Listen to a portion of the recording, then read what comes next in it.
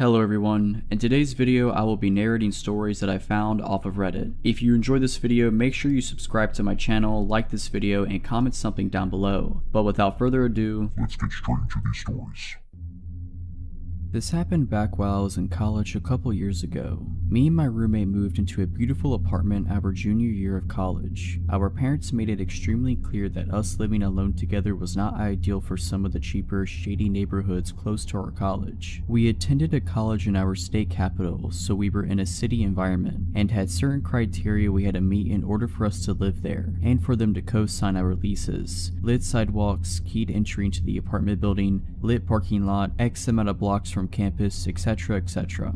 So we finally found one that fit our parents' criteria. Our apartment building had a keyed entry for both the front of the building and the back gate that led to the fire escape. Our apartment was an end unit that led to the fire escape, so there was 2 deadbolt locks on it. We loved our apartment, we felt safe, we had fun, truly living the college experience. And then my roommate's boyfriend starts slowly moving his things into the apartment and staying there way more often than he should. I finally tell my roommate if he wants to stay here and use the water, electric, and food I help pay for, then he needs to pay for it too, including our rent. I tell her a 3-way split, or I'm paying only my rent and he can pay the entire electric, water, and trash bill. I think I'm being pretty fair, and even though her boyfriend doesn't have a job, that's not my problem. I work and go to college. Your I don't want to work at McDonald's, yes he actually said that, excuse is completely garbage. If you want a place to stay, then to the Golden Arches you shall go. So instead, my roommate starts sneaking him in really late at night after I go to sleep, and he leaves on days I'm home. While I'm in class he's there, then leaves before I come back. My schedule is extremely routine. Well, he can't have a key, so if my roommate is in class or at work, how is he getting in? He can't take my roommate's key because if he decides to leave halfway through the day, how will she get her key back? All good questions. The solution they came up with was to leave the back door unlocked that leads to the fire escape,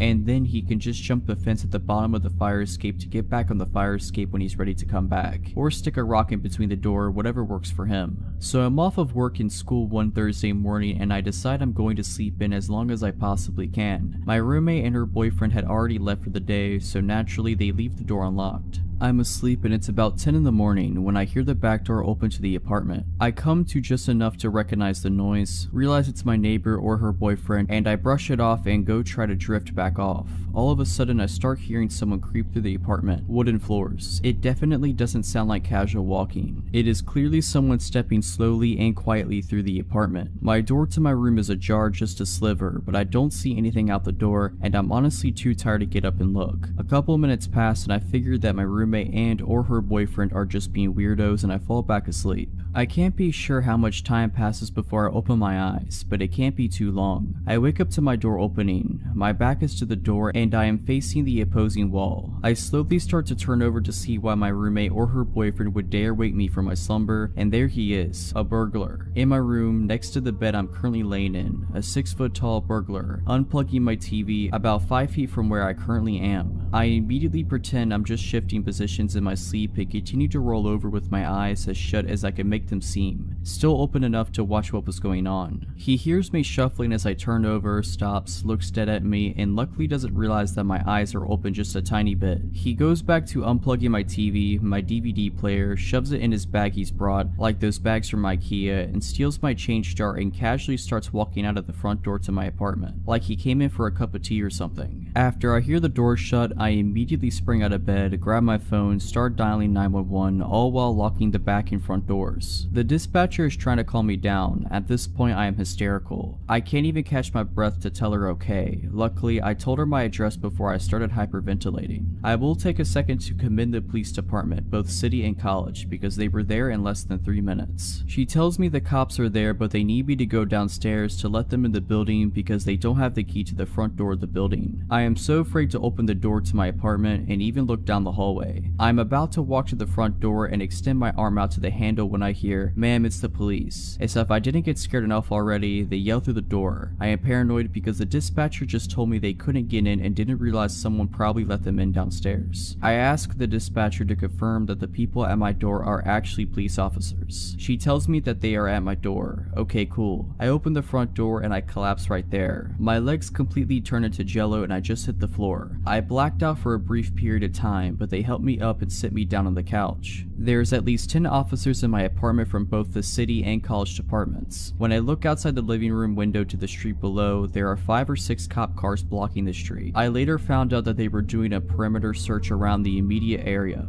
I'm being bombarded questions now. I have to try to find out what's missing besides the stuff from my room. I'm crying, I'm shaking. This is not at all how I saw my day off going. I tell them my roommate left the back door open for her boyfriend, they inspect the back door and blah blah. The next thing I know, my roommate and her boyfriend walk in and they both have the most dumbfounded looks on both of their faces. At this point now, there is a detective talking to me and I'm giving my statement, giving a description of the burglar, the stuff missing, looking at mugshots, etc. I immediately stop talking to the detective, look up at the both of them and blurt out, "Someone robbed us while I was asleep. He came into my room." 2 officers take her and her boyfriend aside and talk to them while I'm finishing up with the detective. I call my then boyfriend and he comes over to help me pack my stuff to stay over his house for a couple of days, which turned into staying until my lease at my place ended, around 4 months. After failing to recognize any suspects in a lineup, the cops slowly start leaving. After they all leave, I call my parents to tell them what had happened, gather my things and head over to my boyfriend's house. My roommate and her boyfriend never once apologized, not for leaving the door unlocked, but just a general "I'm sorry this happened to you" type of apology. They never asked me if I was okay, if I wanted to talk, nothing. The day my lease ended was the best day of that entire year. I couldn't wait to get away from my roommate, her boyfriend, and that apartment. They never found the guy who robbed me that day. I didn't even care about the materialistic things. He robbed me of my safety and security, and it took a good amount of counseling to get that back. I am also thankful he didn't try to attack me that morning. My friendship with my roommate was tarnished. I haven't spoken to her since. To this day, I don't sleep with my back to the door, and I always have a knife under my mattress. This happened to me 2 to 3 years ago. I was around 23 at the time. I am a female and I live in Romania. One night I was coming home from class, masters. Classes start after 6 p.m. and end at 10 p.m. At around 11 p.m. I had to take the subway for about 12 stops. The destination I have to get off at was the end of the line for the subway. At the time, there wouldn't be many people in the subway. All I need is my headset and my music and I am good to go. Said and done, I plug in my music. I pick the furthest chair in the subway, away from the only 2 people that were taking the subway with me at the time. So far so good, until I see, with the corner of my eye, a silhouette approaching me and sitting right next to me. It was a man, fairly built, dark hair, wearing glasses, a black shirt with a black hoodie, and a sickening smile. He doesn't engage in talking with me, but would just stare at my phone as I would browse through my music. I can hear him breathe heavily, not like painfully, but still like he was feeling something very strong. I feel uneasy, so I decide to change my seat and go even further behind, trying to avoid him. I pick a new chair, sit down, plug my headset again, and proceed with the remaining 6 to 12 stops on my way home. I see the silhouette growing bigger and bigger and a breeze running on my skin as I realize the guy is again sitting right next to me. Glancing in midair, dead eyes, a big smile, staring right into my phone. I panic. There are still 4 stops to go. I have nowhere to hide. I look after the other person in the subway, trying to sit next to her, thinking that strength comes on numbers. She is no longer there. I start shaking a bit, but not allowing the creeper to notice me being vulnerable. I stand up, go to the door, and just decide to stand until my stop comes. This way he won't sit next to me, right? Wrong. He comes straight after me and sits on the chair right near the door because he couldn't see my phone, on which he was so focused so far from that angle. He fixates me right in my soul with his eyes and says, "Hi gorgeous, why are you avoiding me?" I am freaking out as I look at my phone trying to call my boyfriend or message him, and he stops me by saying, "I know no one will help you. You would have sent an SOS message by now. I know you didn't." That moment I realize I am cornered. He has been focusing on my phone to see who I was talking to, trying to figure out if I panicked, trying to see if I would ask someone for help. He cornered me bad. I had the luck to reach my stop as I would delay any reaction or ignore him so that he would repeat whatever he wanted to say. I drop off and run for the exit, not looking back. I get out at the surface and I don't see him anymore. At this moment, I put my phone in my purse and realize I had pepper spray with me all along. My heartbeat comes back to normal as I know at least I have something to defend myself with, but still a long way to get home, and who knows if he is alone or not. I walk rather fast for maybe 5 minutes from the metro and feel a hand grabbing my wrist hard and pulling me me back, another hand covering my mouth, disabling me from screaming my lungs out. It was him, the same black hoodie, dark hair, and dead-eye stalker. He was furious and said, "How dare you run away from me? You should be honored I gave you attention. Now, my phone is in my bag, I can't call the police, and I can't reach for the pepper spray." I panic, I can't punch him in the crotch, his hand is still in my mouth. What do? I did the most desperate and disgusting thing I could think of just to save my life. I played along. I used my other hand to touch the inside of his thigh and mumble a "I'm sorry" while his hand was on my mouth. He took his hand off my mouth and repeated that "I'm sorry, I didn't realize he was just flirting." He let his guard down and took his hand off my wrist. He asked me for my phone number and address to drop me off, but I refused, saying I'd rather add him on Facebook, and he agreed. I told him I'd reach for my phone, but instead picked the pepper spray and got him sprayed all over his face. Made sure I'd cover both his eyes, nose, mouth, even his ears and hands. He instantly got all red, suffocating from the pepper and swelling. I called the police, told them what had happened and what I did. They asked me if he is immobilized, and I said yes, as the effect wears off in 45 minutes. The police arrived there 5 minutes later to see me shaking like a leaf and a man on the ground, swollen like a pumpkin, throwing up and swearing me between gasps of breath. He was arrested, and the police told me they had been looking for him for the past week as they discovered the body of a 24-year-old woman in his apartment, a lady with red hair. I have red hair too. The woman was his girlfriend, and ever since he's never gotten back to the apartment. I do not know what he wanted to do with me. I can understand why he targeted me due to the similarities, but I just hope I don't ever have to meet him again. I used to live in a townhouse duplex by myself with my dog and 2 cats near a train station. There were often commuters who parked outside my place and passed by through the day and night. Occasionally, I had cigarettes or stuff stolen from my front veranda, but none of this scared me like the night I was watched. My dog lives indoors, and I would take him out for a last pee before bed. My backyard light was broken and was up too high to change the bulb, so I always took him out the front. That night, it was around 11 p.m. and I took him out the front. It was a hot summer night and I was mindlessly standing on the footpath when I saw movement across the road from me. Out of nowhere, a man had appeared and was walking diagonally across the street away from me. I thought it was odd because I hadn't seen him come from the other direction. I continued to think about it. Where he came from was from outside of a house that was being renovated. I knew the owners weren't living there and thought maybe he was trying to steal some stuff. So I kept looking down the road to where he had gone. He had turned the corner down the next street. I kept watching, and then I suddenly see his head pop around the corner to see if I'm still outside. This gave me the absolute creeps, so I grab my dog and go inside. I turn off all my lights and go upstairs to my bedroom, which is at the front of the townhouse and faces the street. I thought I would keep watch of my neighbor's house and call the police if he came back. I peer through my blinds, which cover sliding doors coming off a small balcony, and like clockwork, I see a dark figure walk down from the corner and down my street. He's moving towards the house across the road, and then I suddenly lose sight of him. A tree in front of my townhouse obscures my view for a moment, and then he is there. He's not just there, he has stopped at the top of my driveway, just standing there. I kid you not, his arms were out by his sides and legs apart in an unnatural stance, like he was preparing for something, like he wanted to come kill me. My heart is racing so hard I can barely hear, and I'm standing there slack-jawed looking at this would-be assailant when one of my cats comes to see what's happening. My cat slides his body between the blinds and window, further opening it, and I see this person, this man looking up towards me. I'm thinking surely he sees me. If he does, this doesn't stop him. He starts walking down my driveway undeterred and fixated. I lose sight of him under the balcony and awning. By this time, my eyes are watering in fear and tears are streaming down my face. I don't know what to do. I go sit in my bed. I pick up my mobile and dial my dad, who lives in a suburb away. He answers. I whispered to him what was happening and he said he will be there as soon as he can. I lie down on my bed and lie as still as I can, tears rolling down my cheeks, pure fear, not knowing what this man was doing downstairs and if he could get in. What if I hadn't locked the doors? And then it dawned on me, why am I lying here in the dark crying? Turn a light on. So I did. What seemed like a lifetime but was probably just a couple minutes later, my dad arrived. He had an umbrella with him. I live in Australia, so no guns, but he could have at least brought a knife. I stayed on the phone with my dad while he searched outside for the man. The man was gone. Maybe me turning on the light scared him off. I called the police, who said I should have called sooner. Of course I should have, I don't know why I didn't. They came out with a sniffer dog and didn't find him either. I don't know what he wanted, but for a good year after that I was scared living there. Luckily that feeling faded away after a while.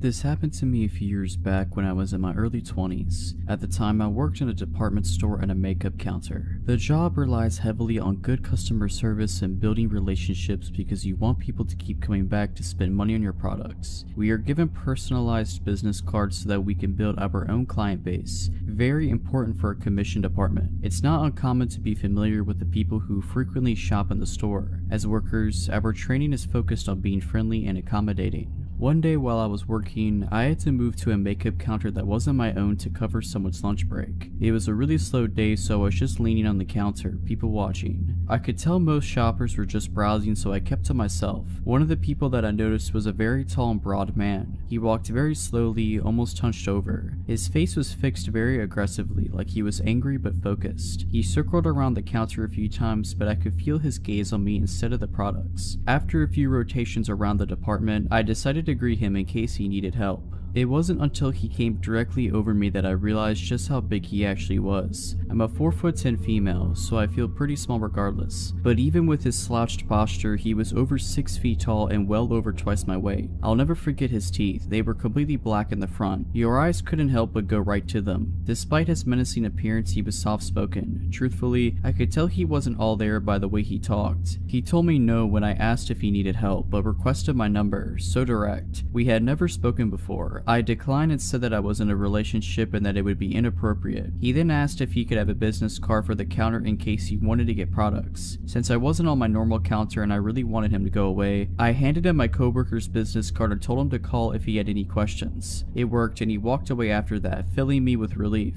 Only a couple minutes later, the phone on the counter rings. I answer with my peppy customer service voice and say, "Thank you for calling makeup brand name, how can I help you?" And immediately I know it is the same guy when he starts talking. He asks me again for my personal number and I explain once again that I cannot do that, but he just wants to talk, he explains. Since he wasn't getting the hint, I say, "I should have told you that I'm married, you can't have my number." Politely he apologizes and hangs up. I thought that would be the end of him, but for the next few weeks or so I spent much of my time at work anxious that he would show up. I would see him every week and he would lurk around the counter looking for me. Anytime I would see him, I'd immediately drop what I was going to run and hide or run to the closest customer and offer any bit of assistance to make it look like I was busy so he wouldn't talk to me. I successfully dodged him every time, and it came to the point where I stopped seeing him. I was thrilled. I had almost completely forgotten about him until one day I decided to go to Walmart by myself to pick up a few things on my day off. I generally like to shop alone. I can take all the time I need and I like leisurely looking around. I grabbed a basket and made my way over to the cosmetic/hair wellness section since that's where most of the things I needed were. I only managed to grab a few things before I locked eyes with him as I walked by the supplement aisle. I had recently changed my hair color and wasn't wearing my work uniform, so I didn't think he'd realize who I was. I was ready to just go about my shopping and ignore him until I noticed that he dropped the items he had in his hand and started heading my way. I panicked and stiffened my pace immediately. I thought to myself, he's not going to really follow you through the store, right? But as I turned around to look, I could see his humongous body just plowing through people, with that same terrifying look on his face, only meaner, his black teeth growing closer with a snarl. Since the direction I was walking was the opposite of the exit, and there was no way I was going to turn around, I decided that my best course of action would be to follow the perimeter of the store and cut down the center section, which would bring me close to the registers. I speed walked the entire time in the hopes of losing him amongst all the people, but never once turning around again. By the time I made it to the register area, I could actually feel him behind me. Still not wanting to turn around to look, I glanced in the reflection of the soda machines that are in between the register aisles to see how close he was. To my horror, there was only about 2 feet between us. I was afraid to just drop my stuff and run out the door in case he followed me to my car. I parked in the far back at the parking lot and didn't want to risk it. I also didn't want to get in line at the registers since the lines were long and I would just be standing out in the open alone. Instead, I walked into the cluster of people crowded around the self-checkout line. I noticed another large but older gentleman with his carriage in the middle and ran straight for him. The people were so closely clustered together that the man following me couldn't make it through. I ran over to the man in line and grabbed onto his carriage. I said, "I'm so sorry, I'm not cutting you, but there's a man that's been following me through half the store and I need to stand with you." He was so sweet and let me be with him while we waited in line and even let me go ahead of him so I could leave quicker. As I was cashing out, I could see in my peripheral vision my stalker staring at me and pacing about, but he couldn't come near me since the self-checkout is somewhat sectioned off. By the time I had finished and grabbed my receipt, I couldn't see him anymore. I looked around but he was nowhere. I thought about asking the older man to walk me to my car, but he still wasn't finished at his register, so I decided to call my boyfriend and make a run for it. Staying on the phone, I explained to him what was going on as I sprinted to my car, frantically looking around in case he tried to follow me outside. I made it to my car safely and rushed right home, breaking down to my parents about what just happened. I could feel it in my bones that the man wanted to do something to me, and thankfully I didn't find out what that was. His aggressive aura was bad. To this day I could still remember the adrenaline that I felt when he followed me. I had never felt so vulnerable. I quit that job roughly 2 years later. This incident happened in the summer of 2015. I lived by myself in a nice house inside a small town. Low crime, but still the occasional shady person. Anyway, at work that day on a smoke break, I watched a dog get thrown from a moving vehicle, 4-lane city traffic during the start of rush hour. I ran right out there, scooped his little self up, and booked it back to my workplace. He was not injured, amazingly. As a bleeding heart animal lover, I decided to take him home with me until I could figure out what to do with him. I have a large amount of cats, and always have. This was my first experience with a dog that I was solely responsible for. This guy was very shy, head hung, tail tucked, jumpy, just looking at me like I was about to beat him. I was clueless on the subject of dog personalities and tendencies. I just knew that they needed to be taken out frequently. His first night with me, we had been out about 15 times, as I did not want him using the bathroom in my house, obviously. I was having my final cigarette of the day on my porch. The dog was on a lead, chilling under my chair as I smoked and chilled. I see a man walking on the sidewalk that runs by my house. He kept glancing up at me before passing. Shortly after he passed my house, he stopped, turned on his heel and approached. "Hey, can you tell me where 302 Church Street is?" he asked. I told him I would search the address on my phone, which, of course, was taking a minute to pull up. He explained he didn't have a phone of his own and was attempting to get to a friend's house, taking small steps toward me the whole time. Finally, the address I summoned came up.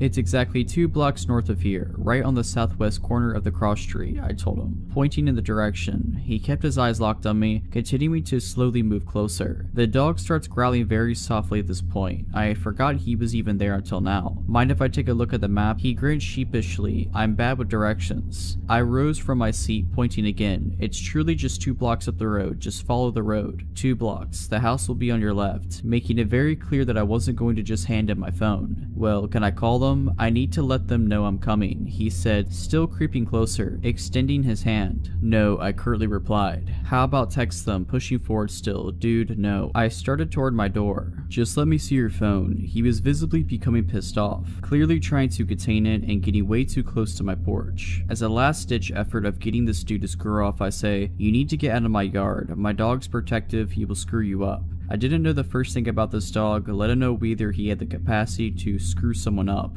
I just hoped saying would intimidate pushy phone guy. Like I had said the magic words, Pupper springs into action. The dog emerges like a bullet from under the chair, growling, snarling, and barking his head off. He jerks me near off the porch trying to get at this guy. He sounded and acted like an 80-pound attack dog, not a 40-pound timid beagle mix. I was afraid. I didn't know if the pup would turn on me. As stated previously, at the time I knew absolutely jack nothing about dogs. He backed his hindquarters into my legs, almost nudging me to the door. Still carrying on, eyes locked on phone dude and baring his teeth. Phone dude holds up his hands and backs off, stammers something like, 2 blocks north, yeah? And begins walking that way. I go inside, cut off my lights and peek out the window at him. He glances at my house, assured I'm inside, turns and begins walking the completely opposite direction I pointed him in. Icing on the cake, he pulls a phone from his pocket and raises it to his ear to make a call. The dog secured his place as a member of the family that night. He is incredibly protective of me and has frightened away another creeper since this incident. He is attached at my hip and has made it known that he is grateful to be in a safe, loving home, wherein he will never again become a projectile from a moving vehicle. His name is Hank, and I truly believe that night would have ended very poorly for me had he not been there. So about 3 years ago, I was going to school in a US city and was living with 2 other roommates. My one roommate was known to usually bring seedy characters back to the apartment. At one point during our fall semester, she befriended a guy in her advertising class who went by the name of Dallas. He became her weed dealer and she would frequently bring him over to the apartment. I suspected they were sleeping together, but she denied it. It was a strange relationship, but who am I to judge? My other roommate and I thought he was charismatic enough, but also didn't see the appeal that Christy, my roommate who befriended him, saw. I remember one night we had Dallas over for dinner. He told us how he played for our college's football team, that he just started his own business at the age of 25, and how he was a very well-known weed dealer who made a lot of money, and his name was Dallas because he used to live in Dallas, Texas, and his parents named him after that. Me and my other roommate nodded our heads and listened, but we didn't think much of it except for this dude thought he was hot stuff and wanted to gloat about himself. I believe he came over for dinner or something maybe one or two other times. My roommate claimed that one time she decided to buy weed from him and went to his apartment off campus. When she arrived, she saw our roommate, Christy, just passed out on a chair in the middle of the day in Dallas's apartment in some random room. When my roommate arrived, he mentioned nothing of her being there. My roommate shook her awake and Christy just woke up in a haze and basically told my roommate to screw off.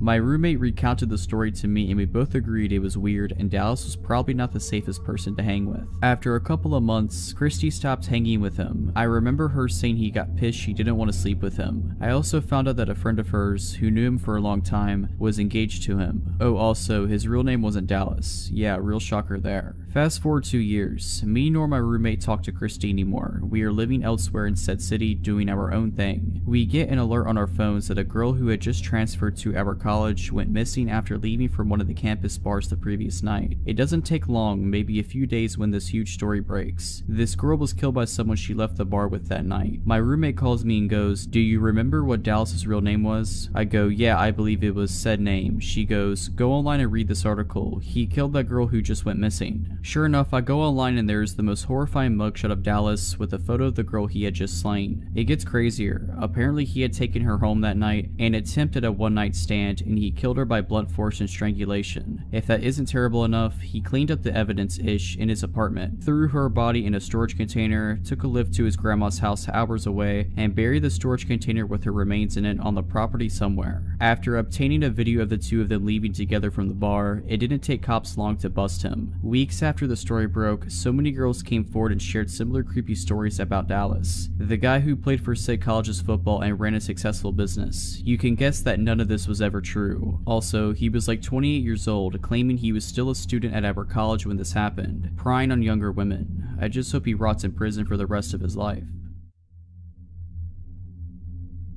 For a bit of backstory, my mom was dating an abusive guy at the time. We'll call him Ian. Because of Ian and the crazy fights they had gotten into, we couldn't lock up my house at all. He had kicked in both the front and the back door to the house and they never fixed. My mother and Ian were at the bar all day, every day. I told you this so you would know why the house wasn't locked up and where my parents were when this happened. This incident occurred when I was around 12 years old and my little brother around 10. I was a really small girl at this age and my brother was sick all the time, so he was very tiny and frail. My mother and Ian were at the bar as usual. When you opened my front door, it put you in the living room and you could see the back door. There was a hallway to the right that led back into the bedrooms, and that is where my brother and I were. We were in his bedroom with the door closed playing something on a PlayStation. It was around midnight or 1 AM and we were playing and having a good time when I heard a weird noise. My brother didn't hear it and I didn't want to creep him out. I told him that I wanted to go get a drink and told him to stay in the room and I would bring him something. To get to my kitchen, you would have to walk down the hallway in front of both the front and back door because it was behind the living room. I kept hearing strange noises, so before I left out of my brother's room, I told him to get into the closet and work on our fort so that it would be ready when I was done getting our drinks and a snack. I raised my little brother for the most part and took care of him. I had a terrible feeling, a sense of dread. I could tell something wasn't right and this was a way to get my brother to hide without scaring him. He frightened easily and had really bad asthma attacks, and at this time we had no inhaler or his breathing treatment machine for him. I knew if he started having an asthma attack on top of being scared, it wouldn't be pretty. Anyway, I left the back room and decided to see what was going on. I started sneaking up the hallway as slowly and quietly as I could. I was terrified. I could feel that something was wrong. Before I made it to the end of the hallway, I hear a man. It sounded like he was grunting. I can't explain it, but the feeling that washed over me made me near puke. So I of course freeze. I have no one in this town. I don't know anyone and my dad is living in a different state. My mom is at the bar drunk. I was sitting sitting there trying to gather the courage to see what was around the corner and going over my options when I hear my brother's door open. He sees me and the look on my face and freezes. I remember his eyes going so wide with fear because he must have heard the grunting too. I motion him with my hands to go back in the room and he does. I gathered the courage to peek around the corner and what I saw still freaks me out to this day. It was horrifying. I saw a man, probably around 6'2", sitting on my couch with a grin on his face. By some stupid luck, the man didn't see me. I slowly snuck back to my brother's room. I slowly shut the door and started going over my options. My little brother was already horrified because of the grunting noise this man was making. I am so thankful he wasn't the one who saw what was out there. I gathered myself and calmly told him that there was a man that I didn't know on the couch and he needed to be very quiet and I needed him to be brave and keep his breathing in check. My little brother adored me and looked up to me, so when I told him that I needed him to be brave, he tried his best. I told him not to move and he didn't. The first thing I tried was the window, but it wouldn't budge. It was completely stuck. I'm making myself stay calm for my brother's sake, but I know what's sitting out there. So since the window was stuck, I decided to start looking for a weapon. My oldest brother lived here and I knew he had swords somewhere. I don't remember where he was. As I'm looking for a weapon, I hear the man saying, "I know you're here." My stomach knotted up, the hair on the back of my neck raised, and I instantly got a cold sweat. And then I hear it. My little brother had started wheezing. Asthma attack. I hugged him, reminded him about being brave, and told him to sit still and focus on his breathing. I started frantically trying to get my window open, but it was stuck. I looked around and started moving blankets when I find my older brother's cell phone that he always forgot. I remember thinking that I was lucky and felt a bit of relief. I immediately called the police and told them what was going on, hysterical at this point but still remaining quiet. The dispatcher told me to remain on the phone so she could hear what was happening when the man started banging on our bedroom door. It had been about 5 minutes into the phone call when this happened and I could no longer remain calm. I had lost it. I started screaming. I forgot to mention that our bedroom had the only working lock, so the door was locked. He was trying to get in and banging on the door. His banging got louder and louder. He was screaming to let him in when it went completely silent. Then he did the creepiest, most terrifying thing ever. He started laughing. He then says, "You know I could just bust down this door in about 2 seconds, right, little girl?" He then starts lightly knocking on the door and asking me to open it. Then I hear the police start screaming at him to get on the ground, put his hands up, etc.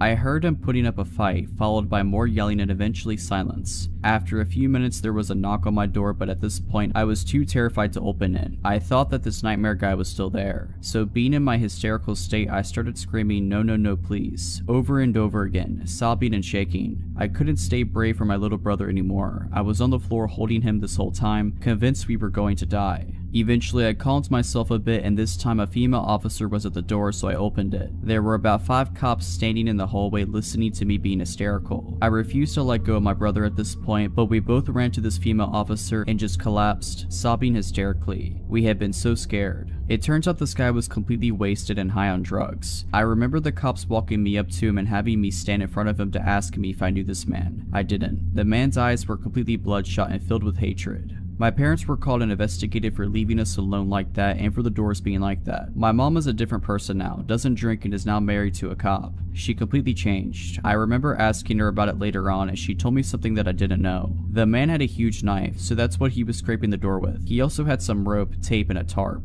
I still don't know how he didn't get to us, or why he didn't just bust the door down to get us. It would have taken 1/2 kick from him to kick the door down. It was super thin. So hopefully I will never have to endure that horrible experience again.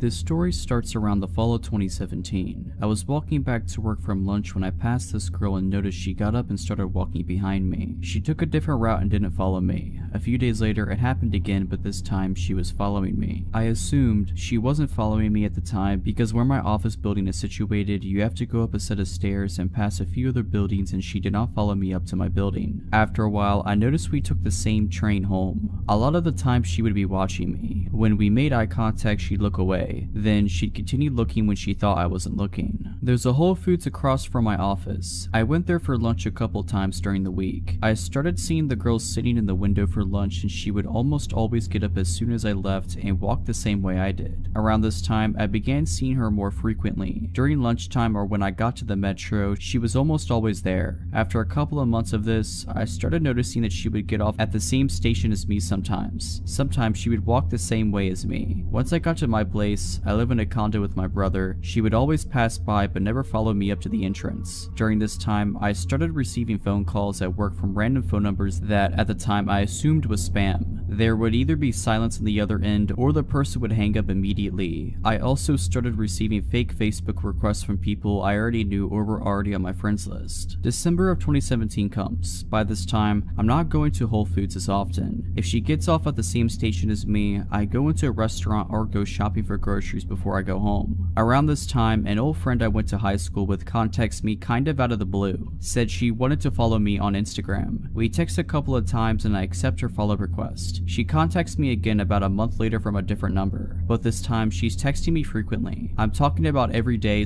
/ every other day. I'm not one to be mean or show when I'm annoyed too often, but after months of this, when she asks me if she's texting me too frequently, I don't hesitate to tell her that she could lay off a bit. She stops for a week or so, then starts texting frequently again. This whole ordeal should have sent red flags up for several reasons. During this time, she would ask me so many random questions, like what would you do when you're trying to get to know someone? She would ask for selfies, which I declined because I don't like taking pictures of myself, and I would tell her that there are plenty of pictures of me on Facebook. She would ask what I'm doing on the weekends and the names of my friends on occasion, which I wouldn't tell her because I thought it was weird that she'd want to know my friends' names. I only sent her a couple of videos of fun things I do, but that's it. August 2018 rolls around. I am still seeing creepy girl everywhere during the week. I get pulled into my boss's office. He says that a few coworkers received fake screenshots from Facebook of me talking badly about them. Now, I never post on Facebook and would never talk bad about my coworkers on social media. I don't have a grudge with anyone, nor do I know of anyone who has a problem with me. I managed to clear things up with everyone involved and still had my job. Of course, my friend is still texting me fairly frequently, and I tell her what happened a couple days later when I got home from work. I tell her I don't want to get much into it, but she keeps pushing for details. I finally told her I was going to go to bed and she got the message. The more I thought about all the time she texted me, the more uneasy I got. Some things that she said just didn't make sense, especially from the way I remembered her. We had kept in touch over the years, just not as frequently, and we hadn't touched base for a while before I heard from her in December. A couple of weeks later, I decided to reach out to my friend on Instagram, but the Instagram she last messaged me through wasn't there. However, there was still an Instagram for her I followed and that follows me back. I reach out to her and ask what her phone number was. Phone number is completely different, and it turns out that she was never the one texting me, nor did she request following me on Instagram.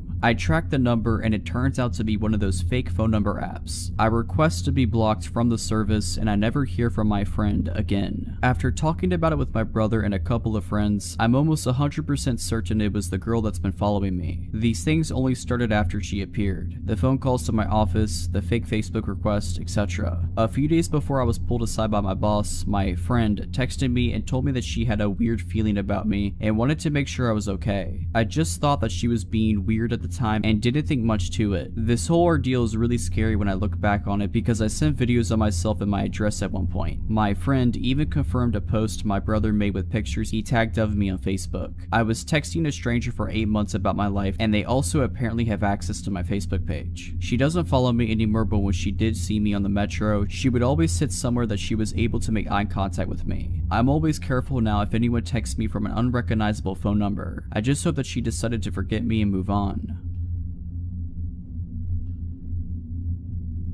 About 5 or so years ago, I was 23 at the time and had just gotten out of my first and only serious relationship a year prior. That guy was my first love, so needless to say, when things ended and he had zero interest in trying to work things out, I was heartbroken. After about a year of moping around, I decided to try actual dating. I met this guy Rick on a dating website. He was a couple of years older than me, was an ex-Marine, and good at making conversation. After a few days of talking online, he asked for my number and we decided to meet up. I drove to his house and come to find out he lived with a few other guys who looked really shady. Now, he actually lived in a good neighborhood, but the way they kept their home and the way his roommates looked was my first red flag that a inexperienced, naive girl would not fit in his crowd, but I decided to stay and give it a chance. Once he saw me, he came up, gave me a hug, and handed me a helmet to his motorcycle. Now, I have never in my life rode a motorcycle before, but I had always wanted to, so I thought why not and hopped on. Now, the street he decides to take me up is known to be a very long and windy road that is pretty secluded. It's also important to note that this is the springtime and it's about 5 p.m. when we go on our ride. I didn't realize at the time he had decided to take me on that specific road, but once we got on it, my red flags started to kick in. I began to realize that 1. It is dead silent and there are no other cars on this road right now. 2. It started to get dark. And 3. Yeah, I don't know this guy, so what am I doing? And my alarm bells start ringing. Once my anxiety kicked in, I told him that I think we should turn around and go home. He started laughing and asked if I was scared, and I said no, I just need to head home because my parents are expecting me for dinner soon. He kept riding forward. More alarm bells ringing. Pictures of me lying dead in a ditch came up.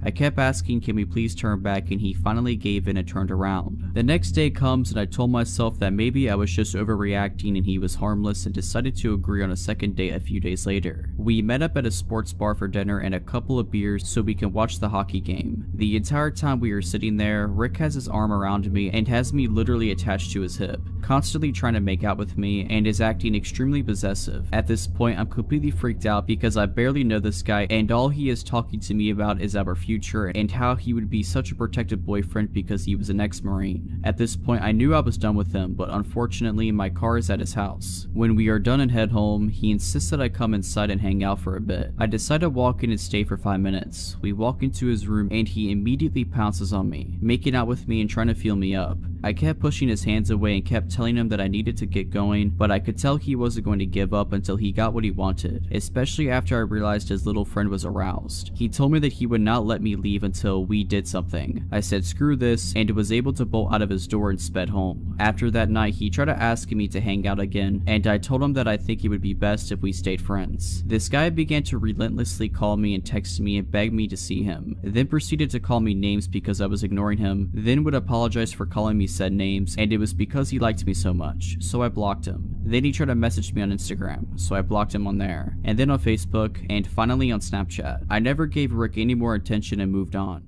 If you're liking this video, all I ask is that you make sure to subscribe to my channel and like this video. Thank you.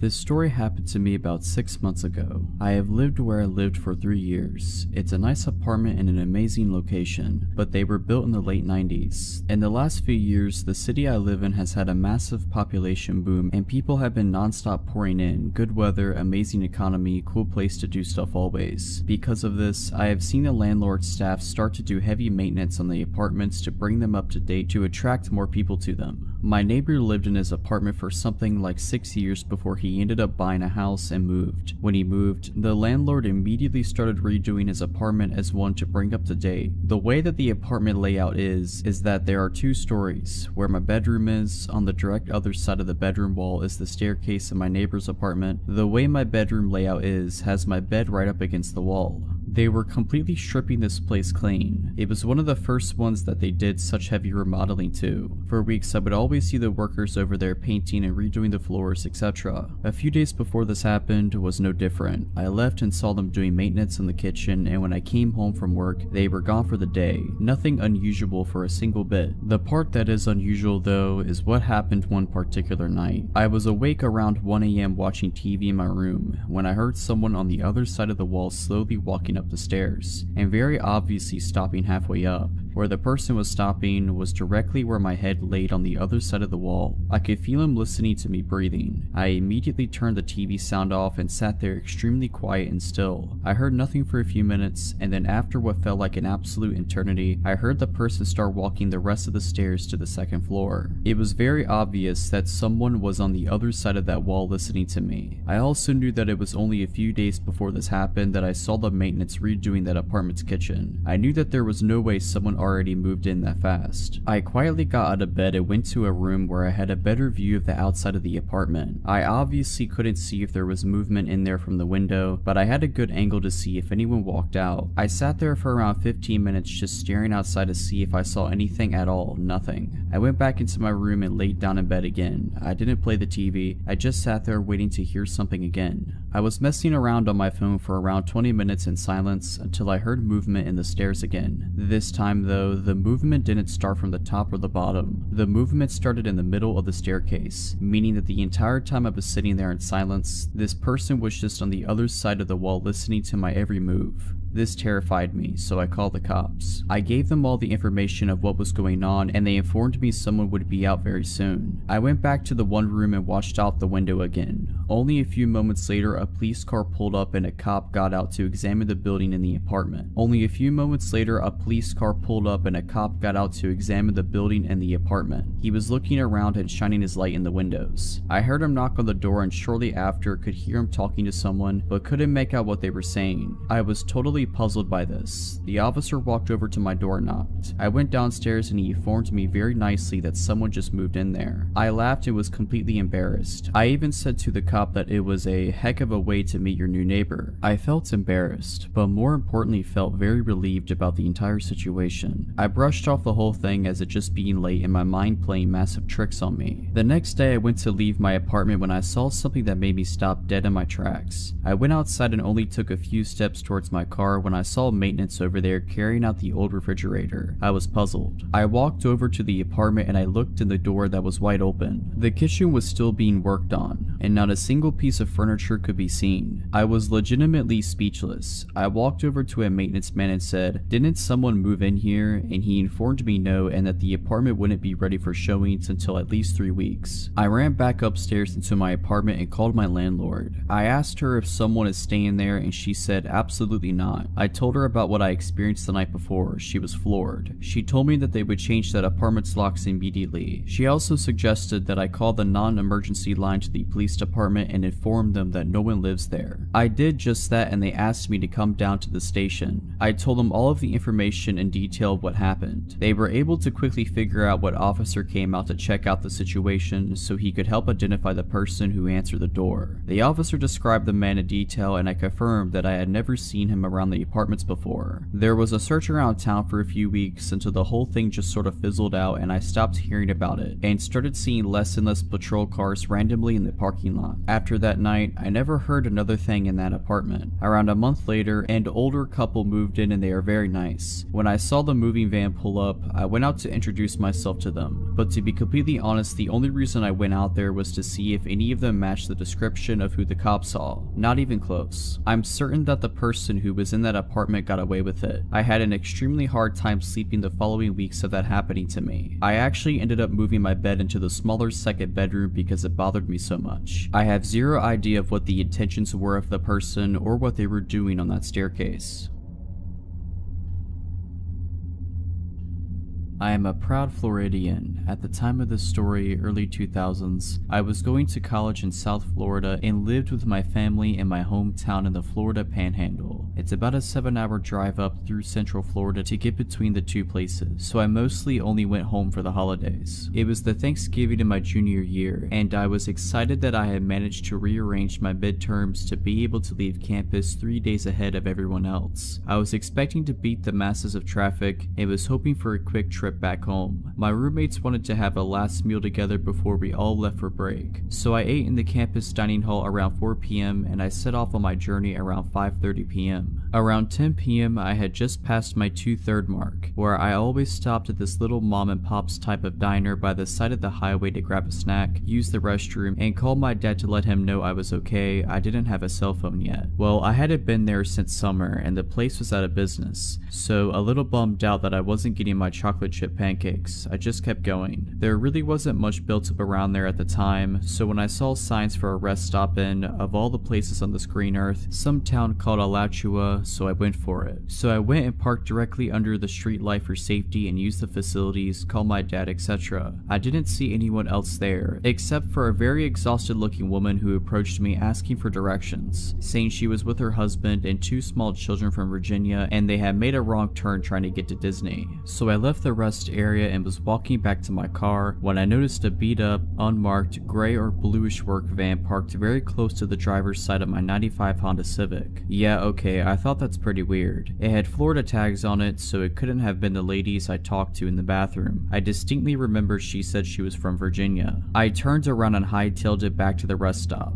promptly running into some random middle-aged guy with 2 little boys. Getting to talk to him, it turned out it was his wife I had spoken to as she emerged from the bathroom a second later, and I felt comfortable speaking to him. I told him what was going on with the van and how I didn't know what to do. He said he'd go check it out, so he left the kids with his wife and strutted up to the driver's side of the van. He stood there for a moment before speaking, his voice awkwardly quivered, but we could hear him yell it from where we were standing some 100 feet away. "Excuse me, gentlemen, we already called the police, so I'm gonna have to politely suggest that you get out of here." And then he ran back to us, grabbed his wife and kids, pointed to me with a swift "you," and said, "Come on, let's all get in the car now," and we ran together. So here I was, confusedly sitting in the back of the stranger's SUV while he went and used the payphone to presumably call the police. Meanwhile, the van peeled out of there. Like, I have never seen someone get out of there quite like they got out of there. They ran up on the curb on their way out. They burned rubber. It was almost comical. The cops got there and I found out what happened. The man went to go check out the van and he could see in it pretty well because I had parked under the street light. The first thing he noticed was that all the seats except for the driver's seat had been removed. There was a guy sitting in the driver's seat and a guy sitting in the back, a tarp laid out in the back, and a bunch of other random items back there he couldn't immediately identify. Neither the guys were reading a newspaper or a map or anything. They were apparently both just sitting there. I'd say I was around 8 at the time this took place. At the time, we had to get mail from the post office in town, and so seeing my mom get the mail, my brain decided, wow, I want to be cool and get the mail like mom. That childish need to prove that I was mature. Eventually, after time and time of begging, my mom let me get the mail. I'd guess it was a weekend as the post office was closed, but you could still grab mail, just no people that worked there were there. I asked my mom if I could grab the mail as we slowly pulled up outside the post office. She nodded and gave me the keys that had the mail key and a few others. I jumped out of the old van and ran up the ramp to the building, avoiding the stairs completely. I opened the door and saw a lady and a man getting their mail, but turning to my side, I saw an older man sitting in the corner staring at me. He gave me weird vibes even as a kid, but still I gave him a quick smile and wave. Bad move. The man smiled back, revealing his stained teeth. I walked past him and went to the mailbox. Me being me though, I forgot what key was what and began fumbling awkwardly as the others grabbing mail left the building. After maybe 3 to 5 minutes of trying and failing, I finally unlocked it. I was so happy that I disregarded the man staring as I grabbed the mail. With a quick click of the lock, I closed the box and began to walk away. I found the gaze of the man as he looked at me, a crooked smile across his face. I put my open hand against the door and began to push when a pair of arms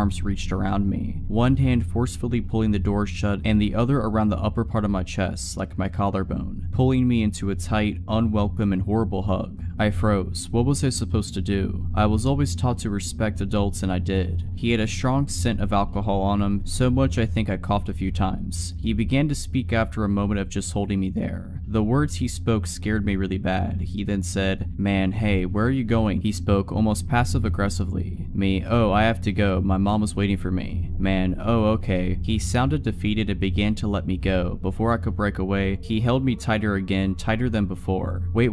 I have a dog, you know." He had a grin on his face. Me, "Oh, that's cool." Man, "Yeah, and you should come with me and you could play with him." I almost went with him at that moment, but luckily something told me not to. The next maybe 8 minutes he had let me go and pulled me back hard into him, his dirty coat brushing against me. He kept telling me to go with him. Finally, he seemed to snap.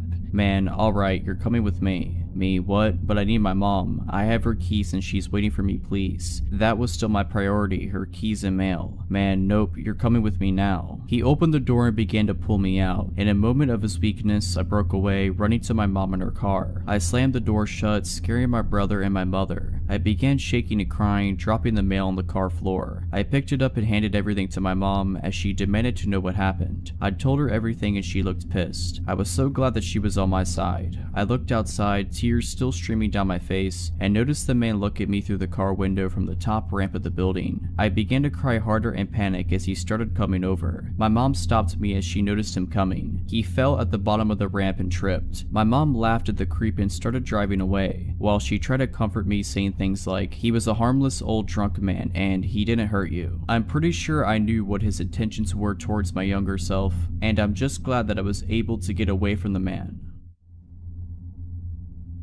This happened in 2015 when I was 16 and still living in my hometown, a forgotten little beach town in the middle of nowhere that's so remote it's probably not even known by surrounding areas. Basically, there's 3 things you can do there as a teenager: go to the movies, swim, or go to this pathetic little place called Miller's Fun Park. It's relatively similar to a lot of fun park type things, only a whole lot worse. There's a crappy arcade with broken skee-ball machines, batting cages that probably haven't been used since the early 80s, a pathetic mini golf course, and the most dangerous go-karts you've probably ever seen in your life.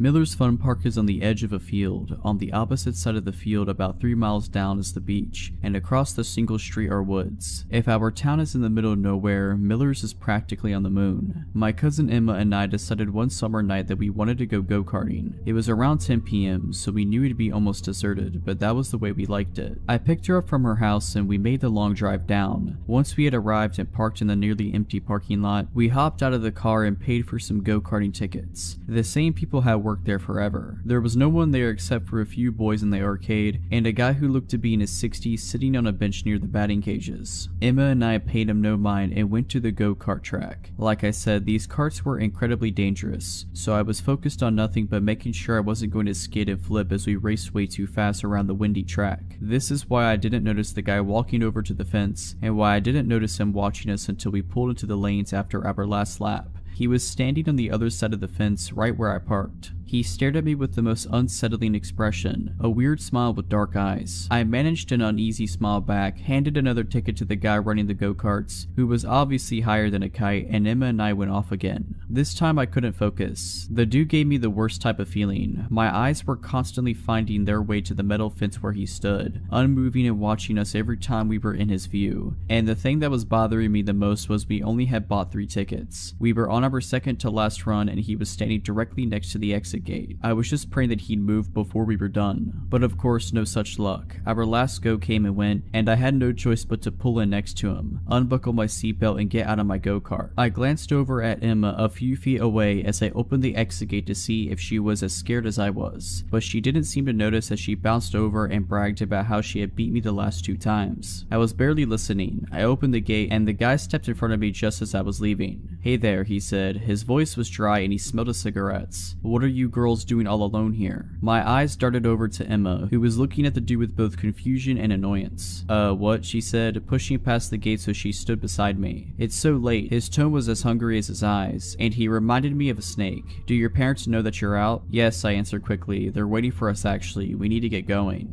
This was a lie and probably sounded like it from my tone, but I tried to push past him anyway. It didn't work. He grabbed my shoulder to keep me in front of him. "Nonsense. I saw you girls pull up alone." My heart dropped to my stomach. He had? "Are you heading out? Why don't I walk you to your car?" He starts inching towards me and I looked to Emma for help. With one swift movement, she pulled me halfway behind her and started sizing the guy up. This was pretty dumb as we're both small, and though she's a few inches taller than me, neither of us are anywhere near his size. This guy clears 6'2" easy, but she doesn't seem to care. "Actually, we were just headed to the arcade," she says harshly. "Her boyfriend is going to meet us here." I did have a boyfriend at the time, but he wasn't coming. He wasn't even in town, and I knew that she knew this. The guy's face immediately changes. His smile disappeared, and he now was glaring down at me with a look of annoyance in his eyes. I felt myself start to cower. "Boyfriend," he says roughly. Emma didn't give me time to say anything. She grabbed my arm and tugged me behind her into the arcade. The boys from before had already left, and the usual girl who worked in there was nowhere to be found. Still, it felt safer than outside. We ran to the back and hid behind the claw machine. "What do we do?" "I left my phone in my car," I whisper shouted. There was no way I was going out there alone, and the go-kart guy had already disappeared into the small ticket shack. "I don't have mine either, I left it charging," she said, face palming. "We're just gonna have to make a run for it." "Are you crazy? He's probably waiting for us in the parking lot." "What about the guy who runs the go-karts? We could get him to walk us out," she said. I just shook my head. "He's as high as Mount Everest right now. I don't want to risk running all the way to the ticket stand for nothing." "Then we have no choice." She stood up, pulling me with her. "Let's go." I swallowed hard, wanting to cry. I'd never been that scared before. There was something so wrong about that guy. We made our way out of the arcade, looking around to see if he's nearby. The park was now absolutely deserted. Emma practically had to drag me to the exit. I was looking every direction every second, waiting for the guy to come out of the woods or something and pounce on us at any second. But he didn't. Everything was still. "Get your keys out," Emma instructed, and I pulled them from my pocket. We were about 20 feet from my car when I stopped dead in my tracks. "What?" she whispered. I stared at the car car, keys in hand. I had never locked it. I never locked the car, Emma. What? I didn't lock it. What if?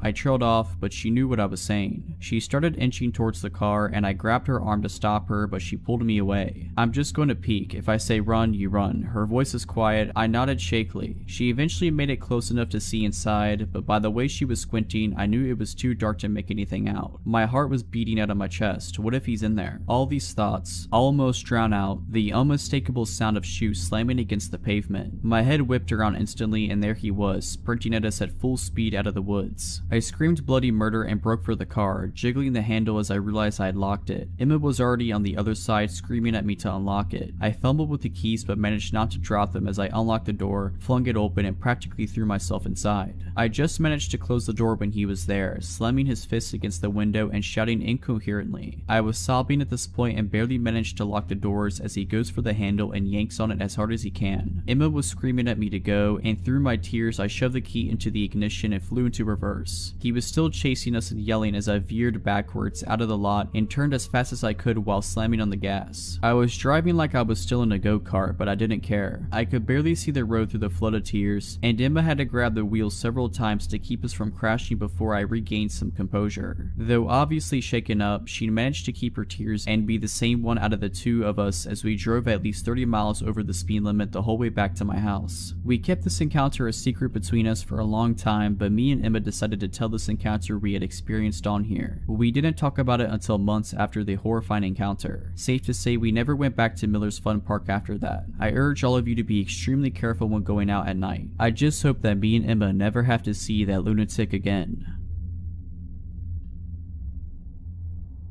This story is about an event that happened to my mother around 1972 when she was 8 years old. To set the scene, both of my grandparents ran a restaurant/gas station in our hometown. They have always ran a business of some type since the 50s. This means that a lot of days my mom would take the school bus home and stay by herself if my grandma had to stay and help run things, usually no more than an hour or two. My uncle, her older brother, would usually come home on the bus with her, but he was a little older and sometimes had football practice. So was the case on the day of the event I'm getting to. So my mother arrived home on this day, let herself in the house, and put away her things. She had just recently received a new puppy and knew the first thing she needed to do was take the pup out to the yard to use the restroom. She wrapped the dog in a white towel, this is important, and walked him outside. As she put down the dog, she shook its hair out of the blanket, flailing it about the wind. It's then she noticed the neighbor's son was staring at her from across the street. This guy was in his late 20s and was known to be very strange. My mom said he always creeped her and everyone else out. She said he would stare at her when she would play outside and made her feel generally uncomfortable. She said he appeared out of nowhere in his yard that day, and as she took out the blanket, he began grinning and waving. Feeling more than a little shook, she picked up her pup, went inside and locked the door. She began to do some homework, and after about 5 minutes of work, she heard a loud knock at the door. She slowly walked to the window to see who it was. She knew it wasn't my grandparents because of course they had keys. As she opened the blinds, her eyes locked with those of the creep from across the street, like he was already looking in the window. She jumped and said she screamed a little as she shut the blinds. She walked to the door and made sure it was locked. She said he just continued with the slow, continuous thud on the door, almost in rhythm. Knock, knock, knock. Then she really got terrified as he began speaking to her through the door. Hi, sweetie. I saw you with your doggy. Let me in to see him. She was in shock. Come on and let me in, sweetie. Please, I want to see your puppy. In full freak-out mode, my mom screamed. You need to leave now. You need to go back to your house. I don't know you. He kept knocking. Knock, knock, knock. I can see the fear in my mom's eyes when she describes that part. He said, let me in. I saw you waving your flag of surrender. I kid you not, the guy thought my mom shaking hair from the blanket was a flag of surrender and a sign for him to come over. My mom screamed, I'm calling my dad and the police if you don't leave now. With this, the knocking stopped. She tried to catch her breath and shake off her fear. She then got up from the door and ran to the basement level of the home. It was an old house, so the kitchen and the rec room were down there along with the only phone in the house. She made it to the phone and began to dial 911. All of a sudden, she heard a shatter from the next room. She looked over to see the crazed neighbor attempting to crawl through the kitchen window. He was ripping down the curtain as his upper body got through, and my mother screamed what was happening to the police on the phone. All of a sudden, he was bleeding from the abdomen where the window glass had cut him as his lower half couldn't squeeze through. Then my mom began hearing my grandmother's screams. What are you doing? Then the guy yelling in pain and screaming out the window as she hit him from behind with some tool that was laying in her garden on the side of the house where the entrance to the window was. He managed to get out the window and bolted to his house. The police came, Grandma called my grandfather, and he arrived as well after shutting down the business as soon as she told him. They arrested him for breaking and entering. On the day of his court date, he told them the white flag of surrender story, but this was the final nut on his crazy cake as they put him in a mental institution that day. He may have gotten out but went back because my mother said he later died in an institution. Outside the courthouse, the crazy family of the creep tried to blame my 8-year-old mother, and the man's father called my mother a harlot. We always can't help but wonder though, what would he have done to her if my grandma didn't come home at that moment? This took place when I was about 16. My aunt was in town visiting and we were coming back from the grocery store. We were driving back to my mom's house. My parents are divorced and she lived way out in the country. Like, it's a 10-minute drive from anywhere. We pull up our driveway and a red car pulls in behind us. My aunt and I stay in the car and the man approaches the driver's side door. I can't rightly tell you why he looked like a creep, but he looked like a creep. Very pasty skin, eyes that were staring down too hard, just overall weird. He claims he is lost and looking for his way to a fitness center in the town next over. The exact fitness center that is about a minute away from where the grocery store is, i.e. the opposite direction of where we just came from. Super odd, but I give him directions. He thanks me but continues to stare at me. He asks if we know each other and I reply no. He gives me his name and I again repeat no, I do not. A couple of seconds of awkward staring and he asks me what my name is. Well, being an idiot and feeling anxious, I tell him that was a mistake. He confirms we don't know each other. Oh really? And heads back to his car and we watch him leave.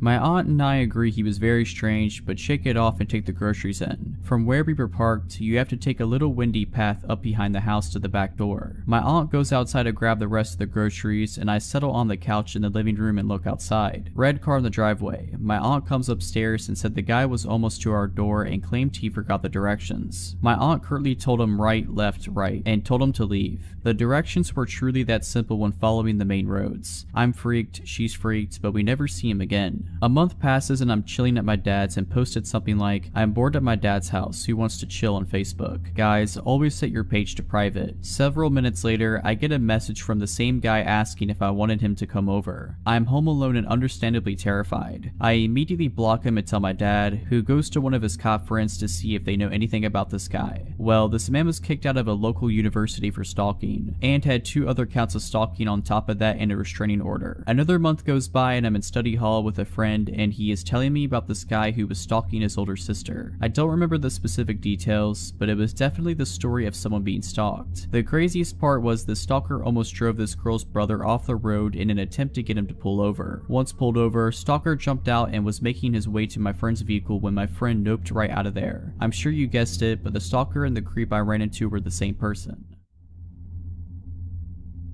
I was always the weird kid growing up, so making friends was never easy for me. I was a bit of a punk in high school, so living in a preppy, religious town was not my ideal place. Eventually, I met this boy, Sean. I was so happy to finally have someone I connected with. We quickly became best friends and hung out almost every day. He was odd, but so was I, so I just looked past it. Most of the time we were hanging out, we were also on drugs, so I figured some of the stuff he said was just the drugs talking. But one day he said, I'm gonna stab someone this week. 4 days later, he threatened to shoot up a place on Instagram. He played it off as a joke when I confronted him about it. His parents took away his phone and forced him to move away for a few weeks to let the air clear, but we kept in contact. At this point, my dumb self realized I was in love with him. I did everything I could to clear his name. I even got into arguments with parents on Facebook. My parents begged me to stop talking to him, but for some reason, I truly believed he was good. I didn't want to believe he was capable of hurting anyone. The whole shooting thing never really blew over. When he came back to school, students would run from him in the hallways, people were sending him threats, his reputation was ruined. After all of this, something in him changed. He was angrier. We would be talking and joking around about something, and he would start attacking me with words. If I made a new friend, he'd go out of his way to ruin my new friendship. And for some reason, I saw this as him being protective. About a year went by after this. The verbal abuse continued, and I continued to do nothing about it. I was still in love with him, but I didn't act on it since he was my closest friend. To keep my mind off of Sean, I started dating a boy named Alex. Sean hated Alex, not for any particular reason, he just didn't like that I spent time with someone that wasn't him. Alex was also a weed dealer, and Sean knew this. Sean asked if Alex would front him some weed since he knew we were best friends, and Alex did. I don't remember the exact exact amount of weed, but it was a decent amount, enough to be mad about if you don't get paid for it. Sean never paid Alex. Alex tried to talk to him about it, but Sean always put him off and avoided him. After about a month of this, Alex saw Sean's car in a Taco Bell parking lot and pulled up. He saw Sean in his car and began to get out. Since Alex had anger issues, he also pulled out his baseball bat. Sean saw him and freaked out. He pulled out of his parking spot quickly, drove off, and called 911, calling it a drug deal gone wrong. Alex was then arrested for assault with a deadly weapon. 3 days later, when Alex got out of jail, he was driving to his friend's house, who lives in Sean's neighborhood, when he saw Sean standing in his front yard. Alex rolled out his window and called him a coward, then drove away. Sean called the police again and Alex was arrested for stalking. Around this time, my parents caught me smoking. I didn't want to lie anymore, so I was honest and told my parents everything. Obviously, they were very mad at me for getting myself into that situation, and I had just told them I was smoking weed and dating a drug dealer, so I was in a decent amount of trouble. My parents took my phone as soon as I got home from school, and I wasn't allowed to see Alex when he got out of jail. They took my paycheck so I didn't have money to buy weed, and they made me download a tracker on my phone so they could make sure that I was home when they weren't. They contemplated calling Sean's parents and telling them we had been smoking together. I knew that if Sean got caught smoking again, he would get kicked out of his house, so I snuck my phone and texted him that my parents might call his parents, and he was pissed. He called me horrible names and said he wished he had never met me. I finally had enough and told him not to talk to me anymore. My parents never called his parents. We didn't talk at all. I asked not to be scheduled with him at work and avoided him at school. We didn't have any classes together, so it wasn't too hard, but hearing the stuff he'd say about me made it a little difficult. He had started rumors that I was addicted to coke and I was selling my nudes. This is when the text started. He began texting me constantly, so I blocked his number. Then he'd use someone else's phone to text me, so I'd block that person's number. Then he'd use WhatsApp or GroupMe to text me since we use those for work, so I just block him on there. He eventually got fired from our job because he had been writing tips on receipts if people didn't ask for a copy of their receipt and left the tip line empty. The continuous messages went on for a few weeks, and I just continued to block anyone he was associated with. I didn't want to be in contact with him whatsoever. He kept making new Instagram accounts to message me on, and all of his attempts to contact me failed. One day, I had a late lesson at School of Rock, where I took guitar lessons. My teacher had stayed late for me, so I was expecting his car to be the only car in the parking lot, but it wasn't. There were 2 cars in the parking lot, my teacher's and Sean's. To this day, I don't know how he knew I was going to be there. I quickly parked, locked my doors, and thought about what to do. I then realized he wasn't in his car, so I calmed down a bit and called inside to ask if he was there, but he wasn't. I cautiously got out of my car and got my guitar, then walked inside with no problems. After my lesson, I came out to see that he was now parked right next to me, waiting for me to get into my car. When he saw me, he began screaming profanities at me. I was paralyzed. He just sat there screaming at me. I quickly climbed into my car from the passenger door so I didn't have to walk next to him, and then drove home as fast as I could. He began asking people to ask me to talk to him at school. Of course, I didn't. Each time someone mentioned his name to me, it caused me to have a panic attack so bad I'd have to leave school. I ended up missing the entire month of November and then switching to online school. A month after I switched to online school, I was driving with a friend to pick up food for my mom. As soon as we pulled into the drive-thru, the car behind me begins to flash their brights at me. I look in my rearview mirror and see Sean's car. He has a sticker across the top of his windshield, so I knew it was him right away. I look over at my friend in fear and she said, "I didn't want to scare you, so I didn't say anything, but he's been following us since we left Target." I panic and just pretend to not notice him. He then pulled out of the drive-thru and parked right next to it by the exit. As soon as he pulled out, so did I. I sped to my friend's house, dropped her off, and went straight home. At this point, my parents thought going to the police would be the smartest thing to do. An officer came to my house and took a statement. I showed him screenshots of every message he had sent me over the months, and my friend that was in the car with me in the drive-thru talked to him as well. We decided not to press charges, but to just file an incident report. Days go by and I don't hear anything from him. I thought that maybe it was over and I could move on with my life, but my dad told me Sean had messaged him on Facebook. He had said I was addicted to pills and that I stole money from him to buy more. I've never done pills in my life. I stick to natural drugs. My parents know this, so they screenshot the messages and send them to the police. The police go by his house and tell him to stop contacting me. I continue to get messages from random Instagram accounts, and I sometimes saw his car behind me, but each time I just wrote down the location, date, and time I saw him. At this point, I started to work with Alex's lawyers to prove that Sean was not an innocent victim. Eventually, Alex's charges were dropped. Sean was proven to be unreliable since I came forward with my story. I wish I could say I had an ending to this story, but I don't. I still get random messages, but I don't bother to screenshot them anymore. Since I switched to online school, I was able to graduate a year early, and because of that, I moved away for college so I don't have to worry about him following me anymore. The last I heard about him time was that he got arrested a few months ago.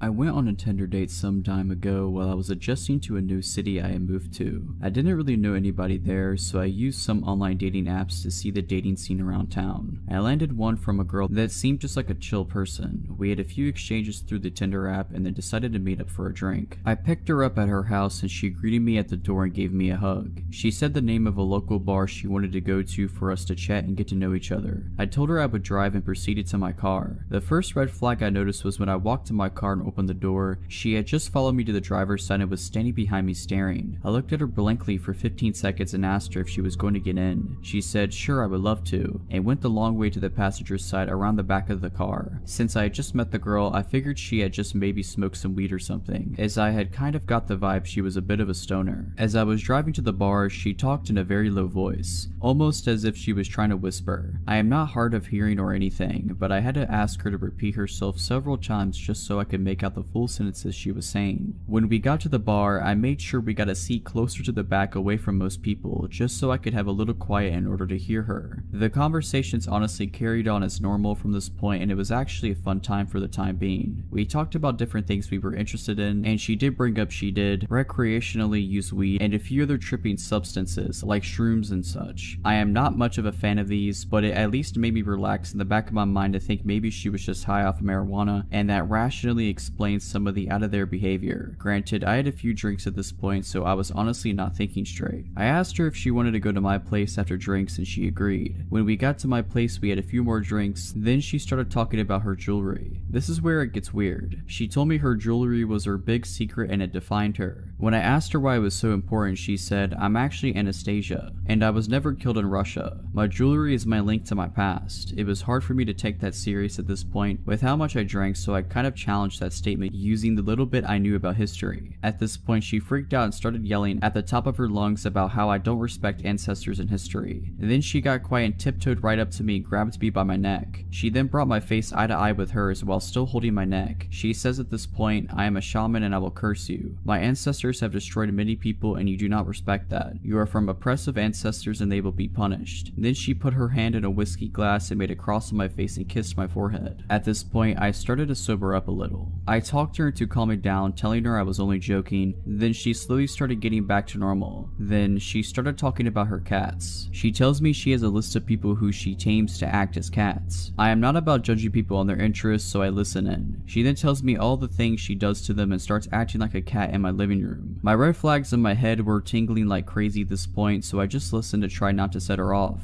She noticed sage on my kitchen counter and asked me to let her light it and bless the house. Side note, I use sage to make my house smell better occasionally. It's kind of a ritual I like to do, but it's mine and mine alone. Something I take very personally and I like to do myself. I tell her no, she can't light it and that it's my thing to do on my own. Then she freaks out telling me I am a horrible human being and screaming all over the place. I tell her I can take her home now and she runs to the door and goes outside. As I get outside, she is screaming at the top of her lungs that I am a horrible person and I should go die. I tell her she can walk herself home then, and I go back to my place and lock the door. She then starts banging on the door hard in about 10 minutes saying she left her phone in there. I grab her phone off the kitchen counter and open the door to hand it to her. She tries to barge inside and I block her with my forearm. She then acts like she's about to punch me. I just hold my ground and tell her she is not coming in. She screams she wanted the whiskey bottle we were drinking from. I told her no, because I paid for the thing. I slam the door at that point and lock it. I hear her bang on the door for a minute. I then hear her footsteps going down the stairs. I waited about an hour and then went walking outside to see if she was still hanging around. I didn't see her, nor did I ever see her again after that.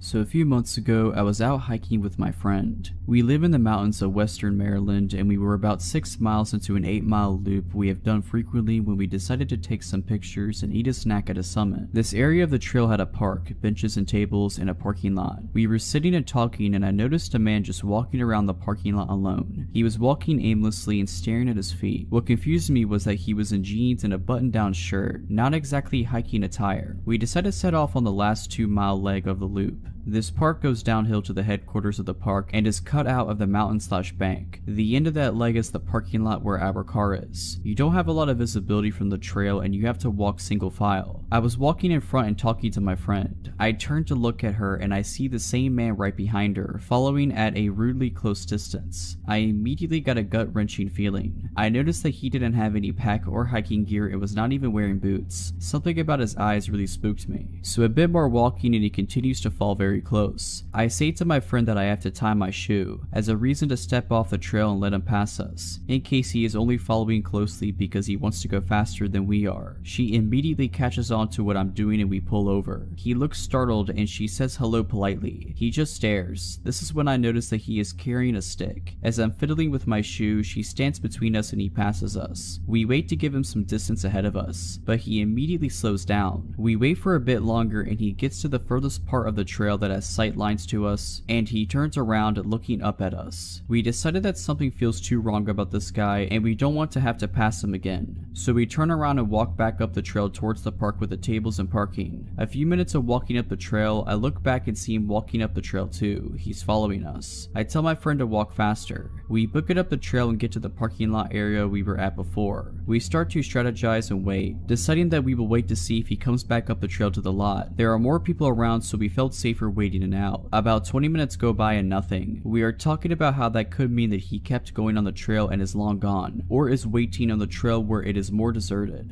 We see a couple come up from the trail where we were, presumably taking the loop in the opposite direction that we are. We approach them and ask if they saw anyone on the trail between the slot and the next. They tell us they saw a young man sitting on a rock about halfway down. They describe the man who was following us. We explain our interaction with him to the wife and get into a conversation back and forth about whether or not he was a threat. The husband finally interjects and says we need to call a ranger. He wasn't just sitting there, he had a knife and was carving that stick. Needless to say, we called a ranger. The nice couple walked that last leg with us to make sure we got to our car safely, and then even gave us their numbers in case we needed anything. The rangers then walked the trail, but there was no sight of him. I wish I knew where he went and what happened to him, but I'm glad to know that my instincts are legitimate. If you're liking this video, all I ask is that you make sure to subscribe to my channel and like this video. Thank you.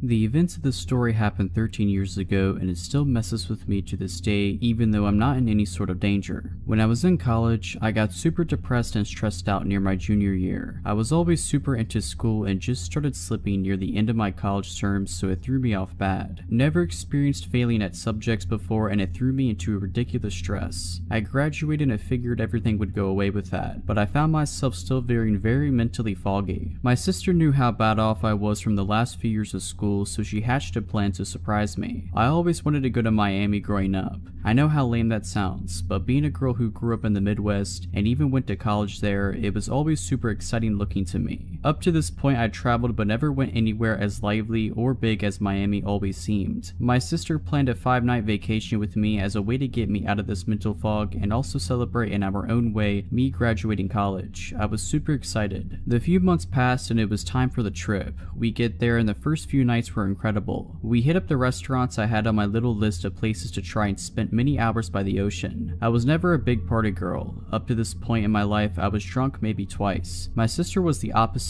who was at every party that happened in our hometown. She got bored of going back to the room so early every night and convinced me to go to a nightclub with her for the first time. I fought it a bit but let my guard down because I was feeling great for the first time in a long time and was ready to try new things. It was a Saturday night downtown in the middle of summer. We get to this nightclub and the line is legit wrapped around the building. It was massive. We waited in line for what felt like forever and were let in finally. I walked in the door and felt like I got shot because of the loudness. My sister dragged me to the bar and ordered some shots of some drink with a funny name. Again, I decided to just let my guard down and try new things. As more shots went down, I decided that would be the theme of the night, trying new stuff out. I was aware how boring I was and was, in my opinion, in the most exciting place in the world. Around 45 minutes into dancing and drinking, I became very drunk. borderline blackout. I was very sloppy drunk and was aware of it. I found myself laying on a couch thing in the upstairs area, overlooking the dance floor as my sister was dancing with some guys. As I stayed there trying to consciously sober myself up, I realized how badly I had to pee. So I brought myself up to a sitting position on the couch to stand up and walk to the nearby bathroom. As I sat up, a massive man quickly sat so close to me I could feel his leather pants pressed on my leg. Absolutely over 6 feet tall and looked like some sort of bodybuilder. Admittedly, he was very good looking, but I was so drunk that I wasn't even trying to flirt and just get up to find the bathroom. He smiled at me and yelled over the music something like this, "Leaving so soon?" I remember nervously laughing and attempted to get up, but he grabbed onto my dress and pulled me back to a sitting position next to him. His smile went away and he said in a very deep tone, "I don't remember telling you that you were allowed to leave." Even though I was very drunk leading up to this, I felt like I sobered up within seconds. I never had anything like this happen before, but I wasn't going to just allow this guy, no matter how much bigger than me he is, to do that to me. I attempted to stand up again and he did the exact same thing, but much more aggressive. I thought it was insanely rude, but I wasn't afraid because of how many people were around me. He tapped my heels with his big yellow leather boots and said, "I couldn't help but notice how much I want to screw your feet." My fight or flight kicked in. I slapped him in the face and stood up to walk away.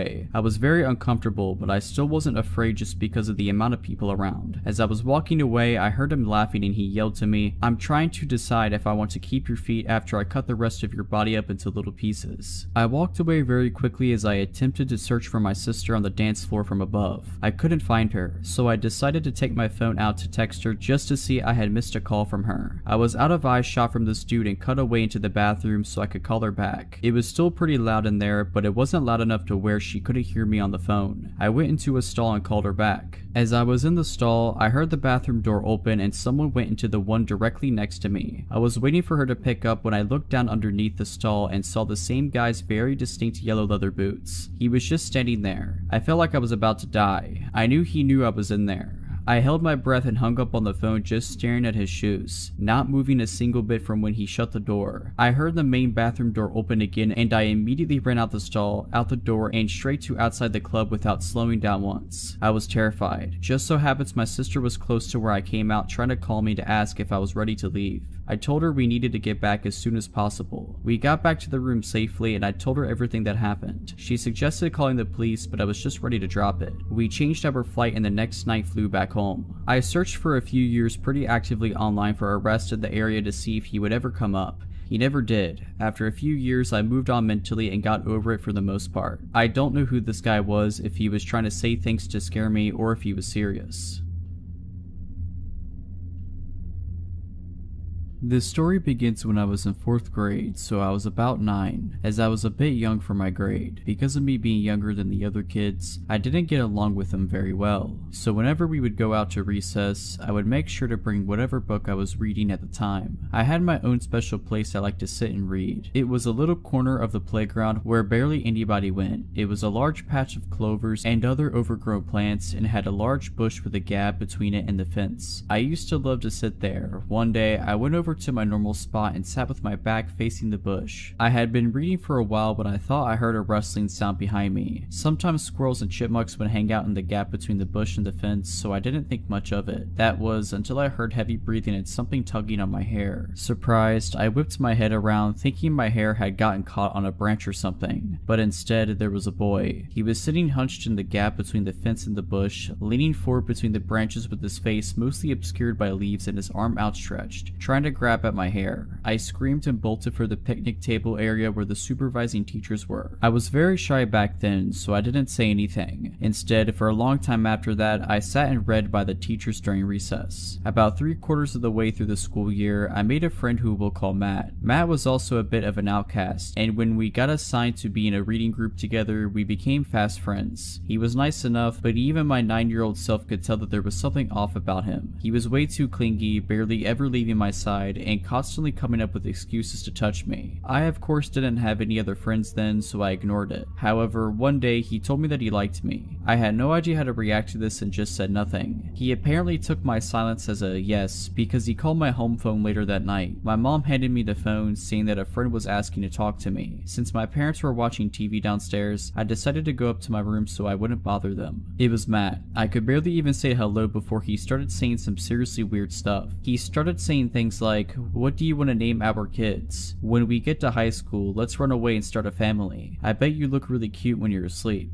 Now, this would be creepy for anyone, but I was 9. I had no idea how to handle the situation, so I just stayed away from him. He was not happy about this, constantly glaring at me and just being all around super creepy. A year later, I was halfway through 5th grade and had a serious bully problem, but that's a story for another day. It got so bad that my dad decided one day to not wait until the next school year and instead switch schools the following Monday. 5th grade at my new school was great, and starting in 6th grade, my parents got me my first phone. Of course, I called up Clara, who became my friend after the Matt incident, and let her know about my new phone. A couple more months passed, and one night, I got a call from an unknown number. Picking up the phone, I froze when I heard Matt's voice. I still vividly remember what he said. "Hey, I missed you so much. Why'd you leave me?" Not even a second after he said that, I hung up, blocked his number, and called up Clara, as she was the only person at my old school who had my number. Apparently, after school, he had asked to see her phone to call his mom, as he had forgotten his at home. She handed it over to him, as she was a very kind but quite gullible girl. Soon, she noticed that he was taking a while and that he had a pen out and was writing something on his arm. She yanked her phone away and he panicked, sprinting off. Looking down at her phone, she saw that he had opened up my contact info. I was freaked out but felt safe, as I had blocked his number. That didn't stop him though. He would call me every single week from a different phone, leaving at least 10 messages every time. Every time I would block one number, he'd somehow call from another one. When I got a new phone, the call stopped and I forgot about it until freshman year. At my high school, there were a couple of kids from my old school, and I suddenly remembered Matt. I asked one of the boys, Harry, if he knew what happened to Matt. According to Harry, he got expelled. Teachers had caught him smelling and touching girls' hairs, touching female students, and trying to sneak into the girls' locker room. The realization hit me like a semi-truck. Smelling and touching girls' hair. It was Matt from all of those years ago when I was reading at that tree.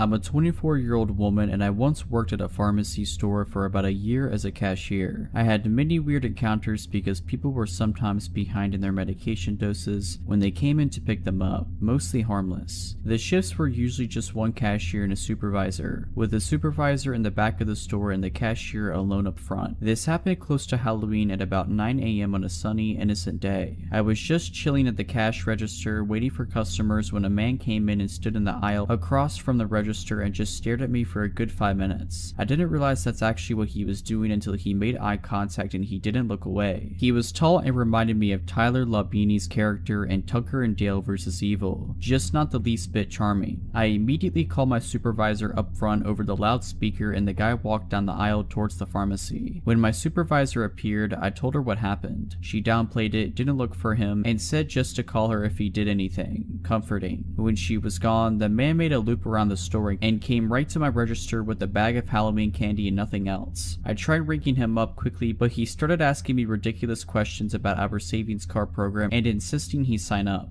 I slid him a pamphlet to fill out his information because I did not want to speak to him more than I had to. He just stood there holding the pen and staring at me, then suddenly asked if I knew how trick-or-treating originated. I didn't have time to answer him before he started describing how, back in the day, the men that ruled the country would go house to house every year on Halloween and demand the daughters of every age to be handed over so they could, that was trick-or-treating in his mind. As soon as I heard that, I said, "Get away from me," and walked to the other register and called my supervisor loudly over the speaker because he was blocking my way to the back. He didn't flinch as he followed me to the next register and started talking about how all women are bad and are meant to serve men. He noted my wedding ring and said my husband could also rent me out because it was his right, and on and on. I was considering jumping the side of the register to put some distance between us so I could run. Luckily, the male pharmacist heard the panic in my voice and rushed over to the front of the store. He saw the man and shouted, "Jake, get out of here." The man, Jake, just stared at him as he calmly walked out, and it was so scary and stupid at the same time. Turns out that Jake had been a regular customer until he stopped picking up his medication. Instead, he would just come in and harass female workers, and he'd been on a police-enforced ban for over a year. My savior, Mr. Pharmacist, called the police and the store manager to cuss her out for still scheduling girls alone after everything Jake did in the past, such as ripping a toilet seat off of one of our toilets and threatened to beat a girl with it who used to work there. I quickly transferred to a different location because I just could not get over it, and the manager kept scheduling us alone.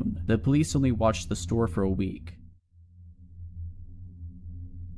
I'm going to tell you the story of a terrifying old creep that had stalked me since I was 16 years old. I'm currently 20 years old. I worked in a restaurant which was inside a bigger shopping center. My stalker, an old man named Eric, worked for the actual shopping center itself and not a store inside it like me. I had one other friend at my job who was my age, and her name was Jessica. Jessica had worked there for longer than I had, and one day she asked if I heard of this guy who worked in the shopping center called Eric. Jessica described Eric as very strange. She didn't describe him as frightening or unsettling, or even someone to be afraid of, just as a very eccentric man. Jessica has also told me that Eric had brought her a present on Valentine's Day, chocolate. Anyone would think this was friendly behavior or harmless flirting, if he wasn't a 50-something-year-old man bringing chocolates to a 16-year-old girl he barely knew. I began to see for myself that Eric wasn't just an innocent old man with a slight crush. He had other intentions. The first time I remember Eric approaching me was when I was filling up a machine near the entrance of my work. This machine was out of the view of all the other employees and the restaurant was empty. Eric wasn't supposed to enter my place of work when he was working at the shopping center, so he had deliberately gone out of his way to come and speak to me. To describe his appearance, he had gray hair with bald patches, and had beady little eyes which he never averted from yours. Eric must have sneaked up on me, as I looked up and he was standing right next to me, a little too close. "My name is Lucy." Eric asked me, "Lucy, are you married?" He almost laughed after he asked me this. He had a smirk on his face. Eric liked to ask me questions that he already knew the answer to, just to see my reaction. I began to clock on to the fact that Eric had been going a little further than just approaching me at work, and instead stalking my social media accounts in the weeks following this first encounter, such as Twitter and Instagram, when he began asking me very specific questions about things I had posted about in the days before. For example, I had posted on Instagram about a tattoo I got, which was in homage to my favorite band. I was serving a customer one day, only to be interrupted by a shrill but quiet voice. It was Eric. His eyes were huge and he had a look of pure excitement and menace on his face. He had yet again entered my workplace when he wasn't supposed to, just to talk to me. He asked me, "Lucy, what's your favorite insert band here song?" I felt creeped out. The tattoo I had gotten was covered by my work uniform, so the only way he could have seen it was going through my Instagram page. I forced myself to forget all about it and carried on working. Over the course of a few months, Eric would come into my workplace more and more frequently, asking me bizarre questions and still reciting back to me things that I had tweeted about or posted on Instagram. Every time I would see him, I would get visibly uncomfortable, and he liked it when I got uncomfortable. All while this was happening, Jessica approached me and let me know that Eric had followed her in his car on her walk home from work, slowing down to ask her where she lived. I had also been told other disturbing news about Eric from multiple different people. It seemed as if he was becoming more invested in whatever his intentions were towards me and Jessica. News had traveled to one of my managers about Eric's unsettling actions towards me, and this manager informed me that a few years ago, Eric was rumored to have followed a young girl who used to work for our restaurant into a toilet. Things didn't quite make sense to me. He was known for being a creep yet still employed at the shopping center. On one hand, I was glad to know I wasn't just creeped out for no reason, but on the other hand, I was frightened as he'd been doing this for years yet no one had stopped him. There was a woman who worked at the same place as me called Rebecca, and she had some sort of disability which caused her to befriend and be trusting to people without knowing anything about them. It seems that Eric took advantage of her, as he had asked for her phone number and she gave it to him. Rebecca had shown me her text with Eric. He had texted her things like, "Rebecca, are you alone?" and "Rebecca, are you sat on the bus alone?" But the most unsettling part of it all was the text from Eric that read, "Rebecca, could you please let me know any information on the girls that work at insert restaurant name here?" I was stunned. I was constantly questioning why this old man was so bent on finding out everything I do in my life. He had gone out of his way to source information about me through a vulnerable person I worked with, and I was scared he was going to go further. One night I was watching the movie Grease with my family, and I tweeted something stupid like, "Grease is my favorite film because it's a great film, right?" Anyways, the morning after my tweet, Eric approaches me in his usual way and utters, "Do you like the film Grease, Lucy?" The same usual smirk lit up on his face. I tried to carry on with my day, but spent the entirety of my shift feeling a little shaken up.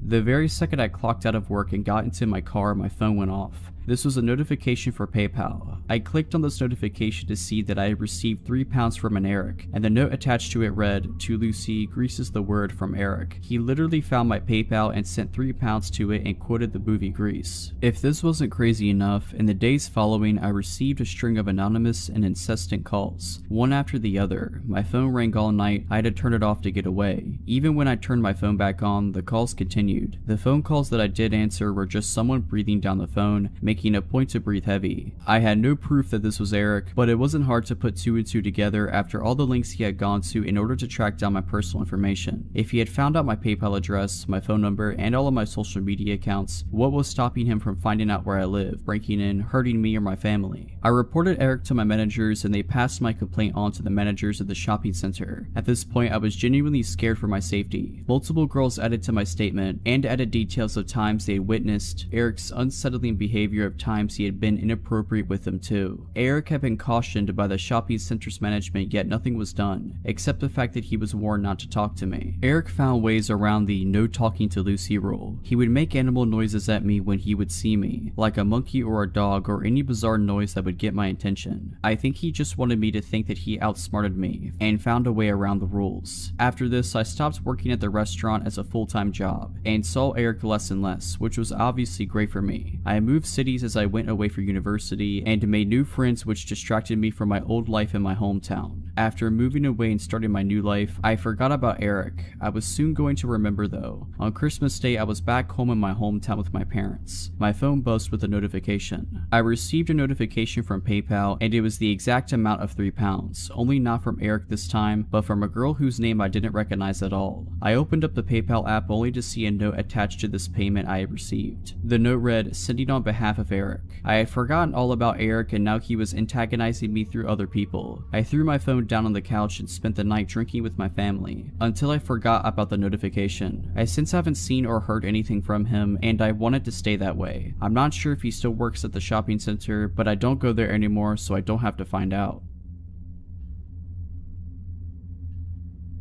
So this was back in 2011. There were 4 girls living in the house, including myself. Parents' place and I would sublet rooms. First girl was a child friend who moved in to get away from an abusive ex. Second girl applied via online ad and was normal enough except for telling everyone her daughter was actually her niece. Party girl. Third girl was a run-of-the-mill insurance claim processor and quiet type who kept to herself and usually declined any invitation from the rest of us when going out or socializing. Quiet girl. So party girl and I buy tickets to go to a concert at a town. Childhood friend can't get the time off of work and opts to stay behind, as does quiet girl. No surprise there. So party girl and I leave on our trip and spend the night dancing away. Meanwhile, childhood friend comes home from work to find quiet girl sitting in the shower screaming/crying with the bathroom door wide open. She asks if she's okay and calms her down. Quiet girl says she wanted to make dinner for all of us and party girl and I have ruined her cosmic plans. Childhood friend sees spoiled chicken breasts in the sink and thinks, oh, she just wanted to do something nice, and offers to go out to dinner together, as party girl and I will be back tomorrow night and we can all do dinner then. While at the all-you-can-eat Chinese food restaurant, childhood friend notices quiet girl is stuffing her purse with food. This is odd. She's not wrapping it in napkins, just shoving it in there. When they get home, quiet girl started talking all this crazy stuff that made no sense, and childhood friend gets a little nervous and goes to bed early, locks herself in her room, and nopes out for the night. When party girl and I get home the next afternoon, we notice a few things. Childhood friend is already at work, but quiet girl is sitting on the living room couch completely naked and has covered her body in the stuffed animals that belong to the rest of us. Rotten chicken is still in the sink and smells strongly of bleach and other chemicals. Knives are laying around it, pictures have been removed from the walls. I go to my room and see all the pictures of my dad have been piled up in the middle of my bed. I ask quiet girl about this and she explains I need to be reunited with my father. He died in 2003. Party girl emerges from her room wondering why her underwear is piled up in the middle of her bed and several other possessions have gone missing. Quiet girl says she needed them for the ritual and explains we can find what we are looking for in the backyard. We find the charred remains of our things in the smoldering fire pit. We are both angry at this point and demand she explain this behavior. This is where she goes full crazy and explains how our souls are all linked and only through death can our bonds be truly realized. She explains that her and my cat are one soul and that he has been telling her about all of our sins and bad behavior. Also that it's actually her cat. She then full on threatens to end our lives as soon as the last member, childhood friend, has arrived. I grab the largest knife I own while party girl and I barricade ourselves in my room in the basement. She calls childhood friend telling her not to come home as it isn't safe, and I call 911 as my life has been officially threatened by someone who has clearly lost her grip on all reality. Cops arrive within minutes and ask quiet girl her name. At this point she just starts screaming her first, middle, and last name repeatedly, over and over again, will not stop. My cat is trying to sneak out the front door and I ask one of the officers to grab him. She begins to scream that it is her cat and not to touch him. I am in tears and offer to retrieve his adoption papers. I am terrified and don't know what to do. Party Girl is hiding behind me. Then Quiet Girl loses her mind, jumps up and attacks the officers. It took 3 of them to pin her down and arrest her. Once she was removed, I wrote up a letter of eviction and we began bagging up her room. That's when we discovered that she was a schizophrenic who was offered schizophrenia medication. Her boyfriend came later that day to collect her things as I had called him to notify him of the situation and he was totally clueless. He accused the rest of us of running a drug-ring party house and driving her insane. Not true at all. We changed the front and the back door locks that night and put new locks on each bedroom door as well. She later tried to serve me papers and sue me for wrongful imprisonment. Pretty sure the cops made that call, not me. Nothing ever came of it, obviously. I have not had a roommate I wasn't related to since.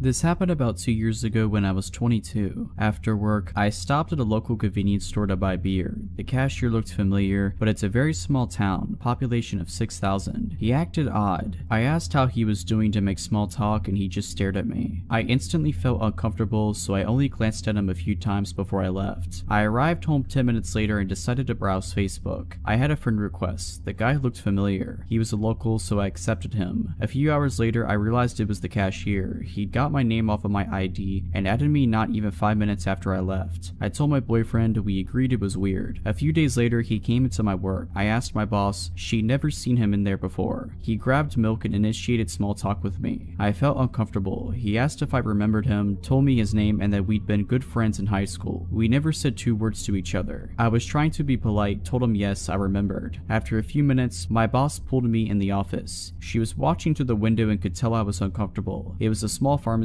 and we were all close. He started coming in every few days. If I wasn't there, he'd ask for me. After a few weeks, my boss would pull me in the office whenever he'd walk in. All the managers were briefed and did the same. That was all they could do until something happened. Then he stopped coming in. We didn't see him for a few weeks. I was relieved and went about my business. I was allowed to carry my cell phone on the floor. My mom was very sick, so if she needed anything, the managers were fine with her calling me. I got a text from a random number shortly after. I asked who it was and they replied, "You don't remember? You gave me this number. It's my stalker. I'll call him George." My heart started pounding. I sent a polite, short message back. After I work, I checked to see if my phone number was anywhere on my Facebook. It wasn't. George started messaging me daily, calling me babe. I was freaked out to say the least. My boyfriend was working out of town with limited cell reception, so I couldn't let him know what was going on. A few days later, I got a message from an old classmate I still talk to once in a while. "Hey, did George ever get a hold of you? He said there was an emergency and needed to contact you. Is everything alright?" I broke down crying, finally acknowledging that yes, I was being stalked. I didn't know if he was violent and he knew where I worked, so I sent him something like, "Hey, I just wanted to let you know that I have a boyfriend. I didn't want there to be a misunderstanding between us." That's when it got bad. He called me a liar, telling me he doesn't know why my ugly self would even think he was interested in me. No man would be interested in your nasty self. I asked him to leave me alone. The insults got worse. I shut my phone off and tried to ignore him. A few hours later, after calming down, I turned it back on. The last message he sent read, "I know where you work. I know where your house is. I could kill you in your house. Try to call the cops on me. I'm in New York right now. Do it. They can't protect you." Obviously not as legible. I could tell he was mad and wrote it in haste. I called a friend and explained, showed her the text. She took me down to the police station where I showed them the text. I filed a report and later got a restraining order against him. Turns out he already had 2 other restraining orders from girls he'd done this to as well. My boyfriend came back a week later and I told him what happened and had to stop him from hunting him down. Last year, he tried getting my number from a friend over Facebook. She blocked him. I haven't seen or heard from him since, thankfully. There have been very few times in my life I've been that scared.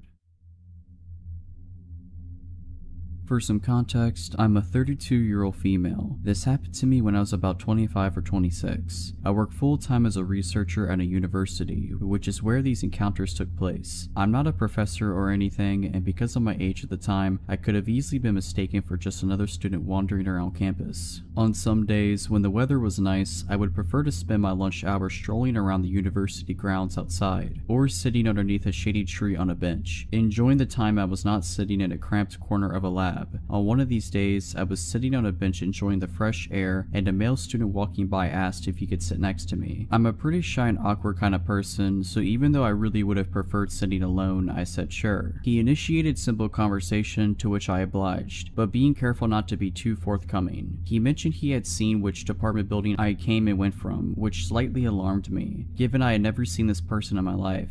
But I pushed the thought from my mind. After all, the weather had been decent lately, and I had nearly spent all of my lunch hours for the past week outside. He asked if I was studying within the mentioned department, to which I told him I was not a student, but rather I worked there. He told me he was an engineering student, and then followed up with asking me out to coffee sometime. I apologized and told him that I had a boyfriend and would have to decline. We parted ways after that, and I assumed I probably wouldn't see him around again. About a week or two went by, and I was spending another lunch hour outside on campus, sitting on a different bench somewhere, seemingly out of nowhere. The same man from before asked if he could sit next to me again. Admittedly, I don't remember what he started talking to me about at first. My mind was reeling and I was rather uncomfortable having to potentially turn this guy down a second time. Sure enough, he asked me again if we could go out for coffee sometime. I apologized and reminded him that I had a boyfriend and I would not be meeting him for coffee. And again, he left after that. I was feeling rather anxious now, but it still hadn't reached a level where I felt I had to be too concerned. A few days later, I had finished work and was leaving the building to walk to where I had parked my car. The university charges a fortune for parking passes, even if you're employed by them, so I had always opted for free street parking about a 10-minute walk away from campus. My walking route would take me down several quiet residential streets, with minimal car traffic.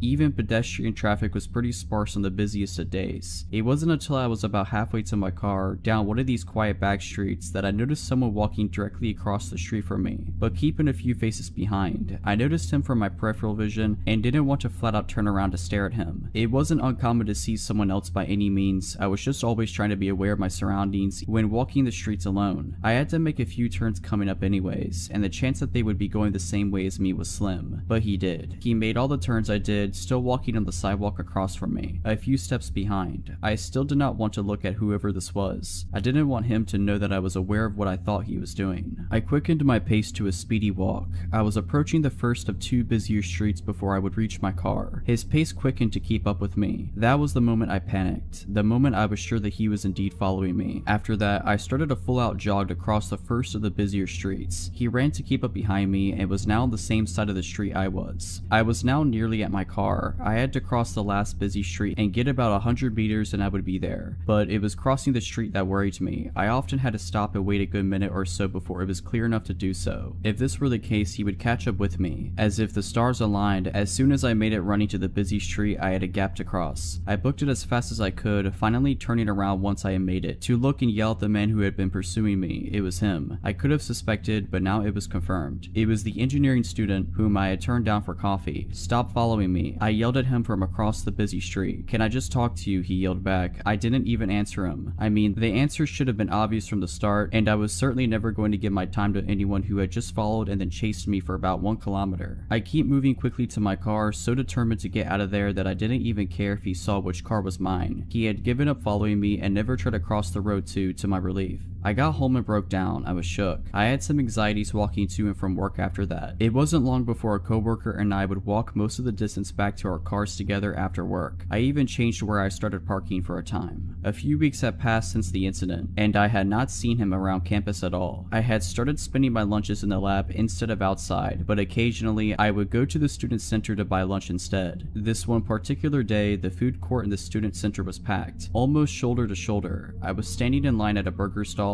and I heard a guy try and get someone's attention through the crowd. I look up and it's him again, waving to me and trying to make his way through the people. I panicked, and even though I'm terribly shy, I started a scene and yelled to him to leave me alone. His face dropped instantly as people stared at us, and he slinked back into the sea of students. My heart was pounding and I was shaking. I don't even remember if I ended up getting food after that. I went back to work, and from then on was even more focused on my surroundings than I ever was before. It's been 5 or 6 years since then now, and I still work at the university. I am so relieved to say that I never saw him again after the food court, and haven't had any other harrowing accounts on campus. I never asked the guy's name, so I couldn't even report an incident to campus police or anything. All in all, I'm just glad I never saw him again, and I can only hope he never did this to any other girl before or after me.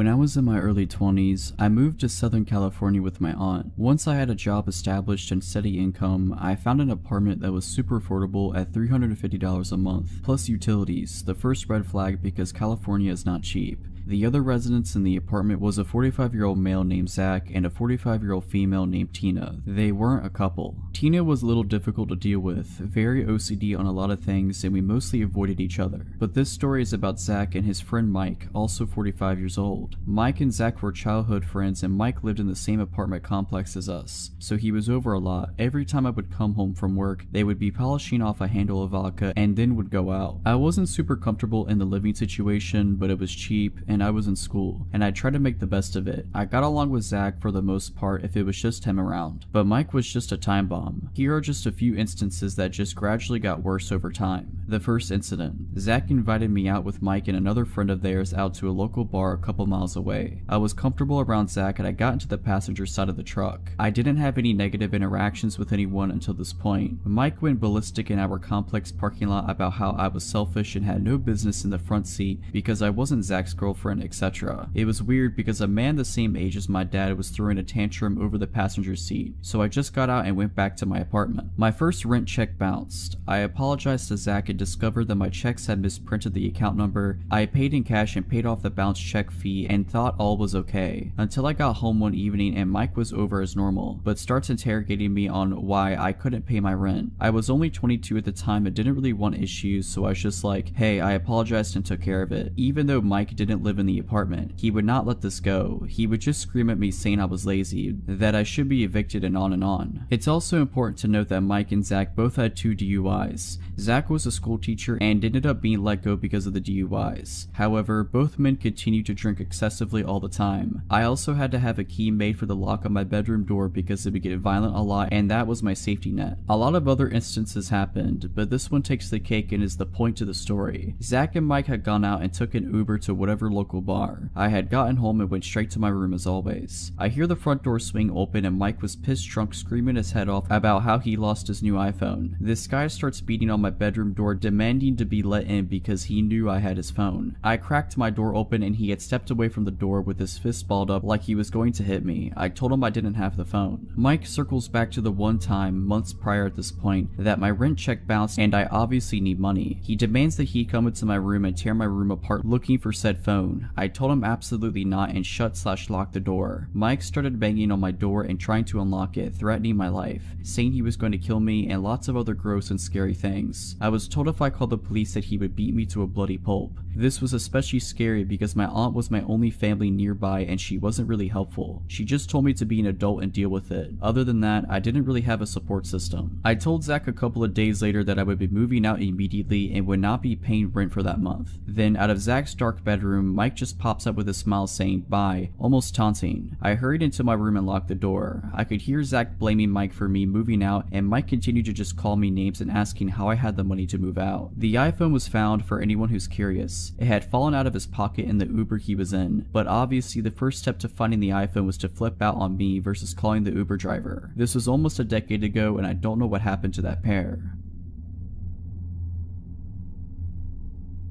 About 2 years ago, I worked at a movie store inside a mall. I was 20 at the time. This guy was over 6 foot, late 40s, very hefty, and always had this weird zombified expression on his face. He came in about once a week. One of my coworkers had even warned me about him, how he was a little off, but I still treated him with as much respect as I did everyone else. One day, he came in and we talked for a bit, but it got a little awkward and I kept trying to end the conversation and look busy by tagging items behind the counter. He stood there in silence, watching me for about 20 minutes and finally left. A few days later, he comes back in and walks up to me, holding a large container. He says, I made 4 pounds of enchiladas at home today, just for you. I remembered you like Mexican food. I don't remember at all telling him that I liked it, but I do know that I went to the Mexican restaurant across the way every lunch break. I just politely accepted it and put it in the back office. Another few days later, he came back in and had a drawing for me of a dragon. Now, I love dragons, but I never told him that. This drawing looked like it took hours to make, and at this point I was a little freaked out. I had him leave it on the counter so I could just throw it away later. Later on, I was given about a week vacation. During that week I had cut my hair about 12 inches. The day I came back, I got a shift with my manager. I told her all about the guy and immediately she was weirded out for me. A few minutes later, I see the dude walking around in the mall. He was going towards the exit and didn't look at me once. My manager tells me to go back to the office. I go and wait until she comes to get to me, and when she does, she tells me I need to make a report to mall security immediately. Apparently when I ran back there, he turned around to come in and walked all throughout the store. When she asked him if he needed help with something, he said, "I can't believe she cut her hair," and briskly walked out. I go to the mall security office to make a report, and we went through all the videos from the cameras of when the guy came to visit me, but there was one video that really stood out. The video shows him pull into the parking lot of the mall, and about 3 minutes later I arrive. This was really early in the morning and no customers were here yet, but there were cars in the lot. I didn't notice him at all. It shows me walking through the entrance and him following me. Right as I open the entrance door, the man starts sprinting towards me. I walked inside just in time. It shows him stop and just stand in front of the door, watching me through the glass walk a little further away. He begins walking normally inside the mall. I never noticed him behind me. That part really screwed me up. The video gave the security every reason to ban him from the mall, and they did. They later told me they gave him a background check and he had 4 counts of stalking with restraining orders from different girls on his person and was on probation. If you're liking this video, all I ask is that you make sure to subscribe to my channel and like this video. Thank you.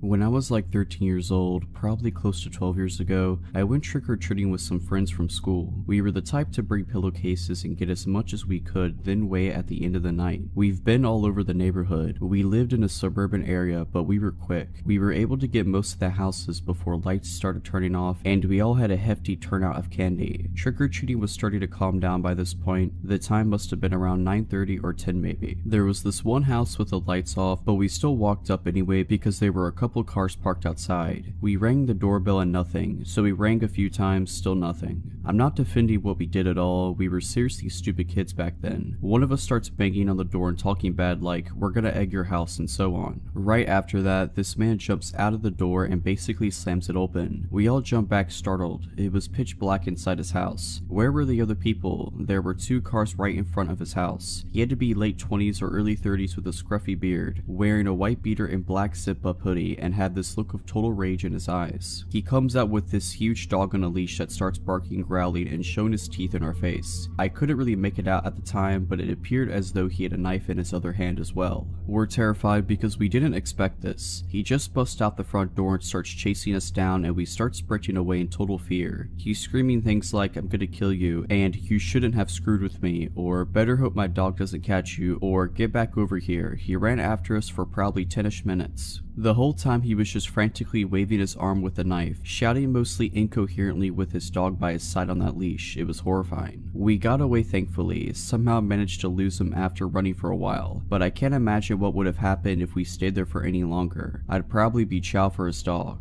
but thankfully we were all pretty healthy kids so we could outrun him. I'm honestly surprised that nobody else was really around to see this maniac chasing us in the middle of the streets. I knew it was later at night, but still. We had to beeline back to my place looking over our shoulders the whole time because we didn't notice when we lost him and we didn't see him walk back towards his house. He was just gone after we turned a few corners. Now, I understand it would be frustrating for some kids to be at your door being annoying like that, but what gets me is that the reaction from this guy didn't really seem appropriate. I would have just opened the door and told the kids to screw off or threatened to call the cops or something like that. We went back to my parents' house and played Smash Bros on the Wii all night and ate a bunch of candy. We managed to hold onto our pillowcases of candy the whole way home. My friends started crying after we got back. We locked all the doors and windows obviously. We were pretty sure he wasn't around when we went into my house, so it seemed safe. That guy's house was right in front of the middle school I went to, and I had to walk right by his house to get to school every day. So fearing for my safety, I told my dad. We went back to that house the next day to knock on the door. In hindsight, we probably should have called the cops and let them handle it, but my dad is a confrontational, no BS type of guy, so we went over and knocked on the door. This time there were 3 cars in front of the house. This mother opens the door and we could see inside their kids watching TV. When we told her what happened, her face went pale and she immediately rounded up her family and got them outside, fearing this crazy person might still be in our house. She told us that her family went out to another friend's house in the city next to ours for Halloween that night to do all their trick-or-treating. They didn't get home until the next morning because they stayed the night there. It was at that point that cops were called to search the house while we all stood outside. They didn't find anything though, no trace of him turned up. He must have been long gone by then. It turned out that the guy was able to get into their house because there was a window unlocked in the daughter's room on the bottom floor near the front door. Luckily, nobody was in the house that night. The only notable thing the woman could tell the police was that she noticed a car with dark windows parked down the street for a while but didn't think anything of it. He must have been posted up in there with his dog scoping out houses and noticed this whole family get in a car and leave and figured that would be a good opportunity to make his move. So who was this guy? Nothing was stolen from the house, and nothing looked ransacked or the family obviously would have noticed. The family said the front door was still locked when they got back too, so he must have locked it again and went out through that same window to cover his tracks. I'm pretty sure this was before those Ring doorbell cameras were popular, and I don't think they had any security cameras set up either. I'm not sure to be honest, maybe he was just a drug addict and didn't have a reason for any of it. His eyes did seem pretty crazy and wide open, like he was strung out on something.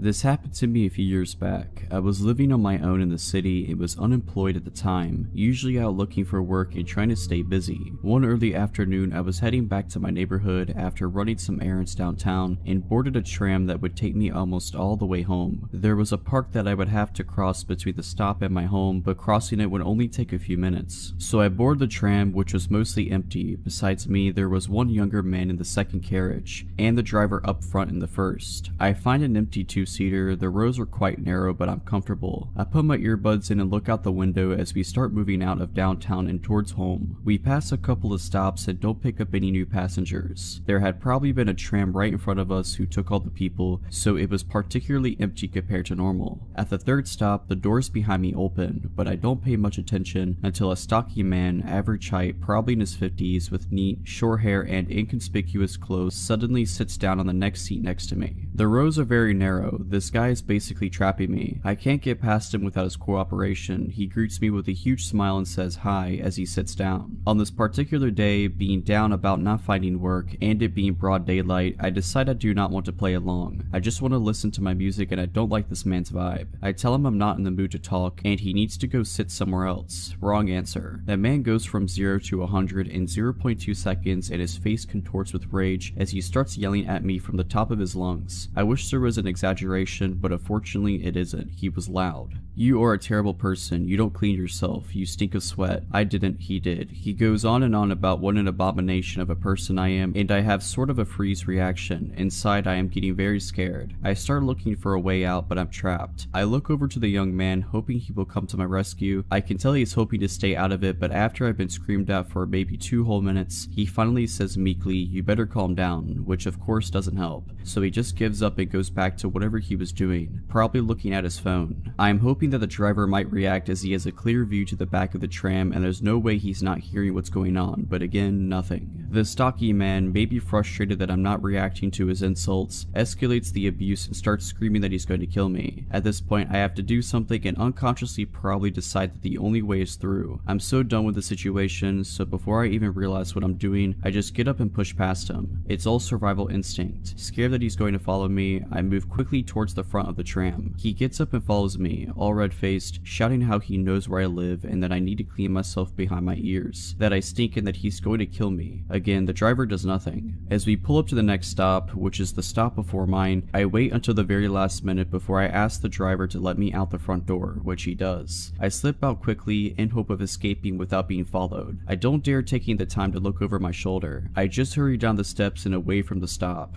I am so scared. Only when the tram has left the station do I take a second to look around me and he's not there. A brief sense of relief washes over me before I start worrying that he's going to get off at the next stop, which is normally my stop, and that he will be waiting for me there. It should have come as no surprise that I do not want this guy to follow me through the park or know where I live, so I spend a good hour just walking around, trying to get my nervous system out of panic mode and staying close to shops where there are other people around before I finally make my own way home.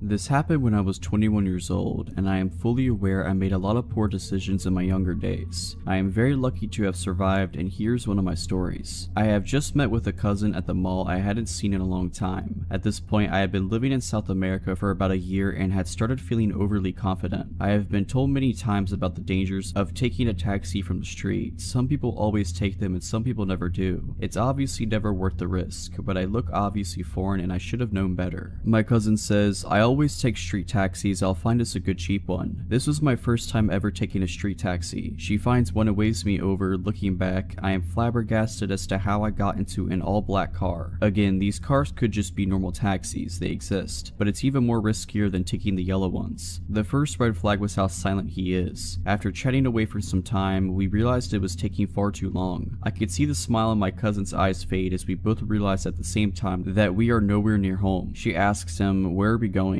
and he mumbles under his breath, not really saying anything. We both know at the same time that something is very wrong. I remember vaguely thinking we had just went into a circle and wondering why he'd waited so long to rob us. It had to have been over 30 minutes. He finally gets off a highway and stops the car just past the ramp, and we are on a very quiet street. He opens his dashboard and pulls out a gun. I'm terrified to say the least. In that moment, all you think about is surviving. A car drives by and he yells, "Don't turn your head." He then tells us to give him everything we have. I take off my backpack and even my jacket out of panic. He orders us to hand over our phones, which we oblige. He then says, "I will let you go, but if you turn around to look at my license plate, I will come and kill you." He lets us out of the car and we run for it, but we are in a very, very bad area. I'm dressed inappropriately for the area, especially after handing over my jacket. A foreigner wouldn't dare come here. Everyone on the streets was staring at me up and down, and one man yells, "Aren't you going to get cold?" I try to cover myself with my hands as I felt so unsafe. We ask a couple of people to try and contact for help, but what do you know, they have no more minutes on their phone. In South America, it can be very dangerous and very poor. We find no police, but we do find security patrol people. They take us back to their office to contact the police, only for them to tell us we have no data and the phones are broken. So my cousin and I keep walking. It's the middle of the night and we are again in some obscure area. An hour must have passed by now. Then we see a police car and we are running for it. We tell them we had just been robbed and they ask, "Did you get a license plate number?" I reply, "No." The police officers shrug and say he's probably at the club now celebrating all the money he made, and proceeded to laugh. I then asked to use their phone to have someone come pick us up, to which he says, "Hurry up, I don't have much data." We get home, but I find out that the person who robbed us used my cousin's phone to contact her family. Luckily, she was already with her parents at the time when they called, but there was a woman in the background crying hysterically, faking to be my cousin, and they were trying to get a ransom from her parents. He was never found and nothing was done. I wonder what would have happened if it had just been one of us, and I am grateful that nothing more sinister happened. A week later, my friend and I are ordering a taxi, the safe way of course.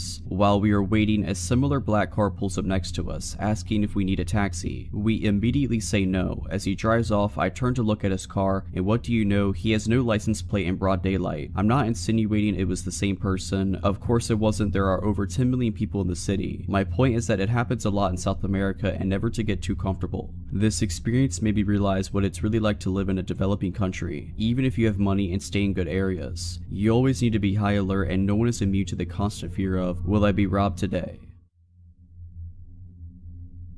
Brief setting and context. I'm a woman in my 30s, caring for my elderly parents, so staying in a downstairs room in my childhood home at the moment. The window faces the main street, which is an average residential street in a fairly quiet area. The bed faces the window. I often leave the window open at night since I need it to be cool to sleep, and I haven't really worried about it since there's a cabinet with an aquarium in front of the window area, not blocking the window from view, and I can reach to open and close it, but it would make it difficult for someone to climb in. My dog, Sable, also always sleeps in the room with me. While she's a sweet-natured, medium-sized dog who doesn't look the least bit threatening, she's a fantastic guard dog in that she's always alert to any noises, and will stand her ground and bark and growl if she senses a threat, so I've never really worried about the open window. After tonight, I won't be able to do it again. It started at maybe 3:30, 4 a.m. sometime. I was awake. Since I care for my parents, I often have disrupted sleep patterns and I'm awake at odd hours. I was reading a book and heard Sable growl, low and deep. Then she jumped off the bed and began pacing a bit, looking up at the window before jumping up at the cabinet by the window, barking. I shouted, "Hey, we're calling the police, my dog will bite," just in case there was someone there, and went to look out of the curtains to the side. I didn't see anything. I pulled the curtains closed again and made sure to pull the right curtain over, then drew the left side curtain, the one that covers the open part of the window, all the way over, covering the right side curtain too, tucking it down so any wind wouldn't be able to move it. I wasn't really alarmed then. It's a fairly quiet residential street, but there are foxes around that we sometimes hear, and occasionally someone passing by or the neighbor's gate next door will make Sable growl or bark, but she doesn't usually react the way she did this time. She'll usually growl but stay on the bed, and her reaction was much stronger than normal. I thought that even if it was someone scoping out the open window to potentially break in, they'd see now that the room was occupied by a person and dog, and would go find an easier target, but mainly I guessed it was just a random noise that she heard outside. I was wrong. It was a good half hour or more later after I'd relaxed and thought I might doze off soon. Then I heard her growl again, a really serious, deep and low growl, and I listened, again, thinking it might be foxes or something, but I heard what sounded like deep breathing noises. I sat up and looked up at the window and my heart stopped. The curtain had been pulled back and lifted at the bottom, like someone peeking under it, and I could still hear the heavy breathing. I shouted, "Hey," again, and moved from the bed to the side of the window so I could see past the curtain, and saw the figure of a man move away from the window to the right towards the front door and the exit of the front garden. Too dark to make out features or clothing, it was just a dark male figure. Shaking, I immediately thought that since I knew he'd moved away and wasn't at or under the window, I reached and pulled it shut, grabbed my phone and called 911. One thing that creeps me out in hindsight is that it would have taken a few seconds for me to move from the bed to the side of the window, and that was after I'd shouted and he knew he'd been seen. But he must have stayed there even knowing I'd seen him until I moved the curtain and could see out. Then he moved away. The heavy breathing also had to be deliberate. It was so loud, like someone trying to frighten me. While on the phone with the police, I went around the ground floor of the house turning lights on, making sure the rest of the house was still secure, and it was. Very careful to lock doors and all the other windows at night, and everything looked undisturbed. 2 patrol officers came shortly before 5 a.m. and took the report. They suggested asking the neighbors if they have camera footage and to let them know of a potential prowler in the area tomorrow, and they went to drive around the area, saying that they'd be wanting to know what someone was doing wandering around at 5 a.m., the time the police arrived anyway. Since the dark meant I only saw the shape of a person, no real description, I doubt they can do much. I couldn't even be 100% certain it was a man, but the breathing and the figure I saw instantly made me think male. The outline of his head looked smooth, so either bald or wearing a tight cap, and height would have been probably around 5'8" to 5'10". I'm still shaken but feeling angry and violated, and wishing we had a camera system now. We'll be looking into that. I never thought anything like that would happen. Don't have any enemies, no recent exes, no one I know of harboring any grudges, since I'm caring for my parents full time now. I'm not out socializing or making any enemies, nor are my elderly and disabled parents. I have to think it was someone who was looking to break into a house, but for the fact that they came back so much later, maybe someone on drugs or having a mental health episode. There's a passage around the side of the house to go from the front to the back of the garden with only a small side gate, meant to keep the dog confined, not designed to keep others out. It would be easy for someone to access against the back of the house. They were bold enough to come back a second time, even knowing a person and a dog were in the room, perhaps hoping I would have fallen asleep by then maybe.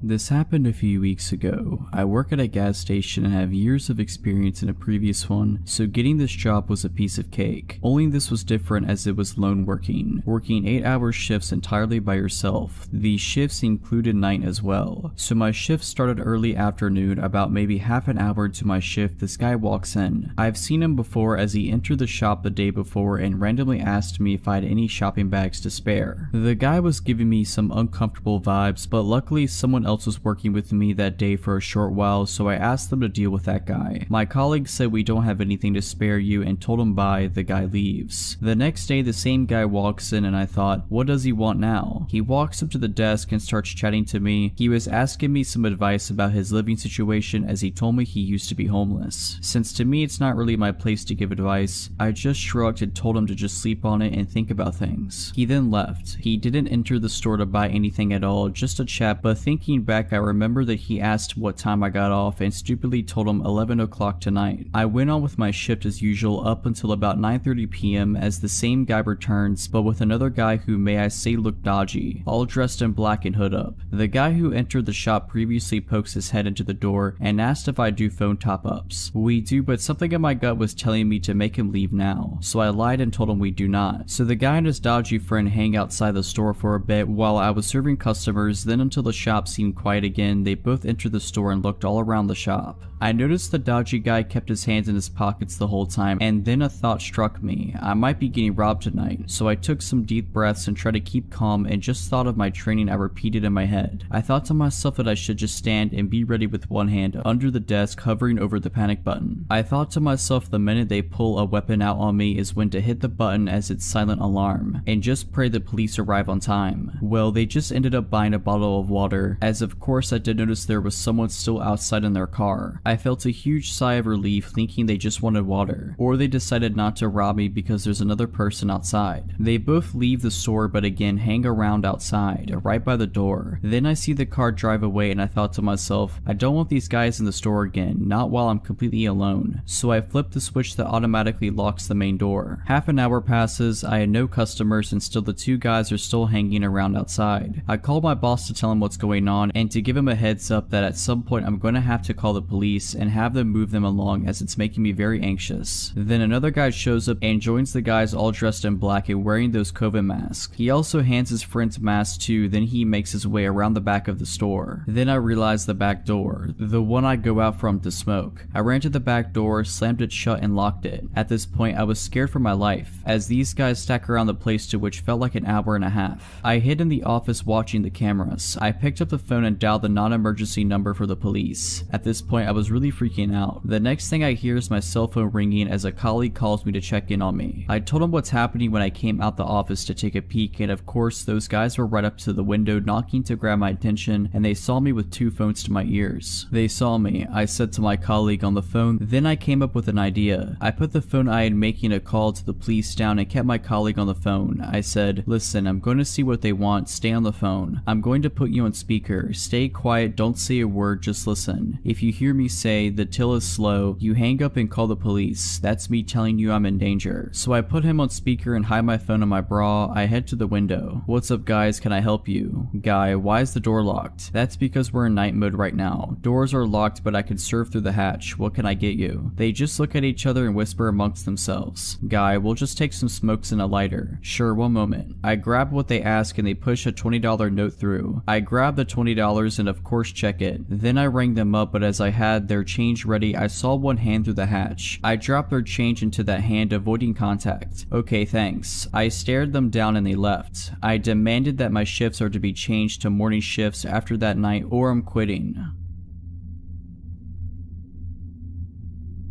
Back when I was around 17 or 18, I would go out to parties with my friend at night. It was my best friend at the time, Ivan, and his cousin Caesar that would invite me out that night. I had been talking to a friend of Ivan on Facebook about meeting each other. This girl had a birthday party that day and invited us all to join her. So I took a bath, got ready, and my friends pulled up for me in a small car. I said bye to my mom and got in, and we went to buy beer for the night and a pack of smokes for everyone. Back then I would smoke a lot. My friend told us that he had been in contact with this girl on Facebook and that she accepted to come to the party with him tonight. We were all impressed and happy for him. We pulled to her house and parked near a park to wait for her. I remember a group of people walking around the park, but since they seemed our age, we weren't too bummed out. My friend called her to come out and my friend Caesar stepped out for a smoke. I was sitting in the back not wanting to come out because of these guys outside. They seemed to be asking for trouble because they begun to argue about something really dumb with him. So my friend Ivan told me to step out just to have his back in case anything went it down. We went to the party and had a great time. I hit it off with the girl I was talking to and later found out she kissed pretty much every dude that was there before me. Nevertheless, I was still grateful for the opportunity and said goodbye. As we headed back to my house of my friend's date, she seemed very quiet. I knew they hit it off during the party but now looked stiff and even scared. My bud and I were riding in the back to let them have the front to themselves, but she was just nervously looking at her phone. When we arrived, she wanted to get out and my friend, trying to score points, said, "Wait, I'll walk you in." She did not like this and said, "Just go." We were a bit buzzed in the back and wanted to have a smoke, so we all stepped outside and watched them go to her door. I remember laughing about something with my friend when the mood suddenly became so dark. She started screaming, "Go now, get out of here." A car pulled out nearly in front of us and people with bats and blunt instruments got off so fast I barely remember how I got back into the back seat. The girl said something along the lines of "leave them alone" and held him while a bunch of dudes got out. My friend Ivan got into the driving seat and started the car. Thankfully, it started right up without trouble, but a big bottle of liquor then hit the windshield, cracking the top corner. I saw some guys come from the right side of the car where we were standing and quickly went to the other side to let my friend have easy way in into the back right seat. As I turned the corner, I saw this massive looking guy come up to me and barely had time to close the door and pull the lock down. Dude was punching my window. My other friend wasn't so lucky since he actually got hit in the head and had barely made it in the car. He couldn't even close the door because one guy was grabbing his leg. All of this happened in the span of 6 seconds. I acted all out of instinct and thankfully we got in, and my friend stepped in the gas while zigzagging in case they would shoot at us. We were all scared and wondered what had happened. As we got back to our neighborhood, my friends were fuming. Both of them knew their way around the fight and could hold their own. Thankfully, I still had some cash left and told them we should go buy some illegal beer at midnight and tried my best to calm them down and convince them to not go back. My friend Caesar had actually woken a dude up in the middle of the night with a phone call, and the man was ready to show up and throw down. After a few beers and a lot of talking, I convinced them it wasn't worth it and to just let the night end. I got home and my parents never found out and I just fell asleep. The next few days, my friend Ivan called me and told me that the girl's ex-boyfriend was actually a lead gang member. My heart dropped out of my chest. We had been seconds away from getting beat down and maybe killed by a bunch of people for a date. If it wasn't for our quick reaction and her backing them up a bit, we may have not made it. All I can say is trust your gut and your instincts in the end. It can all happen so fast.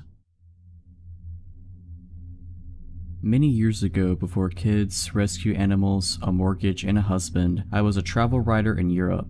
I did most of my trips alone. This story is about the first time I visited Prague. I had never been to Prague and the trip was last minute, so I had little time to prepare. My travel partner had dumped me in another country and I was determined to make the best out of my trip by visiting a place I'd never been. Upon arrival at the train station, I visited the accommodation office and asked for a hostel not far from the center. In my early 20s, winging it was part of the fun. These days, I'm far less adventurous. The hostel they sent me to was a sprawling, crumbling, slate gray, art decoration building on a nondescript street about a 10-minute walk to Stare Mesto. The inside was probably beautiful at one time, but by the time I checked in, it was full of shabby, mismatched furniture and cheap stained carpet. Most of the light fixtures were broken, leaving everything but the lobby dark and gloomy. It smelled of standing water and dust. I found my room, a double for $12 per night, and made note of the fact that I had a roommate. She wasn't there, but on her side of the room there was a suitcase, dressed neatly folded across the back of a plastic chair, a scattering of makeup containers on the beat-up desk, and a stack of German fashion magazines on the bed. As I had no plans or goals on this impromptu trip, so I spent the afternoon exploring Old Town Square, the Jewish Quarter, and Wenceslas Square. I purchased some Czech crystal for my mom and painted eggs from a street vendor for myself. I also made reservations for a sunset dinner cruise for one. At around 6 p.m. I returned to my room to shower, change clothes, and unload my purchases. When I left my room about an hour later, there was no indication that my roommate had returned at any point during the day. After the cruise, I stopped at a tiny bar in Tinska and had a glass of wine. It was nearly midnight when I returned to my hostel, so I was surprised to find that my roommate still hadn't returned. That wasn't uncommon though. Backpackers are a fickle lot. She could have gone on a short overnight trip and just left her stuff behind, hooked up with someone and was holed up at their place, or hanging out at another hostel, so I was surprised but not concerned. I took another shower before bed, however, and was surprised to find that things in the room had changed up in my routine. return. Her bed was neatly turned down, the magazines had moved to the nightstand, and the dress was gone. The strangest thing though was the addition of a pink silky nightgown spread across the bed, my bed. Maybe she thought she still had the room to herself. I didn't see how. My shopping bags, clothes, and toiletries were in plain view. I gently moved the nightgown over to her bed and then settled in for the night as I wrote in my journal. I assumed she was in the shower or somewhere nearby, so I expected her to return shortly. After about an hour though, her side was still empty. I needed to use the restroom before I went to sleep, so I made one last trip down the hall. The building was unusually quiet. There weren't the regular sounds of chatty backpackers, the clinking of glasses, or music that would normally leak through the walls. There was nothing. It was hushed, like a church after the congregation has left. I found myself practically tiptoeing back. My room was near the end of the hall, and I couldn't shake the feeling that the corridor was darker than before. The few working lights were blinking as they struggled to stay lit, and it reminded me of a funhouse. A tightness began to fill my stomach, and I subconsciously quickened my steps. There wasn't a soul behind me yet. I kept glancing back over shoulder, convinced I'd see someone gaining momentum on me. The only sound was the soft thud of my flip-flops as they struck my soles. I was flooded with relief as I flung open my door, but it didn't last long. Everything was exactly as it left it, except for the silky nightgown which was now back on my bed. Sleep came in fits and starts. I left the lamp on for a while, still convinced my roommate would be right back, but the shadows it cast made the room even spookier. It was too dark with the light off. I'd finally slipped into a deep sleep when I suddenly heard the door open. A man stood in the darkened doorway, the hall light behind him showing just enough for me to see his contorted face. "I didn't mean to," he sobbed. "You have to help me." Too confused and disoriented to be scared, I sat up, scrubbed at my eyes, and reached for the lamp switch. But once the room was light, I saw that the door was closed. There was no man.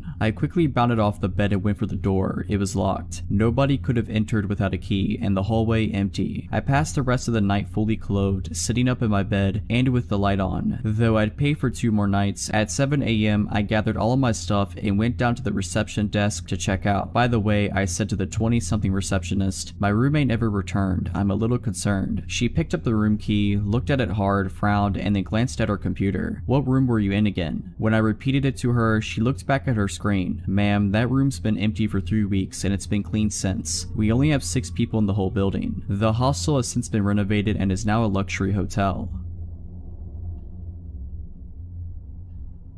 At the time of the story, it's mid-October, I'm 20 years old and a senior in college. I got out of class at 9 p.m. and headed downtown in my college town to see about an open mic thing that was supposed to be happening at a lounge. And around that time, there was a guy who would play accordion on one of the corners of the main thoroughfare. Didn't find accordion guy, and either the place was closed or it wasn't an open mic night. Don't quite remember. But as I'm walking back down one of the main streets in downtown that heads back onto campus, I came across this very drunk woman begging 2 other women for a ride home. I think the girls were getting into an Uber or they didn't have space or something. Point is, the other women weren't taking her and couldn't/wouldn't help her. Mind you, this is a Thursday at 9-ish at night. When she finds that the other women can't help her and I'm walking past, she turns to me to ask for my help getting home. For context, I still have my backpack on. My phone's running low, but I've been at this school and in this town for 3 years at this point, so I know downtown and campus pretty well on foot. To note, I do not have a car at this point in time. She gives me an address and it's maybe 15 to 20 minutes walk north, slightly northeast of where we were at, and I knew the general area where it was, so I was more than happy to be a good Samaritan and walk a drunk woman home who didn't feel safe. I would regret this later. She's incredibly thankful and overjoyed that someone is willing to help her get home. The route we were going to take was super straightforward and I knew exactly where I was in relation to the rest of the town. She says that she has to pee really badly. I reassure her it won't be that long and she'll be back at her place. She says that she was out with her boyfriend and he left her at the bar alone, drunk and mad at her about something. Says she's from out of state. I commiserate with her that what he did was bad. She asked me about what I'm studying. I confided that I was finishing a bachelor's of science in information technology. She's bemoaning this boyfriend that's at home that I'm walking her back to. She keeps trying to walk with me up against my side or slightly behind me, and I'm like, no, walk slightly ahead of me or keep some space. She has a dermal piercing on her cheekbone that's hard to miss. She's getting more and more manic and weird as we walk along. We get about a half a mile into north downtown, less than a mile from the address she gave me, and the boyfriend's calling her and being a real douche. I'm about done with this guy from the stuff she's telling me about this and that and the other thing, so she puts him on speakerphone and I tell him to chill out. We're on such and such road close by. His tone changes in an instant. He goes from hostile and angry to surprisingly chill. That threw up a million more red flags for me. She starts saying that I'm going to have a good time at her house. I'm looking for an exit. Every bone in my body is screaming at me to get out of this situation. We get to the end of the road, which coincides with an intersection that has a gas station. I say, hey, let's stop here to use the bathroom. She says that she doesn't have to use the bathroom anymore. I'm scared. I tell her, well, maybe you don't have to, but I do, which was true. We go into the gas station. I head immediately to the bathroom and text one of my friends asking if she was working and if she could pick me up or if I needed to call the campus safe ride home program. Friend says it'll be a minute if I'm willing to wait. I agree to wait. I come out of the bathroom and this drunk woman, if she was even actually drunk to begin with, has vanished. Nowhere in the store, nowhere outside that I care to look. I buy a soda and wait for my friend and her friends to come save me effectively. I'm later told that maybe the woman was affiliated with human trafficking, and to be honest, with the vibes and the changes in tone and the narrative that was being spun around me walking this woman home and how she just completely vanished on me when I got to a safe place with lights and cameras and such, I have to wonder if that wasn't the plan. I won't ever know for certain, but it certainly scared the ever-loving daylights out of me as a 20-year-old. My friend and her friends pull up and take me back to one of their dorms, and I spend more of the evening with them so I wasn't alone. Forever thankful for 3 underclassmen for rescuing me from a gas station at 10 p.m.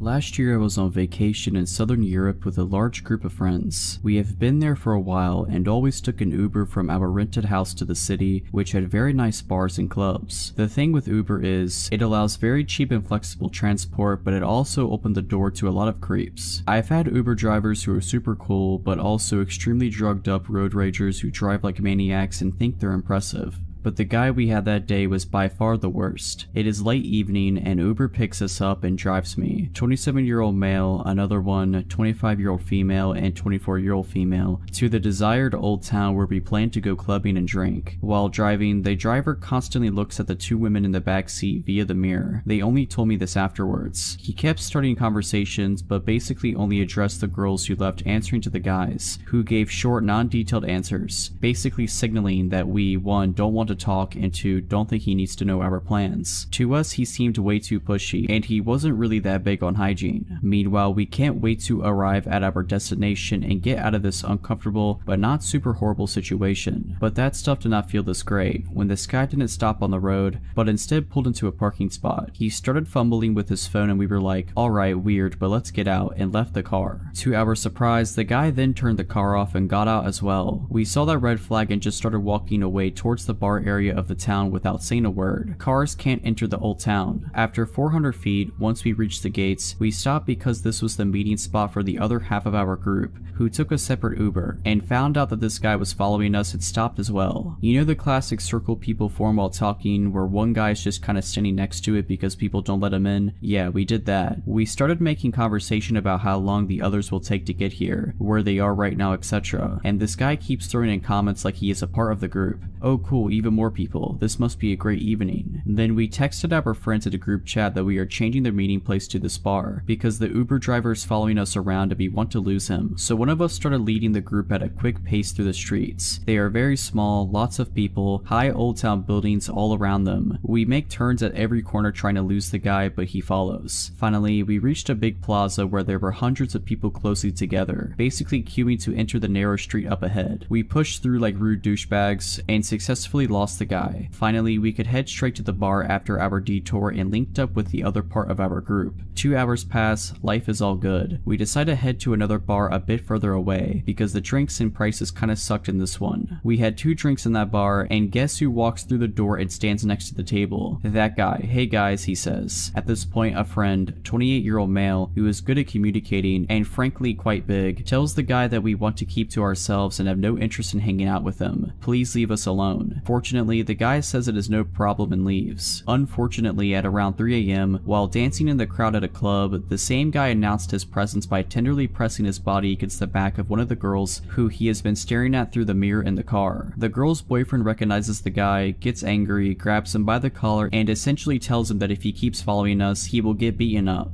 A bouncer sees this and approaches them. I start talking to the bouncer, who is super annoyed by anyone intervening at first, but after hearing how this guy stalked us from this car to this club, he just asks the Uber guy a few questions, then proceeds to throw him out. We stayed a bit longer than we wanted, in hopes of him not waiting for us. After that, we reported the guy for being a creep in the app and called another Uber, which thankfully wasn't him. If you're liking this video, all I ask is that you make sure to subscribe to my channel and like this video. Thank you. 2 years ago, I moved to the UK for university, as I always wanted to go there and get away from my parents, as the situation at home was beginning to become too bad for me. In first year at uni, I moved into a student accommodation and met some really great people. It was a good year without meeting my boyfriend, who I'm still with, and just enjoying my time away from my family and discovering what independence really meant. Anyhow, as second year came by, I decided with some friends to move into a house rented by student accommodations, but at least we had our own house and weren't restricted as much with noise and parties as living in a small shared flat like in first year. Note, I had a ground floor room and my window gave into a very small backyard in which I would go smoke every day, as I am a smoker, and in which there would be a very thin wooden door giving into the other side of the street where you would put your bins and broken chairs, blah blah. The door could only be closed and locked from inside the backyard, but since it was an old door, we had to attach some strings to keep it closed for good. I had neighbors on each side of the house, so we were surrounded by families and some other student accommodations. The neighbors on the right of us were 5 boys who looked way over the age of being in university. They were strange, so to say. I met one of them outside of our house one day because of a police intervention due to one of his flatmates attacking him and the others with a kitchen knife and burning their kitchen down. I heard some screams, and so I went outside with my flatmates and saw one of them having cuts everywhere on his arm and a wound on his head inflicted by a kitchen knife. Me and my flatmates didn't know what to do, so we offered him our help to clean himself and gave him an old t-shirt to change out of his clothes. We then saw the guy who hurt these flatmates being escorted out by the police and into a van and driven off to be arrested. I don't know anything more about the story. The police didn't really tell us anything else. Anyway, the guy who we helped was quite weird. He said a lot of BS and kept trying to grab me and flirt with me, but we just wanted to make sure he was okay as we didn't know him. Then after some time had passed, I would go to uni and come back home and see him quite often in the street and just never said a word to him again. But one day, he came up to me in the street while I went to the corner shop and started talking to me weirdly, and I didn't feel comfortable at all with that for some reason, so I just didn't respond to him. He then just said, "Oh, that's okay. I'll just wait in front of your house then, and we can talk further." No need to say I was creeped out and just thought he was joking. So I bought my drink at the shop and headed back to my street, and as I turned into the street where my house was, I saw him with his flatmate sitting on my doorstep and waiting for me. So I went back to the corner shop and called my only guy flatmate to ask him to open the door and tell the guys to go away, but obviously he wasn't home and no one else was there either. So I literally just waited it out until they left about an hour later, and then sprinted back home and locked the front door. Note, my front door had a glass panel on it where you would be able to kind of make out who was standing in front of it. After this already pretty scary encounter, I just tried to avoid the guy and mostly succeeded for a while. But then one day, as I went smoking in the backyard, I noticed that the wooden door, which is always closed, was open, and the strings that were put there to keep it closed were cut off. For whatever reason, I didn't think anything of it and just closed the door again and put a new string on it, thinking it was one of my flatmates who took the bins out and just didn't tie it back. The weird neighbors would very often scream and yell and fight in their house, and it would take me and my flatmates up in the middle of the night, but we kinda just got used to it after a while. But one evening, my boyfriend slept over like he usually did, and he, who usually never ever wakes up because of a noise, woke up in the middle of the night because of a bang and some whispering. I was sound asleep, so he very silently woke me up, and we both just waited in the dark and listened for any other noises. Suddenly, we heard the wooden door just bang, just shot open, and some footsteps next to my window. I always have my window open because it would get really warm inside, so we both just froze. And then we heard the door leading to the backyard get shaken softly as if they were trying to get inside, and then they stopped. Luckily, we had the curtains closed so they couldn't see us, but we were ready to get dressed and get out of the room and lock them in if they came in from the window. Then we just heard my window move and get more open, and one of the guys saying something in a different language that we didn't understand and started hearing them trying to get in. My boyfriend and I just shot up out of bed, took my phone, and put clothes on and ran out of the room and out of the house. So I then called my flatmates and told them to lock themselves in their rooms, and then the police, who luckily came in less than 5 minutes as the headquarters were a couple of streets down from us. I don't remember anything after the police came. I think me and my boyfriend were in shock. They ended up catching one guy, the other fled and was later found a few streets up smoking weed. The police told us that they were inside of their house and found a lot of meth and heroin, and that they were carrying a massive kitchen knife with them. I was so confused as I've never done anything to offend or do anything wrong to my neighbors, so the idea of them breaking in with whatever knows what intentions with a kitchen knife terrorized me and my boyfriend. The two guys ended up being arrested, and one of them was put in prison for 2 years for carrying a weapon with intention to harm. I never heard anything else from the police, and I moved back home a few months later.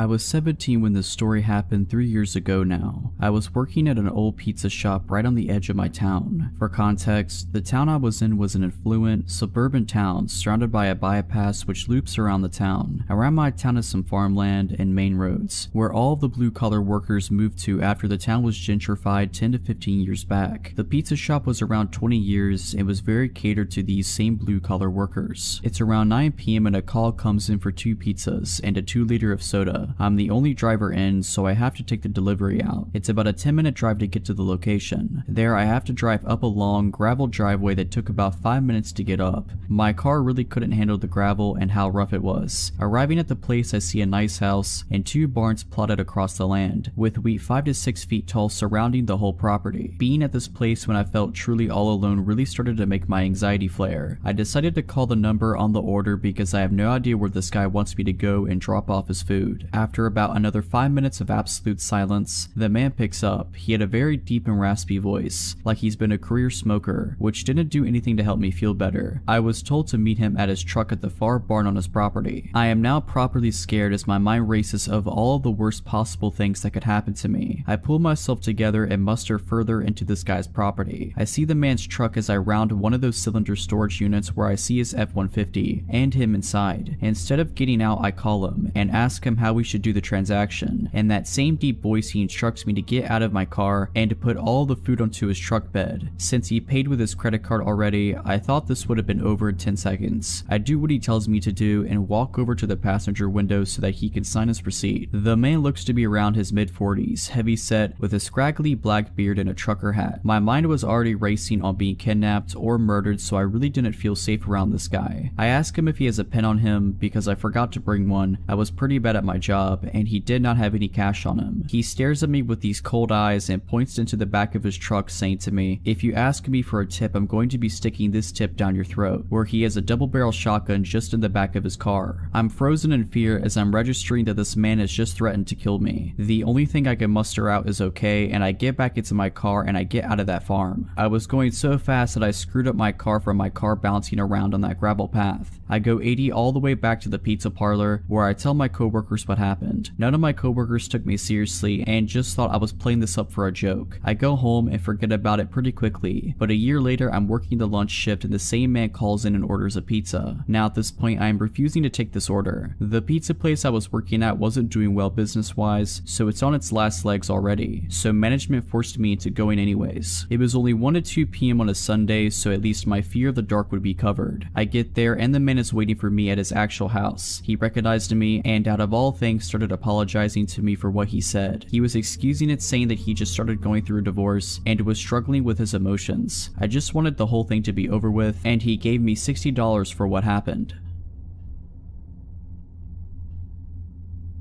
When I was 6 years old, I attended the elementary school which is located in our small town. My way to and from school was basically just 500 meters of main road before turning into the street where I lived. At the time, we're talking about the late 90s here. All the parents in the town were extremely adamant on telling their kids not to trust or follow strangers. Never get into anyone's car, even if they say they know your parents and are friends. The reason why: there was a murder 3 years back in the same town. A girl not even 6 years old was found dead in a field. The strange thing about it is, nobody knows how exactly she was taken, no signs of forced entry or anything, which implies somebody lured her somewhere without her suspecting a thing. The case still hasn't been solved more than 20 years later, so our parents were very afraid that their kid was going to be next, because kids can be really stupid and you can't watch them 24/7. Now onto what almost happened to me. I was walking home from elementary school. About halfway home, at the shadiest and mostly covered by trees and bushes area, a car pulled up next to me. A blonde, about 30-ish year old woman was the driver. She told me she could drive me home. She claimed to be going in that direction anyway, which was unclear to me at the time, essentially BS because once the road ends near my house, there is nothing but empty fields. Kid-like as I was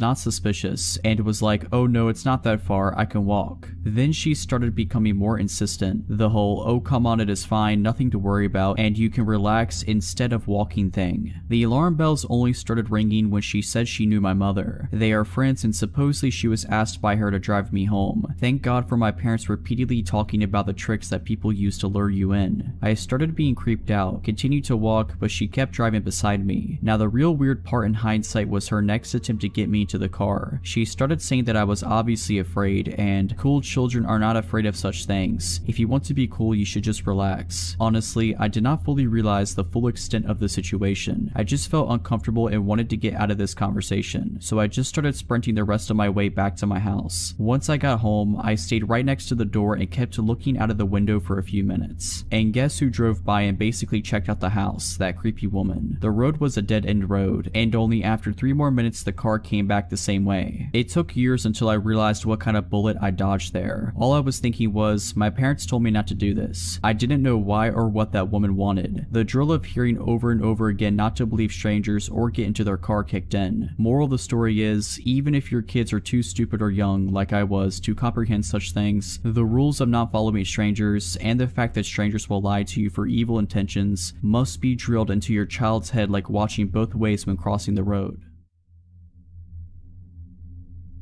Last night, my 25-year-old husband woke me up at around 11:50 to tell me that someone has been knocking on our door and ringing our apartment doorbell for about 10 minutes on and off. He woke me so I could possibly ID the person. Once I looked out our upstairs apartment window, I saw the man walking to his car in our apartment parking lot, across the street from our unit. He was wearing blue jeans and a gray t-shirt. He was a medium build, possibly a 30-year-old blonde man. He wasn't covering his face or anything, but the thing is, he was carrying what looked like resistance bands or rope. He sat in his car for around 3 minutes while I was on the phone with dispatch. Then he came back to our door and knocked hard for another few minutes. Dispatch advised me that the police were on their way and they hung up. I started videoing the vehicle. I read out the tag number and make and model and just watched as he put his car in park in reverse over and over again. Out of seemingly nowhere, he backed out of the parking lot and started rushing away, but not before the officer arrived and pulled him over. My downstairs neighbor knocked on my door and told me that he had been peering into her little children's windows and was pounding on her door as well. She said that her husband had left only 1 minute before he started knocking at her door. She said he saw her children through the window and that's why he continued knocking.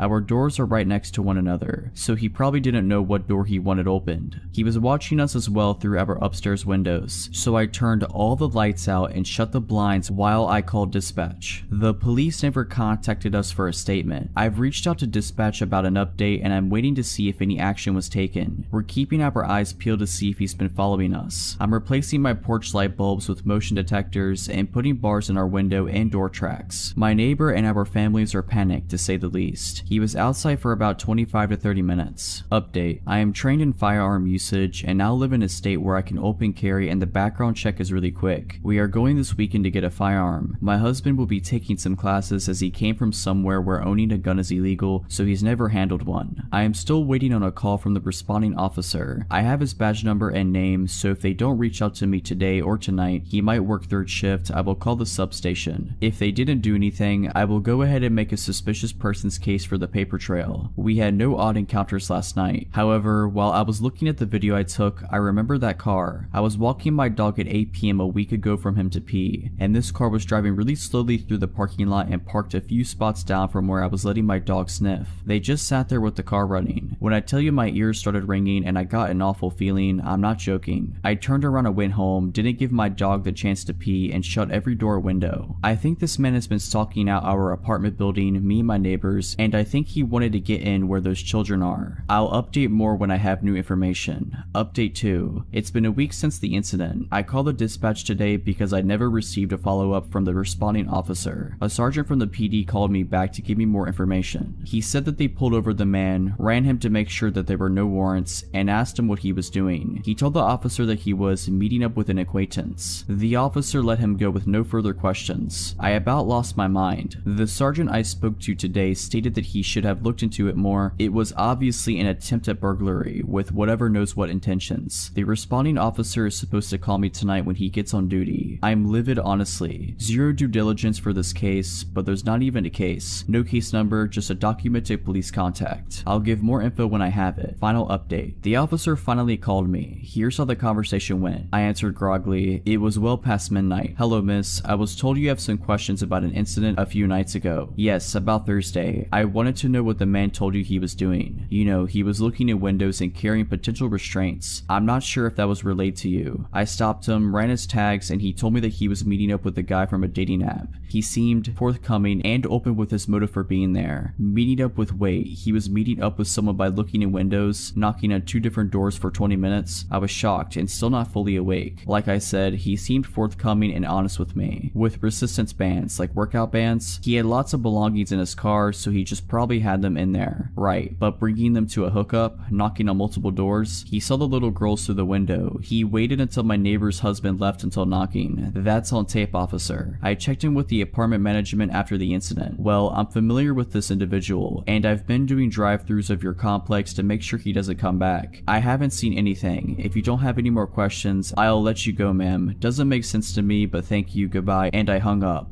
I don't have much to say, I just feel so icky about that conversation. Nothing new has come of the situation. I haven't seen the man or the car. My mind is blown at the lack of follow-up or due diligence. I live in a suburb, it's not a busy one either. The PD has a small jurisdiction. Guess I'll have to protect myself.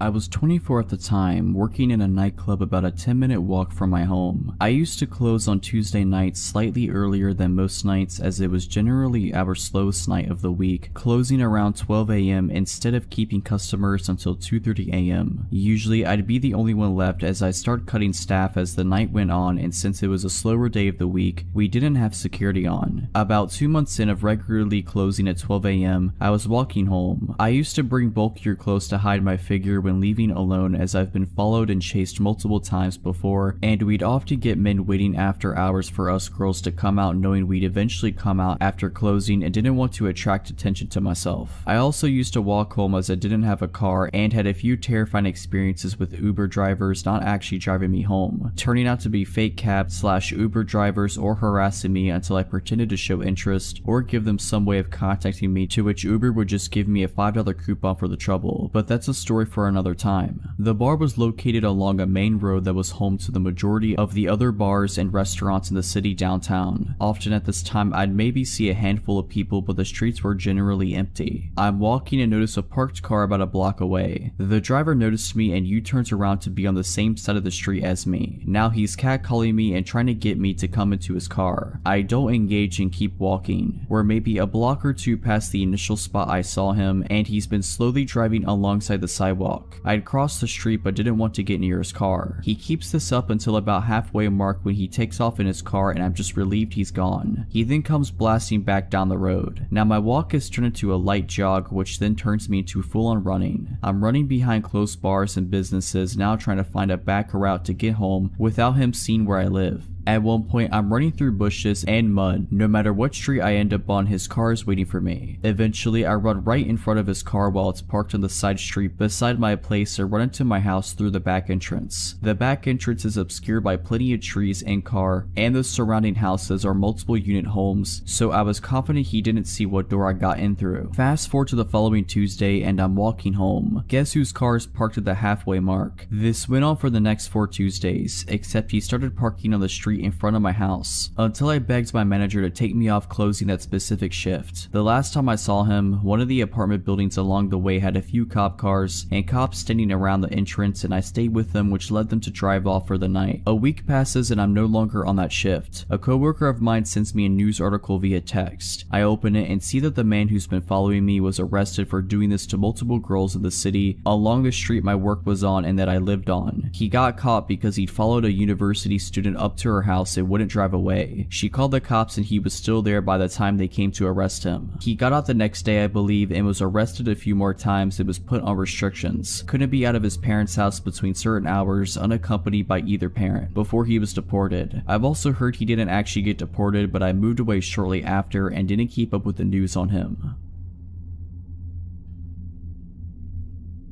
It was a Wednesday night in the summer. I was off work, my husband was out of town, and our son was staying at his grandma's for the night. I was home alone with my dogs, an 80-pound Aussie mix and my 80-pound German Shepherd / Pitbull mix. I always have issues sleeping when I'm home alone, so I tend to just binge watch TV in the living room until I can't keep my eyes open anymore. This particular night, I remembered that the trash pickup comes the next day. I decided to turn on Game of Thrones for a bit, then I would take the trash out. All of a sudden, I realized it's 1:30 a.m. and I still haven't taken the trash out to the curb. My house has 2 solid iron gates, one in the front and one to the side door / backyard. Lighting on our street or anywhere in our neighborhood isn't that great, but it's a quiet neighborhood with a lot of families and you rarely hear about crime here. I looked out the window by habit before I took the trash out and saw who I thought was my neighbor, smoking a cigarette outside of his gate across the street looking directly at me. For context, this is a normal occurrence. My neighbor across the street hides smoking cigarettes from his wife, so he typically does it late at night in front of his gate. I get off of work late, so I usually see him and we wave, say hi, chat a little, then I go inside and he makes the joke, "You didn't see me smoking," if my wife asks. So unbothered by seeing the guy, I go outside, grab my trash cans, open my squeaky iron gate and take them out to the curb. I did not have my glasses on at the time, so as usual I waved and said hello. However, the guy, who I thought was my neighbor, threw down the cigarette and quickly walked off down the street. It took a minute for me to register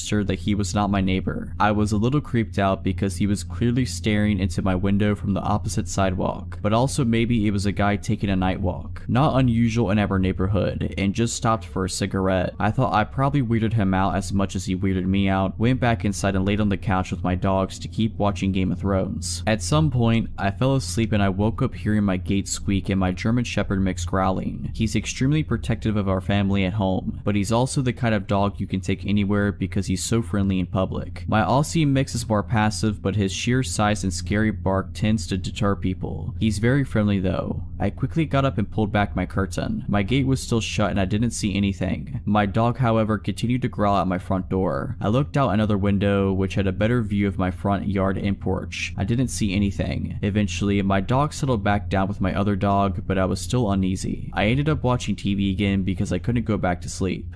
About an hour later, I definitely heard my gate squeak. We are the only ones with a heavy cast iron gate and the noise it makes is so distinct. So I look out the curtain while my dogs are continuing to softly growl. My gate is halfway open but I don't see anyone. At this point I'm panicking. In my panic I couldn't find my phone. I grabbed my wooden baseball bat out of our room, crouched down, and started going through the couch cushions to get my phone. My dogs are oddly still quietly growling instead of barking, so I assumed no one was there. The minute I find my phone, my front door handle starts shaking. I run to the side door to let my German Shepherd mix out. I know he'll protect me and he can jump the 6-foot back gate. My Aussie mix, going crazy, busts out of one of our door side lights. I heard the guy say, "Oh crap," and immediately I let out my German Shepherd mix. I jumped up to look out the window, saw my dog latch on the guy's hand. The guy starts screaming and takes off down the street, my dog chasing him. I then become terrified he'll hurt my dog, so I run out with my baseball bat, screaming my dog's name over and over. car. The next thing I know, my dog is prancing down the street back to me, happy with blood all over his face. I called the police. They took another hour or so to show up and didn't seem to take me too seriously. They said they'd call local hospitals, but I never heard back. I called my husband bawling and he got on the next flight home. I stayed at his mom's for a few days, too terrified to go home. I did buy my dog's giant ribeyes for being so good in saving me. I don't know what that guy wanted, but since then I've been trained in firearms and self-defense.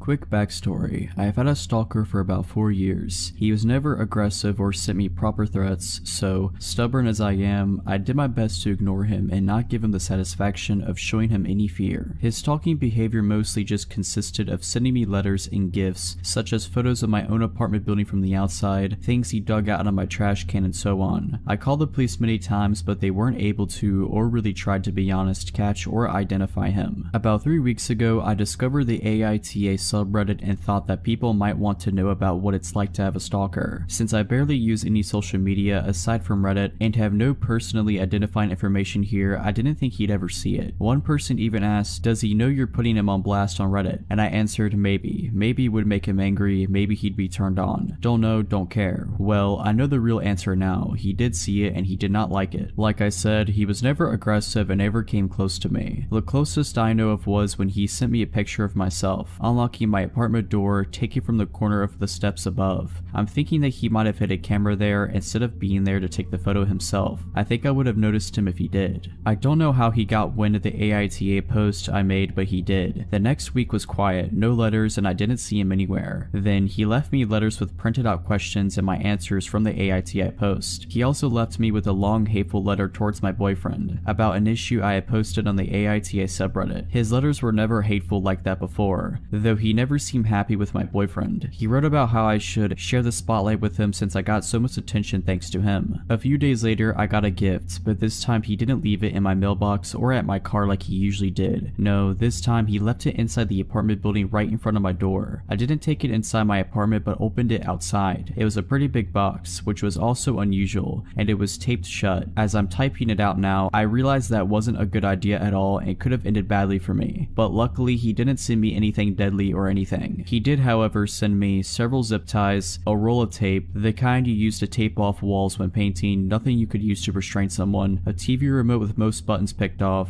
a pack of band-aids with a few used ones, not actually, just made to look that way according to the police, and a framed picture of me. I could tell the picture was taken a few days ago and my boyfriend was next to me but cut out of the photo. The frame was shattered and the package was full of glass shards, clearly more than just what could have fallen out of the frame, and they were also intentionally put inside the crumbled newspaper that was stuffed in there to keep it all in place. I called the police right away and gave it to them. They were more concerned this time, finally, thanks. It told me they'd send patrol cars more frequently. He didn't show up or leave me any letters or gifts for about another week and a half. But 8 days ago it started again. I found letters in my mailbox where he wrote about how he wasted his time on me, how I haven't been appreciating his effort, how he was wrong about me being special. 5 days ago I left my apartment in the morning and heard a crunch sound as I stepped onto my doormat. He put broken glass under it in the night. I went off to work because I was in a hurry and was just going to make my boyfriend call the police, but then I found my car had also been vandalized. The sides were scratched, lights smashed, and the windshield had a phrase painted on. "It's time soon, miss," my last name. I went back inside and called the cops myself. They found the same phrase on a note under the doormat. This time they really took me seriously, which might have been because I was just pissed at this point, which I made very clear. All of this, the letters, gifts, photos, even the glass under my doormat, are just really annoying and inconvenient, but my car was useless to me now and the threat scared me even more. I did, however, have a dash cam in my car, and it caught everything. The police said they took the footage as evidence, even though the dash cam footage wasn't of high quality, and I had given them photos of him that were just as good before, but they said it's not enough, and they told me they'll look into it further and promised to send more patrol cars again. Then it was quiet for 2 more days. Until 2 days ago, someone rang the doorbell at just after 4 AM. My boyfriend and I got up, but we were both hesitant, but I saw the blue lights outside, and just as I got up I heard them shouting, "This is the police, please open the door." They told us they were called by one of our downstairs neighbors, who came home from his night shift after about an hour earlier, and heard someone else entering the building after them before their door fell shut. My neighbors know of my situation, and I've asked them to make sure they don't let strangers into the building. This neighbor then went into his own apartment and looked through the peephole. We have motion activated lights in the stairway, so he waited to see if they had turned back on. They did. Then he saw a middle-aged man walk upstairs. Above this neighbor are only me and my boyfriend and a single mom with 3 kids who probably won't be getting any visitors at 3 a.m, so he called the police. They came and found my stalker 1/2 floor above me on the stairs. He should have been able to see the cop car since there was a little window up there and they had their lights on, but he either missed them or wanted to get caught. They found a pocket knife on him and he confessed to being my stalker right away. He's finally caught. They got him. It took 4 years and one very vigilant and caring neighbor, but he's finally done. He's facing several charges and I've collected every single piece of evidence over the past 4 years. I don't know what kind of outcome I can expect, but for now I finally got some peace.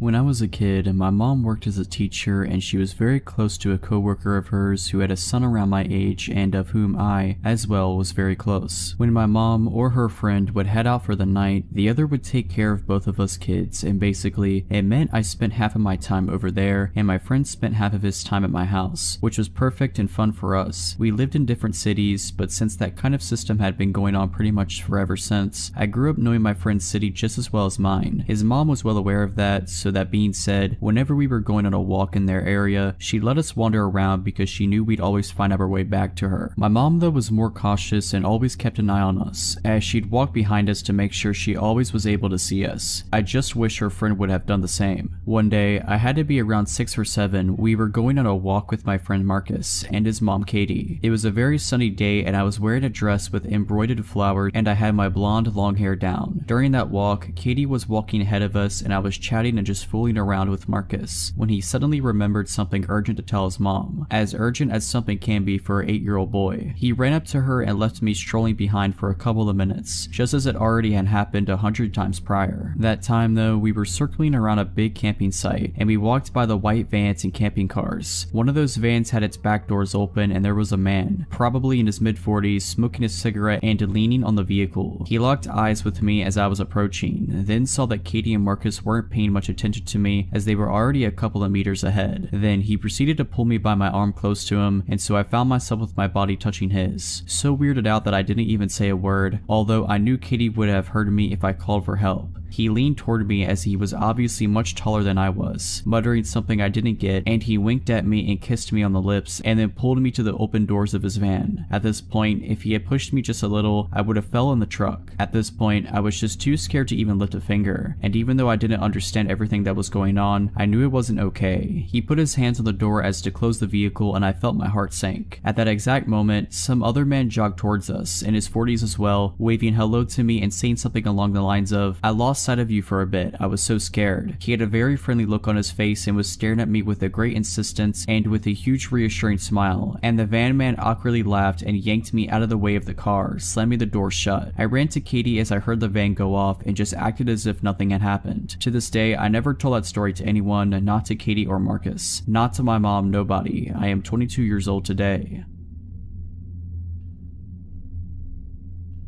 Last year, I was staying in a university hall for my final year. It's a private building, so not connected to the university, and out in the city near the main town, we have a car park but nobody really uses it because we are poor students and it costs money to park there, so mine was one of the only 2 or 3 cars at a given time. The car park isn't well lit and it's to the side of the building, so you have to walk for about 2 or 3 minutes to get into the main door. I was sitting in my car one evening after getting back from the gym, just scrolling on my phone because my seat was warm and it was dark and raining outside, so I couldn't be bothered to get up yet. I was reading an article when suddenly someone started knocking on my window, which was really odd. It was a man dressed all in black, and he started telling me how his friend had seen me through the window and thought I was really attractive, so could he have my number? I responded no, that's a bit odd and I don't feel comfortable with it. He continued to be insistent for a while, practically begging me to get out and give them my number or any social media details, telling me I should come over and speak to his friend, who was, weirdly, stood at the other side of the car park, furthest away from the building. I kept saying no and scrolling on my phone to show that I wasn't interested. He finally relented and walked away. I text one of my friends to ask if he'd come and get me and walk with me to the building. As I was waiting, this man returned, but now with his hood up, and he started banging loudly on my window, saying that I was being rude, ungrateful, calling me all kinds of names. I kept staring at my phone and pretending I couldn't hear him. He then started trying my door handle. Thankfully, I locked my car after the first encounter, and then began violently pushing into my car when it didn't work. I still kept kept ignoring him and texted for my friend to probably bring some other friends with him. My friend was taking a long time to read my message, and I was terrified, but for some reason didn't think to call the police, probably because I was scared of things escalating. The guy at my window had calmed down after a few minutes and walked off, saying that he'd leave me alone now. However, I watched him out of the corner of my eye join up with his friend and then maybe 3 or 4 other men. They walked so they were out of sight, but I could see their shadows lingering as they kind of circled around my car and moved towards the building but staying in the dark. They lingered there for a while until luckily another car came, which was obviously full of students going to a party due to the loud music and singing going on inside. This group of men left as they saw these people arrive, and I latched onto them and was able to walk with them as they entered the building. When I got home, my friend finally responded. He said that he actually heard about these guys before. Apparently they'd followed another girl into the building and into the lift a couple of days prior, then stood in the lift making really gross comments to her. She had to run to her door and lock it, where they then stood outside knocking on the door and whispering for her to open it. We were able to report this to the building, who, to their credit, then hired a permanent set of security staff. We also got the CCTV footage of both incidents and were able to pass this on to the police.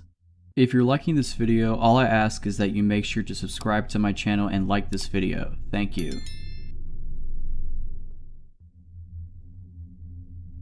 My mom's dog, Punky, was a very sweet loving dog. She was an ESA dog but trained to be a service dog for PTSD before she lost her leg. I had never seen her get aggressive with anyone in the entire 12 years she lived. She never growled or nipped anyone, and she had no sense of smell, so she loved all animals and people. A real gentle giant among our little terriers at 60 pounds. What I'm getting at here was that her barking at something and being aggressive was so wildly uncharacteristic that I only saw it once. I, 11 years old, was at home with my siblings, 2 years old and 6 years old. My then stepdad is at work and my mom ran up to the gas station to grab a pack of cigarettes. It was only a mile or 2 away from us. For reference, we lived in a 2-bedroom trailer in the middle of the woods, on a dead-end road at the time, and you had to really make an effort to get down our road, find our house, navigate down our rickety driveway, and find the door. I'm sitting at the computer, having a grand time watching YouTube videos, when all of a sudden all of our dogs, about 2 Boston Terriers and 1 Chihuahua, perk up, bark a few times, and start investigating down the hall. My siblings were napping in the bedroom at the end of the hall at the time, so I figured they just stirred and scared the dogs. But then Punky sits up suddenly, stands up on the couch, and puffs her chest out. Her ears are perked up, her fur standing on end, her tail straight up, and then she barks. Loudly, I mean, the bark booms through the living room and echoes around, and all of a sudden she lunges off of the couch and goes tearing down the hallway. I'm already on edge because I don't think I've ever heard her bark, ever. She's a Basenji mix, so her bark is more of a baying sound, but this was a big, loud, alert bark. I stand up and go to look down the hallway, ready to fight off what I'm assuming is a shadow monster in the hallway based on how the dogs are acting, but then I hear it. Knock, knock, knock. We didn't get visitors because of how weird our house was location-wise, so my 11-year-old mind had no clue what to do here. The only people who showed up here were family, and they didn't knock, so I slowly walked towards the door. The knock drew the attention of the dogs, and they came running back down the hallway, all except for Punky, and I felt better with our 3 yappy dogs in the room with me, even if they were all the size of New York City sewer rats. I opened the door just a bit, and standing on our porch is the sketchiest man I think I've ever seen. I can still picture him perfectly. He was a really thin, taller man with dark hair and a sunken face, bags under his eyes, and this half-managed hair, sort of like he just gave it a quick brush and then figured it was good enough.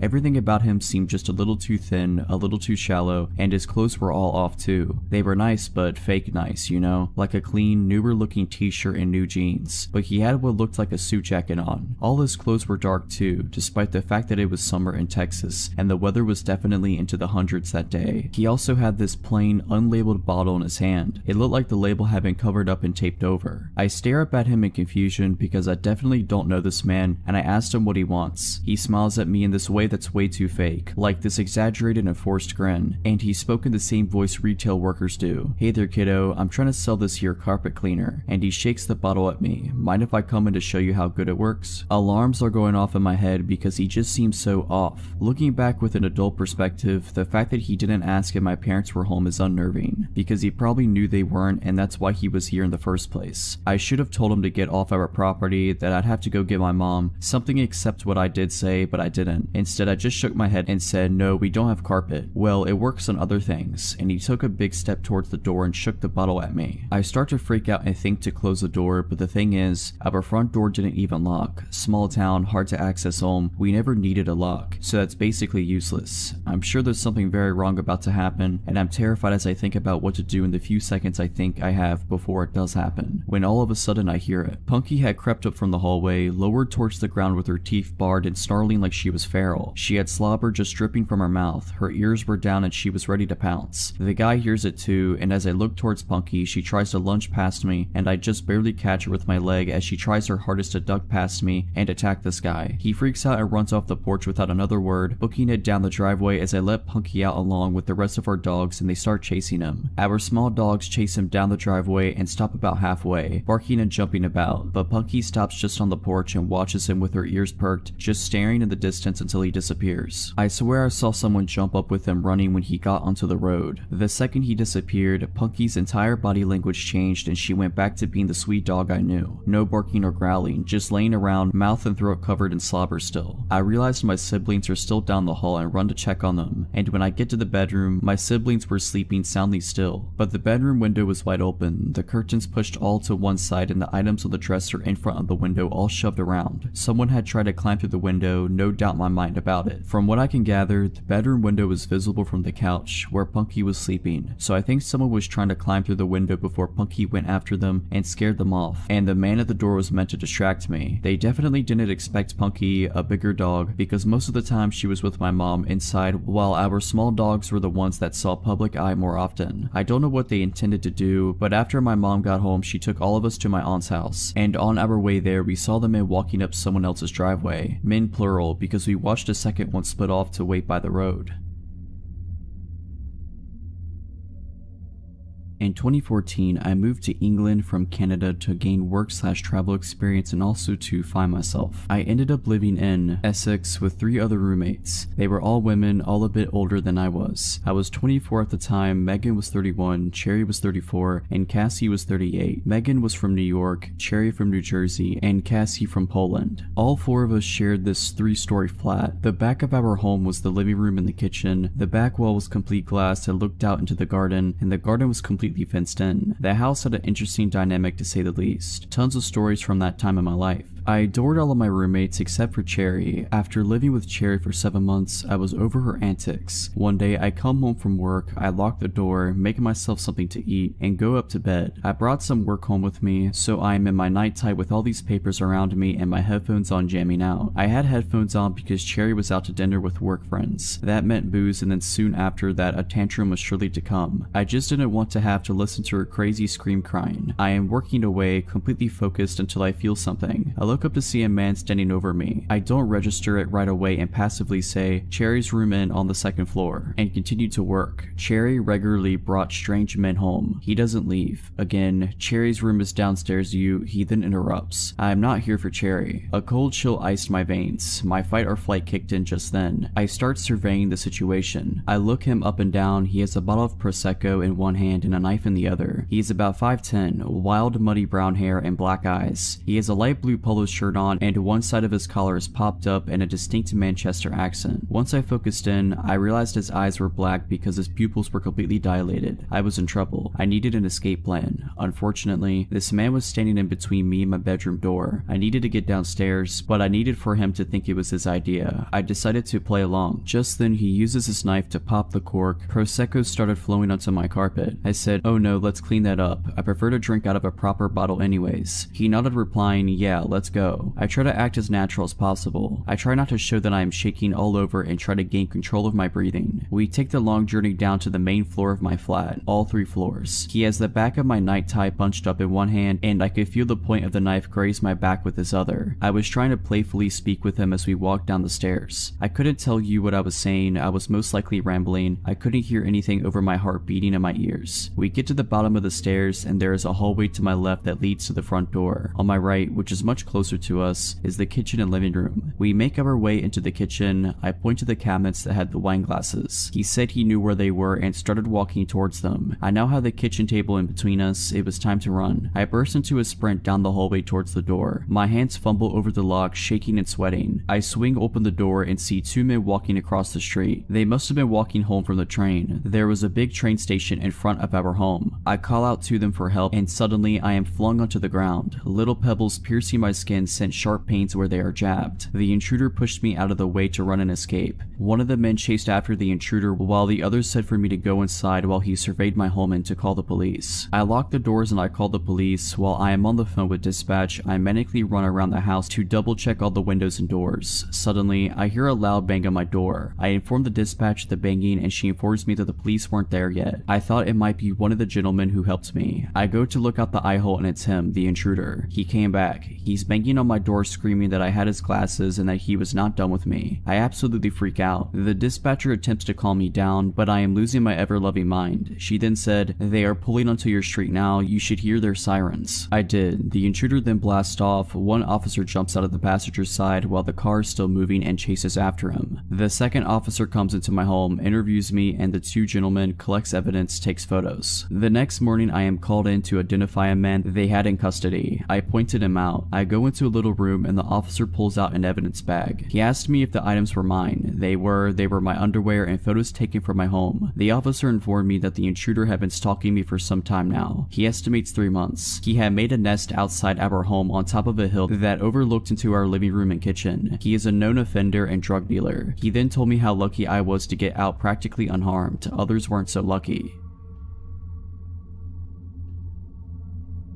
So this happened in 2011, so the exact dialogue may have escaped my memory a bit, but the situation is something I'll never forget. Also, AIM was still pretty active during this time and so was video chatting. Think Tiny Chat. This is important for later. I was on an online dating site and was talking to this guy. I was 31 at the time and he was 28. We talked for about 6 weeks before I gave him my phone number and we took it offline to calling and texting for another couple of weeks. 2 months after our initial chat, we were texting and he told me that he was out having a few beers at a bar near my house. He asked what I was doing and asked if I wanted to come out, but I had a very long day at work and didn't feel like going to a bar. I'm also not a big drinker. I invited him over to my place, I know, after he finished at the bar and he accepted. I figured I would be okay since I do keep firearms for protection and know how to defend myself, if needed. I also had a webcam. I took a shower so I wouldn't smell like a water buffalo in a hot day. The air went out at work, put on some makeup and got dressed to wait. He then called and said he was outside of my house. I clicked record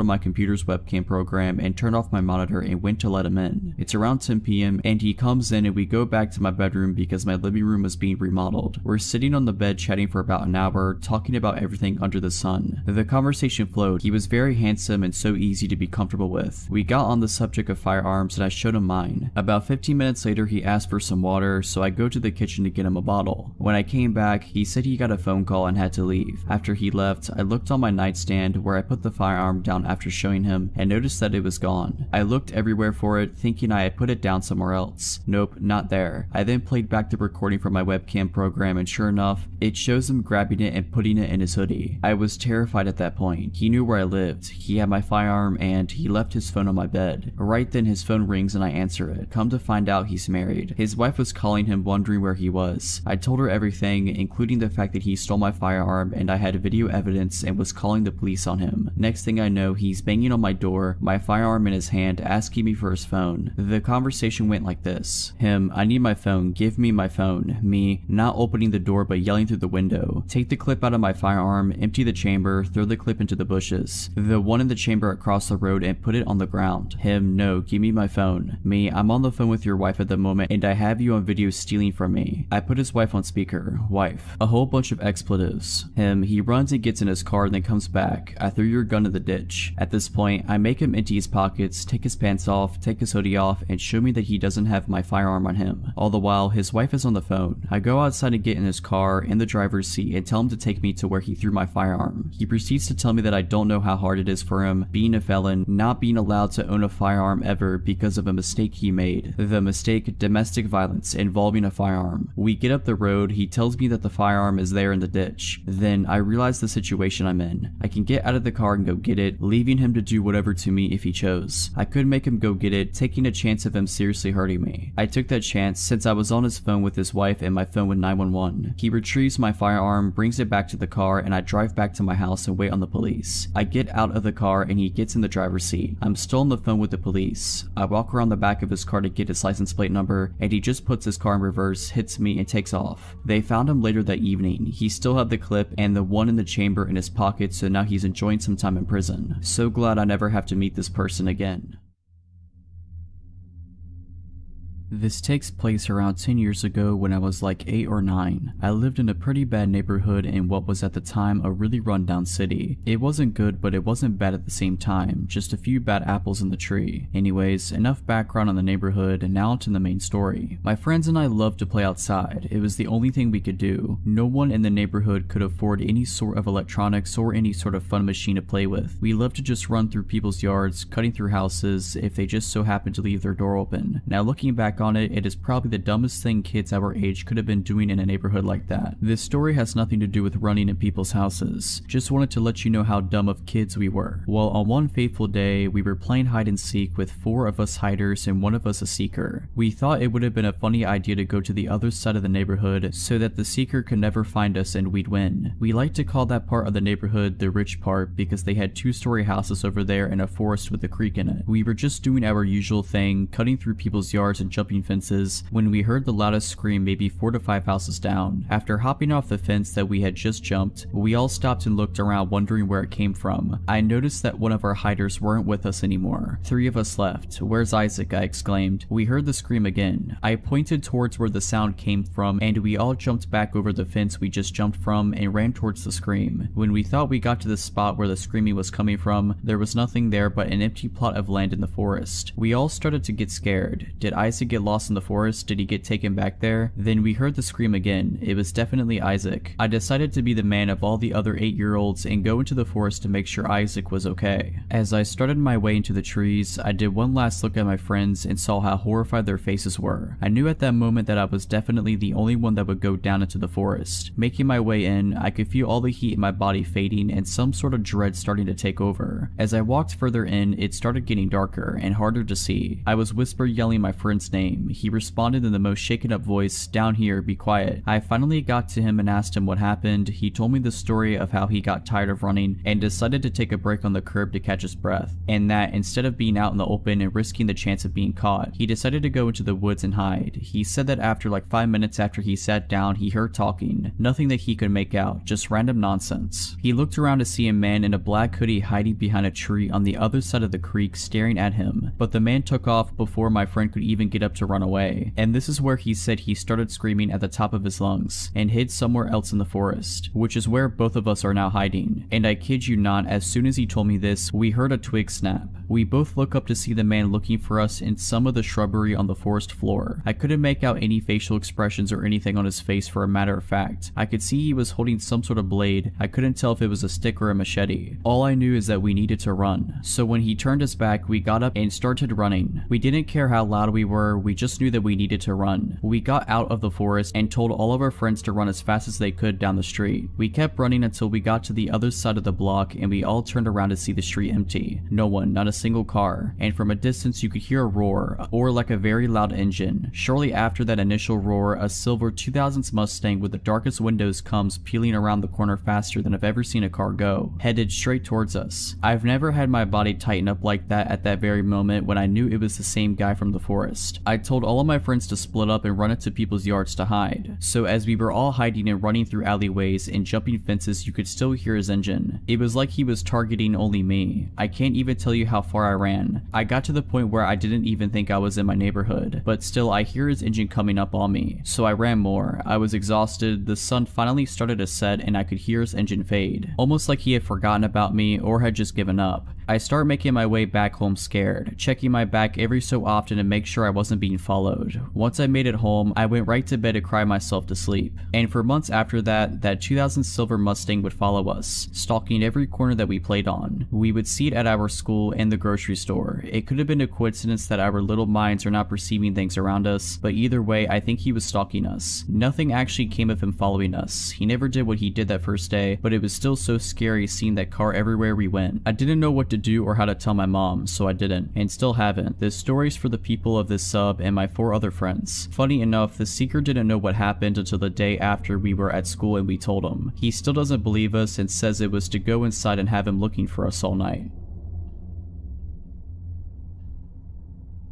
So for a bit of context, I am a college student. Without giving too many details, I am a woman on the smaller side of average female height. I currently do not have a car, so I use my bike, walking, and the bus to get around. My college has a transit service that allows you to scan in with a student boarding pass for free. Other non-students are allowed to ride the bus by paying upon entering or purchasing a ticket beforehand. I frequently ride the bus for various reasons, grocery runs, or treating myself to food. And yesterday, I had the idea of treating myself to a movie after all of the exams I have been having lately. I'm an avid horror fan and knew that Terrifier 2 was in theaters, so of course I wanted to see it immediately. One of my friends told me they found it funny and really enjoyed it, which was more than enough reason to go see it. I was looking at tickets the day before yesterday and trying to decide which time slot I wanted to see the movie in. Looking back now, something in my gut told me to choose the earlier time. I wish I had listened. Another detail I want to add is that there are 2 bus sizes, a large one and a small one. The bus I rode during the incident was the smaller one. The stop where I got on the bus is the beginning of the route. Unlike every other stop, the driver usually parks the bus here for 5 minutes and gets off to use the restroom or have a quick break before continuing with the rest of the route. Upon entering the bus, I noticed only 2 other passengers, another girl about my age and an older man. The girl was in the front of the bus on the right side and the man was in the second row on the left side. I sat on the right side, several rows back. I usually read something on my phone or listened to music on the bus, so I immediately got on my phone when I sat down. Everything was okay for a little bit until I looked up and noticed the man repeatedly staring at me and looking away before staring at me again. I was immediately apprehensive but just brushed it off. He started speaking aloud out of nowhere, saying things like "beautiful baby" and "so fine" while staring at me. I was frozen out of fear and could only keep looking at my phone and trying to ignore it. This continued until I worked up the courage to say, "Sir, would you please stop staring at me?" To which he claimed he was not staring and told me I was extremely beautiful. Unsure of what to say, I just stupidly thanked him and went back to my phone. He had his body slightly turned, but when I confronted him, he faced fully forward. The driver got back on and we started moving again, so everything was calm for a bit, though I was admittedly still shaken up. This calm did not last long. Obviously, this creep couldn't contain himself and just had to voice his opinions about me out loud. He started saying similar things again, but also added some new phrases such as, "gonna make you my wife," and by far the worst one, "I'm gonna get you pregnant." I was shaking at this point and was unsure what to do. I desperately wanted to sit next to the other girl, but did not want to pass by him to sit by her. We made it to the other 2 stops before the girl got off and said sorry before leaving. My heart dropped to my stomach. The last thing I wanted was to be alone with this guy. Luckily, more people got on at the stop. A middle-aged couple and a guy about my age. In a panicked voice, I sort of shouted and asked the guy my age if he would sit with me. He was a bit confused but came to sit by me and I immediately felt relief. The stress of the situation got to me and I broke down crying. I guess the creep took this as indication to leave because he swiftly made his exit after that. The kind younger guy who sat next to me and began to comfort me. I am so grateful he chose to ride the bus that day. The bus driver noticed the commotion and called me to the front to get information in order to make a report. He told me he couldn't hear anything but that buses have video and it would hopefully pick up what the creep was saying. He told me that the same man had recently been kicked off for a similar incident and that he would be reporting this immediately. For the rest of the ride, the younger guy and I talked about things like majors and other school related stuff. I want to go into the marine biology field and he is a graduate student in mechanical engineering. I made it to the movies, it was awesome, and back home safely, but I definitely learned a lesson. My boyfriend is going to help me look into some self-defense items and he taught me a few fighting tactics.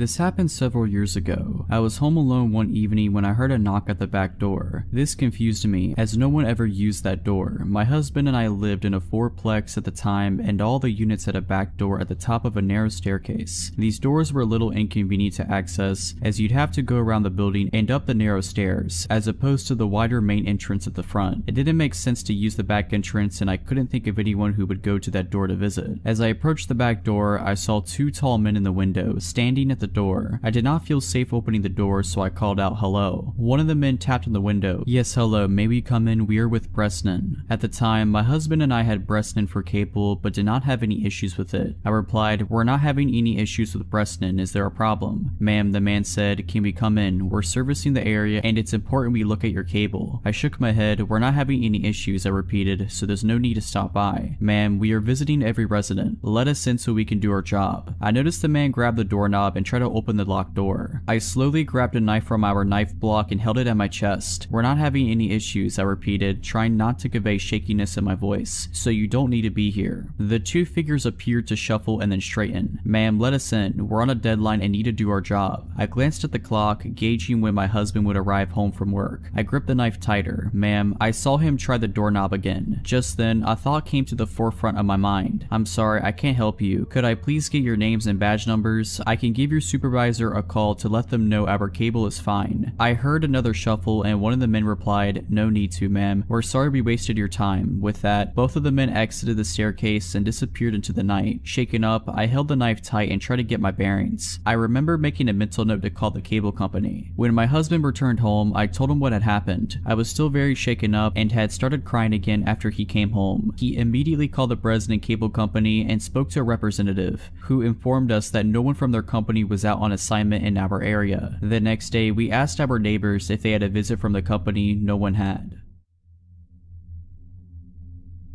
For the longest time, there was this man that would sit in his garage and watch me. He was an older man and he was very scrawny. He had patchy gray hair and a super gross beard. I never learned his name, so we'll call him Nick. He looked like a Nick to me. I moved into my classic suburban home before I was even born. I've been living here my whole life, and the first memory I have of Nick was when I was 10 and he gave me a small 2-finger wave as I walked back home after school. I had to see him every day since my bus stop was a few houses down and I walked like a block to get home. My mom said he dropped by after I was born, knocked on the door in the middle of the day, and rang the doorbell until someone answered. My mom finally answered, my 1-year-old brother attached to her leg and newborn me in her arms. She said his face lit up when he saw me. He smiled brightly and asked to hold me. She obviously denied, cause who comes to your house to hold your child when you don't know them in the slightest? She said he scowled at her before calmly walking back to sit in his garage to smoke a cigar. After my first encounter with Nick, I never stopped seeing him. Every day after school, every morning before school, every time I took my dogs out for a walk, every time I peeked out of my window at 3 a.m. I swear this guy never slept. I told my brother how it freaked me out and he said he was probably on house arrest and that was the only way he could get out. We learned that wasn't true when he knocked on our door. Small background for this bit, my mom is very weak. She has an autoimmune disease and her legs and feet will go numb randomly. She's doing a lot better now, but this event happened when she was pretty bad. She insisted she take the dogs out alone and I didn't want to argue, so I sat in the living room. After about a minute I hear a knock.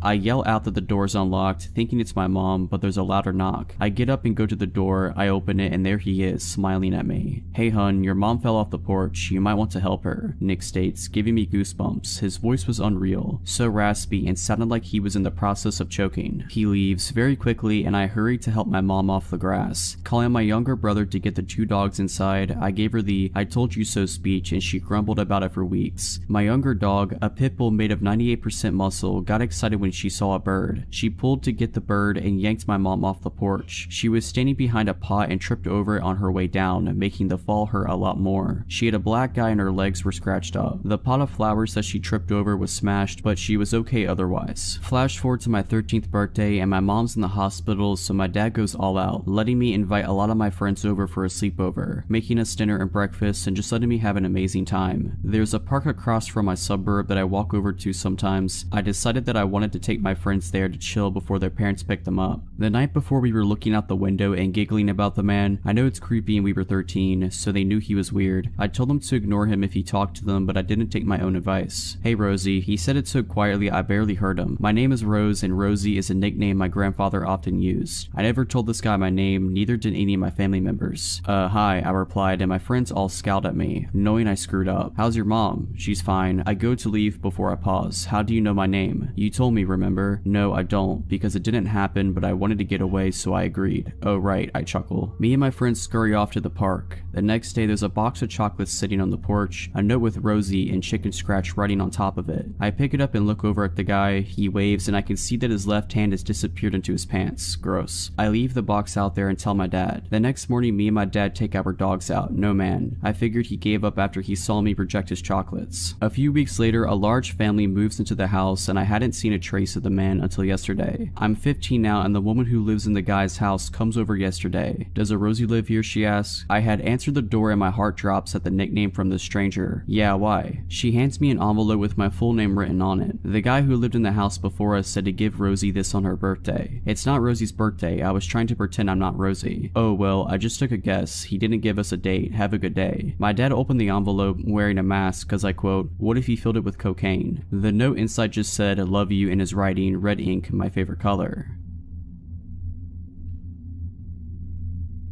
I was about 5 or 6. I went to my local kindergarten, and I was as carefree as a child can be. The greatest of my worries being if my mom forgets to pick me up from school. She never does, and every day we walk from school to home and vice versa since it was a good walking distance. We lived in a compound that's kind of secluded and mostly inhabited by old people or boarding students who went to the university near it. This morning started out like any other. My mom picks me up and we're walking along the small path in our compound along with 4 other people, 3 high schoolers, 2 of which were walking together, and a female college student. She was holding a handkerchief over her head because of the heat. The sun was high up and glaring in the middle of the day that you wouldn't expect anything to happen, but it did. We were quite far back from this group when I turn around and see a man join us. He's clearly not from there. He had a bright neon green bag in front of him which was slightly opened, one of his hands inside of it. His clothes were kind of dusty, but most of all he was glaring at us. It was just us 5 walking in this quiet compound, and my little self didn't think much of it, up until my mom squeezed my hand and started speed walking. At first I was confused, but I knew the only thing that could trigger this was that there was a danger behind us, and it came in the form of the stranger that was following us closely behind. I kept looking back discreetly, although it was probably obvious, and still he kept staring at all of us, getting closer and closer. I looked up at my mom trying to ask what was going on, but her low murmurs didn't really translate well for me, except my ears picking up on the word knife. That's when I felt my stomach drop. My stupid little legs weren't fast enough. Factor in my mom's older age, she was around 50, compared to our other companions. We were the easy target. We were pretty much at the back, but our house was near and I focused on that. Because if I thought about the threat behind us, my legs would feel like jelly and I'd end up slowing down. Still, I couldn't resist looking back. He just kept getting closer and closer, shortening the distance between us. I remember thinking about how I wanted to scream for help, desperately looking at these houses that seemed empty, wanting to go inside, but my mom's firm grip kept me going. Anyways, we lived here too. I never really knew if the others were aware of it, not much until later. One of the high schoolers left to a house over the basketball court, and further down the path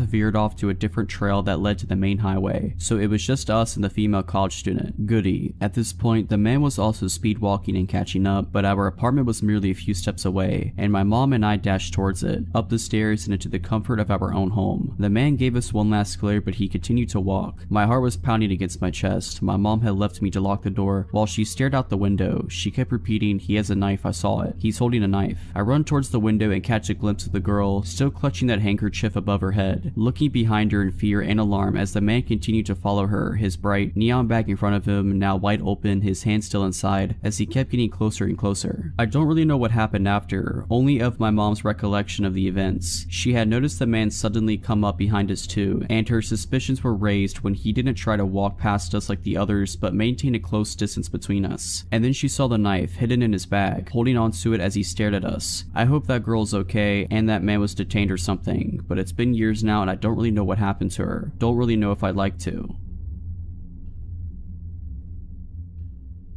This happened about 5 years ago. I was around 16 to 17 years old. I always enjoyed walking. I would spend at least 1 hour a day walking the roads around where I lived. One day I was out doing my normal route, walking down my street that my house was on, taking a right out to the main street, and following it until I got to the end. There I would cross the crosswalk and retrace my steps to go home. On this particular day, I was about 20 feet from where I would leave the main road on my journey back home. I had my headphones in, blasting music as always, which can be a bad habit as I was young walking alone, but since it was daylight and the roads were pretty busy, I figured I was safe. But man, was I ever off with that assumption. As I was about to pass the entrance of a side street before leaving this main road, a black Ford F-150 pulled up. He stopped and gestures for me to walk in front of him, so I do so. I was about to go on my merry way when I barely heard someone trying to talk to me. I turned down my music, taking out my headphones as I looked to see the man in the black Ford still stopped at the entrance of the side road. I looked at him puzzled, trying to figure out if he was talking to me. I pointed at myself and he grinned, nodding. "What's a beautiful girl like you doing out here?" he asked. I laughed awkwardly. Walking," I replied, seeing as the answer should have been obvious. "It's a beautiful day for that," he commented, just seeming to make small talk. "Yeah," I stated before going to turn around and continue my route home. "Wait," the man called. I stopped and turned around, just trying to be polite. Even though the encounter was odd, I didn't see too many red flags yet. The man continued to compliment me. I grew incredibly uncomfortable at this point, seeing as this man had to be in his mid-40s. He had a bit of a receding hairline with black hair, a nose with a protruding bridge, blue eyes that were surrounded by slight wrinkles, and it was dressed in a dress shirt, so I instantly brought up my age. I was hoping saying this would get this fully grown adult man to back off, but he didn't. "Oh, that's okay, come on sweetheart, get in the truck." That's when I started panicking, red flags shooting up everywhere. Stranger danger. I laughed nervously, looking at the cars around me to see if anyone was noticing what was happening. Nobody did. "No, that's fine, my house isn't far." "No, really, get in the truck, I'll bring you home." "No." "Come on, just get in here with me," he called as I turned and started walking away. I was hoping he'd just drive off somewhere else, but he didn't. Instead, he drove extremely slow, following me, complimenting me, and trying to pressure me into his truck. I thought fast of multiple options for different scenarios, but I chose a simple one. I pulled out my phone, and while still walking, I lifted it up to my ear, pretending to loudly answer a call. "Hey dad, yeah no, I'm just on Interstreet name here. I'll be home in about 10 minutes. I stopped pretending to listen to her reply. "Okay, you're outside waiting for me? Awesome, yeah we can do that when I get back. Love you." After he heard me say that, he took off, tires screeching. I ran back home and made it back within about 6 minutes, actually calling my dad on the way, who made a call to the police, who showed up shortly after and took my statement and description. Turns out there was a man on the loose in my area who was exposing himself to kids and trying to pick them up. If you're liking this video, all I ask is that you make sure to subscribe to my channel and like this video. Thank you.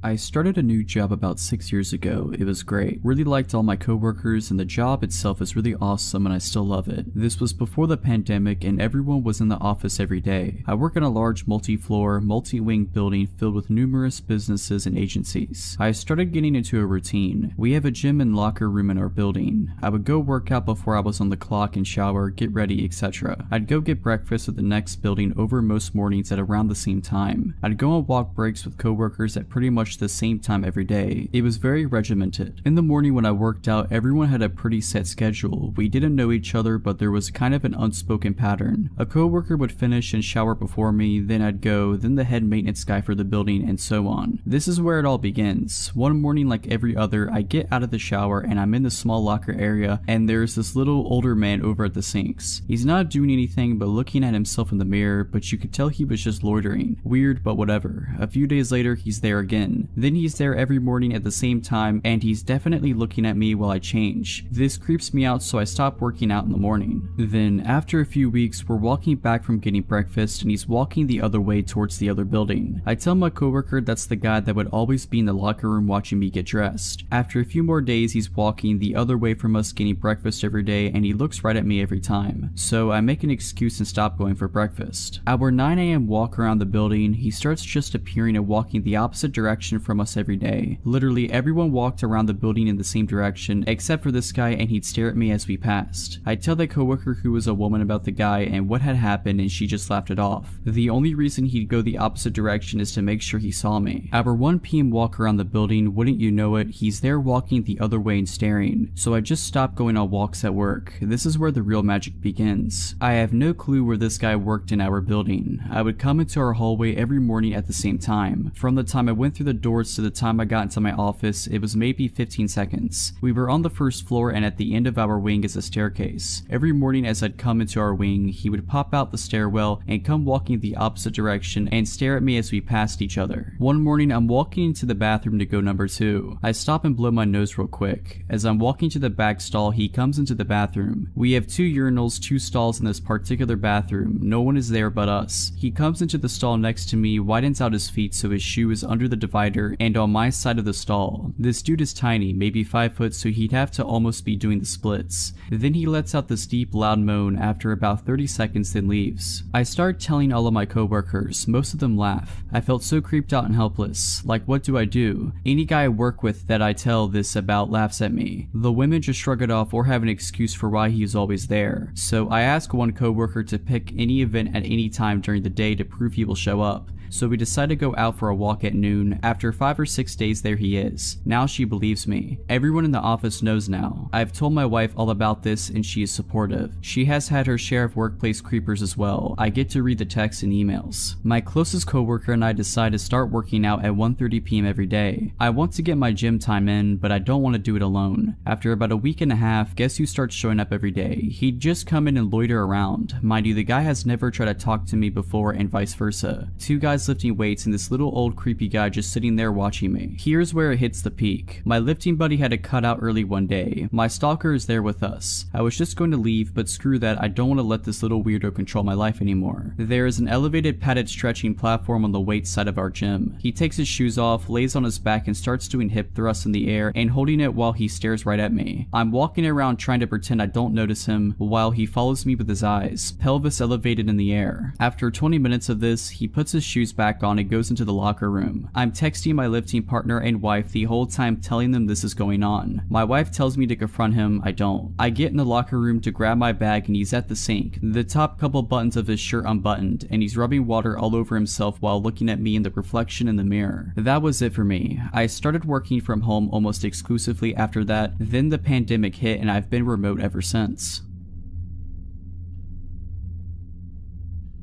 This happened Sunday night. I got into a very huge fight with my mom and it was very emotional and intense to say the least. We made up and said goodnight to each other, but I was still pissed off. So my impulsive self decided I was going to take off for the night. I just wanted to cool off. I went into my backyard and hopped over one of our walls and started to walk around. Mind you, it was midnight. I didn't even have a phone in case something happened or a weapon for self-protection. For a bit of a layout on my story, down the street from my house, which is a neighborhood road, there is a church and a preschool across from it. In front of the preschool, there are large, tall hedges that sort of hide the pickup/drop-off that's in front of the school. There's a stop sign on the church's corner before the busy main road and a street lamp on the same corner. I made my way down to the corner on the church's side. I was very bored and cold, but it's not like I could call a friend to pick me up and hang out for the night. I decided to face the main road and put a hitchhiker's thumb up in hopes of someone pulling into the street and letting me use their phone to call a friend. After what felt like forever, I was getting no luck and then I saw a guy from across the main road and I called for him. I didn't have any weird feelings about him. He was harmless and he let me use his phone, but I still wasn't able to find any of my friends to come and get me. Before he left, he asked if I had a knife on me or something. I said honestly, I forgot mine at home, and he handed me a small but very sharp switchblade and told me to keep it to stay safe and have a good night. After watching him walk into the dark heading east, I wandered up and down the sidewalk as cars passed by often. I started to pass the hedges and I glanced over to the left of me where the school was. I saw a large silhouette of a man slowly creeping around in front of the doors to the small preschool. He was tall and looked like he was strong, broad shoulders too. It took me half a second to realize he stopped and saw me too. I went into flight mode and immediately noped out of there and ran across the busy street because it was empty at the moment and kept sprinting until I was 5 streets down and realized he wasn't following me. About 30 minutes had gone by and I decided it was time I made my way home. I eventually crossed the street and was facing the main road walking down to the church and take a left and get home. It was silent and no cars had gone by for a few minutes at that point. Then I heard a car speeding down the road and I turned my head back to see if it was a large white Suburban. I dismissed it thinking nothing of it as it turned right a few streets down across the road. I started to turn the corner under the street lamp when I looked back up again and saw it was starting to come out out the same road it just turned into. I don't know what told me to run, but I did. I ran into the parking lot of the church and started to see headlights turn into the street. I threw myself onto the ground behind a ramp wall that was barely tall enough to hide me. I was trying to stay silent at the same time because the Suburban's headlight reflected off the walls of the building as it pulled into the parking lot. It made a few laps from what I could sneak a peek of and stopped in the middle for a couple of minutes before it turned out and drove into the main road. I waited it out a bit longer and pulled the knife out, listening for anything and everything. Once I realized I was probably in the clear, I ran back home. I'm a French student doing a master's in Amsterdam in the Netherlands. I live alone in an apartment in a building where there are only students. I'm 22, enjoying life peacefully. To give you a bit of context, I live in a calm, good neighborhood. The only noises I'd hear are the tram or parties in the building since a lot of students are there. One night around 10 p.m, I hear a knock on my door. I live on the 3rd floor, and to get to my front door, you have to open the main door, which needs a key. Then you need to open the door to my corridor with the same key. So people who want to come into my door must have the key, call me, or ring at the door so I could open the doors for them from my apartment. Nothing of this happened. I just heard a knock on my door. I usually open the door without a second thought, whether it's my landlord or a neighbor asking for something. As I told you, I feel pretty safe in the building, but this time, for some reason, I had a bad feeling about this. I didn't move at first. I thought the person would just leave. I'd finished my assignments. However, the knocking continued for 30 seconds. I said yeah in English. The person knocking doesn't say anything. I ask in English again, who is it? The voice answers in English, it's Uber Eats, which is weird because Dutch always speaks Dutch and I recognize the voices and accents of everyone on my floor who have the key to access the floor. So it wasn't a neighbor, it wasn't my landlord, it was somebody claiming to come from Uber Eats. But the issue is I didn't order anything from Uber Eats that day. The voice was unfamiliar. In case it's a prank or a neighbor pulling a joke, it was also a deep voice, at least 40 and probably a smoker. I replied that I didn't order anything, you must have it wrong. After a few seconds, the knocking continues and the same voice says, I'm pretty sure you did, I have an order under your name. I start panicking. I look around to pick up a knife in case he breaks the door because the knocking was getting a bit louder. I checked if my door is locked, it wasn't. I was literally 10 centimeters away from him. My front door was the only thing keeping him from me, and I'm glad it doesn't open from the outside. You need a key to open it even if it's not locked. I step back and I ask again, what's the name? He seems to be thinking for a few seconds, then a final knock occurs. It was loud and it translated some anger or frustration. Finally, I hear him going down the emergency stairs right next to my apartment. The steps were heavy and the person was clearly in a hurry. I don't know what he wanted or what would have happened to me if I'd opened the door as I usually do. I still haven't understood how he got through the 2 doors, and why he did come specifically to the last apartment on the 3rd floor. Did he try others before? I posted a post about it on the WhatsApp group we have in the building. No one saw anything suspicious. No one opened the door for anyone.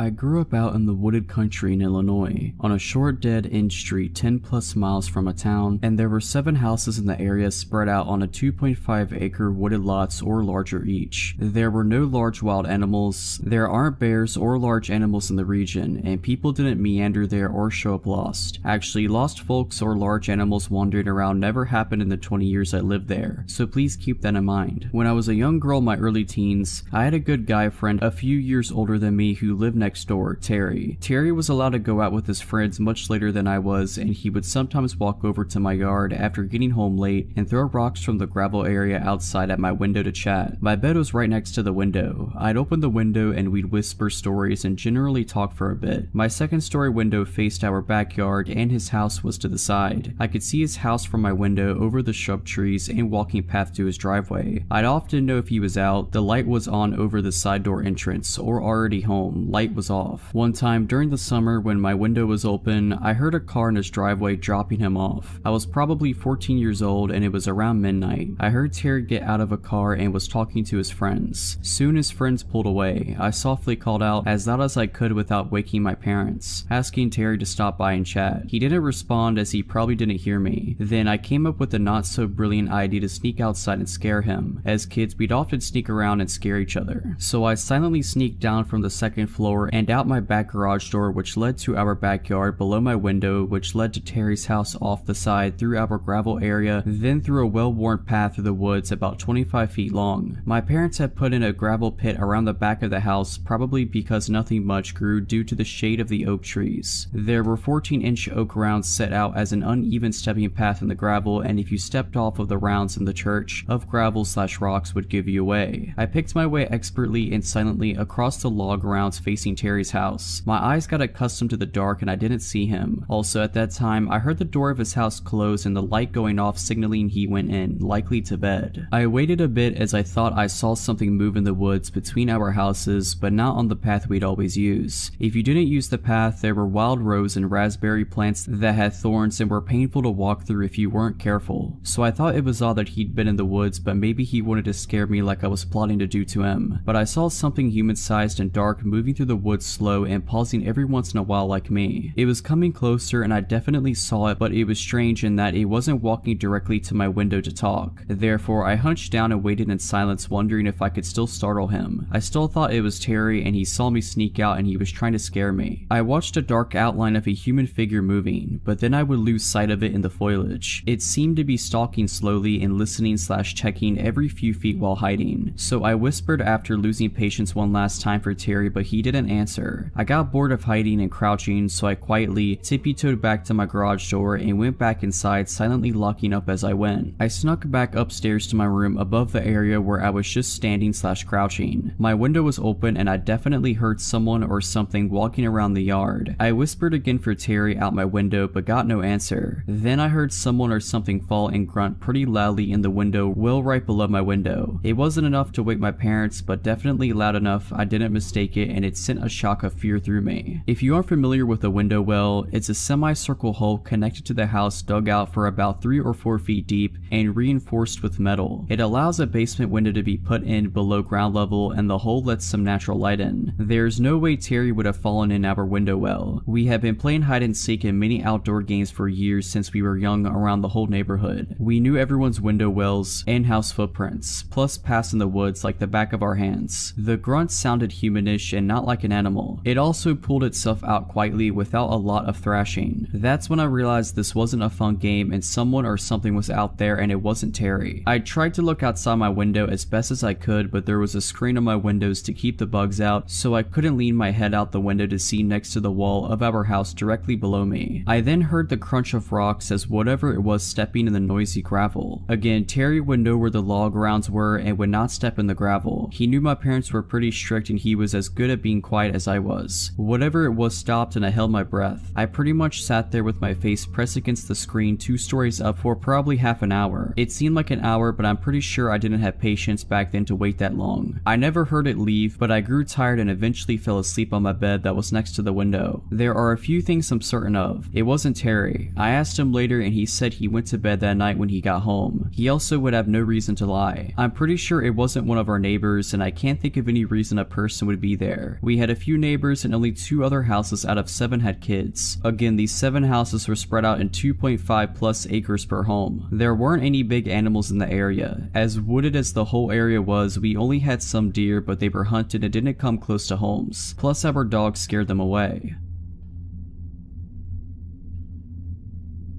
When I was 25, there was a short time I was staying at my aunt's. It was her, my 2 cousins, and I. She lives in a nice apartment complex, and her unit is on the lower level. Her living room has a lot of windows that she keeps open for fresh air and for her cats to people watch. Her unit happens to be on the corner near a grassy courtyard path. When I had first moved in, I noticed a man who gave me an off vibe. My cousins and aunts said he lived upstairs and 2 units over, recovering from hard drugs that permanently messed him up. His parents paid for him to stay there as they didn't want him with them. They also said other than hearing him mumble and say weird things, no one ever had an issue. My aunt works nights and leaves at 3 a.m. My younger cousin works nights and leaves at 2 a.m. That usually left my same aged cousin and I the only 2 there until we leave for work around 8. For context, it is a very open living room to dining room plan. My aunt always has people staying over, so she has a second couch in the dining room in place for a table. This is where I slept. She stayed on the one in the living room. My aunt has also never been one to lock her doors until this incident. One night I'm on my phone trying to sleep at about 1 a.m. and hear a man yelling. He's yelling, "Don't shoot," and banging on the door to the right of ours. 2 male college students live there and just told him he had the wrong apartment and to leave. He says sorry and walks off. I am looking through the kitchen window, which is in direct line of sight from my couch bed, and it's the weird neighbor who sees me and grins. He then walks back to his home. I was unsettled but not enough to wake anyone else up over it. Told my family nonchalantly the next day in a LOL that was weird way. My cousin and I watch a movie and head off to bed. I have a very hard time staying asleep, but I woke up this time to the feeling of someone watching me. I check my phone and it's around 3:30 a.m., so I know it's not my aunt or cousin. I sit up and figure I'll go watch TV on my aunt's couch since she was gone already. The feeling gets stronger as I am in the living room. Then I see the shadow of a person standing still in the grass courtyard looking in. I froze. I immediately go back to my couch to get my phone. As I do, the person is gone. I am now trying to calm myself down and think of waking my cousin up when I hear the creepy man's voice. He is now at the kitchen window, which looks out directly in front of her front door. I drop to the floor out of his line of sight and start frantically trying to call my cousin. The man is now saying things at the window/front door like, "I'm going to hurt you" and "I'm unarmed" over and over again. His face is up against the window. Then he starts talking about wanting to pet the cats he saw through the window. I can't get a hold of my cousin. It's been about 20 minutes of this. At this point, in this situation, I didn't have many options. I could jump up and run for a knife, but I need to go to the kitchen. I could try to respond and ask him to leave, but I've learned when you underestimate crazy, you lose every time. I now hear him knocking and knocking while repeating his nonsense. I'm doing that ridiculous looking army crawl snake slither across the floor down the hall now. I see the door handle start to turn. I'm about to jump up when my cousin bursts out of his room directly across from the front door. Now, he's not the biggest guy, but he was intimidatingly mad at the circus show taking place at his front door. He starts yelling at the guy that he needs to get off of his porch and that he's calling the cops. The man tries to say, "I'm unarmed. I'm not going to hurt you. Don't be afraid." My cousin goes off and yells, "That's dandy. It's 4 a.m. You need to leave or I'll call the cops." So this guy backs up with his hands in the air and leaves. Needless to say, we didn't go back to sleep.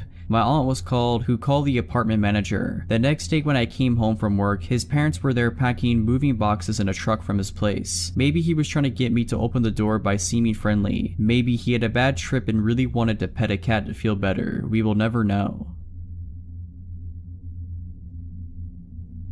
This happened over 20 years ago. I was driving back home with my girlfriend at the time. It was Christmas Eve and my mother's family used to hold a large celebration at my aunt's house in Estacada. This was my girlfriend's first time meeting with my extended family, but she got on quite well with them. We spent the majority of the afternoon and evening talking, playing poker, opening presents, and drinking an assortment of adult beverages. My girlfriend had been quite inebriated by the time we had to leave. Therefore, I'd be driving us home. It was around 11 p.m. or so. I was driving my girlfriend's car along Highway 211. Now, this stretch of road is surrounded by farms and dense patches of forest, and parts of it are unlit. But nothing to fear. I grew up in this area, so I knew this road like the back of my hand. The both of us were just driving and talking away, just two young lovers making the most of our moment together. There is a portion of the highway that descends down an enormous hill before crossing Deep Creek. Surrounding both sides of the road are thick forest. There are no lights. The only thing we could see was the area directly in front of our headlights. I drive down the hill, cross the bridge, and uphill through more forest. It's as the highway starts to flatten out that it happens. Something sprints across the road so suddenly that I almost hit whatever it was. I slam on the brakes. I turn to my girlfriend and ask her if she saw it. She confirmed that she had, but she couldn't make out what it was. Maybe it was a coyote, as they are a fairly common sight in this area, but something felt off about it. Whatever it was that ran in front of our car disappeared into the woods next to the road. Coyotes don't usually dart out in front of cars, not like that anyway. So for some reason, I decided to check it out. I turned the car around and switched on the high beams to better light up the forest in which this thing had vanished in. I step out of the car and walk towards the woods. I don't see anything, but now it feels like perhaps I'd made a grave error. Suddenly, the car's horn blast. It's not a beep beep beep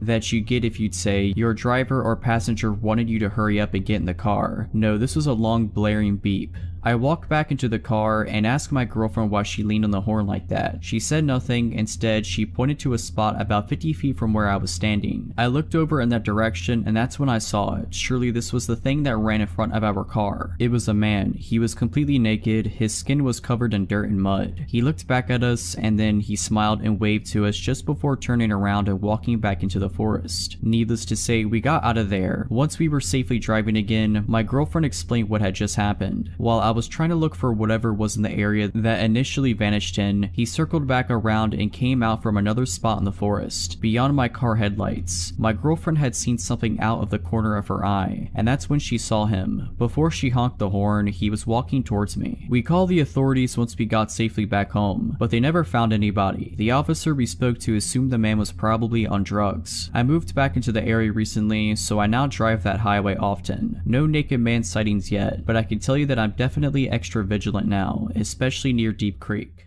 If you're liking this video, all I ask is that you make sure to subscribe to my channel and like this video. Thank you.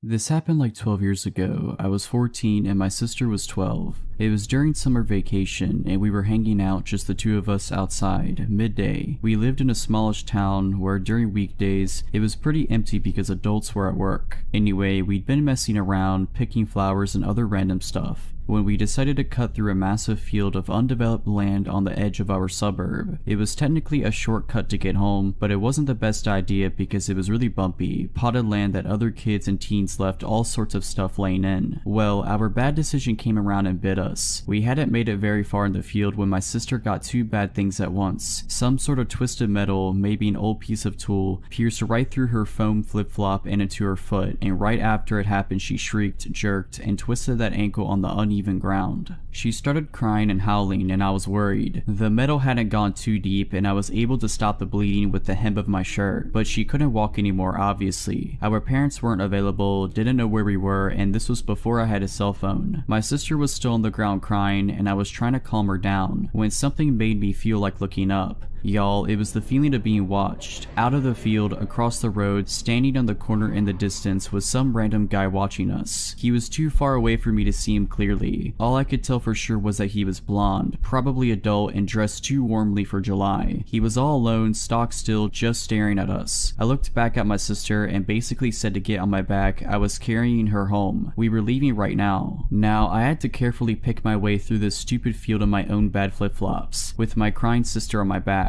Luckily she was tiny, but I was no linebacker either. It had rained a day ago and the field had puddles of water in the low spots. We were both kind of wet from her falling when she got hurt. I swiveled back to check if he was still watching us, and he was. Not only was he watching us, but he'd crossed the road and entered the field. Now he was standing stock still again and just watching. Ice in the veins doesn't describe it. One of the scariest moments of my life up to that point. My sister looked when I looked, saw my face, and started crying even harder. I just shook her a bit on my back and whispered something like, "Stop it. I need to concentrate on getting us home. Watch him and tell me if he starts following again. Just be quiet." So that's what we did. I started walking again as fast as I could without getting hurt. My sister watched him while I carried her. After less than a minute, she whispered to me that he was following again. How fast? Just walking. Is he watching us? Yes. I told her to tell me if anything changed and kept going. I stomped through puddles and I couldn't see into when I had to, hoping there was nothing sharp in them. I lost a flip-flop in the mud and just kept going. We were about 3/4 of the way through the massive field when my sister whispered that I at least wanted to hear. He was speeding up.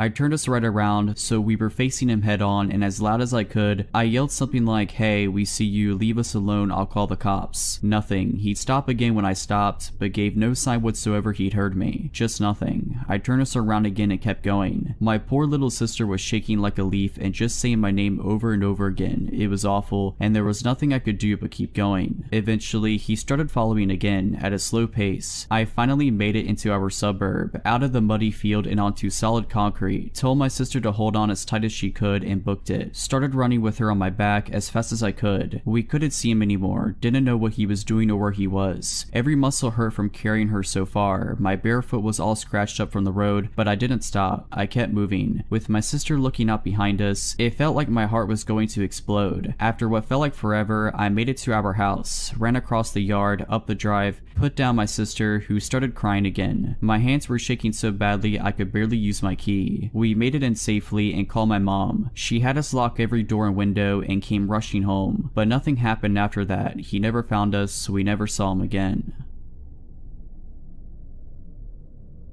So a few years ago, I, a 17-year-old female at the time, would attend community college at the outskirts of my hometown. I would take an hour-and-a-half long bus drive because both of my parents worked and my other siblings were too young to drive. The outskirts of my town, despite being the literal outskirts, are more populated than you expect, with strip malls and apartment buildings. The bus would drop me off about 4 blocks from my university, which isn't too far. I always enjoyed those few minutes. Anyway, this one time, I left my phone at the library. Using my brother's phone, I called a friend who worked at the school library during the late evening shift, 7 to 9, and he'd said he'd bring my phone to me, but he lived closer to the college than I did, so I told him I'd just meet him at his shift and pick it up myself. He said okay, and I boarded the bus at around 6. Now, I get off the bus at my usual spot and the place looked deserted. I'd never been there that late at night, and maybe it was because it was a weekday that people were home, or I don't know. I had my brother's phone in my pocket and just clutched it tighter and tighter, picking up my speed until I was practically jogging. I'm nearing to a corner when a flash of light goes off to my right. There, in the shadows, is a sleazy looking man. He's balding with a tourist shirt unbuttoned halfway. He was wearing sunglasses at night and was wearing some gold jewelry. And most importantly, he had just taken a picture of me. In the instant that I saw the flash go off, I knew it was coming from his phone. Now, I think it's important to understand our positioning. He was pressed against a building to my right at the corner I had turned. I was about 10 feet away from him. To my left, on the same side of the street, was a car with blacked out windows and no license plates, directly across the sidewalk from the man. The car was parked with the driver's seat facing me, so that it was on the wrong side of the road, because America drives on the right side as opposed to the left. I had slowed down at that point as I began to debate my next move: cross the street and continue walking, make a break for the school, turn 180 and leave my phone at the library, or approach the potentially dangerous man. I did the stupidest thing possible and approached the man. Anyway, I demanded to know what he was doing. He looked taken aback. I could see his brain short-circuiting because I was demanding to know what he was doing. He eventually sputtered about how he was just standing here. I said, "No, I saw you take that picture of me." His face fell. He started saying no, he hadn't done that. Why would he want a picture of me? I had imagined it. I asked to see his gallery, which is extremely risky because who knows what I could have seen. He slowly pulls up his gallery and as it's opening, I see a blurry picture of me in the distance. I didn't think I'd get that far. Granted, I had been running on adrenaline during our whole interaction, but this really made me pause. I told him to delete it. Then a door slammed shut. I just knew it was the parked car. My brain cleared up and I hightailed it to the school. I could hear a single pair of footsteps behind me, but I sure wasn't going to turn around and check who it was. The car started, but they would have to do a U-turn on a relatively narrow street just to be able to follow me. I think that's what saved my life. The fact that the car was parked facing the wrong direction. I reached the school out of breath and in tears. My friend opened the building for me and I explained what had happened. He locked us in while he called the police and we waited for them, but the sleazy guy and his buddy were never found. Anyway, my mom had gotten out of work by that point and I called her to ask to pick me up.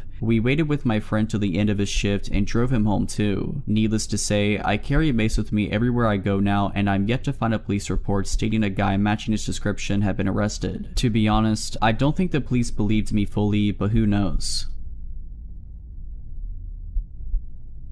I'm a single male, 33 years old, who lives alone in Denver. My apartment complex is not what you would call a nice building. I'm on a road close to Colfax Avenue, which if you're familiar with the geography of this area is not the safest boulevard in town. I'm a few streets away from it, but close enough that I wouldn't consider this an up-and-coming neighborhood. This evening, I was watching Netflix on my couch. My 2 cats were cuddled up against me as I lay under a comforter. The night before, I had watched a horror movie that was scary enough to leave me in an unsettled mood, making it hard to sleep. So this night I decided to watch a stand-up special instead. Keep it light so I wouldn't have any trouble getting some shut-eye. I have classes early the next morning, so I was surprised when I made the conscious decision to turn on a second stand-up special and let myself fall asleep on the couch. I was just so comfy where I lay and didn't want to move, not even to turn off the several lights on throughout my apartment. I remember dozing off around 11 o'clock. It was effortless, which meant I was really snug under the covers with my cats flanking me on either end, creating a tucked in feeling. And all of a sudden, I'm not sleeping anymore. I am woken up by a knock at my door. Then a man's voice says maintenance. I just sat there, sitting bolt upright on my couch. I knew something was off. I looked at my phone, which was by my left hand, and the time was 2:15 a.m. I didn't move. The floors of my apartment are old wood and there are many creaky floorboards. I didn't want whoever was knocking to know someone was at home and awake, let alone alert to his presence. My cats got up and ran over to the door as they normally would, but I stayed still and listened. After a few minutes with no answer, the man walked away from the door and down the hallway to the stairs. A moment after that, I heard the back door to the building swing open and closed. I have one window where I have a partial view of that door, so I break my paralysis and race over to it. I saw an old looking green SUV sitting in the no parking zone just in front of the back door. It must have been running the entire time because I didn't hear it start up and the brake lights were glowing red. Someone, presumably the maintenance man, got in the car and it drove off. I don't know how this individual got into the building in the first place, as you would need a key to do so. I don't know what his intentions were, but no one knocks on someone's door at 2:15 a.m. claiming to work for the landlord with good deeds in mind.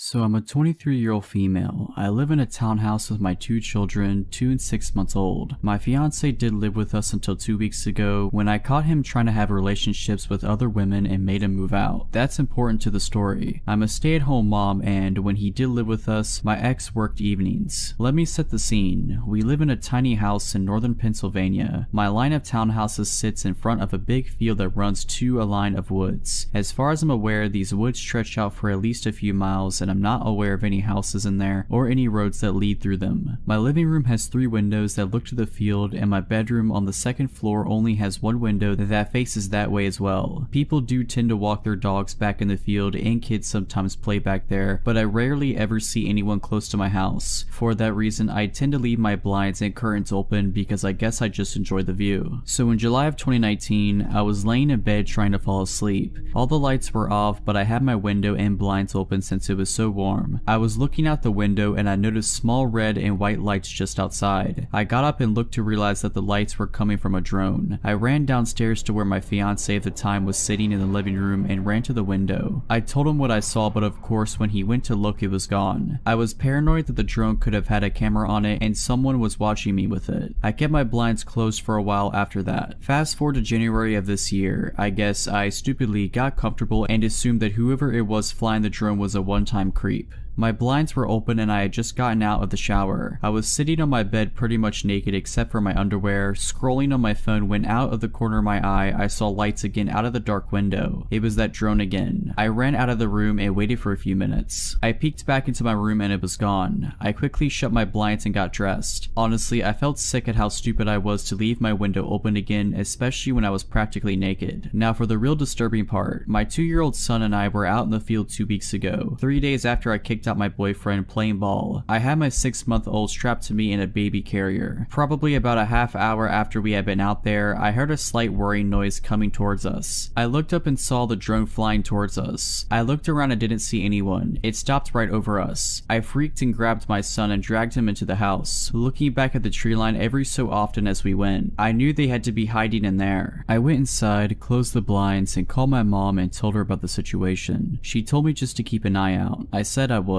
My son likes to line his toys up against the window, so I figured it wouldn't hurt to open them up just an inch or so. A little while later, after we ate dinner and it was almost dark, I was feeding my 6-month-old and my son was playing. He was standing over by the window, lining up his toys. He started saying dada, dada. I assumed he was just missing his father and dismissed him by saying he was going to see him that weekend. He kept saying dada, dada, though. I looked up and saw him pointing to the window under the little gap the blinds didn't cover. I froze. I remembered that he calls any man with facial hair dada because it reminds him of his father, but there was no way someone would be bold enough to actually come up to my window. Not when my neighbors are literally right there. Anyone could see them, but there aren't any lights back there, so unless someone actually stepped out of their house, I guess nobody would see them. Maybe it was my ex, but he should be at work at that time. I ran to the window and moved my son. I didn't want to lift the blinds, but honestly, I was sure it had to be the person who had been creeping on me for the past year and I wanted to see who it was. I pushed pushed the blinds up and was looking at a man who I definitely had never seen before, crouching in front of me. He was bald with a mustache and goatee. I have no idea how old he was. He could have been anywhere from 30 to 50. When he saw me, he smiled and stood up. I yelled and told him to screw off and that I was going to call the cops. He just stood there, smiling at me like some freak. I was about to close the blinds again when he said something I couldn't hear. I told him to leave again and he said, louder this time, "I just want to talk to you." I shook my head no and yelled the same thing to him. He started slapping his hands on the window, yelling no, no, no over and over. I grabbed my phone, scared he was going to try to break in. I dialed 911. My kids were crying from the yelling and I felt on the verge of tears. I told the operator what was going on. The whole time I was on the phone, the man was pounding on my window, screaming now. He was yelling all kinds of nonsense, and I only caught some of it. He said he's been watching me for months. I'm beautiful. He wants to come with them. He'll kill my children if I don't. The operator told me to go into an upstairs room and hide until the police arrive. My town doesn't have a police department, so we rely on the state police. She said it would be about 20 minutes, but to stay on the phone with her. The man was practically punching my window now and was just screaming like a maniac. I was about to grab my kids and run upstairs when I heard someone else screaming. The man bolted. I looked out and saw my neighbor and his girlfriend. I opened the window and my neighbor said that he heard the man, so he ran around the building. He said when the guy heard him, he ran back to the woods and disappeared in the tree line. They said they also called the police. I thanked them 100 times. The police arrived 10 minutes later. They did a quick search around the buildings and found the man and arrested him. I don't know why that guy targeted me or why he waited so long to do something. I'm just happy my neighbors were there to intervene, or who knows what would have happened.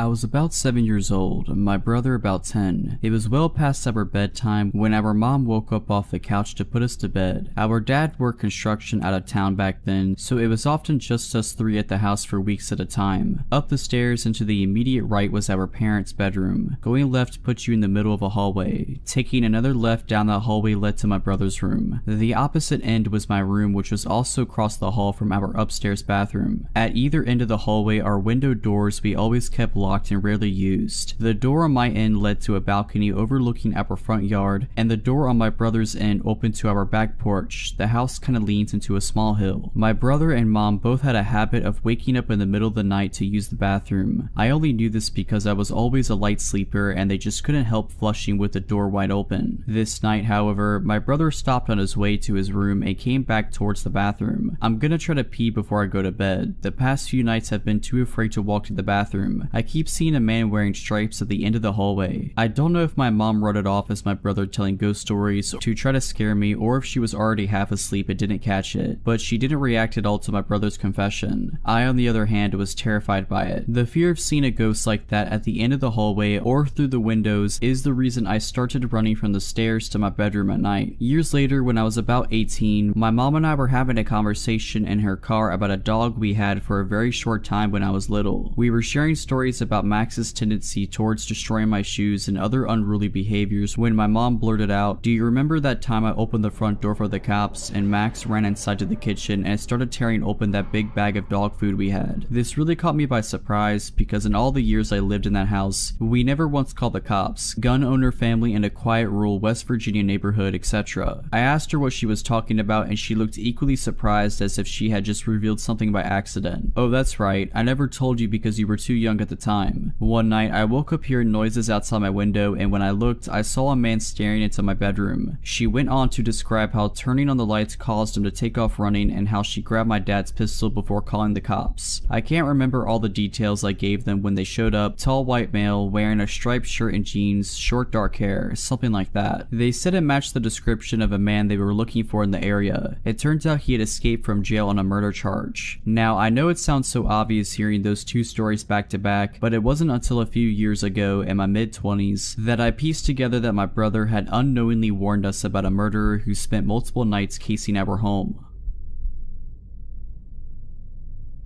At the time, I just turned 17 and was still pretty naive. I live in England, so it is legal to work in a bar and serve alcohol supervised, but not to drink alcohol. Not that it stopped me. I worked in a working men's club filled with middle-aged elderly people. Most were really nice. I sold bingo tickets twice for a week for my dad's cousin and I was pretty good at it. It's not typical to get tips here, but I earned more in tips than I did my actual wage. On a Saturday, my dad would come with me to have a drink with my elder sister while they played competitive darts in the main bar overlooking my booth. This one particular night, there was a middle-aged, average-looking guy, a little on the plump side but generally unnoticeable. On the first round of selling tickets, he was at the fruit machine opposite the entire time, looking over at me occasionally. The second round he approached me, asked me what I was selling, how bingo worked, etc. Clearly had never played before, but hey, everyone starts somewhere, right? He bought some tickets and offered to buy me a drink. I declined and informed him I was underage. By now I had a bit of an uneasy vibe and didn't want to take a drink from a guy I don't know. He then offered a cola, complimenting me a little too hard. Again declined and went on my way to help with the game in the main hall, part of my job. Third time, he stood against the wall adjacent to me and just watched me work. He'd waited until the queue calmed down and bragged about how much money he had and now he wants to be my sugar dad. How cute I am, commenting on my figure. I was trapped in my booth. I was late into the main hall, so the concert chairman, guy who calls out the bingo numbers and gives out winnings, comes out and asks what was going on. This guy claims we were just talking. I apologized to the chairman and he walked me to the hall, said he could see I was freaked out, so I told him everything. He made the bar staff aware, who also made my boss, my dad's cousin, aware also. Last round of selling tickets, he doesn't even wait for me to get back in my booth. He grabs my butt, telling me how he wants to be my sugar dad once again, tries to push me against the wall and is suddenly spun around, not just by my dad but my boss and numerous staff members and customers who heard and saw what went down. He started arguing his innocence until my dad not so politely introduced himself. He knew he was screwed. My dad punched him in the nose, blood running down his face. Everyone picked him up like a plank of wood and threw him out the closed door. Never saw him after that. Everyone checked up on me to make sure I was okay. My sister covered the rest of the shift and I had a free bar tab for 2 months. I was 22 and living on my own for the first time when this happened. I had just gotten off work around 11 in the afternoon. To reach my apartment building, I could either walk on the sidewalk or cut across this communal garden. I saved about 1 whole minute of walking time by cutting through the communal garden, but being young and stupid, a lot of times I took the shortcut. That night, I got that weird feeling to not take the shortcut. I kept to the sidewalk, but there's no one else around. When I got past the garden, all of a sudden, this large man pops up from its exit path. There was no way he could have been in front of me or just behind me as I was walking. I would have noticed him. The only logical explanation was he had been hiding in the pitch black garden. A drunk who had been sleeping it off. No, my body was screaming at me to get out of there. I began walking faster. My dad had taught me to always carry my keys in my fist with the key pointed out in case I needed to punch someone, so I had that, but I'm 5'4" and probably weighed 110 pounds. This guy was tall and big. My only chance was to outpace him. I'm speed walking at this point and I feel him matching my pace, getting closer. He's breathing heavily. I feel this angry energy coming off of him, but my apartment building is right there, so I put on a burst of speed. When I reach the entrance, 2 people are leaving and hold the door for me. And him, I don't know why I didn't tell them I thought this guy was following me. My mind froze and I was just trying to get inside my apartment. Plus, I was still trying to rationalize it. Maybe he was visiting someone in the building. Maybe it was all just a coincidence. Don't be paranoid. Besides, it took only a couple seconds for them to be out the door. I had missed my chance. I'm climbing the stairs as fast as I can. It's a 3-story building and I live on the 3rd floor. He's climbing the stairs too, still right behind me. I get to my floor, which has 4 apartments on the right side and 4 on the left. I pass by apartments 1 and 2. He's still right behind me. I stop at apartment 3 and he stops in front of apartment 4 where I know he doesn't live. He hasn't said anything, just breathing hard, and I think there's no way I'm going to open my apartment door and have him push me inside and assault me or worse. He also hasn't knocked on the door of apartment 4. Worth noting is that the apartments are U-shaped, with mine and my neighbor's door being very close together. So I banged my own apartment door as loud as I could but yelled my neighbor's name. Hey Kevin, let me in. This startles the guy, even more so when my own apartment door doesn't open but Kevin's does. Kevin sees the guy standing right in front of his door and asks what he wants. The guy starts mumbling something about the wrong apartment, but I have my own door open so fast that I am inside my place in a flash, locking the door behind me. I grab my cordless phone to call the police, but I hear Kevin through the door telling this guy he needs to leave. The guy does. Kevin knocks on my door, asks if I'm okay. I thank him, say that I am, but inside I am still frozen, adrenaline pumping, scared. I thank him again and tell him to have a good night, lock my door again. I have my phone in my hand, ready to call the police, but I start trying to rationalize it again. What exactly happened? A guy followed me home but then said he had the wrong apartment. Are the cops going to care about something minor like that? I try to calm myself down, but I'm also berating myself. Why didn't I run the instant I felt him following me? Why didn't I tell the people we passed when the front door opened that I thought I was being chased? Worse, why didn't I tell Kevin that the second he opened his door and saved me? He could have let me inside his apartment and we could have called the cops together, but because of my stupidity, everything felt so ambiguous and I was questioning myself. A couple of weeks later, I'm visiting my grandparents and my grandfather is reading the paper. He tells me that a woman was assaulted in the apartment building across the street from mine. It's the same guy. He had multiple convictions for assault and had recently been released on parole.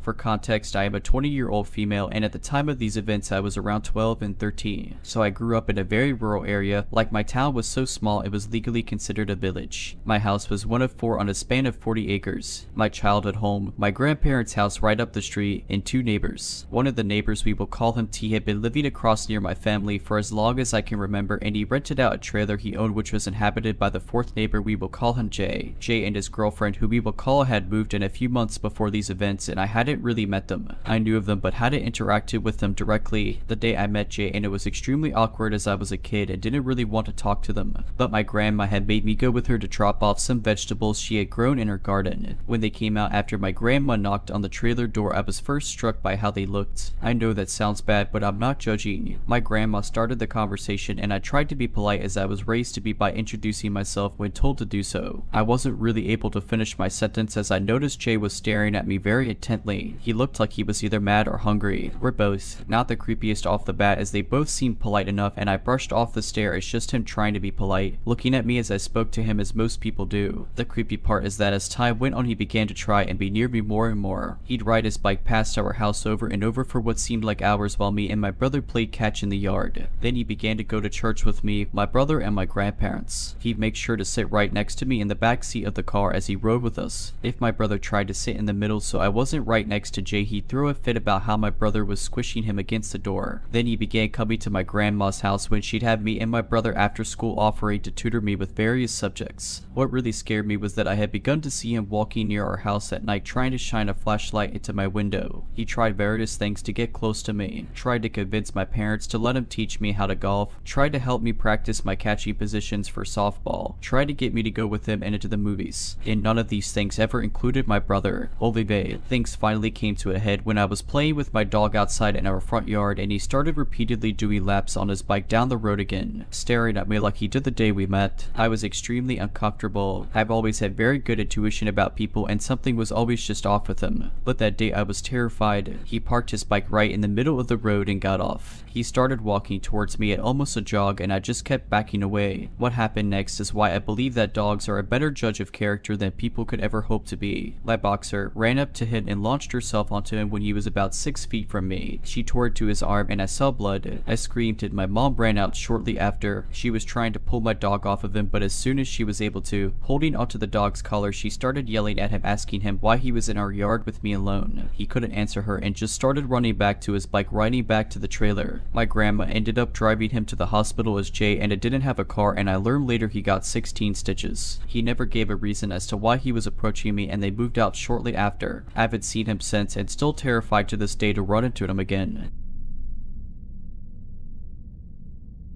I want to tell this story to warn others. I, an 18-year-old female, live in Maryland, USA. I work at a very popular burger restaurant. I work at the pavement window, which is where I stand all night. I'm very friendly. I know sometimes a smile and a compliment can make someone's day a little better. Just this same night, before the creeper came, I had a customer tell me I was so happy and she loved me for it. That gave me the courage and energy to survive this next interaction. I'm used to the awkward comments and stares from old men. I'm sure it's my friendliness that attracts them. Our uniforms are not revealing. They think I'm naive. Maybe I am. A lot more than I thought. I'm fully aware of the dangers of trafficking. This particular old man came through just before 6. He pretended to not hear his order, then laughed like it was a joke between 2 friends. This is not uncommon. It's an old man thing. No red flags yet. I tell him his total and he hands me all but the change. When he does this, he waves the money around, making me chase it. I was able to snatch the cash, but again, it was just an old man thing. Not concerned yet. He stared stared at the company name on my shirt and asked if that was my name. I don't wear a name tag for this reason. I joked that I was going to change my name permanently to that. He perked up.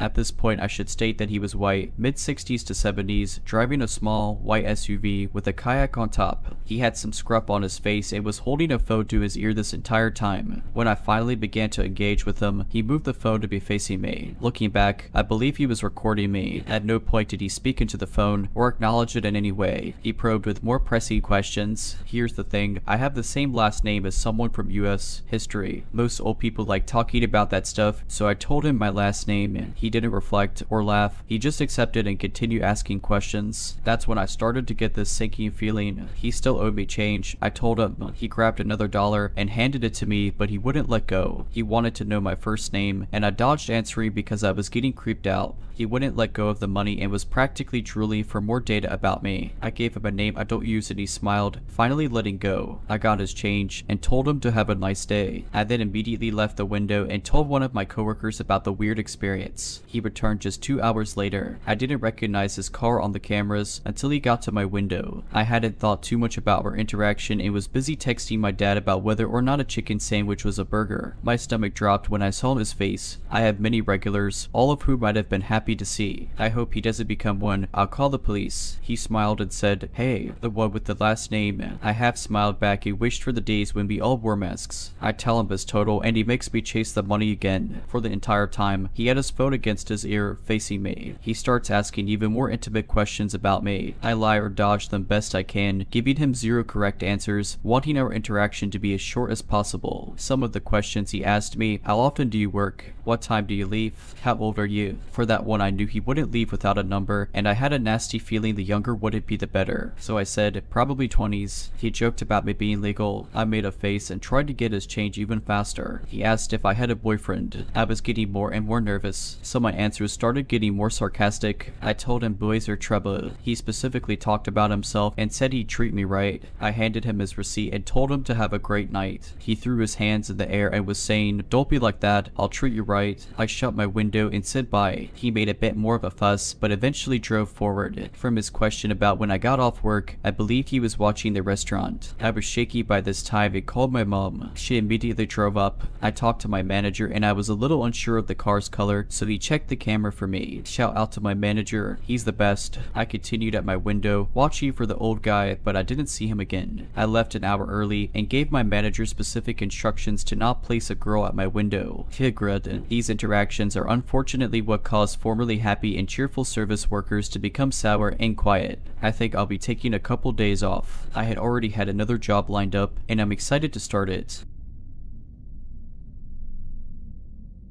I'm currently traveling sea with my 2 brothers. We just arrived in Saigon this morning. In the evening after dinner and a few beers, me and my 2 brothers decided to sit on a bench in Hao Dan Park and have a quick smoke. We were chatting away, sat on the bench, when I noticed a Vietnamese man repeatedly looking at us and walking in circles very near where we were sitting. At first I wasn't too concerned about him, however my spider senses were alerted. Then a minute or 2 later I noticed another Vietnamese man dressed as a Grab delivery driver acting suspicious and repeatedly looking at me and my brothers. The stalkers were both on the phone and I believe they were communicating with each other. Being in a foreign country, this alerted us heavily and we decided to leave. However, it was a good 600-meter walk to the park exit. As we were walking, I noticed both Vietnamese men had got on mopeds and were following us through the park, stopping behind trees and watching us. They then overtook us and sat at a bench further down the path waiting for us to cross their path. Being aware of this, we left the path and started walking on muddy grass as the crow flies to the nearest exit, avoiding the 2 men who were still watching us and clearly had bad intentions. We are 100 meters from the exit when my younger brother looks behind us to see one of the men sprinting towards us. My younger brother took stance, standing his ground, and asked the man what he wanted. The man's posture became very small and he began talking very quietly. Both me and my younger brother kept a good distance and told him to leave us alone as we walked backwards towards the exit, noticing the second assailant was also approaching us wearing motorcycle gear. However, my oldest brother decided instead of trying to get out of the situation, he got closer to the whispery Vietnamese man to hear what he was saying. Both me and my younger brother were yelling at him to get out of here, but he was being an idiot. It took the Vietnamese guy 5 seconds to win my oldest brother's trust. Then out of nowhere, when my older brother was leaning in very close trying to hear the whispery man, the guy grabbed my brother's crotch. He was shocked. I was ready to fight, expecting to be robbed or something, but the crotch grab was super unexpected and a real curveball. After the crotch grab, we started shouting and approached the men in an aggressive manner in a fighting stance. This slowed down their approach enough for us to make a dash for the park exit. The whole situation was unexpected and we didn't engage in any violence towards the men, just shouting at them. They walked out the exit into the busy city and walked around for a while, making sure we were not being followed before heading back to the hotel.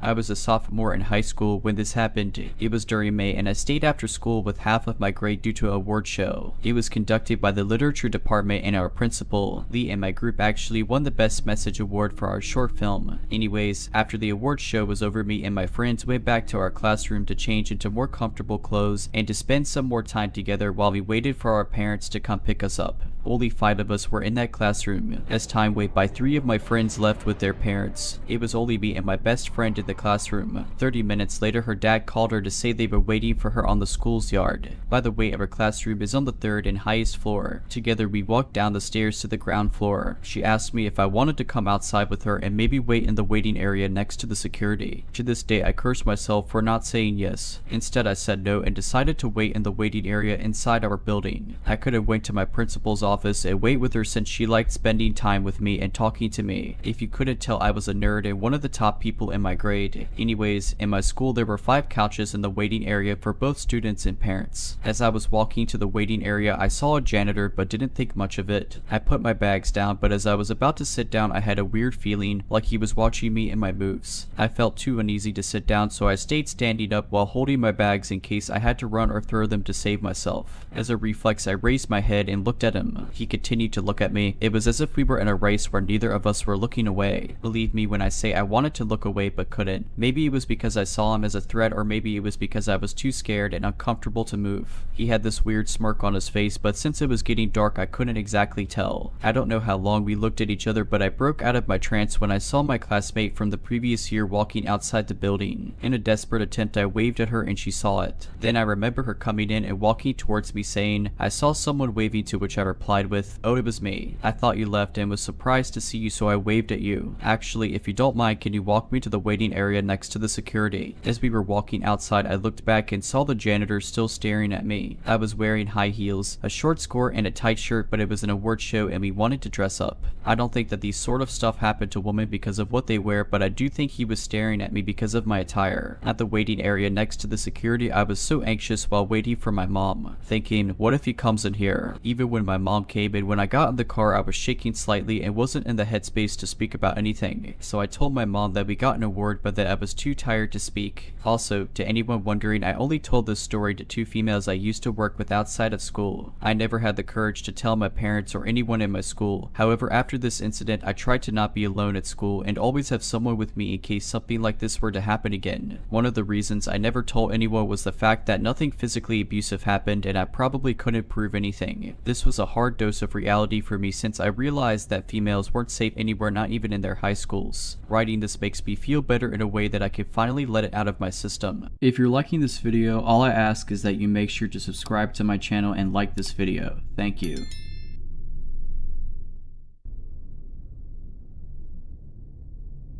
It was about 10 in the afternoon and I was staying at a hotel in downtown Chicago right by Lower Wecker Drive. I had just gotten an Uber Eats delivery because they weren't doing room service because of COVID. Potbellies important later. I was listening to music but I had my hood up because it was freezing. I was smoking and this guy walked up to me and asked for a few cigarettes. I gave him one and my lighter to use. Come on, you could give me more than that. I thought if I just gave him another cigarette he'd leave, so I gave him another one. I expected him to say thank you, give me my lighter back, and leave. He didn't do any of those things. He was standing right in front of me and I started to get anxious. I moved back and I'm essentially against the window for the area where you check in. He just kept standing there and then he noticed my bag of food. "Can I have some of your food?" I told him I was sorry, that it was just a sandwich and soup because my husband ordered food from a different restaurant. Well, at least give me half the sandwich then. I apologized again and said no. Then he started getting closer to me. I realized I needed to get away, but he blocked me. Dude, give my lighter back. I thought I needed to pretend I wasn't freaking out. I put out my cigarette and put it back in the pack. I don't have any food and I could freeze to death. I'm sorry, you don't have food. I don't know what else to say. I didn't want to say, hey, you're wearing a really nice looking coat and fancy sneakers, so give me some of your food. That he was right up in my face and I was scared because he seemed to be getting more angry. I'm sorry, I can't, please move. Yes, you can. At this point, I was terrified he was going to hit me or something, so I banged on the window and the people at the check-in desk ignored me. He got really angry and started yelling incoherently. Then, like a miracle, my mom called and I answered. I started crying hysterically and I started saying, Mom, thank God, oh my God, this guy won't leave me alone. My mom told me to do anything to get away. At that moment, the guy stepped back and looked around. There was no one around, but I took advantage of him being distracted and pushed past him and ran inside. I was crying so hard I could barely get words out. I was so scared, and I realized because I tried to get help and nothing happened. If my mom hadn't called, I don't know what would have happened. Later, I thought even if I gave him the soup, it would be like when I gave him a cigarette and it wasn't enough. I did go back down for a cigarette later, but I stayed by the revolving door. This woman was also smoking and I told her what happened. She showed me her mace and said all women should have it.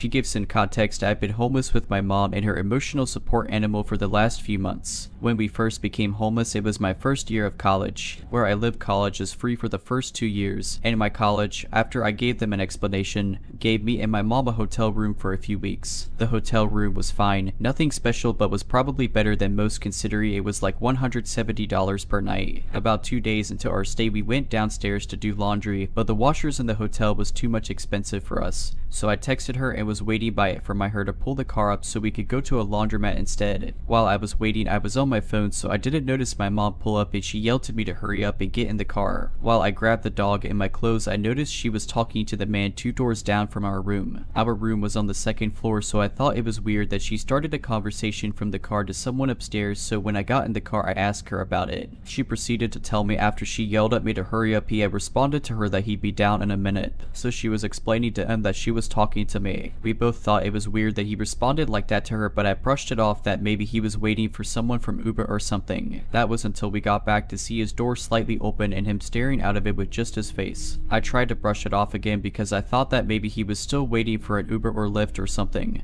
because he had everything in his room turned off and it was still quite cold out being in the beginning of spring. I would see this man staring out of his room with all of his lights off periodically about half the time I left or was coming back to the room. My mom, who is a heavy smoker, would get scared by the man staring at her and would come back inside the room early, so throughout our stay we tried our best to avoid the man if we could. If he opened his door, we went back inside. If we went outside or got back from somewhere and he was staring, we'd avoid eye contact. A little later that night, I went out to the car for something and saw a couple sitting on the stairs talking about something, but I didn't think much of it. Later that night, it was probably about 3 in the morning, I was gaming with my friends and my mom was up watching TV. We're both night owls, when all of a sudden our dog started barking at the door. We thought this was weird since she had never just barked randomly at the door, only really barking when she wanted food we were eating or when she wanted to play. I grabbed her and put her in my lap, petting her while I played to calm her down. Her barking at the door became something she did often during our stay there, and it was almost exclusively at night within the hours of 2 a.m. to 7 a.m. We didn't figure out what her barking was about till the end of our stay in the hotel. Our last day there, we saw that couple moving out of their room. Turned out they were next to us, and my mom got to talking with them while I was putting our stuff in the car. It turned out the couple was moving rooms because the man from 2 doors down was harassing the couple, knocking on their door and singing to the woman through the door late at night. Our dog was more than likely barking at the man whenever he approached our room, as one night we were awoken by what sounded like a knock before our dog started barking.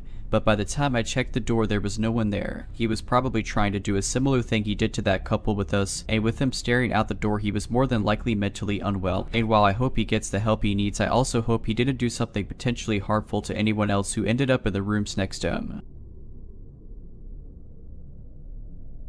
I tend to go running and walk my dog anywhere between midnight and 5 in the morning. I vary it for safety. Also, my puppy is a new addition to my nightly routine as I've only had him for a year. I know as a young woman in her 20s it's not smart, but I've been doing it for quite some time. It's where I go to clear my head and feel safe, though it is ironically very unsafe, I suppose. I just moved to a new area, and though it should be safer than the inner city, I've been having enough odd things happen to make me scratch my head. Tonight, around 4:45 and 5 in the morning, as I'm walking my dog in the neighborhood to cross across the intersection, a silver Toyota is very slowly driving up behind me. Before it passes, it pulls back and reverses. I assume it's someone parking or pulling into their driveway. At this point, I'd already crossed the street to avoid another oddly idling car, so even as I tried to rationalize it, I was on high alert. To backtrack, originally, I'd been walking on the left side and crossed to the right because the first car had pulled up, then been idling there for quite some time as my dog, and I slowly made our way up the street towards it. I always play it safe this early late, so I crossed just in case it was a weird person. As the Toyota reverses, a man steps out of the first car, which is now diagonally from me, looks at me, looks at my dog, locks his car, and heads across the street away from me. This was a T intersection for reference. I'm not sure if this other car is of relevance. However, as I'm paying attention to this, I still note the second car that had reversed into a spot in the street, and had it moved, no one had gotten it or gotten out. I stay vigilant as there's usually not too much activity in the suburbs around this time unless it's the weekend and people are partying late. 2 cars on the same street, same behavior was incredibly odd. I breathed a sigh of relief as first guy, who had looked at me several times at this point as he crossed the street and right before he got in, finally left into the apartment complex gate. Sometimes I wonder if I look suspicious too being out so late. I finally make it to the top of the T and go right, and there's only one block until a main road, then from there I can cross to my apartment. There's usually a few cars here and there at this time. I make it to the well-lit main street and relax. The second I let my guard down as if on quit, the silver Toyota pulls past and reverses towards me. Note that before I had it passed just idled behind me, and now he was reversing in front of me. My gut clenches and I knew it was one of those moments. I go decisions. I hesitate. He's about 5 to 10 yards ahead. I considered walking past normally and running if things got weird, but decided to trust my gut and cross the street. Just as I check traffic to see if I can cross, he steps out. I consider running again. I see no one coming, not a car in sight. It's a tanned, bald man holding a cigarette. It was particularly strange because rarely have I had people step out of their vehicle to try and do something to me. In my experience, if you ignore whoever is trying to lure you into their car and don't get close, they just drive off. It's why I avoid vehicles in general to not give a chance of contact. He circled all the way around the car to the sidewalk, looks at me, then just says, "Oh, I thought you needed a ride," as if he realized something. It was the way he said it, just like that, not a question. As I'm answering, he's already leaving the curb. "No sir." Then he just went back to his driver's side, hops in and drives off. It was just strange. He said it like a statement and basically barely waited for my response. I wonder what he was planning to do and why he had second thoughts. I'll never stop my nighttime adventures, but one day I might not have any more luck left.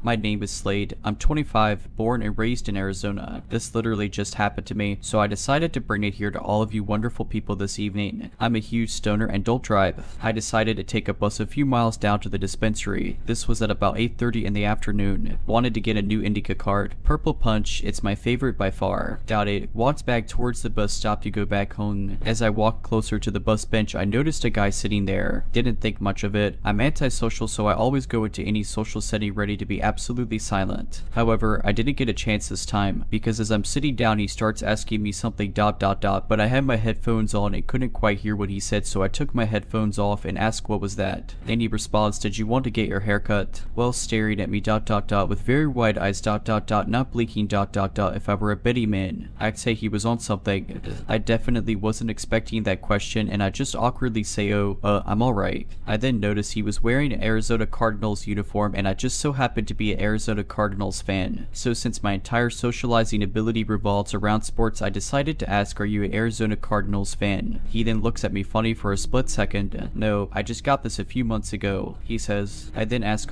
"So how long have you been cutting hair?" Without blinking, he answered, "Just picked it up a few months ago." "Who taught you how to cut hair?" I asked, even more sketched out at this point. His eyes shifted and then he says, "I learned on my own ... Come on man, let me touch you up in the back." Mind you, he was consistently pushing to cut my hair throughout this conversation. I'd even told him like I don't have any cash on me right now, indicating that like I couldn't even pay for this service even if I wanted it ... but he just answers with "That's no problem. I got my clippers in my bag now, come on." So I decided to just be real with the guy. "Listen, I'm real sorry, I just don't feel very comfortable getting haircuts from people I don't know ... and like at night and stuff, you feel me?" This dude never changed facial expressions this entire interaction. He finally goes, "True that." Continues to glare into my soul. I decided decided in that moment it was time to get out of there. Luckily, this bus stop was right in front of our local gas station, so I just walked in there for a few minutes just to kill time because unfortunately that bus wasn't showing up for another 17 minutes. I didn't want to stay long because I didn't want the employees to think I was stealing or something, so I waited only about 6 to 7 minutes, and literally as I'm walking out,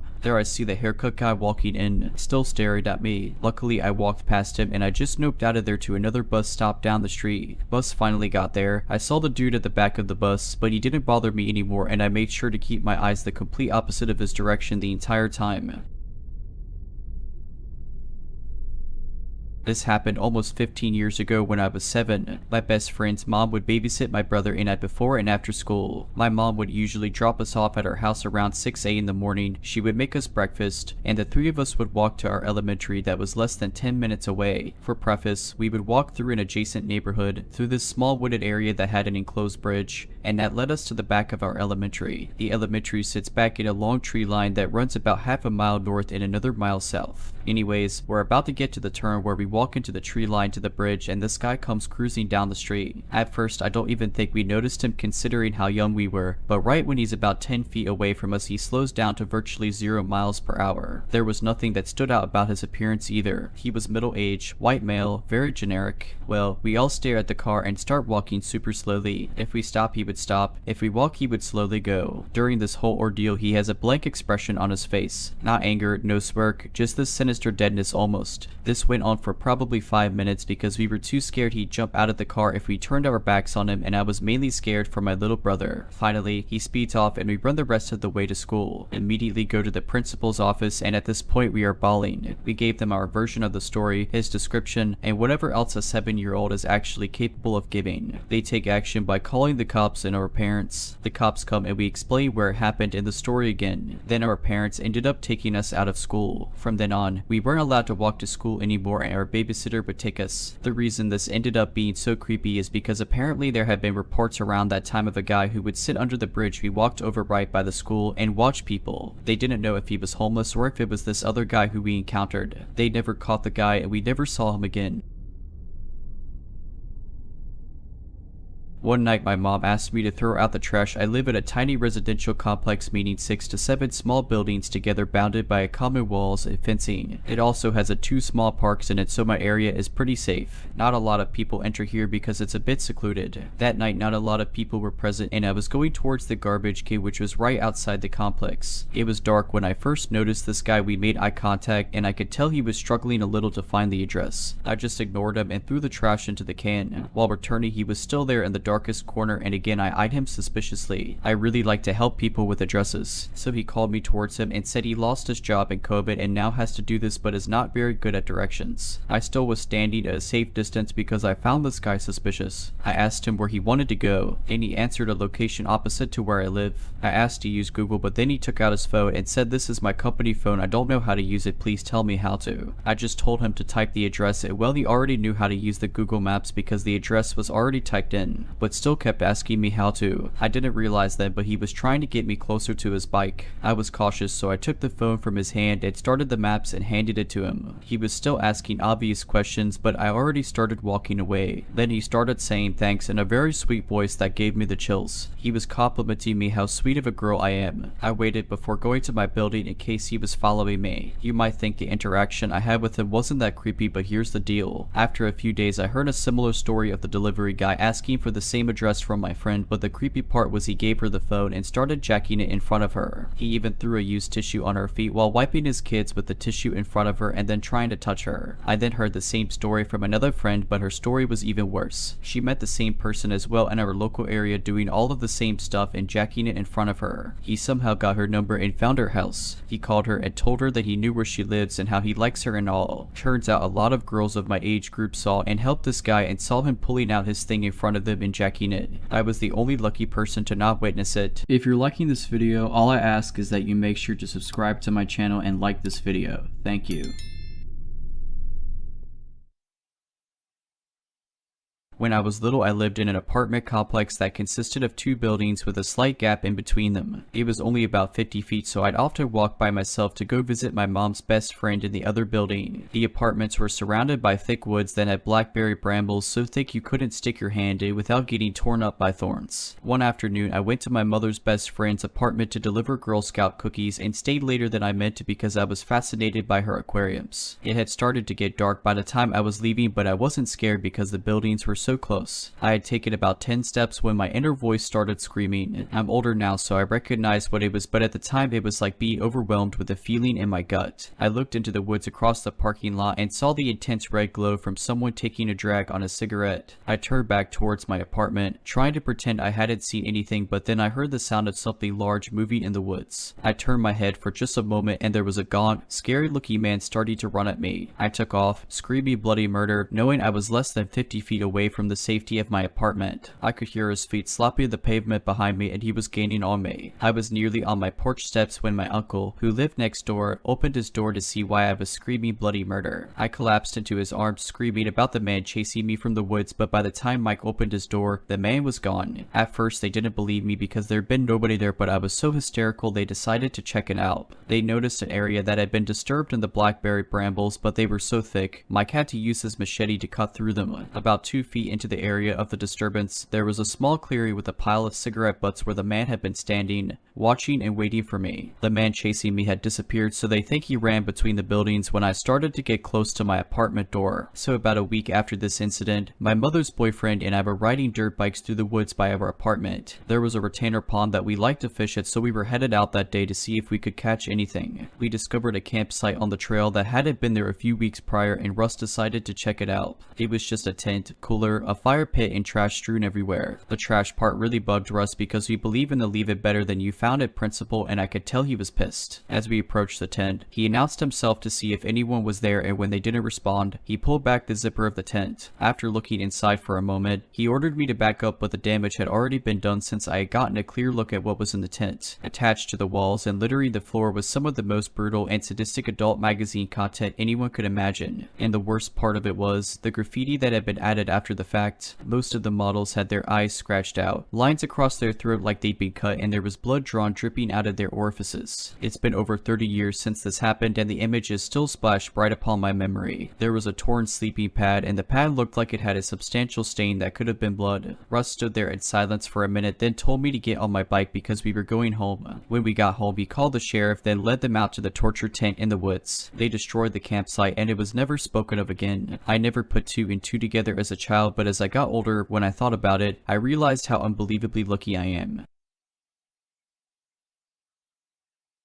So this happened about 7 months ago. I was visiting San Diego for job interviews and staying at my favorite hotel in Sorrento Mesa. For a background, I'm a 40-year-old man and a pretty big guy. I'm 6'1" and a former club bouncer. Now, onto the weirdness. On my 3rd night, I was up pretty late after hanging out with some old friends after my interviews. I got back to the hotel around 2 in the morning with some Sonny's donuts. After eating a few, drinking a few more, and watching South Park, I decided to have a smoke before going to bed. This made it now around 3 in the morning, so I go downstairs, walk out front to the smoking area by the fountain, but there's another couple who are also staying at the hotel already there. I didn't want to impose, so I decided to just walk around the outside parts of the hotel while I smoked. I walked around the pool, the barbecue area, the basketball courts, then started back for the side door. As I did, a black sedan drove up alongside me and stopped. The window rolled down, and a tiny Asian woman asked if I knew how to get out of the parking lot and back to the street. Now, from where we were when she asked me, this was literally in a straight line about 150 feet in front of her, so I thought she was drunk or just blind. So I just politely said yes, just keep going straight, and turn left at the tree. She then asked me if I could get in the car and show her. Now, again, I'm a former club bouncer. There was absolutely no intimidation factor, but for some reason, I instantly felt uneasy. Again, it was literally right in front of her. She could see the road. Also, the windows were all tinted far more than they should have been, and I honestly couldn't tell if anyone else was in the car. I used the smoking as an excuse to not get in the car, but but she said she didn't mind and gave me a very creepy smile. I politely declined and again pointed out that the road was literally right there, so I'd just be walking back in 5 seconds anyway. She again asked if I would get in and show her. This was feeling like a weird kid / ice cream truck situation. I mean guys, how often do decently good looking women just drive up and ask you to get in their car at 3 in the morning in a hotel parking lot? Nothing about it was right. Again, I politely declined as I finished my smoke and was luckily already standing right at the hotel side door when all this started, so I just went in. The woman just drove off as she rolled up the window right exactly to the exit she just asked me to show her to. So I told the front desk about it and they said they'd keep an eye out, but I'm quite sure nothing was ever done or came of it. Just one of those things that really makes me wonder, why did she want me in the car so badly for? It had to be some kind of scam. I just wonder exactly how much danger I was in. I live in Sacramento, California, where every summer we have the state fair. I was in my late teens and my friend and I decided to check out the fair together. Parking was $10 and we were cheap and decided to park across the street. Well, a few streets deep in from across the street because a lot of people had the same idea. The fair was typical fair stuff and we had fun. It was almost 10 in the afternoon and we decided to get out of there. The fair was lit up with lights and chaos, but the further we got away from it and the deeper we got into the back streets across the street from the fair, the darker it got and the less people you saw. My friend faced me and said maybe I should get my mace out just in case, and we both laughed because both of our families at different points had given us mace to stay safe, but because we were young and dumb we thought we were invincible. My friend drove, so she was digging in her purse looking for her keys and slowed down while doing so, and I was a few feet ahead of her. At that moment the fair fireworks started popping off in the sky and I turned around to look for several seconds. It was walking backward while doing so. I turned around and at the moment as I was passing a creepy gray van, a man popped out behind it and grabbed me forcefully with both arms around me and started picking me up. Immediately my friend ran up and sprayed mace in his face. She was able to do so because the mace happened to be attached to her keychain, which she just got out of her purse. She accidentally got some mace in my eyes and it hurt, but even though my eyes were burning, I vividly remember opening them up enough to see that there was this cloud of mace floating in front of the guy's eyes as they were wide open as if the mace did not affect him at all. Then he said calmly in a creepy voice, "I was just looking at her." We both screamed bloody murder and he let me go and we ran all the way to her car and got the heck out of Dodge. The weird thing is we didn't even go straight to the police that night because I wasn't sure if that was enough of an offense to do so, which I am in my 40s now and know that it is. I should have gone straight to the police then. I tried calling the non-emergency line the next day to report it as I was suffering from red and swollen eyes from the mace and I was being placed on hold and not being taken seriously, so I eventually let it go and moved on with my life. A week later I heard in the news that there was a man wanted by police that lingered around the American River trails who was abducting women and taking them into his van and assaulting them. I always wondered what would have happened if my friend wasn't there. Would I even be here? I have never been so thankful to be maced in the face. Ladies, even men, carry mace or some type of self-defense tool. It's an unpredictable, scary place out there sometimes. This happened almost 10 years ago when I was about 18. I wanted to go pick up some groceries at our local Walmart. It was around 11 in the afternoon at night and I just got off work. I usually have no problem going anywhere by myself, but on this specific night my inner self was telling me to invite my friend to tag along. I am roughly 5 feet tall, female, and 105 pounds, but I don't get spooked too easily and always carry pepper spray with me. Anyways, I call my friend to ask if she'll accompany me and I go and pick her up. We walk into the produce side of Walmart and almost right away I noticed this man staring at us very intently. He was around 5'5", kind of heavy, had a Hawaiian shirt on, and looked up Hawaiian decent. So we're over by the fresh produce and I am keeping my eye on him as he pretends to be looking at bread but clearly keeps putting things back. I turn my back for a second to grab something, then I hear a male's voice ask, "Hey, do you guys know of anywhere I can get food this late?" For more background information, I lived in a city of about 50,000 people. Right across from this Walmart was an Applebee's, a McDonald's a quarter mile up the road, and other various places to get food. Plus, we were in the middle of a Walmart, so I don't beat around the bush and flatly tell him about a couple restaurants around where we were. He then asks, "Well, what's fun to do around here?" It's late at night, so nothing really to do except maybe go to Applebee's or a local bar. I tell him Applebee's is open and we have bars downtown, but that's all I am aware of. He proceeds to ask what we're doing when we leave and I tell him we have to leave now. He apologizes and says he didn't mean to be creepy, so we walk away and are looking for the frozen aisle when I spot him on the opposite side walking by. I tell my friend I had a bad feeling about him since we walked in and wanted to test out if he was following us. We walk a few more aisles and sure enough he is on the other end nonchalantly walking by pretending not to see us. I backtrack a couple of aisles to get something and he walks up pretending to look at things. I finally ask if I can help him with something. I think I threw him off guard by being so direct because he stutters and asks what aisle the milk or something is in. I tell him and we leave to check out. Well, wouldn't you know, he's in the checkout right next to us with a pack of gum, no milk or whatever else he was looking at. He finishes first and watches us as he leaves the store. Me thinking he's gone by now tells my friend let's just run to the car. So we run out to the car, looking around to make sure we don't see him. Now here's the super creepy part. As I am leaving the parking lot, we spot him sitting on the trunk of his car watching people leave Walmart. I drive by to get his license plate number. He sees us and rushes into his car. I speed off as quickly as possible so he doesn't see where I went. I then call the cops and tell them what happened and relay the license plate to them. So creepy Hawaiian shirt guy who was supposedly looking for a place to eat while in the middle of Walmart. Please let's never meet again. This happened about a month ago. For a bit of background, me, my cousin, and my brother took classes over the summer at a local college. Me and my cousin took a biology class, while my brother took a pre-calculus class. My brother's class ends later than our class, giving us a 2-hour window where we'd sit around the college to wait for him. During the encounter, we were waiting for him at the cafeteria, passing the time. After a while, this woman in a wheelchair shows up in front of some vending machines a couple feet in front of us. I paid it no mind, but she sat in front of that vending machine for 10 minutes, 15 minutes and started to play loud music. It startled me and so I looked up at her. She then looked at us and asked, "Do any of you boys have 10 cents I could use for the vending machine?" I had 2 $5 bills in my pocket in case I needed some food, so I gave her a 5 and I got handed back my change. Then she asked for another favor. This time it was to bring her to a parking lot near the football stadium where her ride would be waiting. She said she had never been there and needed some guidance. I figured there was no harm in helping her so I took the handles, but she immediately stopped me and asked for my cousin instead. I was being pretty oblivious during this entire encounter so I didn't even realize how strange that request was and didn't notice many of the strange things she did until later. And I also want to clarify that she was able to move on her own just fine, so the request for a push at all was strange too. And as my cousin was pushing her, she kept looking back at me and giving an uncanny smile, like it was meant to be a friendly smile, but it came off more like she had some sort of malicious intent. After we arrived, she looks at us and asks, "Could you two stay with me until my ride comes?" Still giving us the smile, but we reluctantly agreed. You know, once I had to go back and forth from here and the other parking lot. It was so annoying, she recalls as we wait. Me and my cousin shuffled at this because we found this extremely unsettling. This was because it meant she lied to us about not knowing where she was going. Even stranger, she tells me about how she loves to smash glass bottles to tame her anger ...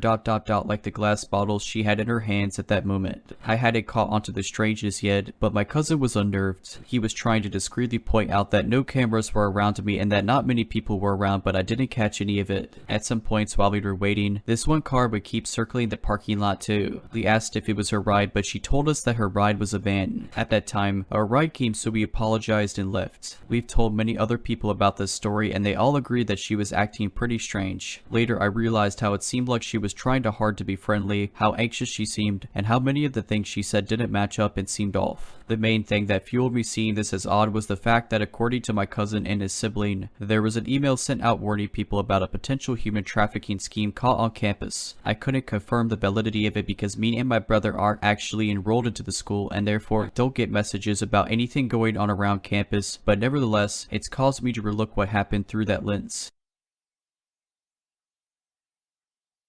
Shortly after I turned 18, back in the early 2000s, I got a job at the local movie rental place to help pay for my college. I worked there for about 2 years and during that time had been promoted to hold keys to the store and open and close the registers. This also meant that I was occasionally working by myself for short periods of time. One such morning, I was going through the morning procedures and putting returned movies back on the shelves. I was accustomed to greeting every customer no matter what, not only as a friendly gesture but as a part of the loss prevention protocol. Anyway, this particular morning I was taking the movie cart around and reshelving the movies and I heard the door ding on the other side of the store, so I greet whoever it is with my voice raised high. "How are you today?" Normally they would give a reply back, but I didn't get one this time, so I'm looking between the shelves for the person that came in and I see a middle-aged, baldy man looking around. He seemed normal at first but didn't really say anything when I asked him the next 2 times if he needed help. He pretty much ignored me, so I went about my business while keeping my eye on him. He was starting to make me nervous because he wasn't really looking at anything, just kind of making it look like he was looking at what was in front of him when his attention was focused elsewhere, seemingly at the ceiling. So I decided to give it one more try to let him know that I'm wondering what he's doing. Can I help you find anything? I asked as I walked past him to put a movie away. At this point, he'd been in the store nearly 20 minutes. He responded in such a way that made it clear that there was something off in his mind. Facing me but with his eyes averted from my face, he says in a startlingly loud drawling voice, "So, you know, just browsing." So I politely said, "Okay, just let me know if I can help you with anything," and went about my duties. He left shortly after this, at which point I let out a sigh of relief. A few days went by and I was opening by myself again. I went to start shelving the movies when the door dinged, and I again turned to greet whoever it was when I saw the same guy beelining it straight at me. I kinda panicked a little but stood my ground, and when he got right up to me, seriously so close I leaned back away from him.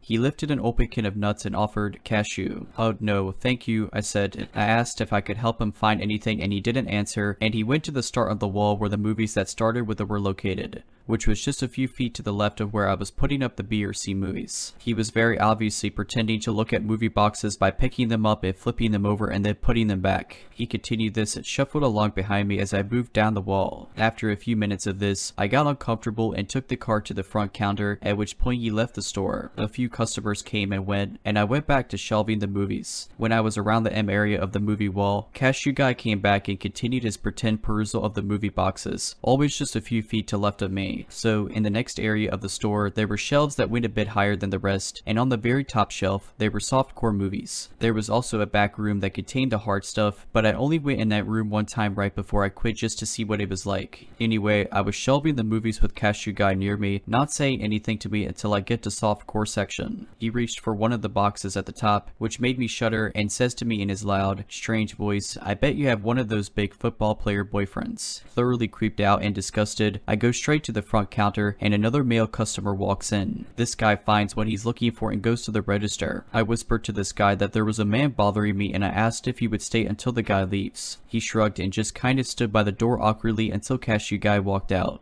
I thanked the guy and he left. I went back to the shelves, and not 5 minutes later, cashew guy came back and again tried to engage me in an awkward conversation. I went to the front counter and called my mom. She and my sister were out getting lunch, so I told her what was going on, and they brought me something to eat. As soon as I picked up the phone, he left the store. He didn't come back that day. Next door to the movie place was an electronics store that was run by a very nice and talkative man. I never spoke to his wife, but I knew English wasn't her first language. He would come over and use our shrink wrap machine and talk and make us laugh. One evening after my encounter with this strange man, the nice guy from the store came in more serious than normal and warned us about a man that had come in while his wife was working alone and he was out getting food. The man was walking around picking things up and putting them back down in such a way that made him uncomfortable. I knew who it was right away. After a while, the nice guy from the store's wife asked if he was going to purchase something, and he picked up a random house phone and asked how much it was. She told him, and he got upset at the price. He took it to the counter anyway, and when she rang him up, he tried to pay with a crumpled up check from his pocket. She refused to accept the check and he got angry, so she called her husband to come back and handle the situation. Her husband told the man that the check was suspicious and they normally wouldn't accept it as payment.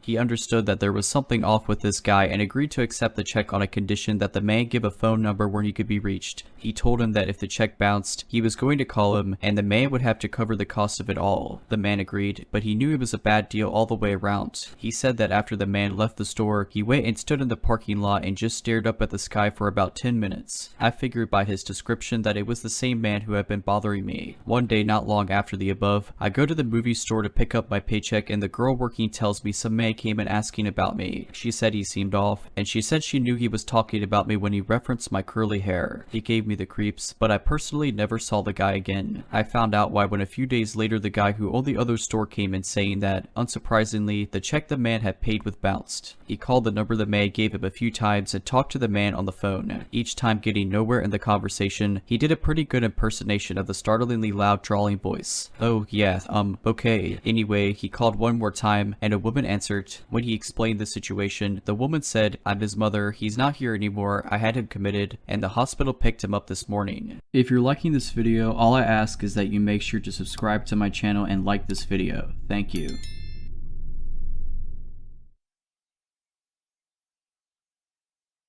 The town I lived in could not even be called that. It was a settlement of perhaps 24 acreages clustered together near a lake and boasted just an elementary school with grades kindergarten through grade 5, and no stores. On this particular day, I was at that school playground alone, swinging and pondering life. None of my friends were around, but the solitude never bothered me. I was perfectly content, swinging and daydreaming as I often did. That is when I noticed the van behind me. It was your classic creepy van. Older, large and boxy, white generic van. And what struck me as odd was how slow the van was driving. It could not have been driving faster than 10 miles per hour. Still swinging, I craned my neck and watched this van slowly creep along and then out of my line of vision. I thought that was the end of it when, a few minutes later, along comes the van again, ever slow, and this time, driving on the road in front of the park the best way to vision where I was is that of a square. Road wraps completely around the playground, which is situated on a slight hill. I watched the van creep along, turn left and out of sight, and back behind me it came creeping along, ever slow and present. As I watched it disappear for the second time, I recalled an incident that took place just 2 months prior. In the nearby town where I was attending school, a few kids in the grade below mine had been approached by a man as they walked home from school,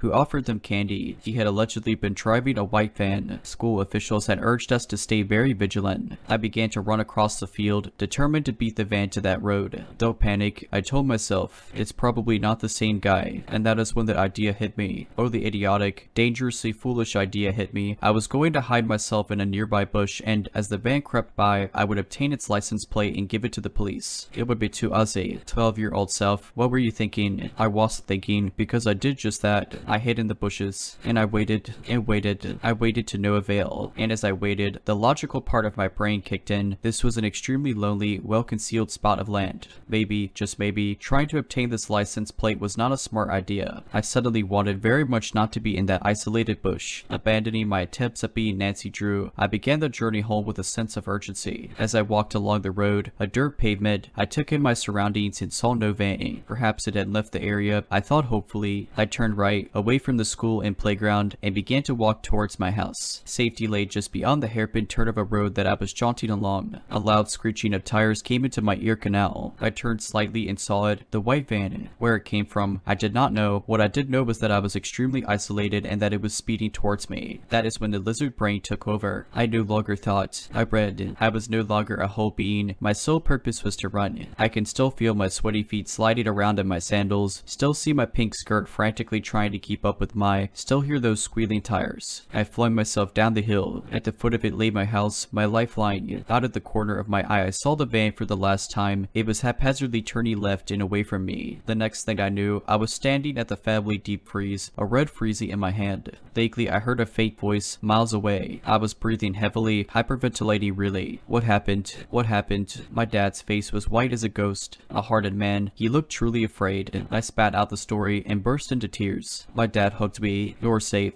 he assured me. Then he left, determined to find this van. As he was gone, I run throughout the house, locking the doors when Dad returned. He told me he had seen no van. It had disappeared into the afternoon sun. Dad phoned the police anyway, and he stressed the similarities between what happened to me to the reports of what happened to my schoolmates. Unfortunately, the police never came to talk me. I don't think they really cared. I stayed in the house for the next few days, afraid to venture out. As the days wore on, I regained my confidence to return to the park, and life went on. I never did see that van again. I still shudder to think about what may have happened all those years ago if I had let that van catch up to me.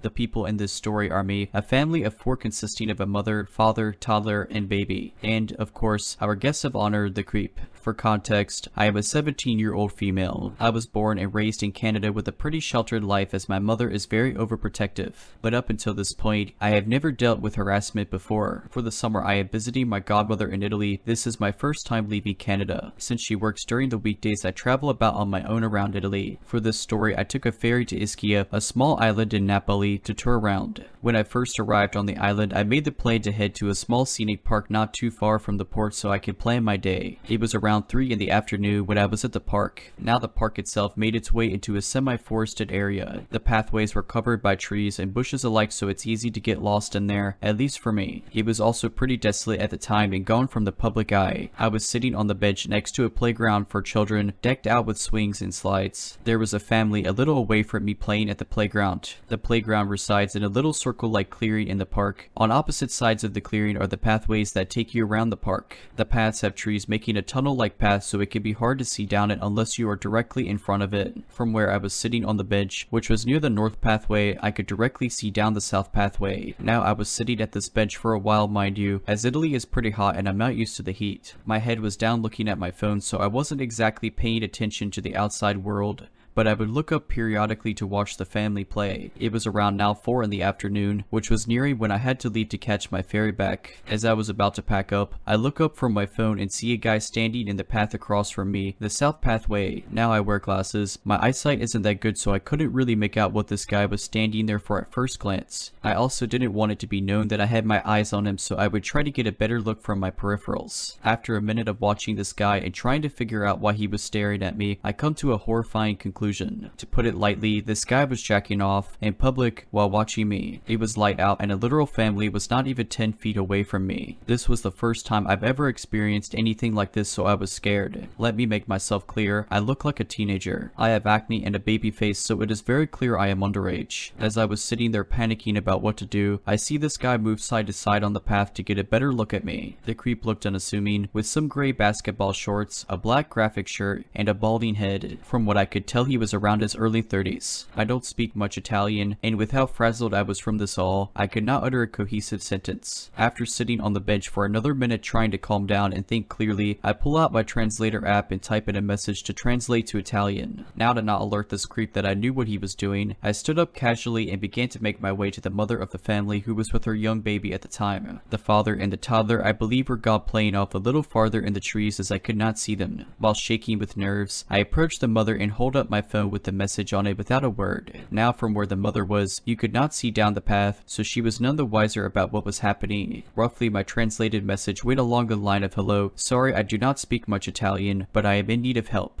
There is a creepy guy on the path over there watching me and I am scared." Now I know I probably should have made my situation more clear in the message, but I was freaking out and I didn't know how well my English would translate into Italian, so I kept it short. After the mother read the message, she got a concerned look on her face and asked me to show her where this guy was. Now we walked like 5 feet over to where the path begins to find the guy and he's gone. I assume he saw me walking towards the mother. Thankfully, I came to find out the mother speaks a little English, so I was able to communicate roughly what the creep was doing. Since she was with a baby, I didn't want her to go after the creep, but she was mad enough to attempt. Eventually, she told me her husband would be back soon and he spoke more fluently. Once he came back, I re-explained what happened and asked if I could follow them out of the park to a public area so I would not be left alone and vulnerable. While they were packing up their belongings, I called my godmother and gave her a brief rundown of the situation and that I'll be making my way back to the ferry. Now, I would love to say this is where my tale ends without any more troubles, but sadly that was not how it went. After me and the family left the playground area, we made our way to the opposite path from where the creep was to where I assumed was the exit to the park into the main road. While walking, the mother tried to comfort me, assuring the guy wouldn't follow me as he left as soon as he got a clue that I caught on. I thought differently as I could see this guy very clearly from where I was sitting and was not subtle about his staring. After walking a bit more throughout the path to the exit, I spot a familiar looking man walking back to the playground. Once I made eye contact with him, I immediately knew it was the creep from before, walking casually like nothing was wrong. Once he spotted me walking with the family, he quickly made a turn onto a path that diverged from the main one. This creep was circling back to find me, assuming that I stayed at the playground or was walking alone to the exit. I leaned over to the mother and quickly told her that it was the same guy. Unfortunately, the path that the guy took to avoid us was the same one we needed to take to get to the exit. This dumb creep cornered himself without any way to leave except to pass by us. The father at that point had the baby in his arms and the toddler following closely behind him. The mother in a rage followed shortly after, the creep cussing him out in a mix of English, Italian, and Spanish. This creep walked sheepishly off with his head tucked, pretending he could not hear the lady yelling at him. Finally, after the angry mother stopped following the man, we made it to the exit of the park. I thanked them profusely and bid my farewells and made my way down to the port. That family saved me from a dangerous situation and I could not be more thankful for their comfort and protection. I often think about what could have happened had I left the park on my own, knowing this guy would have circled back for me. So for my first harassment experience, I give the rating -1 out of 5 stars, would not recommend. So to the creepy guy in the park, let's not meet ever again.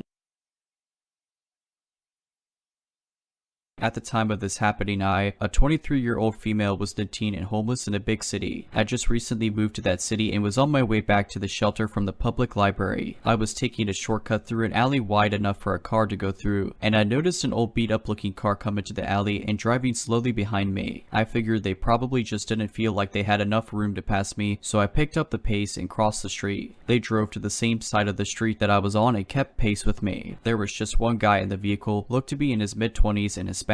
He rolled down his window and said, "Hey, are you okay? How old are you?" I looked like I was about 14, and I'm pretty short, so I got that question a lot. I just responded, "I'm fine, and I'm not a minor if that's what you're asking." He asked me if I needed a ride, and I politely declined. Then he starts telling me he's just really concerned and wanted to talk, really insistently and smiling through almost this entire interaction. I asked him why we couldn't just talk on the street where we were, and he dodges the question and again asks me if I'm sure that I don't want to ride. My gut was telling me he had bad intentions, and if I were as young as I looked, I might have fallen for it. Instead, I looked around me to make sure I wasn't going to get ambushed and walked up to his passenger window. I told him in the most threatening voice I could muster, "I know you don't really want to talk. I'm sure you have worse things in mind, and I've memorized your license plates and I'm going straight to the police station. I better not ever see you again." I never saw him again. Unfortunately though, I forgot to write down his plates, and the shelter curfew was going into effect soon, and I didn't have time to file a report at the station. It didn't occur to me to call the non-emergency number. I also purchased as large of a knife as I legally could for self-defense. If you're liking this video, all I ask is that you make sure to subscribe to my channel and like this video. Thank you.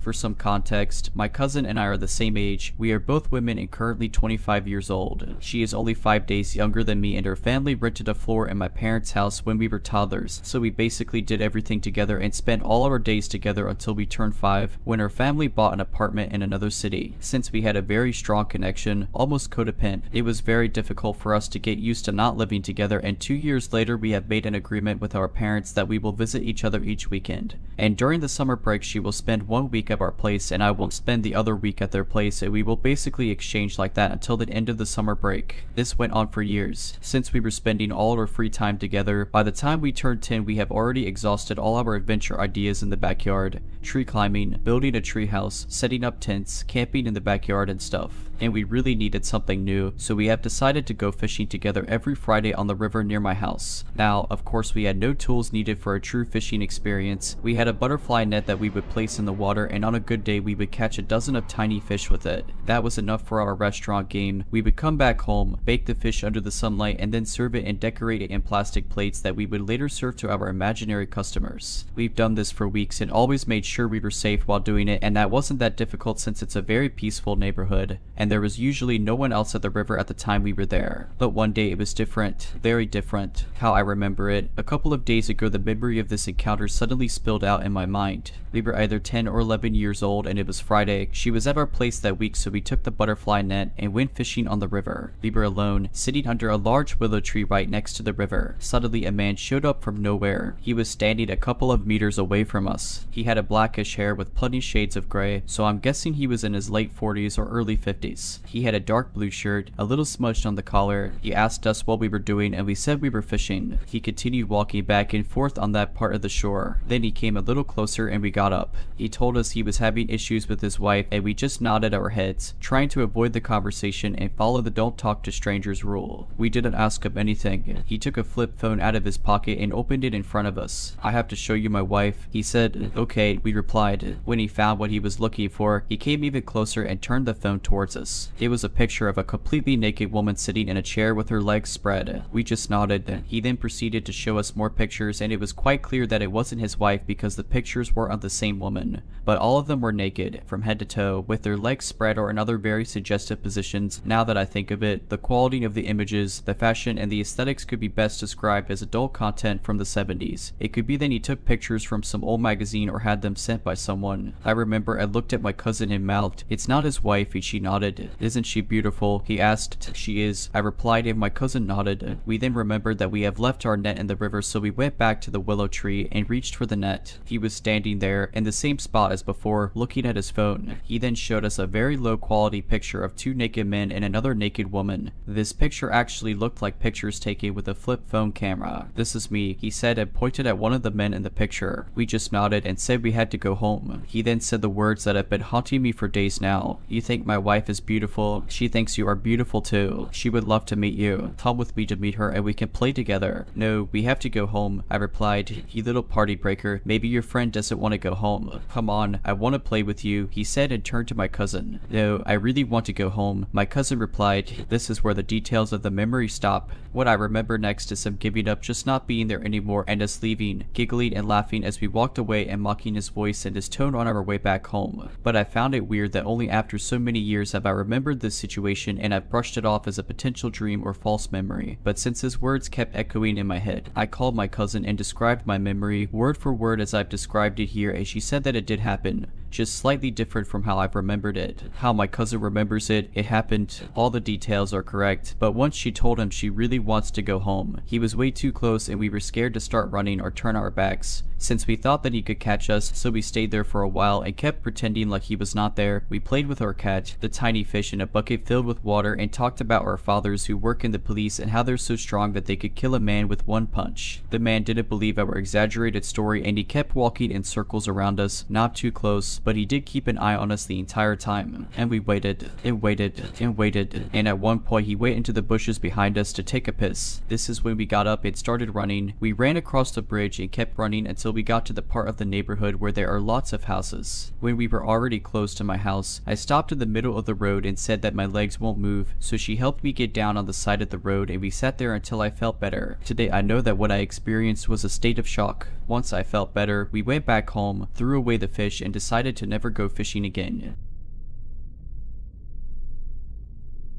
For some background first, I'm a 29-year-old woman. I live in an apartment in a sketchier side of my town, so I'm not unaccustomed to strange people pulling up and strange things happening. I've been through a home break-in, so I'm very hyper-vigilant when it comes to keeping myself and my home safe. I also smoke cigarettes, nasty habit I know, but having cats and not wanting my house to reek like smoke, I'll walk out to my balcony to smoke. That's exactly what I was doing when this happened. I was sitting on my balcony, smoking and just enjoying my night, when I noticed a car I've never seen before pull into the back parking lot of my apartment right by my balcony. I initially felt a bit off, but I didn't want to come off as being the paranoid neighbor, so I keep sitting and smoking my cigarette. Then I hear footsteps making a beeline through my backyard. There's a large and burly man that I've never seen before walking briskly through my backyard. Again, I still don't try to make much of it because they might be there for my neighbor. My anxiety is definitely on alert, but not in panic mode, until I realize he's going straight for my portion of the backyard. He then does something that is still freaking me out as I type this. He stops right in my backyard and looks up at me on my balcony, not saying a word. Now I'm in absolute panic mode. I audibly say, oh no, spring up, slam and lock my balcony door, run to my upstairs bathroom, and dial 911. I listened to every sound from downstairs while I stood panicking in my bathroom, and truthfully it sounded like someone was messing with my back door. I don't know for sure because I was in hypervigilance. I do know he was in my backyard for a few minutes because that was my bathroom for several minutes until I decided to peek out my balcony window. I saw him walking to his car and getting in. That also tells me that I don't think he was here to rob me, but something more sinister. Luckily he was lazy because again, I live on the cheaper side of town, so you can imagine the quality of my doors and locks. I'm really hoping it was just some guy who was drunk, high, and had the wrong house, but my gut is telling me otherwise. Regardless, I hope we never meet again.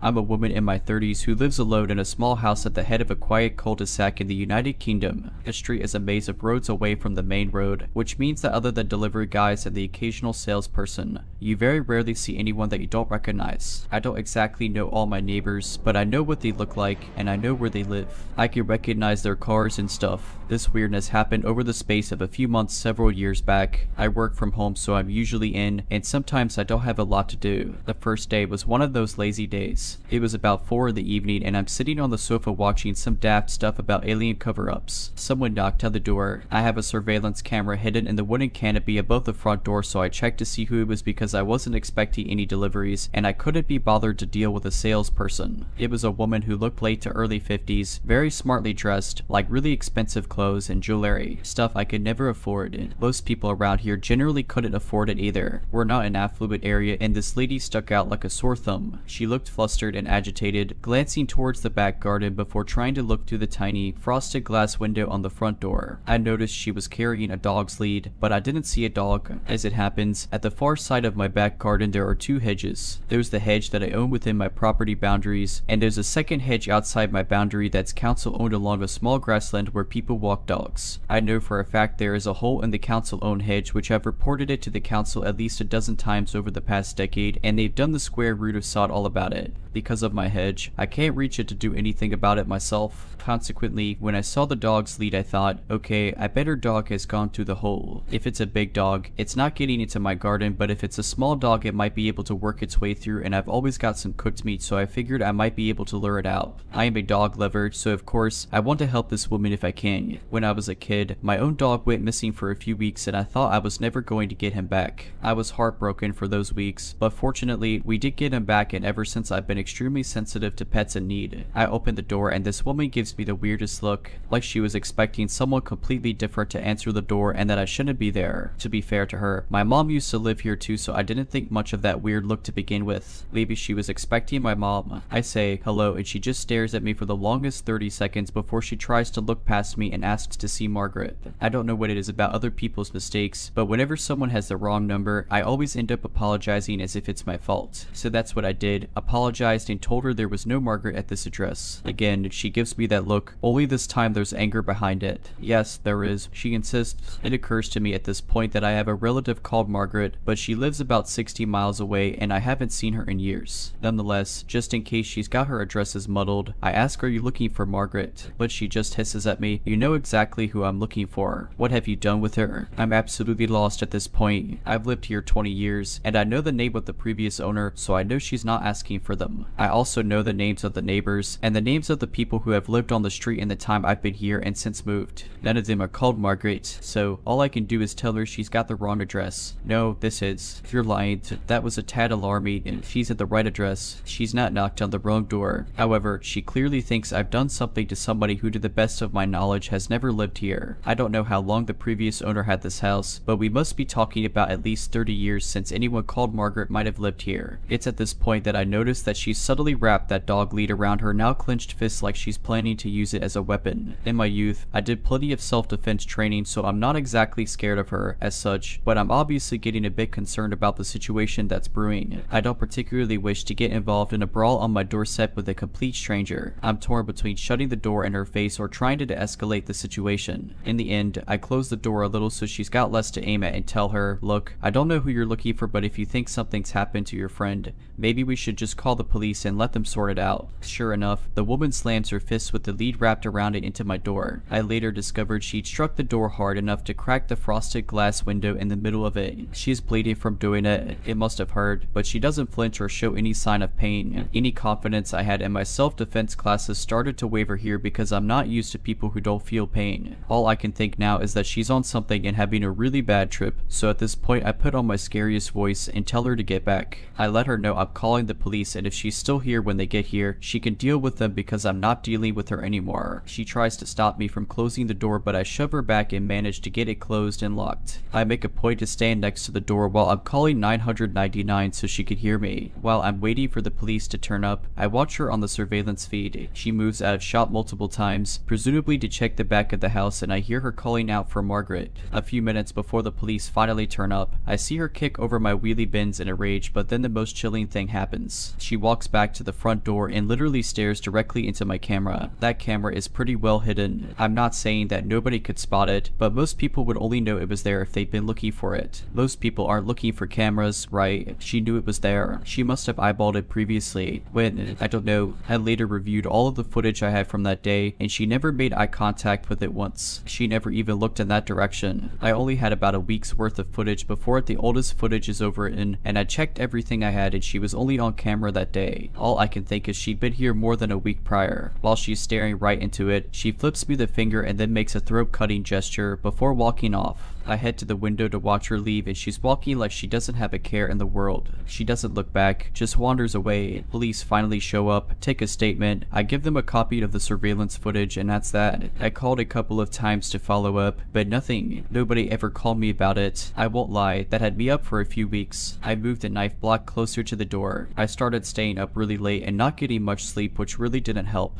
On some nights I was so tired that I started experiencing auditory hallucinations. I'd hear people who weren't there talking, and because this woman was the cause of all my stress, I heard her voice and the name Margaret most of all. Every time I heard the gate open, it put me on edge. I review the surveillance footage every day. Eventually, as the weeks passed and I hadn't heard anything else, I started to regain some of my comfort and just put it down to a weird experience. It didn't last. About 4, maybe 5 weeks after the first encounter, she came back. It was just after midnight. I was in the living room mucking about on my phone with the TV on low volume for some background noise. I heard a car door slam and peeked out the front window. A dark colored car was parked at the end of my driveway. I couldn't see what make or model it was, but it looked like some sort of estate car. I didn't see anyone moving about, but a minute or two later, the front gate swung open with its metallic groaning and there was a knock on the door. Even when I'm not involved in a blood feud over imaginary Margarets, I'm not going to answer the door at that time. I checked the surveillance camera. Its night vision mode is pretty bad, but I'm positive it's that woman again. I can even see what I think is the dog lead. And of course, she knows I'm watching her because she looks at the camera again, and I tell you, when someone is already giving you the chills, the way night vision makes people's eyes look like soulless black voids doesn't do much to make you feel better. Suddenly, she yells out, "Shut that racket off and come out here." Now, I had the TV on, but as I mentioned, it was on a very low volume. There's no way she could hear it from outside the front door. I couldn't even hear it if I walked into the hallway. I'm convinced at this point she's mentally unwell, so I call the police again. I want them to stay on the line, but they just tell me that someone will be over soon and to call them back immediately if things escalate. So I'm waiting, watching, and just hoping she doesn't start trying to smash a window or something. She kicks over my wheelie bins again and yells something else out, which I couldn't quite make out, but whatever it was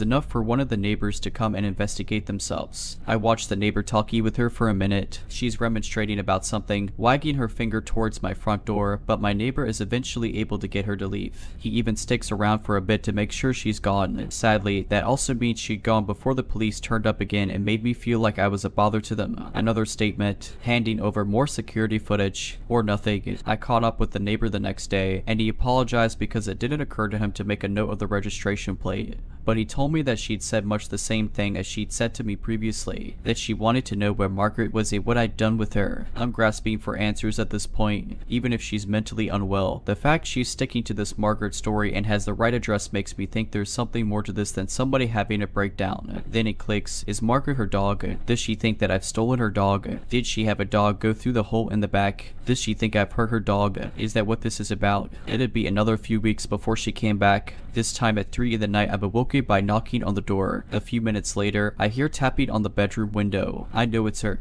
I can hear her saying things, but I can't really make them out because they're too muffled through the windows. It's like she didn't want to get the neighbor out again, so she's trying to keep it quiet. I jump out of bed and put some clothes on as quickly as I can. I try and follow her as best I can as she moves around the outside of the house from room to room, knocking, tapping, and muttering. I think I hear a few coherent words like noise, racket, and I'm pretty sure she called me a slur, but maybe I was imagining that. I can't check the surveillance footage this time because she spray painted the lens, not that it'd matter much this time. She's not lingering by the front door. I think about calling the police again, but it's proven a waste of time so far, and I get the feeling if I call them out a third time and she's gone, then they're just going to start accusing me of wasting their time even if I do have the evidence. They've not exactly been that helpful so far. In the end, I wait by the front door and listen for her. Eventually, she knocks again and I call out, "Is Margaret your dog?" Dead silence. Nothing. I can't see anything through the frosted glass because it's too dark. I have no idea where she is and I don't want to turn the outside lights on. I don't even know why. She knows I'm in the house because I've called out to her, but I still don't want to draw any more attention to myself. I end up standing there for who knows how long, at least an hour, probably more because the sun starts coming up. My heart is going a mile a minute pretty much the whole time. Once it's bright enough, I start checking through windows to see if I can see her. Nope, nothing. I tentatively open the front door and look outside. Still can't see her. I grab something to arm myself with just in case, can't remember what now, and check all around my house in the back garden. She's not there. As I'm heading back to the front door, I spot the oddest thing. The gate's closed. That gate is physically attached to the side of my house, and when it opens and closes, it makes a fair bit of noise. You definitely hear it if someone opened or closed it when you were standing next to the front door but it's closed. So what does that mean? Did she jump it somehow? It's possible, I guess, but I wouldn't want to try it. Anyway, I open the gate and head out to the end of the driveway. I look around and there's no sign of anyone. I turn back to the house and see she spray painted liar on the front of my house and left the dog lead on the floor beneath it. That was, thankfully, the last time I ever heard from or saw this woman, but I think she still comes by sometimes. Ever since all this happened, I get these creeped out feelings occasionally at night and check out the window. I don't know whether I'm imagining it or what, but now and again, I swear I see a dark colored estate car out on the street. Not parked at the end of my driveway these days, but I just can't shake the feeling she's in there, watching my house. Perhaps she was looking for her dog and she keeps thinking that she'll see me with it. If you're liking this video, all I ask is that you make sure to subscribe to my channel and like this video. Thank you.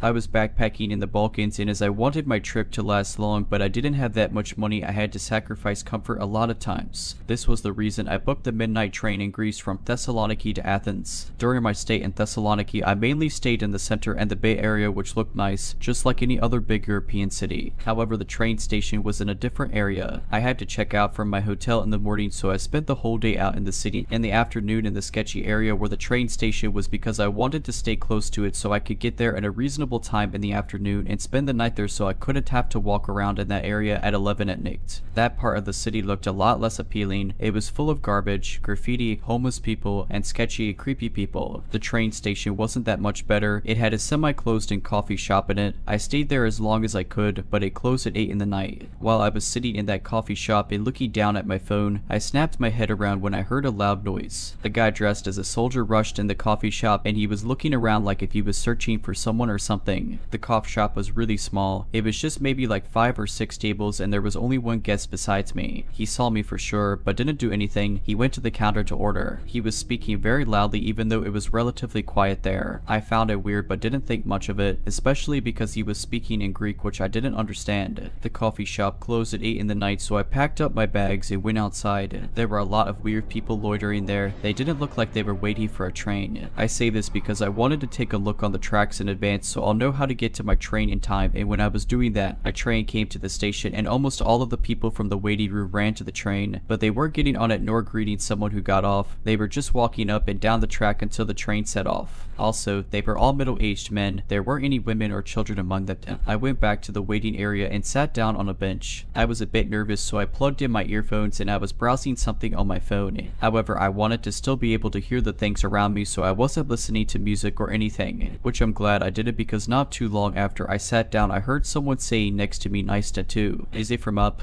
I knew they said it to me because I have a tattoo from the movie Up on my forearm, so I pulled out my earphones and looked next to me. There was the soldier from before sitting next to me. It was weird, he started talking to me in English automatically, but I have a little Hungarian flag on my backpack which indicates that I'm not Greek. I replied to his question and we started talking. The conversation at first was pretty normal. We were talking about tattoos and movies, then traveling. When I mentioned I wanted to visit Macedonia in this trip, he got a little political and heated. He started talking about Greek politics and the relationship between Greece and Macedonia very angrily. Through the whole conversation, he was acting a bit weird. I can't explain why, but it looked like something was off about him. At first, I was relieved that I was next to a soldier in this sketchy place, but after a while, I started to question if he really was a soldier or just pretending to be one. Because he was creepy, and he was constantly checking his bag, but just from the outside, he looked like there was a long object in it which could have been a gun. But if he really is a military person, then it could be normal. I don't know the Greek laws if they are allowed to carry their weapons off duty or not. He asked me if I was traveling alone and for how long I planned to stay in Athens. I answered with honesty. I told him I was alone and that I didn't plan to stay for long in Athens as I was planning on catching a ferry from there. He then asked me if I'd like to stay in his place for free, but I declined. He asked this a few more times, but I said no every time. And then the speakers turned on and they announced that the train to Athens will be here soon. So we both got up and started to head to the tracks. He said he needs to get his luggage from the luggage storage, so we stopped there. It was right next to the steps to the train tracks. He took out a big, old, heavy suitcase from there. It looked like even he was suffering from its weight. Then he really loudly slammed the storage's metal door. I don't know why he did this. It was unnecessarily loud. Everyone was looking at us. It really was loud. The whole station could have heard it. We then started walking up the stairs, but he stopped and said he needed to use the restroom and asked me to wait for him there with his suitcase. He didn't even wait for my answer. He ran back to the waiting room. It was really odd. Why would he trust a stranger with his luggage and leave it with me? I stood there for a few minutes and was waiting for him, but I started contemplating if I should just leave his suitcase there because I was afraid that I'd miss my train. I even thought about that. What if there was a bomb inside the suitcase? Otherwise, why else would he leave his belongings with a random girl he just met? The fact that he was acting really strange didn't help with it either. I waited a few minutes, then he showed up. He asked me once again if I wanted to stay in his place in Athens, but I said no again. We got up to the tracks and our train just came in. He insisted on sitting next to each other, but I didn't want to sit next to him, so I said I have a seat reservation and that I'm really tired. I probably sleep through the night anyways. He said he'll ask the person working on the train if I can switch seats with a reservation. He left his luggage next to me once again and went to the nearest employee. This time I didn't stay there. I got up the train and looked for my seat. Fortunately, there were a lot of people, so I blended in easily. I took my seat, and a few minutes later a normal looking man sat next to me. Thankfully, the soldier didn't come looking for me, and I've never seen him again, not even in the Athens train station. I know this story is not too extreme, but it still bugs me to this day to what were his intentions. Was he really a soldier and a nice guy, just a bit weird, with some kind of mental illness? Or a crazy psychopath pretending to be a soldier to look more trustworthy?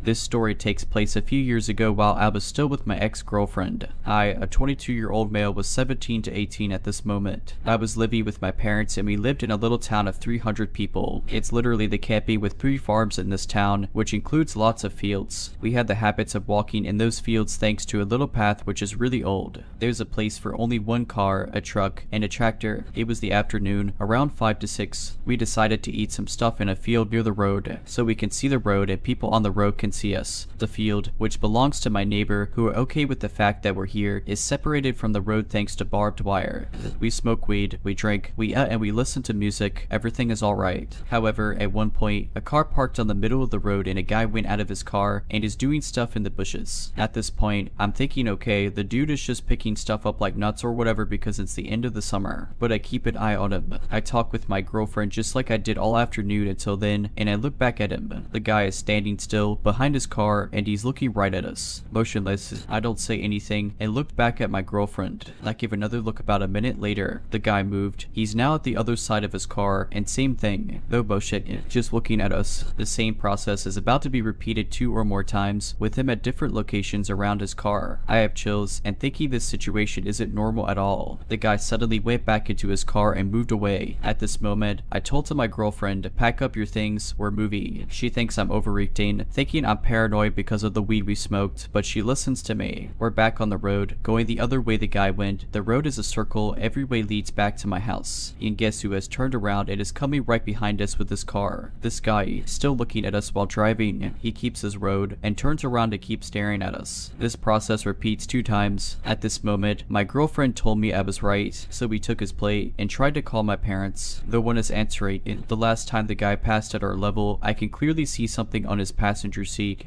but I don't know what. But my neighbor came right behind him with his truck. I stopped my neighbor and told her what we just witnessed. She gets us in the truck. We went back to my parents' home. My dad is a cop, so I told him the plate. He looked at it. The car belonged to a grandma and was stolen. A few weeks later, everything is normal. I go take my bus in the next town, which is about a 7-minute ride on my bike. It was still dark because it's pretty early in the morning. When I left my parents' home on my bike, I noticed light behind me. It was his car. I don't know how he knew I was there. Maybe it's pure bad luck for me, but I'm 100% sure it was his car. He followed me until I took a path which a car can't use, only bikes and pedestrians can take. I turned off my light and rode until I went to my bus in the complete dark in order to not be seen by this guy. I kept using this way for the next 2 years, and I've never met him again. I used to work at a pizza shop down the street from 2 in the evening until they closed. I usually didn't get off until 11 at night or so. I had a car, but was close enough to walk, so I did that most days to save gas. This particular night, I was doing my usual thing, jamming to one of my playlists, tired, but happy to have a good job and just generally happy with the way my life was going. Up ahead, about a block from my place, I see an attractive guy in dark clothing walking, but not with a purpose really. He was taller than me, maybe 6 feet tall or so, and had shaggy brown hair. The closer I got to him, the more I could tell he was really good looking. Like, even in the dark of night I was starting to get excited. His features kind of escape me now, but I do remember his hair and his thick eyebrows. I took an earbud out and, because I'm from a dangerous city and never really cared about stranger danger, I decided to talk to him, maybe even flirt a little bit. How is your late night going? It's good, just looking to get drunk. Oh, that I can help with. I've got a mini bar at my place.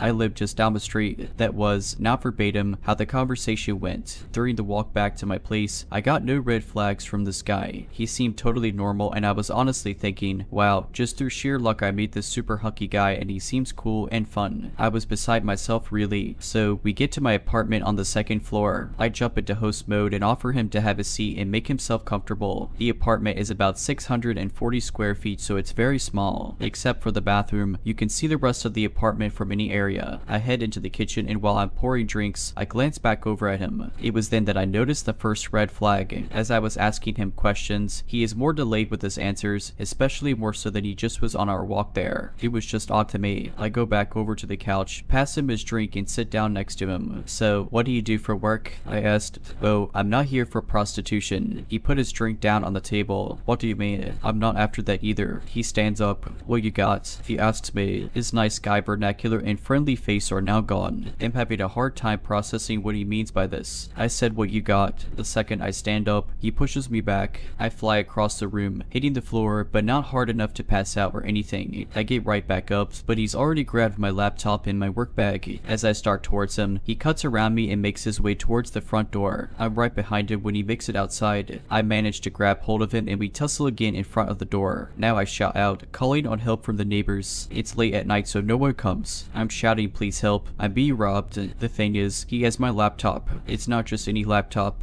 I hate to admit it, but my entire life was on that laptop at the time. Important photos that I did not have backed up, thousands of dollars of music programs, video game programming stuff for a development team I helped, really expensive software, stuff like that. It was, in my mind, irreplaceable. I give chase down the stairs, across the dog walk park, and as I start to gain on him, we tussle again, and the only thing I can focus on is my laptop. I knew that I had to, at any cost, get my laptop back. That was absolutely all I cared about. Somehow I get a grip on my laptop. I tug at it again, and I guess he decides I'm not worth all of this struggle. He gets up and starts to take off again. I now realize he still has my work bag. It has my cell phone and wallet in it. I take off towards him again, and this time, he shouts back at me, follow me and I'll stab you again. This makes me stop in my tracks and he gets away. Underneath a street lamp, along the sidewalk, I immediately inspect myself. Was I stabbed? No way. There's no way. Then I see blood running down my leg. I see blood on my arm. 2 places where he cut me good. I'm scared, but the blood makes it look worse than it is. I decide that's enough. I got my laptop and that's all I really wanted anyway. I hobble back home and get inside and lock my door. I called the cops using my neighbor friend's phone the next day and filed a police report explaining the situation, showing the stab wounds and declining medical services. So all that guy got was a crappy cell phone and a wallet with like $40 in it. The cop called my friend back several days later and said that they were not able to find the guy and that he would keep me posted. This was years ago, so I don't know where the robber is now, but I have every electronic thing of importance backed up on multiple drives to this day. If you're liking this video, all I ask is that you make sure to subscribe to my channel and like this video. Thank you. When I was younger and just got into online college, I got my first apartment. I had 3 jobs and one was third shift, but I was more than ready for independence. While I had a great time there, I did have one problem: my new downstairs neighbor. So the other tenants are a bit older than I am, with one of them being an old man who lived there for 20 years. The other was an older woman with a small kid, probably been here for 3 or 4 years, and an empty apartment downstairs. I keep to myself, so I never really spoke to any of them before until I noticed that there was a new move-in. A man that seemed close to my age, maybe a little older, black greasy hair, and a little overweight, but in my experience living here people seem nice and I was happy to possibly have someone to say hello to. That possibility turned sour really quick when a casual hello turned into that trash stinks remarks from him when I was taking out the trash and snide remarks under his breath when I've done nothing, even remarking on my sister's lack of a bra when she came to visit me. Naturally, I was grossed out and annoyed that he had to comment on anyone, especially my sister, and told the landlord. Nothing came of it, of course. One day I was asleep and someone came banging on my door. I had no idea who it was and my anxiety was beyond strong. I'm alone and never expect a knock that wasn't planned. It was the neighbor saying that I was being too loud and I need to stop harassing him. I explained through a closed door that I was asleep and that I was not making noise. He left and stomped down the stairs while muttering and calling me a rat for some reason. My heart felt like it was beating out of my chest. I went back to bed, only to hear him coming back up the stairs and bang on my door. When I addressed him again, he said that I was harassing him and that he's calling the cops because I'm still making noise. I told him to ask the other neighbor because there's no way that I could possibly be making noise when he is on the other side of the building. He thanks me politely before stomping off and continuing to call me a rat yet again. I tell the landlord right away that one of his tenants is acting hostile and I don't feel comfortable nor safe, and he tells me he will look into it. I hear nothing for a week. It turned out it was the old neighbor hitting the floor with a stick like one of those classic cartoons because the rude neighbor was playing music too loud. I swear he should have known that, as I'm on the other side. It was like he wanted an excuse to come speak to me. The following months it got worse. One day I walked out in a snowsuit so that I can play in the snow. He had to remark on my clothing being unnecessary, even when there's 3 feet of snow out. I forgot what I said in response, something like it's not his business, but he basically just said screw you. I just walked off to go play in the snow. It gave me little enjoyment because of the earlier interaction, so I went back home to get ready for work. The snowstorm got worse and I had just came back from my night shift. I see him alone in the parking lot with the car on and the windows up. I was on high alert as I carefully walked around and up the alley to my apartment. The second I closed the door to go upstairs, I hear loud, wall-shaking music. It's him. He's blasting his car music at max volume. In a snowstorm at 3 in the morning. I was surprised and confused because what was his reasoning? He did it until 8 in the morning and I found out later it was despite the old neighbor for telling him his music is too loud. Soon it all started getting serious, cursing in the hallway and playing music louder, with the police knocking at our doors asking us about a noise disturbance, and now a mutual hatred amongst the neighbors at the jerk who kept us all up. But that's not the worst part. I just got back from my night shift and it's 3 in the morning yet again. I'm dragging my tired feet over to the mailboxes that are right inside the townhouse door. As I'm looking through the advertisements and letters, his door opens at the top of the stairs. My stomach tightens, hoping I don't have to interact with him, but drops when he starts speaking unintelligibly. At the top of the stairs he's gurgling and mumbling something. What? I said, but he repeats the same weird sounds again, only more aggressive. I felt something was more than off, and got right around and out the door heading back to my car.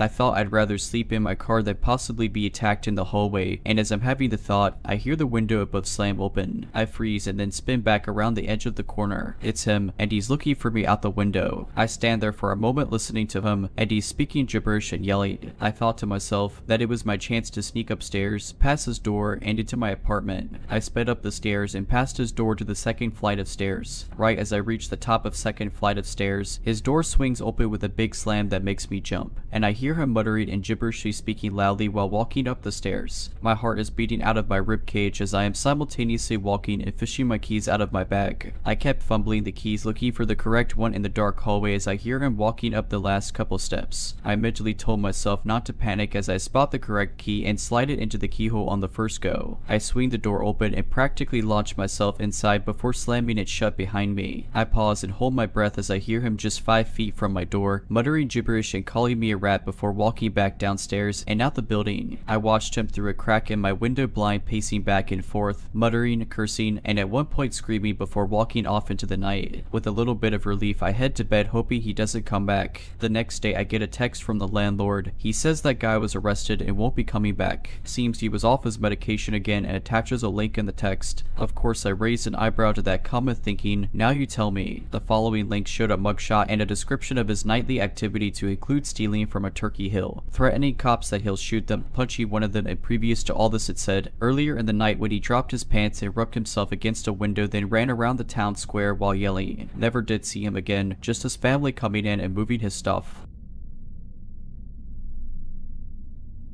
So about 12 years ago, I was 9 years old, and I was home alone with my 12-year-old brother. We were supposed to go to my aunt's house to have lunch and wait for my mother there. We got up at 10:30 in the morning. I took a shower, then my brother. After that, we were both in the bathroom brushing our teeth and finishing up when we heard someone knocking on our door. Since every time someone knocked at our door they turned out to be salesmen, we kind of waited for them to go away. After a couple of minutes, I went to see if they were still outside through the window, and no one was there. We continued getting ready when we saw a shadow go by through the bathroom window, which was kind of like a small square made with that kind of glass that makes everything behind it really blurry. We waited and saw in case it was just a bird flying by when a hand hit it, clear as day. We got scared. We didn't know what to do. My brother had his cell phone, so he immediately called the police. While it was ringing, we heard a loud bang at the door. Someone was brute forcing it. I don't know if they were kicking it or ramming it, but it was one of the most frightening things I've ever heard. My brother told me to lock the bathroom door, so I did. It took 5 bangs so the perpetrator could finally bash open the door. Then the police answered. I remember the exact thing my brother said. He was whispering. His voice could barely be heard. Hello, there is someone in our house. I think they are stealing. Then a pause. We are at our address. Another pause. I'm with my little brother locked in our bathroom. Please hurry. While all that, I was sitting against the wall, hugging my niece. It was one of the most nerve-wracking experiences ever. I could hear the man going through all of our stuff, emptying stands, going up and down the stairs, opening cabinets. He even broke a few cups and plates. Then I heard the sound my cell phone does when it turns off, and I remembered leaving it on the kitchen table. I felt so stupid for leaving it there. Things continued for a couple of minutes when we heard him trying to open the door to the bathroom. My brother got a hold of a big metal rod we had lying around there. He started kicking the door. Who was there? The man screamed. We said nothing. Another kick, then another. I felt I was about to have an anxiety attack. My chest started to ache. I had chills and was really hot. I tried to remain calm, but it was just too much. After that he stopped. We heard the door opening and then silence. We waited for almost 10 minutes before going out of the bathroom. The living room was a total mess. Lots of papers and books on the floor. Thought cabinets were open, cups and plates on the floor. In our mother's bedroom, the nightstand and the closet were open and everything inside them was all over the place. Upstairs, in our room, it was the same thing. In about 5 minutes, the man was able to go through everything we had and left a total mess. After that, my brother called my mom and she ordered us to go to my aunt's as soon as possible, so we did. When we got there, I was a little more relaxed. My aunt was waiting us with ice cream, probably because my mom told her everything and she wanted to calm us down a bit. We went back home at about 7. My mom told her boss she had a home emergency, so she left early. She cleaned up the house and left everything the way it was before so we could be relaxed. I really appreciate her effort and my aunts to calm us down and do everything so we didn't have to think about it. According to my mom, the police got home after she arrived. She explained everything, but because of lack of evidence, nothing could be done. The man was never caught and honestly I don't think they even tried to search for him. The next days my mom was home with us. Now I tell the story as a funny anecdote. Luckily no one was hurt and he only took useless stuff. But at the time, I was really scared. To a 9-year-old, an experience like that can have serious repercussions. I'm lucky it never came to that, and I got over that after a couple of weeks.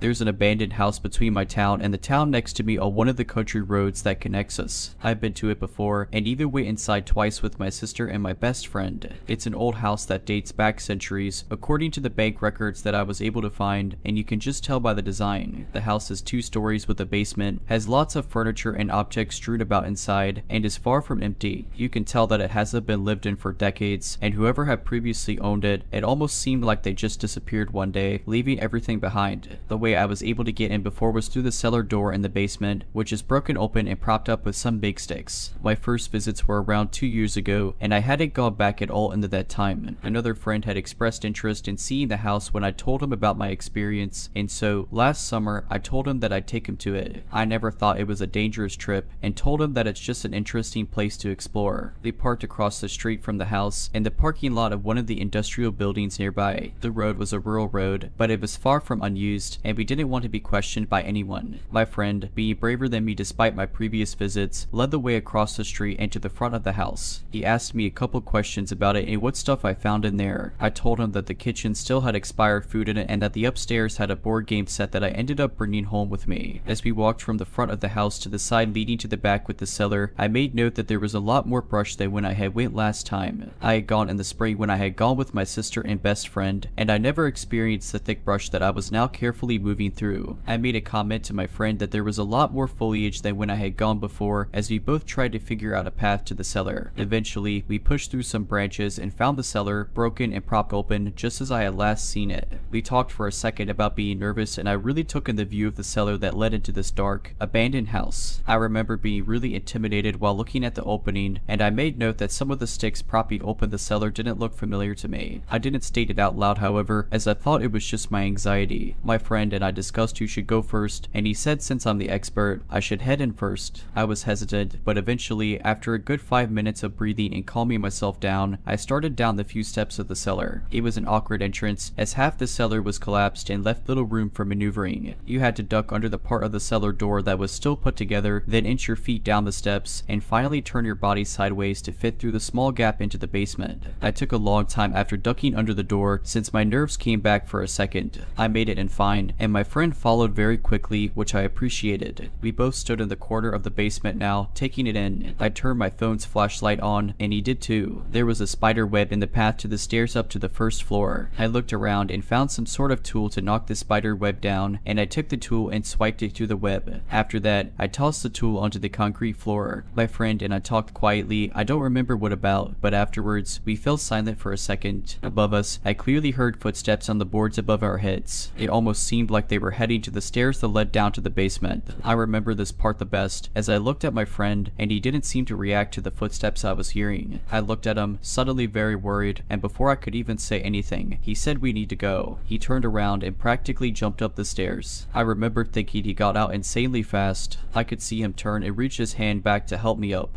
I was a bit slower, but I also quickly stepped up the stairs and he pulled me through the opening. I landed on my hands and knees after I escaped the cellar, and I immediately stood up facing the weeds. I turned around to my friend, who was crouched, staring down the cellar. I said to him that we should get out of here, and he turned away and told me to go first through the weeds. I pretty much just ran through the brush, definitely getting cut up by something, but we made it through them and back in front of the house very quickly. My friend kept urging me to go in front of him, and he watched behind us before switching to flashing his light in the windows on the first floor of the front of the house. I asked him what he was doing and if he was okay. He didn't really answer me at first, so I asked him if he heard the footsteps before we bolted out of the basement. He turned to me and said that he heard them, and that's why he was watching the cellar to see if anyone was following us out. He continued, saying that after he pulled me up, he turned to guide me away before he let go of my hand, and when he turned back, he saw the bare feet of someone standing at the bottom of the cellar. Because of the cellar's dilapidated structure, he could only see their feet and a part of their legs. At that point, that's when he told me to go through the weeds first. He never saw them come up the cellar stairs or move away from them before he followed me. I didn't believe him at first and thought he was just trying to scare me, but I could tell by the serious tone of his voice and the silent look he gave me after telling me that he wasn't trying to make me laugh or lighten the mood. I still asked if he was lying, and he aggressively said that he wasn't. He told me that I heard the footsteps already, so I knew something had to be in that house. We stood for a second, not really saying anything, before we both then agreed to go back across the street towards our cars. We stood by our cars for a while, watching the house to see if anything or anyone would come out, but nothing appeared. After talking for a bit about how crazy that was, and him reassuring me that he was telling the truth, it started to rain and we decided to call it a night. I fully believe him, and he's always stood by what he saw. I haven't gone back to that house since, and I like to tell myself that whoever was in that house was just a homeless person finding shelter. I still get shivers to this day, however, thinking about how close that person was to me as I scrambled up the cellar.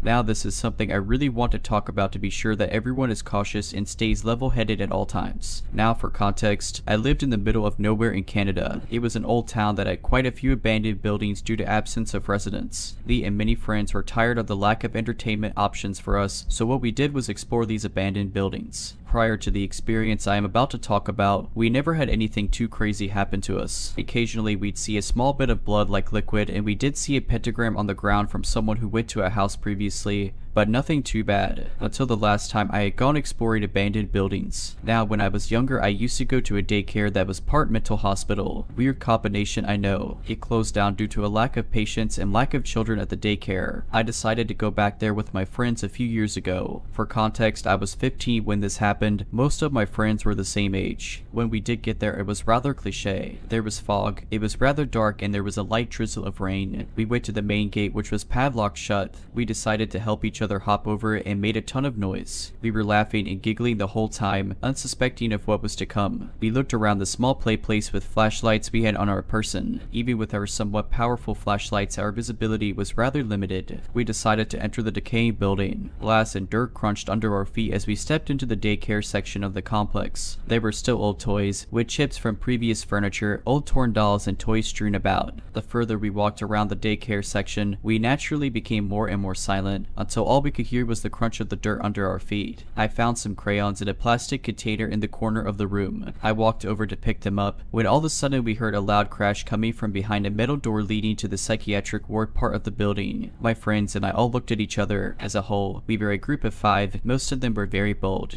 We all looked at each other when my friend Brian suggested we go and look to see where the sound came from. Personally, I was not too fond of the idea, but with my group of friends there was no way anyone was going to decline such a thing. We all stacked up on the door and opened it. It was rusted to the floor and we heaved to get it open. As we walked in, the metallic smells and musk became stronger, with a hint of something else which I couldn't put my finger on at that moment. We walked in, our flashlights pointed in every direction with Brian leading the group. The hallways were tight, and to the left and right were the occasional metal doorway, some with doors open. I felt slightly claustrophobic and it felt a little hard to breathe. As we continued, Brian shone his flashlight into a room and recoiled. We all stopped walking as Brian slowly entered the room. "What is it?" I asked him. "I thought I saw someone here. It seems all fine now." To be honest, I thought he was just messing with us to increase our anxiety, but looking back I think he was completely honest. He backed out of the room and we continued walking deeper into the psychiatric ward, when another friend swiftly told us to stop. We came to a halt and all listened. In the distance ahead of us we heard the subtle pitter-patter of footsteps echo through the hallway. We all looked at each other, fear in each of our eyes. Brian continued walking toward the sounds. We considered turning back for a second without Brian, wondering if some ghost or something was in the building, but we couldn't do that to them. The closer we got, the more I felt like I was being watched. When finally we entered a room on the right which had the smell of rotting meat. In front of us was a dead deer. Its insides were spilled all over the floor, staining the concrete. A friend of mine had a very weak stomach and vomited all over the floor. That's when we heard whispering from somewhere. Brian shone his flashlight to the corner of the room where a man with short hair was standing with his head down. He wore a bright green shirt stained with what I assumed was blood and torn tan pants. He did not have any socks and his feet seemed damaged. He was twitching and continued to mumble even after we saw him. We stared at him for a solid 30 seconds before he made his first true movement. He looked up at us with a haunting grin that sent shivers down our spine. "You guys here for the feast?" He said each word with varying inflection and energy. This kicked us over the edge and we bolted out of that room all the way back to the daycare center. The door was still open and we decided to try and slam it shut, but the rust and pure weight of the door almost kept it open. It took 3 of us pulling with all of our strength to close it, and just before we did I could still see the silhouette of the man watching us, his white teeth being the only other human feature I could see. As we sat behind the metal door catching our breath for a second, all looking at each for confirmation that we all saw the same thing. After a little bit of labored breathing from each of us, we heard a light tapping on the door. That's when we decided that it was time to leave. We booked it out of the vicinity completely and ran home. A year after we visited that spot, police went back to do a routine search of the area and found the man. It was stated that this guy used to go to the psychiatric ward before it closed down. He escaped the facility he was transferred to and lived off of the wildlife around the complex. When the cops brought him in, he had a series of diseases and sickness from eating raw meat. His mental condition was much worse than before. There were future rumors that he did kill someone in the forest while searching for food, but nothing has been confirmed. If you're liking this video, all I ask is that you make sure to subscribe to my channel and like this video. Thank you.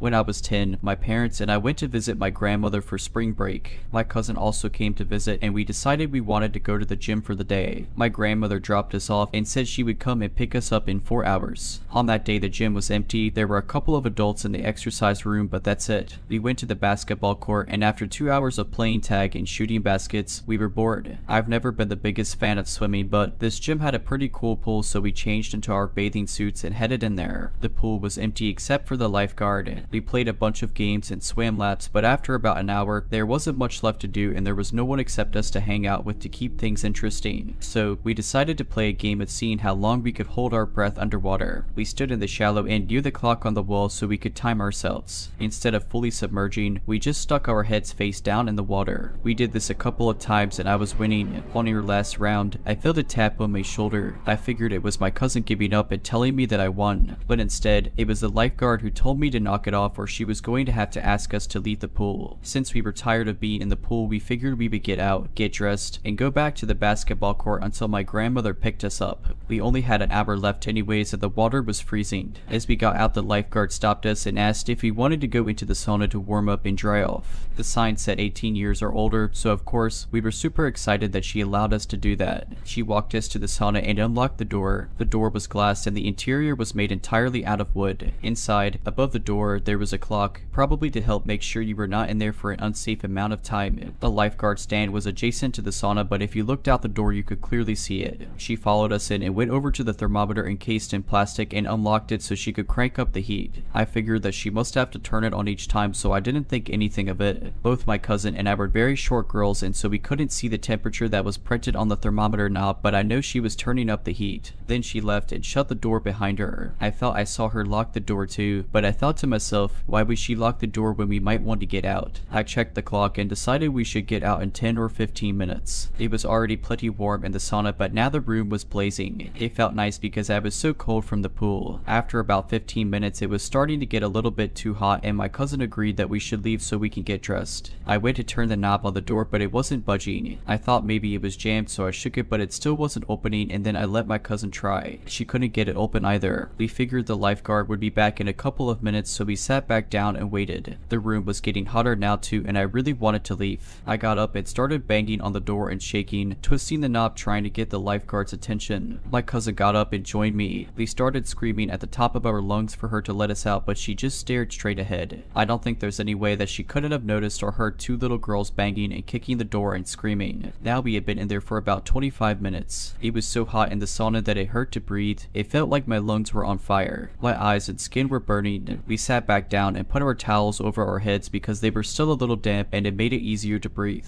I was so worried about my cousin as she is a couple of years younger than me. I looked at the clock and saw that we had been there for 35 minutes. I got up and walked to the door again and saw the lifeguard still just staring straight ahead. Again, I tried to get her attention by screaming that we needed out and banging on the door as hard as I could, but still nothing. I was starting to get pretty dizzy, so I went to go sit back down, but the wooden seats at the sauna burned my skin. My towel was completely dry, so I put it underneath me to sit on. My hair was also dry, but I wrapped it across my face to cover my nose, and I squinted my eyes so that they didn't burn as bad, but I could still watch if anyone walked past the door. It helped a little bit. My cousin was laying face down with the towel over her head, not moving or saying anything, so I nudged her to make sure that she was still okay. She was, but I could tell that we really needed to get out of there soon because she seemed a bit disoriented. It had been 45 minutes now and I was extremely nauseous. There was no way that the lifeguard would forget that we were in there, and I thought she would have to come back soon, but there was this little voice in my head telling me that maybe she purposely locked us in there. Finally, a man walked past the door towards the pool, but for some reason, I just couldn't get up.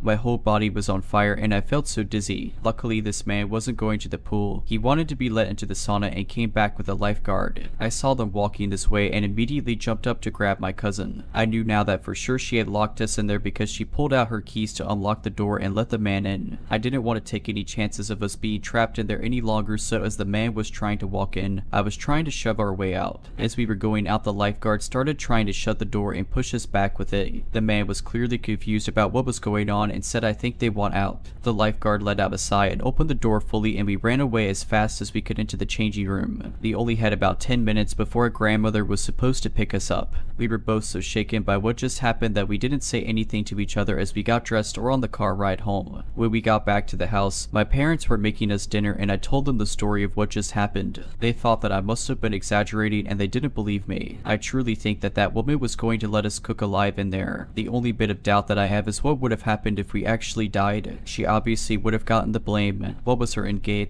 I'm 21 now, but I think about this interaction all the time, and when I'm in small spaces or I get too warm, I still have panic attacks. No one believes this story, and I get it. It's pretty absurd. I'm not sure if I'm allowed to ask for opinions, but do you think that this could have been some crazy misunderstanding, or do you think that she really just left us in there to die?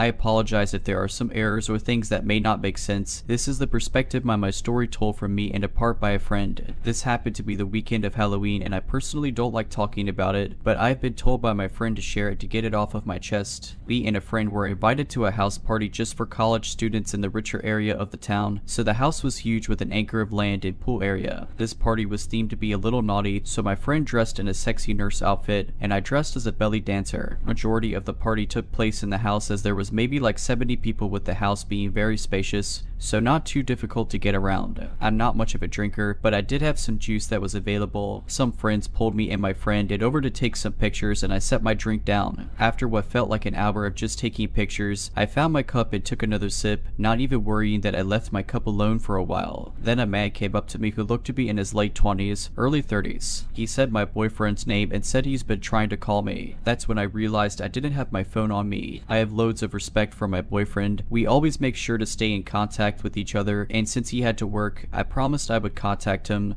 but I had just forgotten. The man said it's urgent and said I can use his phone to call at one of the rooms. So not thinking at all, I followed the man. If my boyfriend really wanted to call me, then I knew it would be something terrible. As we entered the room, I felt as if I just ran a mile and felt winded. The man closed the door behind me and sat me on the bed and gave me his phone. I started to feel more weak, like I just got a migraine and just couldn't call. Then I was helped to lay down and within seconds, I was out cold. I woke up later, not sure where I was or what even happened. I found my friend rubbing a napkin on my tummy while yelling. It took me a bit to come back to reality and I realized I was in a bedroom with my friend cleaning some stuff off of me. That's when I had a panic attack and just realized that I quite possibly have been used. My friend calmed me down and told me that didn't happen. She explained that she couldn't find me anywhere and assumed I went to the bathroom. But after like some minutes, I still didn't show, so she went looking for me, eventually checking the bedrooms and found me laying in bed with the guy sucking something out of my belly button. Apparently he was playing shots with my unconscious body and sucking alcohol out of my belly button, licking salt from my chest, and kissing my lips. She didn't know how long this went on for, but I immediately felt sick and even coughed up from just the thought. Thankfully, my boyfriend got off of work early after my friend told him what happened. He picked me up while my friend asked around about the guy, but of course, no one knew who or recognized him. I was taken to urgent care and looked at. Thankfully, nothing was wrong with me and the drug in my drink didn't cause any further harm than just knocking me out. I wish the story ends here, but I started to receive texts from a random guy. At first, he was just asking me random things and I just didn't reply, but then it showed me a picture of my torso and started saying creepy things to me and even giving me the impression he's stalking me. This is still going on today, just texting me randomly. I've had the idea to try to bait him one of these days to finally have backup to catch him, but I don't know how smart he can be and what he will do to me if things don't go as planned. I have contacted the police and asked what I can do. They took my phone in to copy the texts I received, but I'm sort of doubtful it will go anywhere. I honestly just believe it was a stranger who had bad intentions at the time and acted upon it. I'm not really even upset anymore. I just want to continue with my life and better myself from any other future events.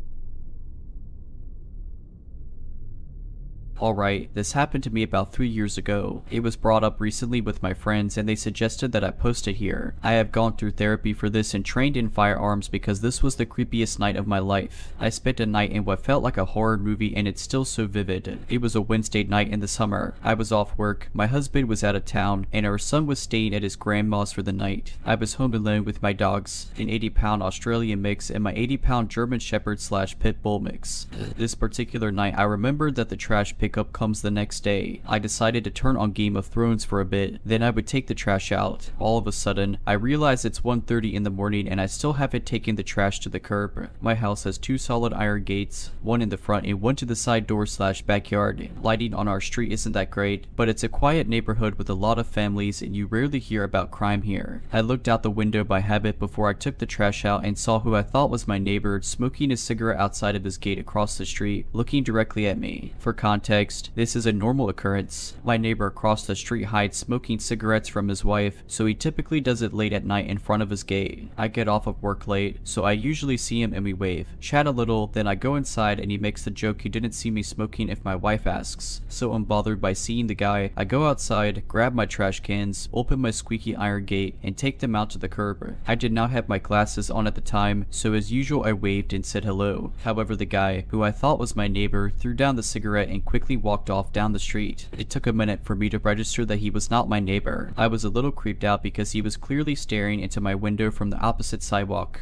but also maybe it was a guy taking a night walk and just stopped for a cigarette. I thought I probably weirded him out as much as he weirded me out. Went back inside and laid on the couch with my dogs to keep watching Game of Thrones. At some point, I fell asleep and I woke up hearing my gate squeak and my German Shepherd mix growling. He's extremely protective of our family at home, but he's also the kind of dog you could take anywhere because he's so friendly in public. My Australian mix is more passive, but his sheer size and scary bark tends to deter people. He's very friendly though. I quickly got up and pulled back my curtain. My gate was still shut and I didn't see anything. My dog, however, continued to growl at my front door. I looked out another window, which had a better view of my front yard and porch. I didn't see anything. Eventually, my dog settled back down with my other dog, but I was still uneasy. I ended up watching television again because I couldn't go back to sleep. About an hour later, I definitely heard my gate squeak. We are the only ones with a heavy cast iron gate and the noise it makes is so distinct. So I look out the curtain while my dogs are continuing to softly growl. My gate is halfway open, but I don't see anyone. At this point, I'm panicking. In my panic, I couldn't find my phone. I grabbed my wooden baseball bat out of our room, crouched down, and started going through the couch cushions to get my phone. My dogs are oddly still quietly growling instead of barking, so I assumed no one was there. The minute I find my phone, my front door handle starts shaking. I run to the side door to let my German Shepherd mix out. I know he'll protect me and he can jump the 6-foot back gate. My Australian mix, going crazy, busts out one of our door side lights. I heard the guy say "oh crap" and immediately I let out my German Shepherd pit bull mix. I jumped up to look out the window, saw my dog latch on the guy's hand. The guy starts screaming and takes off down the street, my dog chasing him. I then become terrified he'll hurt my dog, so I run out with my baseball bat, screaming my dog's name over and over. The next thing I know, my dog is prancing down the street back to me, happy with blood all over his face. I call the police. They took another hour or so to show up and didn't seem to take me too seriously. They said they'd call local hospitals, but I never heard back. I called my husband bawling and he got on the next flight home. I stayed at his mom's for a few days, too terrified to go home. I did buy my dog's giant steaks for being so good and saving me. I don't know what that guy wanted, but since then I've been trained in firearms and self-defense. If you're liking this video, all I ask is that you make sure to subscribe to my channel and like this video. Thank you. I used to be employed as a child protection worker. A report came through about a stepfather who was being abusive to his children. I was given the investigation by my team leader. When I interviewed the oldest child with the police, she had very visible physical injuries and told me exactly what had happened. I'll spare the details, but it was horrific. As the children were in his sole care, we knew that they needed to be removed immediately. We sent a team of 2 workers out to the children's school while myself and a colleague called the stepfather into the office. I lead the interview and it was horrible. He didn't even try to deny that he had hurt his stepchild, basically saying, "That's my kid, I'll do what I want and you can't stop me." When I served him with the paperwork, he absolutely lost his mind. He was swearing and screaming and said if we were outside this building right now I would kill you. We ended up running out of the interview room, pressing our emergency alarm, and I even had to make a police report about the whole thing. It got really messy. The next day we had court for the children and my manager decided I shouldn't attend due to everything that had happened the previous day. My colleague who attended told me that this man was at court and yelled several times something to the effect of "where is that worker who took my kids?" I remember feeling a little freaked out, but it's not uncommon to hear things similar to this when you have to remove a child. It's understandable that emotions are very high. You build a bit of a resilience working in this field, and overall I mainly felt relieved that those children had been placed with an aunt and were safe. About 2 weeks later, I had to stay back late at the office on an unrelated job. It was about 9 at night when I finished and I was the only person there. I walked out the back of the building to my car. It was really dark, but when I got close I thought I saw a shadow moving at the front of my car, just for a second, and then it was gone. I was about 20 meters away at this point, but it startled me. I stood there for a second just looking at my car, wondering if I was just being paranoid. While staring into the darkness, I started hearing tiny rustling noises. Safe to say I freaked myself out and sprinted back to the building. I called my boyfriend to come and pick me up, explaining what had happened. By the time he drove up to the front doors, I had convinced myself I was being silly and asked him to drive me around to my car. He circled around, and with the headlights shining on my car, I could very clearly see that all 4 of my tires had been slashed. I was an absolute mess that night and called the police immediately. I was pretty sure that this man was responsible, but as I hadn't seen him, I couldn't say for sure. I took a few days off and came back to a meeting with my manager, who had put together a safety plan for me and the other staff. She organized to have a security security guard escorted us to our cars and said very clearly that no one was to stay in the building after hours alone. Then about a week later, a letter was delivered to the office addressed to me. Any mail that comes into the office goes through our reception staff. Our lovely receptionist opened it and it was a note that said, "You're as good as dead." The words were typed and printed. She was an older woman and burst into tears when she read it. It didn't say who had sent it, but I am convinced it was the same man. Over the next few weeks, letters kept coming, each one getting longer. They addressed me as a bit in a home record saying that I kidnap and abuse children. It was just horrible, horrible stuff. The threats in the letters were the worst. The person writing them threatened to torture, kill, find out where I live, and to burn down the entire building. To be honest, the police were less than helpful. They basically said that given the nature of our work, they couldn't conclusively say it was this man, although they had questioned him. To me, it all seemed like a pretty massive coincidence. I'd never had anything like this happen before. They did say they were taking the letters very seriously and tracking down where they'd been posted from, but I never heard anything back about that. My workplace took the threats very seriously too. All of the security was bumped up across the building and all staff completed refresher training on emergency management. One day on the way home from work, I noticed that a car was following me. At first I thought I was being paranoid, so I drove down a bunch of little streets, double backed onto the same route in a way that would make absolutely no sense. Even after all that, a dark green Camry was still paced a little way behind me. I freaked out but had already planned in my head what I was going to do in this situation. I headed straight to the police station, planning to pull right up to the front of the building and beat my horn until I had someone's attention. The second I pulled into the police station, the green Camry drove straight past and disappeared down a nearby side street. I sat there for a good 20 minutes, too scared to get out of the car in case they came back around the corner. It dawned on me that in my panic I'd forgotten to get the license plate. That upsets me to this day. I told the police what I knew, but they told me that the man didn't have any car registered in his name.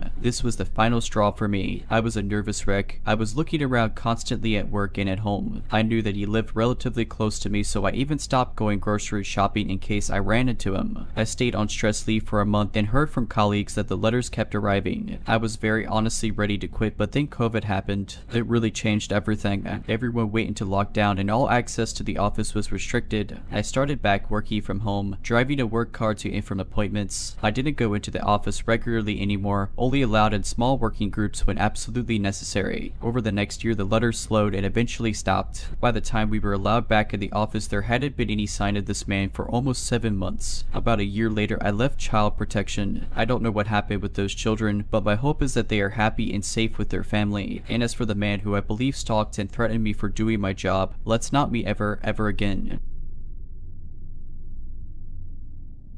A few years back, when I was around 18, I entered a very rebellious phase in my life. I have always been a prodigy child, always did as I was told, never stayed out late, didn't smoke, didn't drink, scored the highest in all my classes. All my family and friends thought I was the perfect kid, but then something changed. I was on a lot of medication due to my health and I started going through depression. I started acting up like never before. I stopped going to school. I would stay in bed all day, didn't talk to anyone, and then slowly I started talking to strangers online. Initially, it was just talking to them online. I would talk to a few people until I found someone interesting, would dedicate all my time talking to them until they no longer held my interest, and then moved on to the next person. This went on for about a year. Then I eventually started meeting these people in person. Most of these meetings were sexual, and I was very reckless. I slept around with more people than I'd like to admit, and regardless of my lack of concern for own safety, I somehow never met anyone that had any evil intentions. We'd meet a couple of times, do the dirty, and that was that, until I met this one guy. I was talking to a couple of guys at that time. I wasn't in any sort of relationship, so this guy starts talking to me and asks me about my hobbies, my interests, what I do. I told him I do not smoke or drink, and he was shocked. I told him it wasn't that I'd never done it. I tried, but just felt like it wasn't my thing. We talked for a couple of weeks. I ended up talking about how I've been going through depression, and at first, he just listened. Eventually, he started telling me I should try smoking. It would help me relieve anxiety and stress, and I always turned it down, but he was relentless. After a month or so of talking online, we decided to mate. We had never had any sort of sexual conversation or anything, so we were just going to meet as friends. I was supposed to meet another guy, an acquaintance, for something I needed, so I suggested to the online chat guy that we meet briefly for lunch and then he could drop me off to the other guy's place. He agreed and we decided on where and when to go. The day we were supposed to meet, we met at a local cafe. We had brunch and then I got in his car for him to drop me off at the place I had to go. It was a good 45-minute drive, so I put on some songs and decided to relax. 5 minutes into the drive, he offered me a cigarette. I declined. He insisted and kept insisting until I gave up and agreed. I opened the box and there was only one cigarette in there. I told him it was his last one and asked if he was sure he wanted me to smoke it since he would have enjoyed it more than I. He said yes. I took the cigarette out and there was something odd about it. It didn't look like it was store-bought. It rather looked like it had been rolled by hand. But then again, I had never smoked enough cigarettes to be sure, so I lit it and smoked it. I couldn't smoke even half of it. It made me inexplicably nauseous, so I gave up halfway through and offered it to him. Instead of smoking it, he put it out and threw it away. I thought that was weird, but assumed he probably didn't want to smoke while driving. 30 minutes into the ride, I started feeling very sick. My whole body was shaking. I was extremely nauseous, and I could barely keep my eyes open. I kept telling him I wasn't feeling good and that maybe we should go to the nearest emergency room instead of where we were going, but he kept telling me to relax and lay back. Everything about that ride felt off. I told him to stop the car and drop me off wherever we were. He refused. All I could think of was pulling out my phone and calling for the police. When he noticed what I was doing, he immediately stopped the car and I got off. I couldn't stand, so I sat on the roadside and called the guy I was supposed to visit. He immediately drove to where I was and picked me, took me to his place where I threw up all over his living room multiple times. For the next hour and a half, I just laid on the couch, my whole body shaking and constantly throwing up. The guy brought me water, gave me some electrolytes and kept insisting on going to the hospital, but I refused. I had no idea what I had smoked, but I was sure it wasn't just plain old cigarettes. I was scared if it had been some illegal drug, and if the hospital caught on, I would get into trouble, and I absolutely did not want my parents to find out what I had been up to. So I laid there, kept throwing up, and letting whatever that stuff was to get out of my system. All these years later, I am now married to the guy who picked me up from the roadside and helped me through an insanely embarrassing time.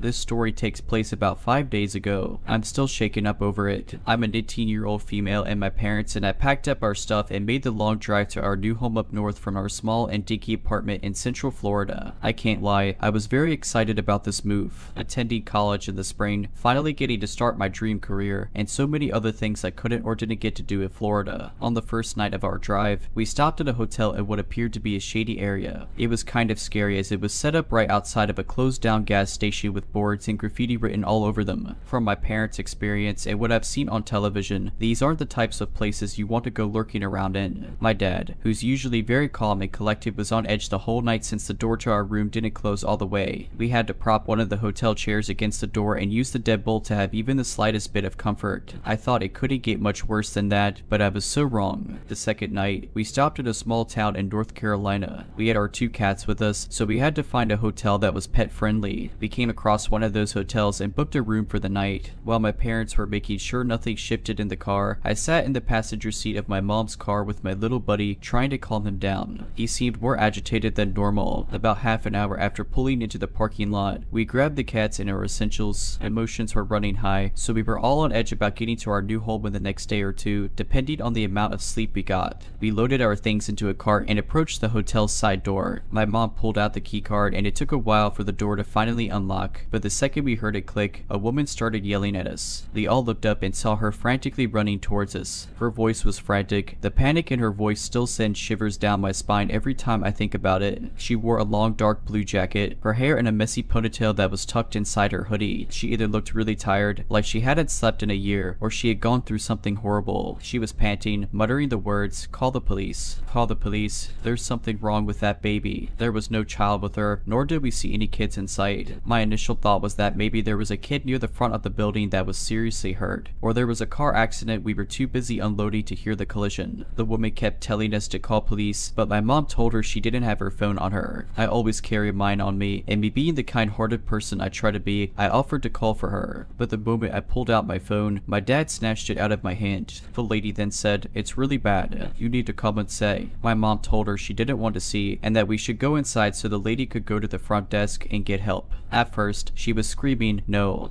I don't need their help, I need your help." But my mom kept insisting that we go inside. At this point, my little buddy was whining and clawing at his pet carrier, trying to either get out or attack this lady. My boy might look like a sweet ball, but if provoked, he's a scratchy machine. The lady took one look at him and attempted to reach for him, saying, "Yeah, let's get the babies inside." The way she said that was creepy. This time she sounded like she was on drugs or had bad intentions. I scooped up my cat before she could touch him, and we led her to the front desk where she told the hotel worker the same story she told us. The hotel worker tried to calm her down, and while the lady was distracted, my parents and I walked toward the elevator and started getting inside. As I looked back at the lobby, I saw the woman staring at us, her eyes full of anger now. She then started charging at us, and before I even had a chance to react, my mom pushed me and my furry baby into the elevator, them standing in front to protect me. I could see the woman still running towards us as the elevator was closing. I remembered the small screen near the elevator in the lobby showing which floor the elevator was heading to, so to stop this crazy lady from harassing us all night, we pushed all the floor buttons and we stopped on every floor. First the second, the third, the fourth, then the fifth.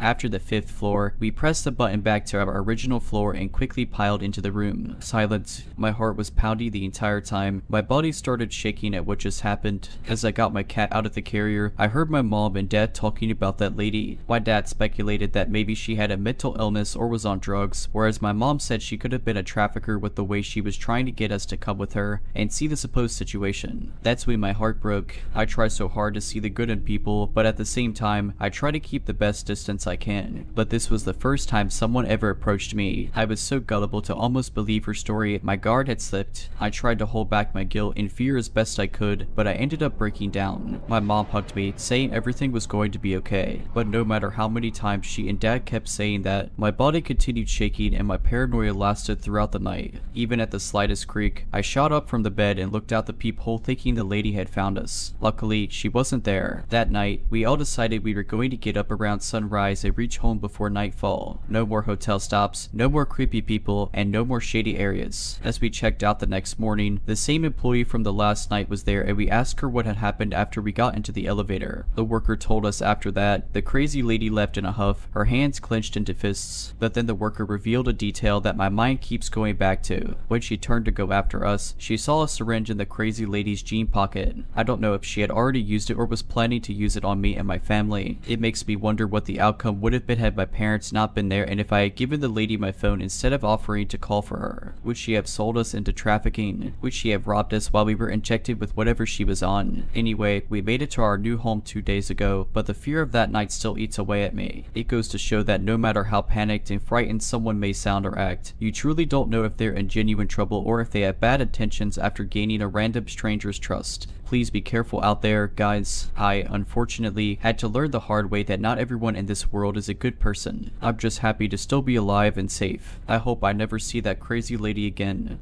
If you're liking this video, all I ask is that you make sure to subscribe to my channel and like this video. Thank you.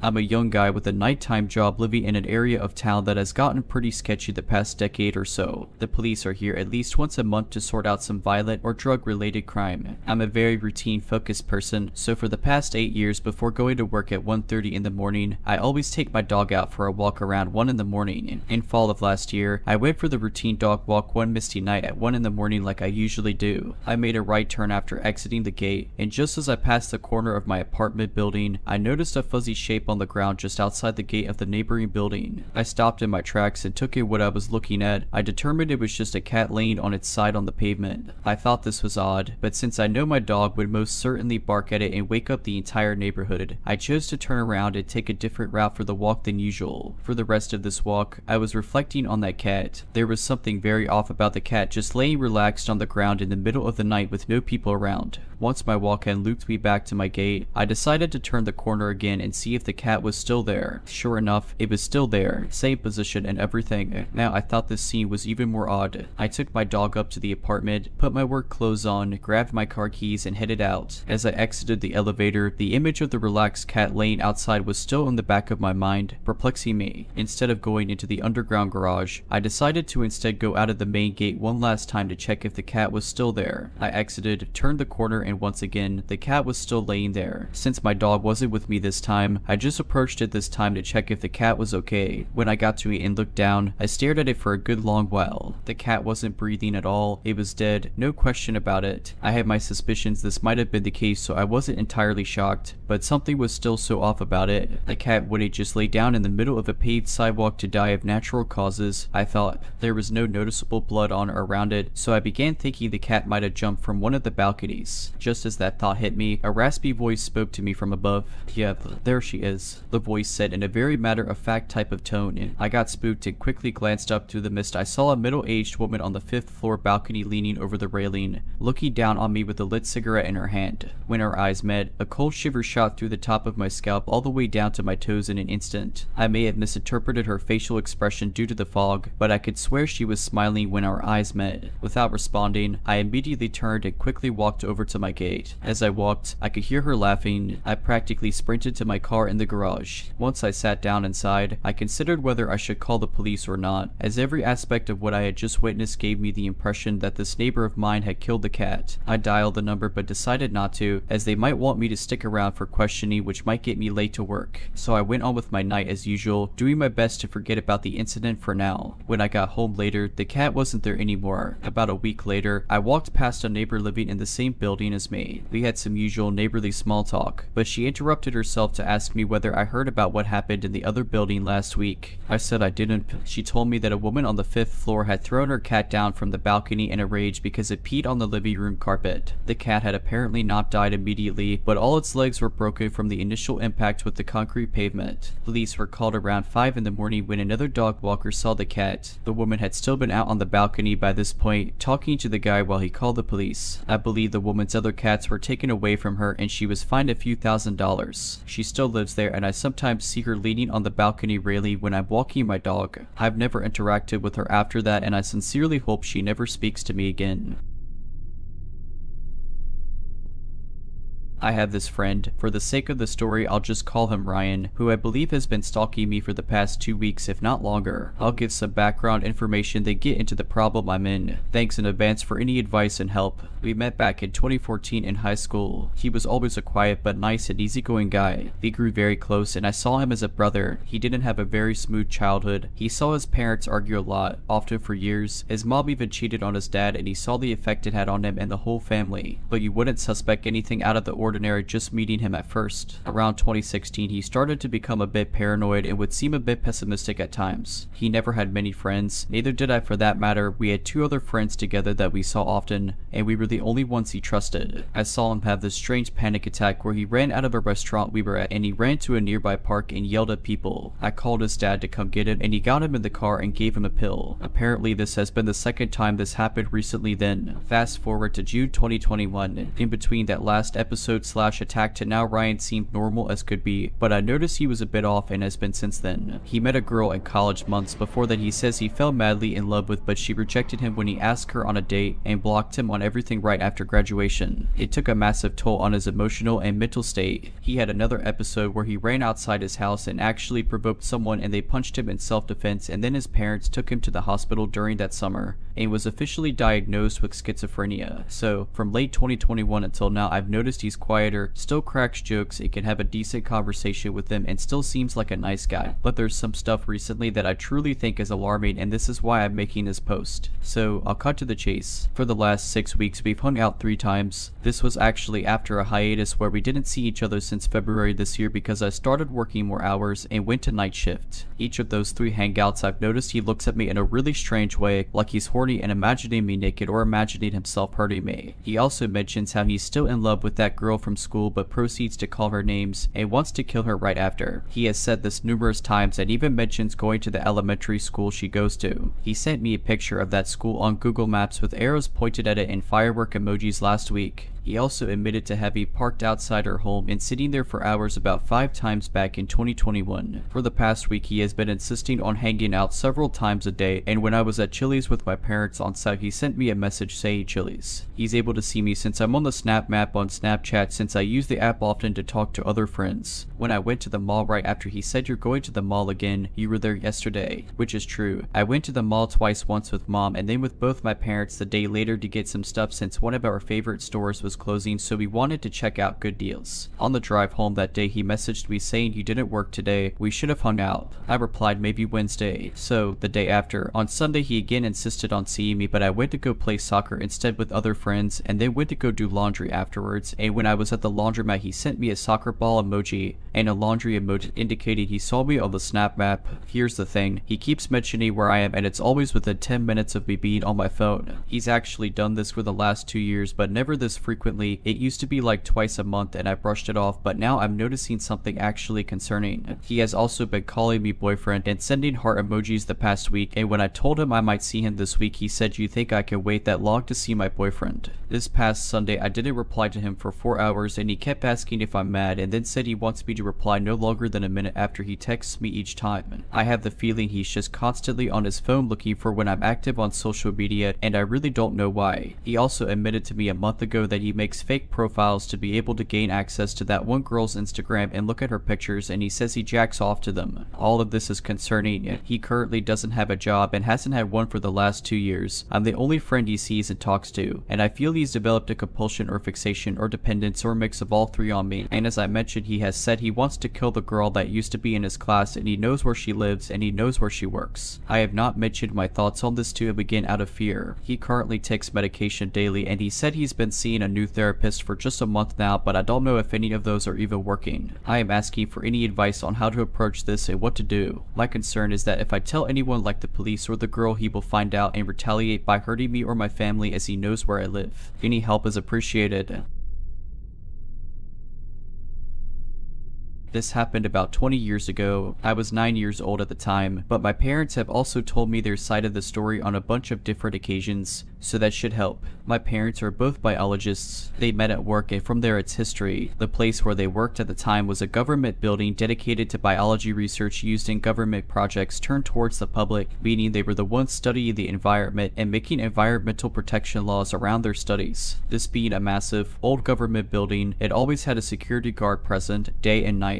During the day, these security guards would mostly just stay at reception and greet people, but at night they would go do their rounds and make sure there were no intruders because of all the science equipment and computers kept in the building. One of these guards is the let's not meet guy. Initially, he seemed like the nicest person. He was really nice to me, and frankly, all the memories I have from him before this were really nice. He would greet me and talk to me in the nicest way every time my parents brought me to work. He would make me paper planes, which he was surprisingly good at, and throw them around with me, and he would stay with me at reception in the days my parents had to work into the night. Obviously, for me, that would get really boring really fast, so he'd keep me company and entertain me. Mostly we would talk, play with the paper planes, and watch television. It all seemed nice enough for my parents to trust him with me, which was probably their biggest mistake. One night, my parents had to work even later than usual. I think it was around 10 at night and they were still at it, so this guy, who was on the night shift, decided to take me around the building with him to do his rounds. We started on the top floor, checking all the rooms and the exterior part on the roof. Every room was so dark that I'd always stay a little behind and wait for him to turn on the lights. Then we stepped down to the second floor, where my parents' office and labs were. We checked the opposite side of the building, going into labs with massive extractors, microscopes, and every kind of science equipment you might think of. We walked down the stairs to the first floor, where most of the administration rooms were. I still remember seeing some maps on the walls and embalmed fish everywhere serving as decorations. First floor was all clear, so it was time to check the 2 basement levels. I thought it would have made sense to check the labs on the right side first, as the left side had a flight of stairs at the end leading up to where my parents were, but for some reason he decided we'd go check that side first. We checked all the labs, but I noticed his pace was accelerating and he was starting to look and sound happier, excited even. Once again, we checked all the labs, all the quarters from one end to the other, turning the lights on ahead of us and turning them off behind us when we left. When we got to the last area, he turned all the lights on and we went inside. There were 3 separate offices on each side of the lab, and on the first one, he hurried towards the printer, opened it up, took out 2 pieces of paper, and made 2 quick paper planes. That's when everything changed. He picked up one of the planes, went outside of the office, and threw it towards the end of the room. Then he told me the one he just threw was mine and that we could throw them around in there. I ran to the other side of the room to pick my plane up, excited to play with it, and suddenly the lights went off. When I turned around to check what was happening, I saw him getting out of the lab, turning the lights off and locking the door. I ran to the door, punched it and kicked it while screaming for him to open, panic taking over me because of how scared I was of being in the dark at the time. Through the glass on the door, I could see him scurrying away in the corridors, turning the lights off as he went and disappearing after turning a corner. I'm pretty sure that everything I felt and every shadow and creepy monster I saw in there while waiting was part of my imagination because of how scared I was. I balled up against a corner and could see shadows moving around me in the dark. I could only cry, lost, without knowing what was happening and why he was doing that. My parents finished work eventually, and when they did, they packed up their things and made their way to the lobby to pick me up and go home. When they got there, the security guard was at reception, but I was nowhere to be found.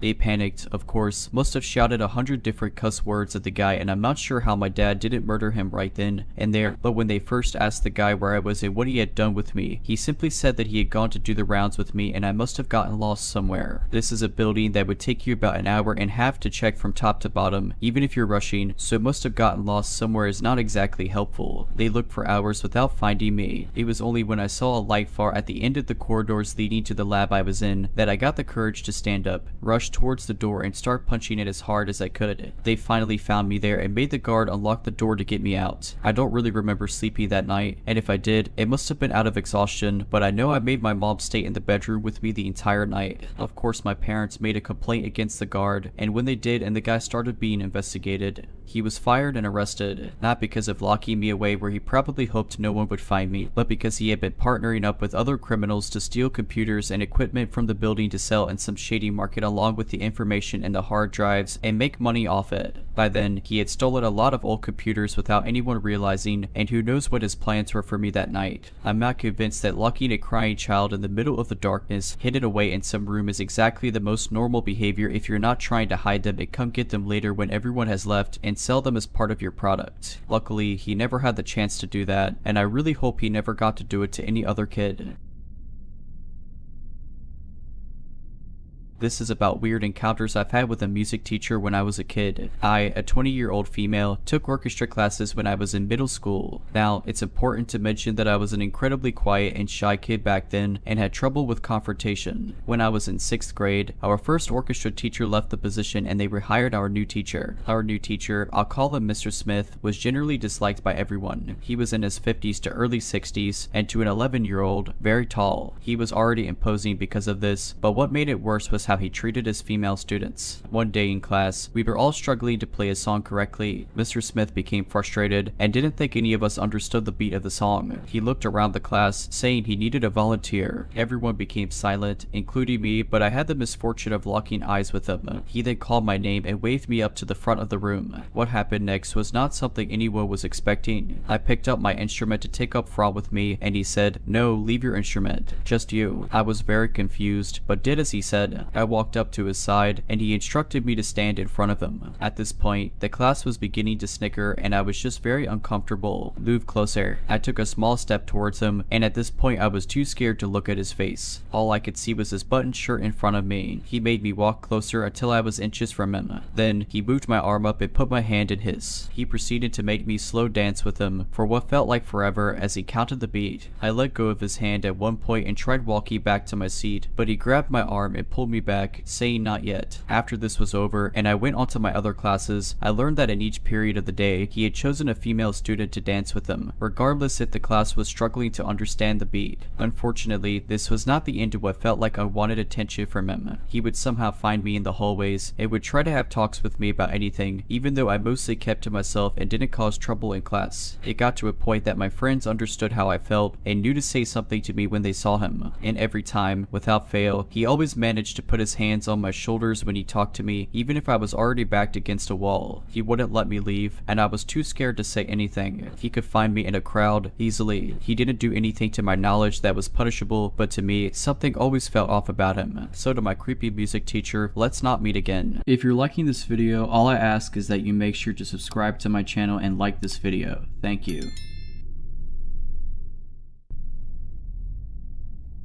I work at a truck stop in Massachusetts in the United States. There is a 24-hour bathroom and gas station in this truck stop. One day after work, where my restaurant closed at 12 at night, I decided to go and sit with my friend who works at the gas station. His name is Jake for this story. He's 30 years old, as I usually did from about 12 at night to 2 and 3 at night. It was an average night at the beginning as there were not many customers. I sat there and drank my beer and relaxed while he fared with the customers buying gas and scratchers. At about 1:30 at night there were some more customers customers coming in. I saw 2 cars park around the same time, one at a gas pump, one in front of the store. Obviously this is normal as we always look toward the front door when somebody drove up, especially because we'd either be smoking pot or doing something else. I remember hearing the vehicles pull up and looking upwards toward the customers a few seconds later. I saw a lady walking from the pumps with what looked like a young girl who was likely related to her, and another car parked in front of where the clerk's window is. I saw the woman walk up to the door with her daughter, and another gentleman was walking behind them into the store. As the older woman opened the door after walking over from a pump, her daughter took a left turn, seemingly headed to the bathroom, as a lot of customers on our rest stop are travelers, and a 24/7 restroom is pretty rare in my stay. I saw a man get out of his vehicle, which was parked right in front of the cashier's window, which is Jake's window. The mother walked in and we greeted her as usual, whereas right after we watched the man walk up and open our front door, the man pulled on the gas station / store's front door and then looked to his left. I was watching both customers with both eyes, and it was indeed strange when I watched his eyes veer to the left. Suddenly he let go of the front doors as he quickly decided to speed around the corner. Like I said already, I saw this woman's daughter go in that direction, which is the only way to any other section of the truck stop at this point,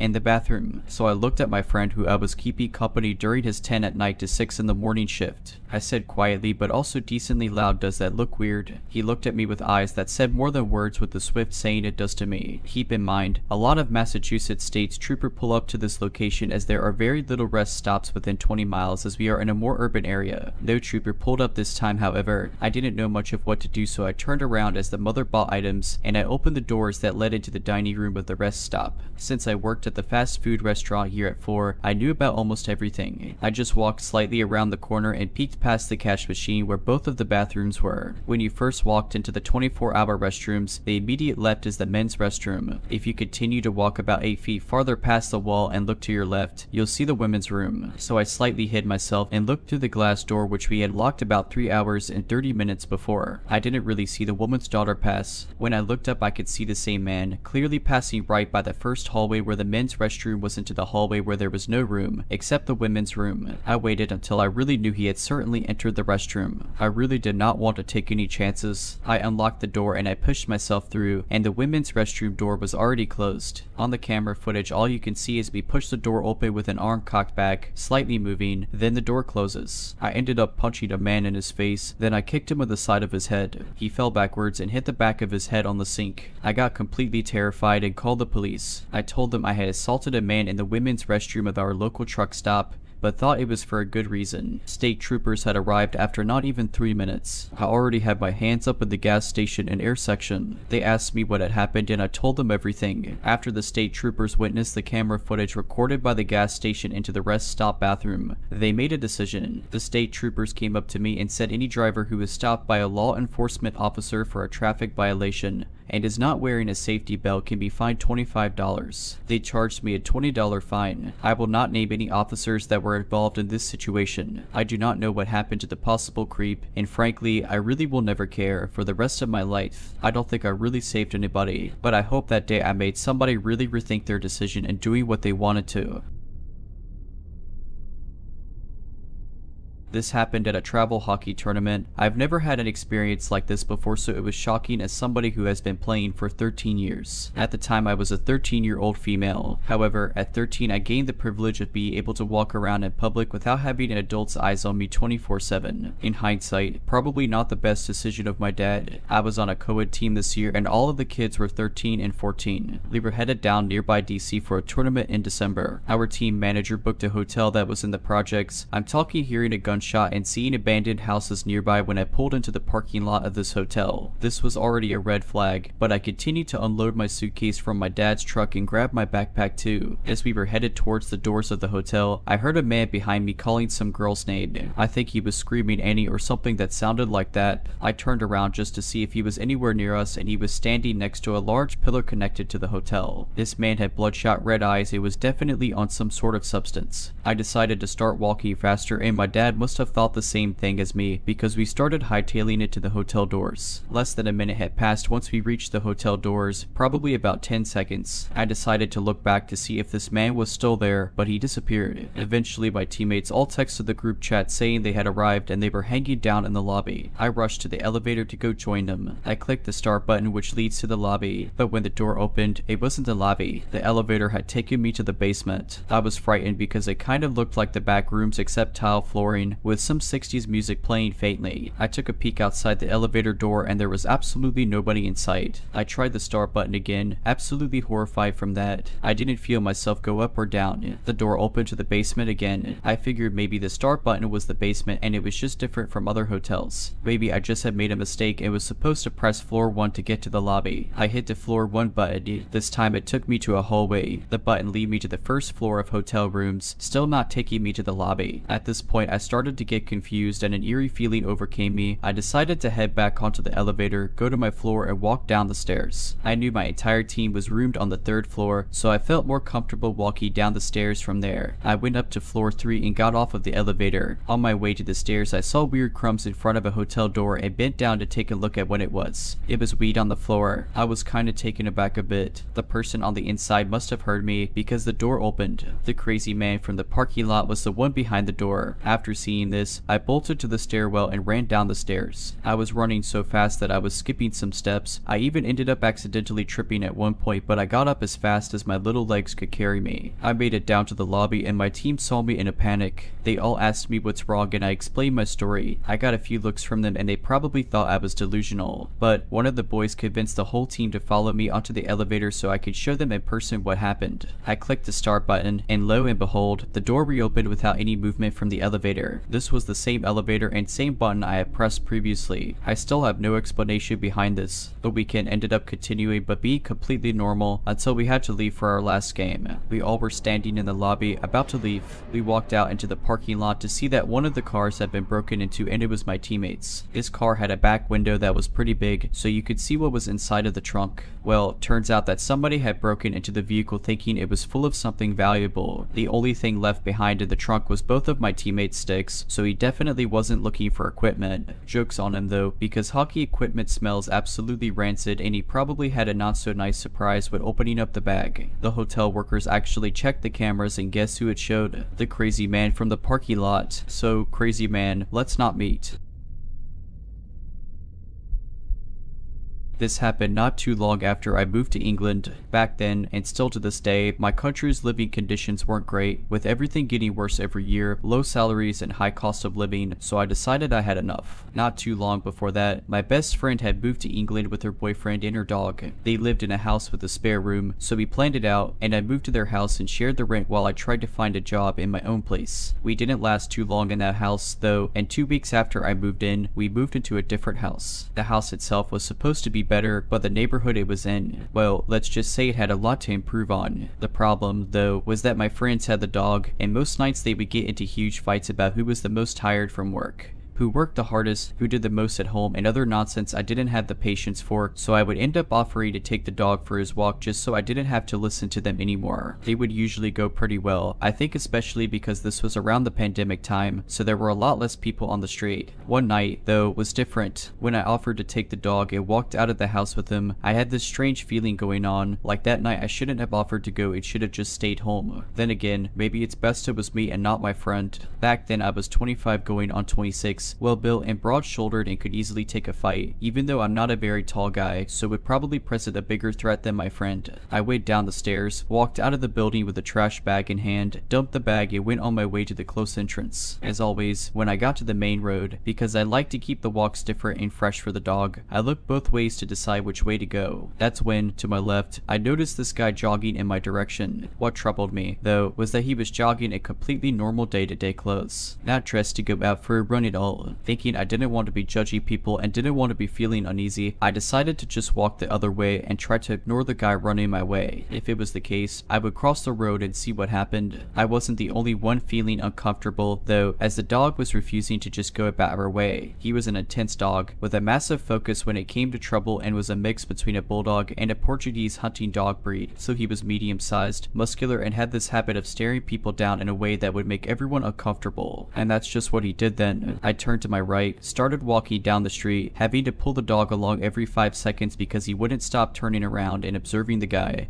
who was still about 30 seconds jogging away from us. Of course, I kept my eye on the guy as well, taking advantage of having to pull the dog along to keep measuring how far the guy was from us, and when he was starting to get too close for comfort, I decided to cross the street. If he was just running past, he would be on his way. If there was something else happening, he would cross the street as well. Of course, that's exactly what happened. When I started crossing the street, the guy crossed it behind me, and then I decided to actually stop and let the dog stare the guy down to see what would come out of this. It was like I had messed everything up for him. He looked surprised, stopped running, and walked past us with both me and the dog eyeing him. He then lifted his hands like he was surrendering and said, "Hey brother, all good, all good," to which I just replied, "All good, you?" "Yeah, boss, yeah," he said. Then he walked ahead of us and finished crossing the road, and I went back to the same side of the road I was on to begin with and thought that would be it. No trouble, just a slight misunderstanding. That's when the guy stopped, turned around, saw I was not on his side of the road anymore, and did the weirdest thing. He took 2 steps back up the road and hid behind a tree like he was hiding from someone else that was ahead on the street. This made me even more uncomfortable, and I was now having to control my shaking legs, adrenaline, and increasing heartbeat, and not let any signals give my discomfort away. I ignored it, kept walking ahead, walked past the guy on the opposite side of the road, looked him in the eye again to warn him without having to say anything,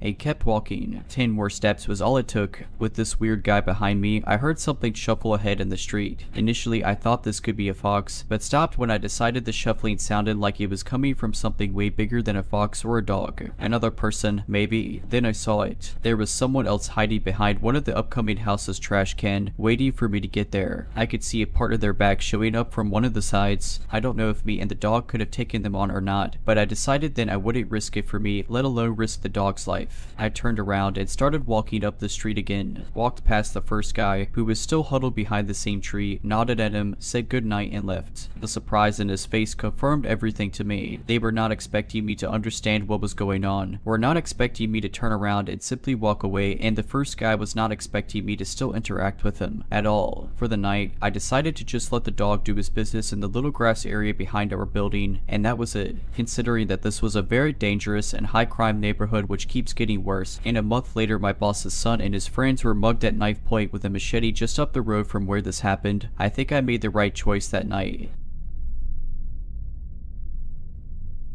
So this happened a while back. I was probably around 10 or 11 years old. Meeting my brother, Alex, was around 8 to 9 years old. We were walking home from the bus, which takes about 7 minutes to do, when I noticed something was off. I didn't see anything at first, but I just knew that something was wrong. So my brother and I start walking home, as the only two who got off at our stop were him and I. This blue and silver beat up truck drives past us, and I think nothing of it. It never slowed down or stopped. It just kept going. Alex and I were holding hands, as my grandmother always told me to do with him, as he's my baby brother and I want nothing to happen to him. Nothing happens at first, but then the same truck drives around again, driving our way this time. There was a cul-de-sac at the end of our road. It was driving slower this time. It went up the road and turned out of sight. Now Alex and I were nearing the 3-way intersection that connected the cul-de-sac road to the other side road. Right off the main road the man just drove down. I happened to look down the street and see the truck driving real slow down the street towards us again. I knew we had to run. I knew there was no other option. I knew that if we didn't, my brother and I would not be safe. I don't know how I knew, but I did. As soon as we passed a house that blocked us from view, I turned to Alex and spoke to him exactly 4 words. No questions, just run. And we did. In our driveway, which is about 100 feet long, there is a row of bushes and pine trees that divide our home from the next door neighbor. I dragged him in there and told him to be quiet and I'd explain later. I watched as the same truck drove down and around the cul-de-sac again before coming to a stop right in front of our house. I had to hold my brother's mouth shut because he was crying and I was scared that whoever was following us would hear him and hurt us. I was more worried for him than for myself at this point. I was in fight or flight mode. I was the big sister. I had to protect him. I looked at him and said that the truck was following us, and I told him to not be scared. I said I wouldn't let anyone hurt him, and it seemed to calm him down a little. After what felt like hours but was probably only minutes, the door to the truck opened and out came a man. He was tall, skinny, and messy. Short hair covered by a torn baseball cap,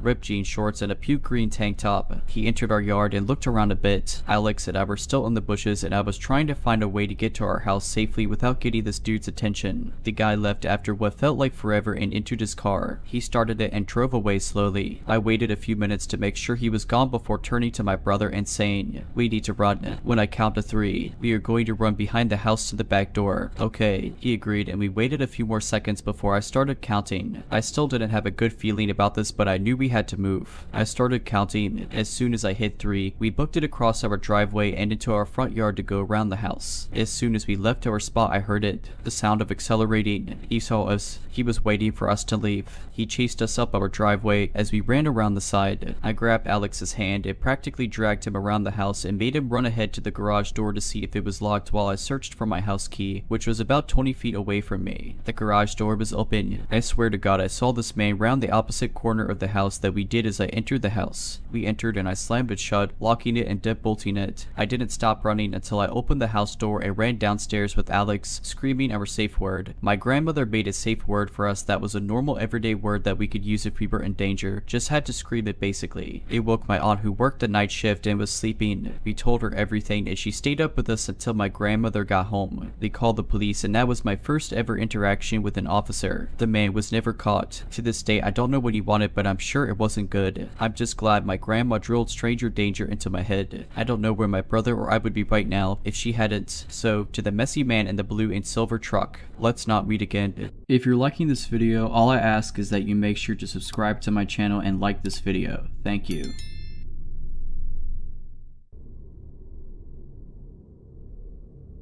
So I'm a new Uber Eats driver, only been going about a month. I was just completing an order in the middle part of town, not too suburbs but also not too bad. I live in a major city, so going in and out of varying income level places is normal. As I walked up to my customers, I see there's a man and woman in the doorway and another woman across from them on the sidewalk. The woman in the doorway is standing timidly behind the guy and his jaw looks firm. She doesn't break eye contact with me as I walk up, but I tried not to pay it much mind. The guy accepted it, said thanks, and rushed him and his girl into the building.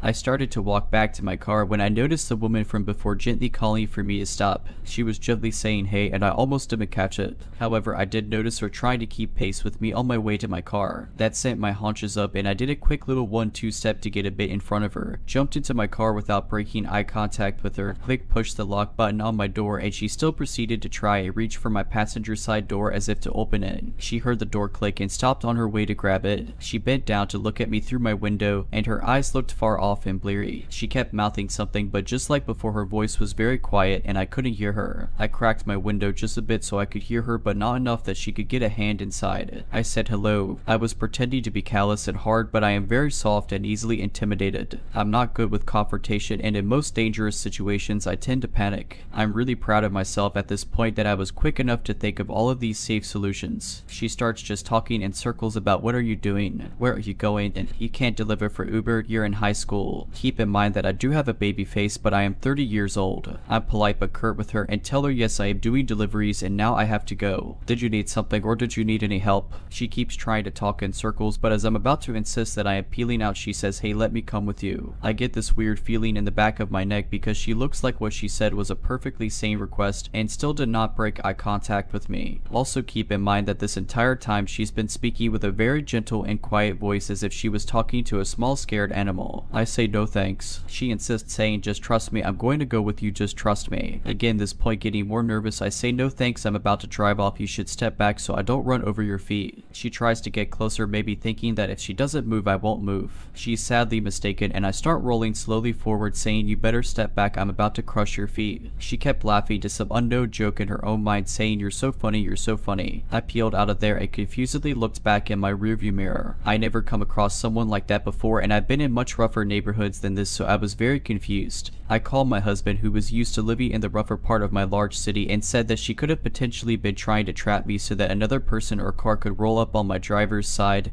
and potentially jump me or try to steal my car. I'm always glad for his insight. Because of my shelteredness, I have no idea about all of these strategies that people have to get one up on you.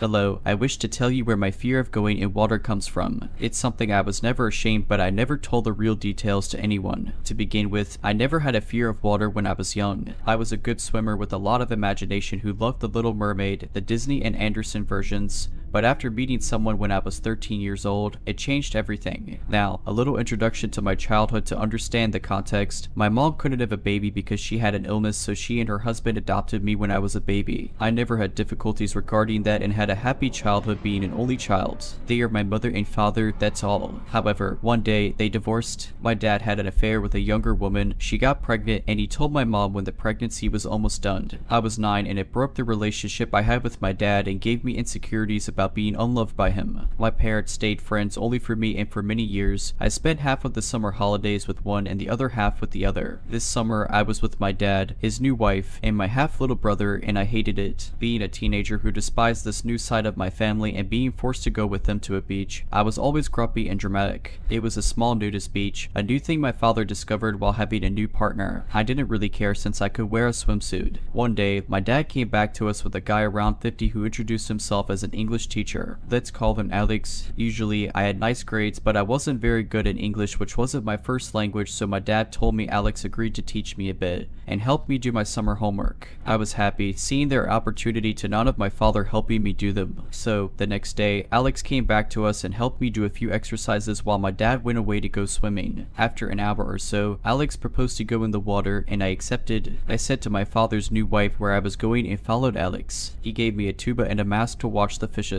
Now, I know it was stupid. I was well aware of stranger danger, but I was happy to have a distraction and didn't think this guy was dangerous because he got introduced by my father. There were a lot of waves and the sea was so clear. I remember watching in fascination all the colorful fishes around me. I followed Alex without difficulty and we turned around some big rocks. There, he gave me the sign to go up and told me we could rest here. Like I said at the beginning, I was a good swimmer, so I put the tuba away from my mouth and said that I wasn't tired at all. I don't know if he didn't hear me or didn't care, because the next moment, I felt hands around my hips forcing me onto his naked lap. I panicked. My head got under the water while the guy was pinning my back against his front. I don't remember if I had the tuba back into my mouth, but my feet couldn't touch the sand at the bottom and I couldn't get to the surface. I thought I was about to drown. I was so scared I don't even know if he was hard or was trying to touch me. I kicked and struggled until he let go of me. I climbed on the rocks and got onto the shore before going back to the beach on foot. The rest of the day, I was silent, but nobody seemed to notice, except during the evening when my mom called me on my phone and she immediately knew something was wrong. I briefly explained to her what happened and she told everything to my father, who confronted Alex the next day. We never contacted the police and I never met him again. Maybe he wasn't an English teacher to begin with and was looking for an excuse to meet a naive teenager. The moment Alex grabbed me was so quick, maybe 20 seconds, but it left a huge scar on me. I can't go totally underwater while being unable to touch the bottom without panicking. I don't swim anymore. I know it could have ended way worse, and that's the only thing I'm glad for.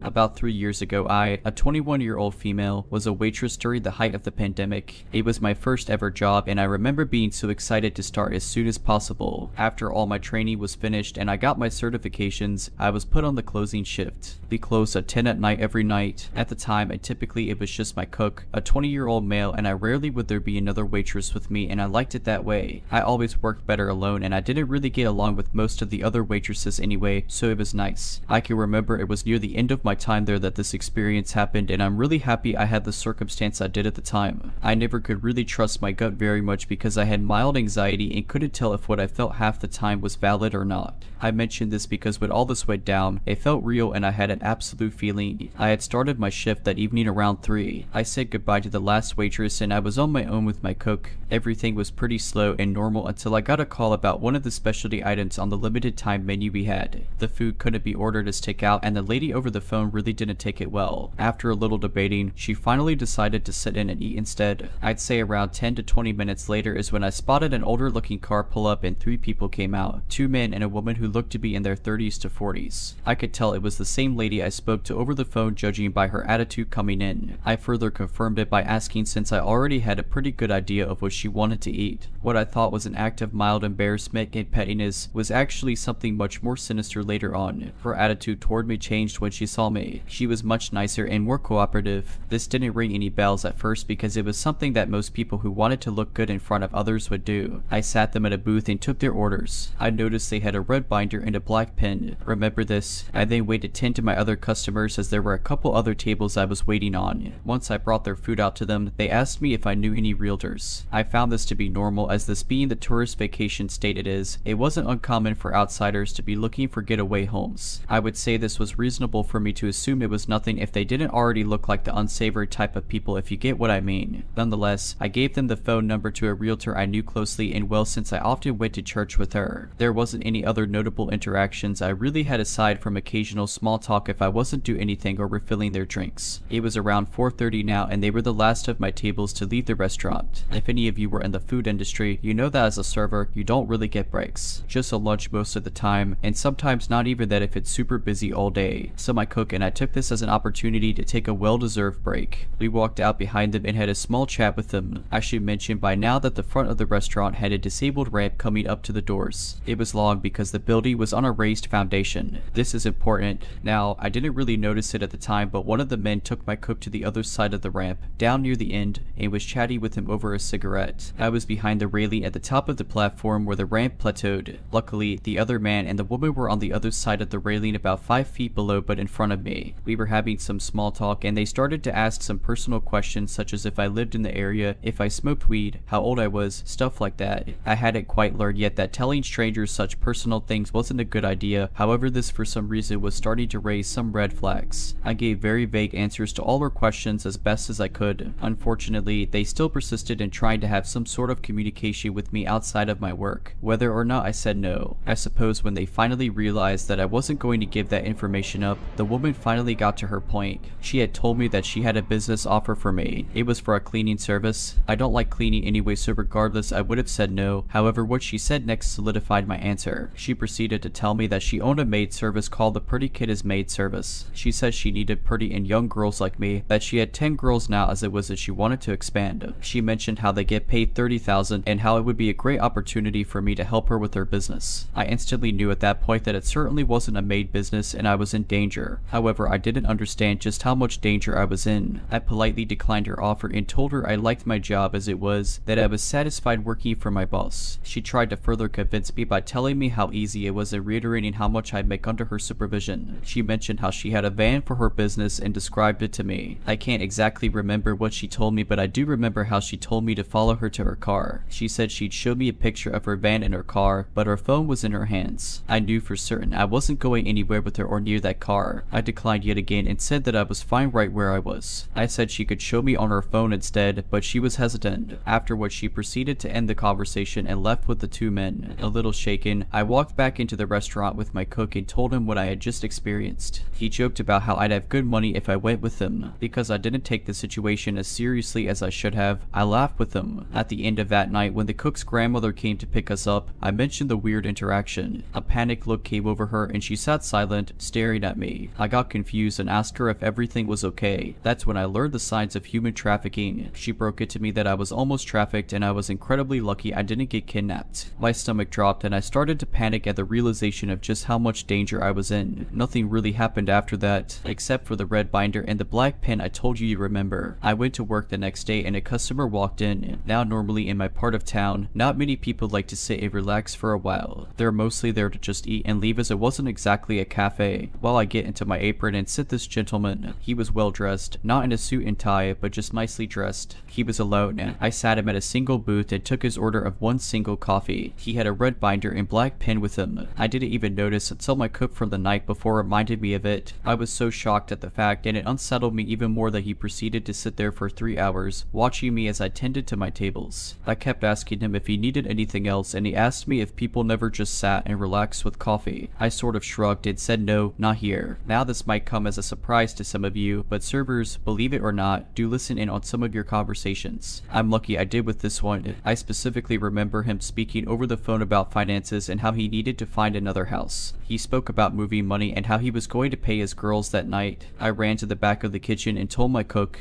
Thankfully, he came out with me to help deliver some plates in order to throw the guy off. It worked, I think. He ended up leaving not long after that, and I haven't seen or heard anything since. I'll tell you though, I've been much more on guard since then, though I wasn't able to report them because their car was facing forward toward the building's cameras and we couldn't see the license plate. Yes, I told my manager and he never allowed any of the servers to leave the building without someone else walking them out. I made it known throughout the whole staff about what happened since I didn't want any of them to get hurt. If you're liking this video, all I ask is that you make sure to subscribe to my channel and like this video. Thank you.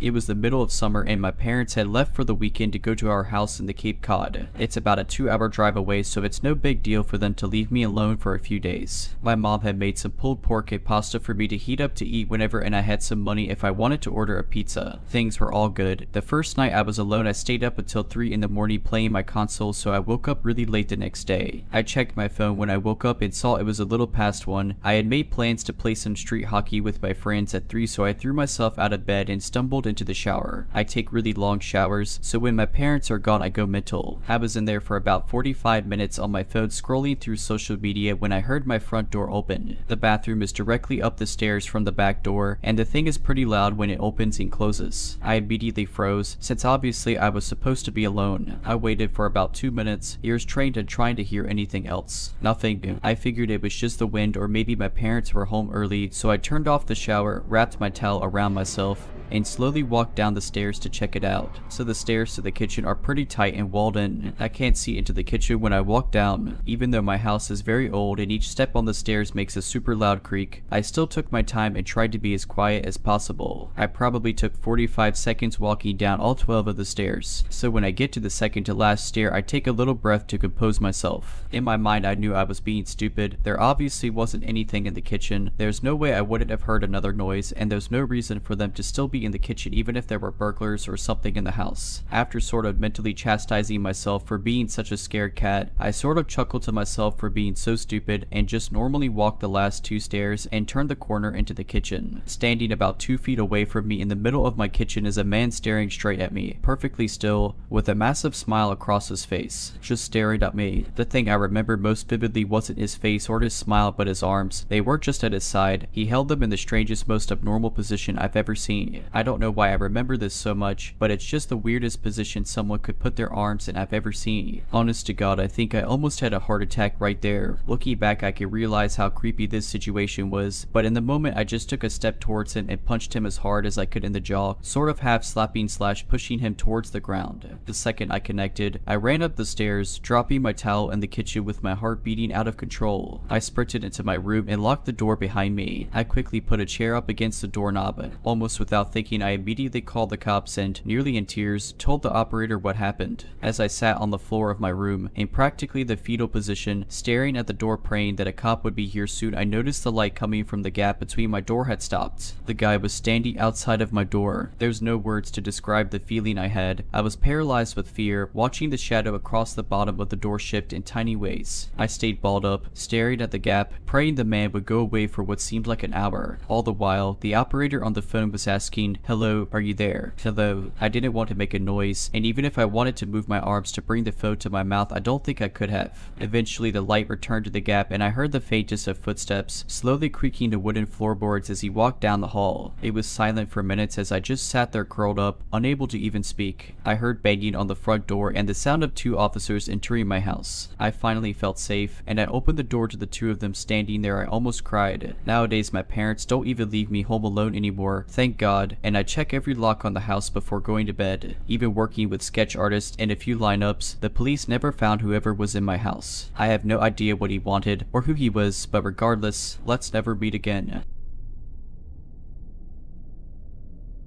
So this happened in 2011, so the exact dialogue may have escaped my memory a bit, but the situation is something I'll never forget. Also, AIM was still pretty active during this time, and so was video chatting. This is important for later. I was on an online dating site and was talking to this guy. I was 31 at the time, he was 28. We talked for about 6 weeks before I gave him my phone number, and we took it online to calling and texting for another couple of weeks. 2 months after our initial chat, we were texting, and he told me that he was out having a few beers at a bar near my house. He asked what I was doing and asked if I wanted to come out, but I had a very long day at work and didn't feel like going to a bar. I invited him over to my place, which was stupid in hindsight, and after he finished at the bar he accepted. I figured I would be okay since I do keep firearms for protection and know how to defend myself if needed. I also had a webcam. I took a shower so I wouldn't smell like a water buffalo on a hot day, put on some makeup and got dressed to wait. He then called and said he was outside of my house. I clicked record on my computer's webcam program and turned off my monitor and wait to let him in. It's around 10 at night and he comes in and we go back to my bedroom because my living room was being remodeled. We're sitting on the bed chatting for about an hour, talking about everything under the sun. The conversation flowed. He was very handsome and so easy to be comfortable with. We got on the subject of firearms and I showed him mine. About 15 minutes later he asks for some water, so I go to the kitchen to get him a bottle. When I came back, he said he got a phone call and had to leave. After he left, I looked on my nightstand where I put the firearm down after showing him and noticed that it was gone. I looked everywhere for it, thinking I had put it down somewhere else. Nope, not there. I then played back the recording from my webcam program and sure enough, it shows him grabbing it and putting it in his hoodie. I was terrified at that point. He knew where I lived, he had my firearm, and he left his phone on my bed. Right then his phone rings and I answer it. Come to find out, he's married. His wife was calling him wondering where he was. I told her everything, including the fact that he stole my firearm and I had video evidence and was calling the police on him. Next thing I know, he's banging on my door, my firearm in his hand, asking me for his phone. The conversation went like this: him, I need my phone, give me my phone. Lee, not opening the door but yelling through the window, take the magazine out of my gun, empty the chamber, throw the magazine into the bushes, the one in the chamber across the road, and put it on the ground. Him, no, give me my phone. Lee, I'm on the phone with your wife at the moment and I have you on video stealing from me. I put his wife on speaker. Wife, a whole bunch of expletives. He gets shocked, runs and gets in his car, then comes back, telling me he threw my gun in the ditch. At this point, I make him empty his pockets, take his pants off, take his hoodie off, and show me that he doesn't have my gun on him. All the while, his wife is on the phone and I go outside and get in his car in the driver's seat and tell him to take me to where he threw my gun. He proceeds to tell me that I don't know how hard it is for him, being a felon, not being allowed to own a gun ever because of a mistake he made. The mistake, domestic violence with a gun. We get up the road. He tells me my gun is there in the ditch. Then I realize the situation I'm in. I can get out of the car and go get it, leaving him to do whatever to me if he chose. He was about 6'4" and I am 5'3", or I could make him go get it and take a chance of him seriously hurting me. I took that chance since I was on his phone with his wife and my phone with the police. He retrieves my gun, brings it back to the car, and I drive back to my house and wait on the police. I get out of the car and he gets in the driver's seat. I'm still on the phone with the police. I walk around the back of his car to get his license plate number and he just puts his car in reverse, hits me and takes off.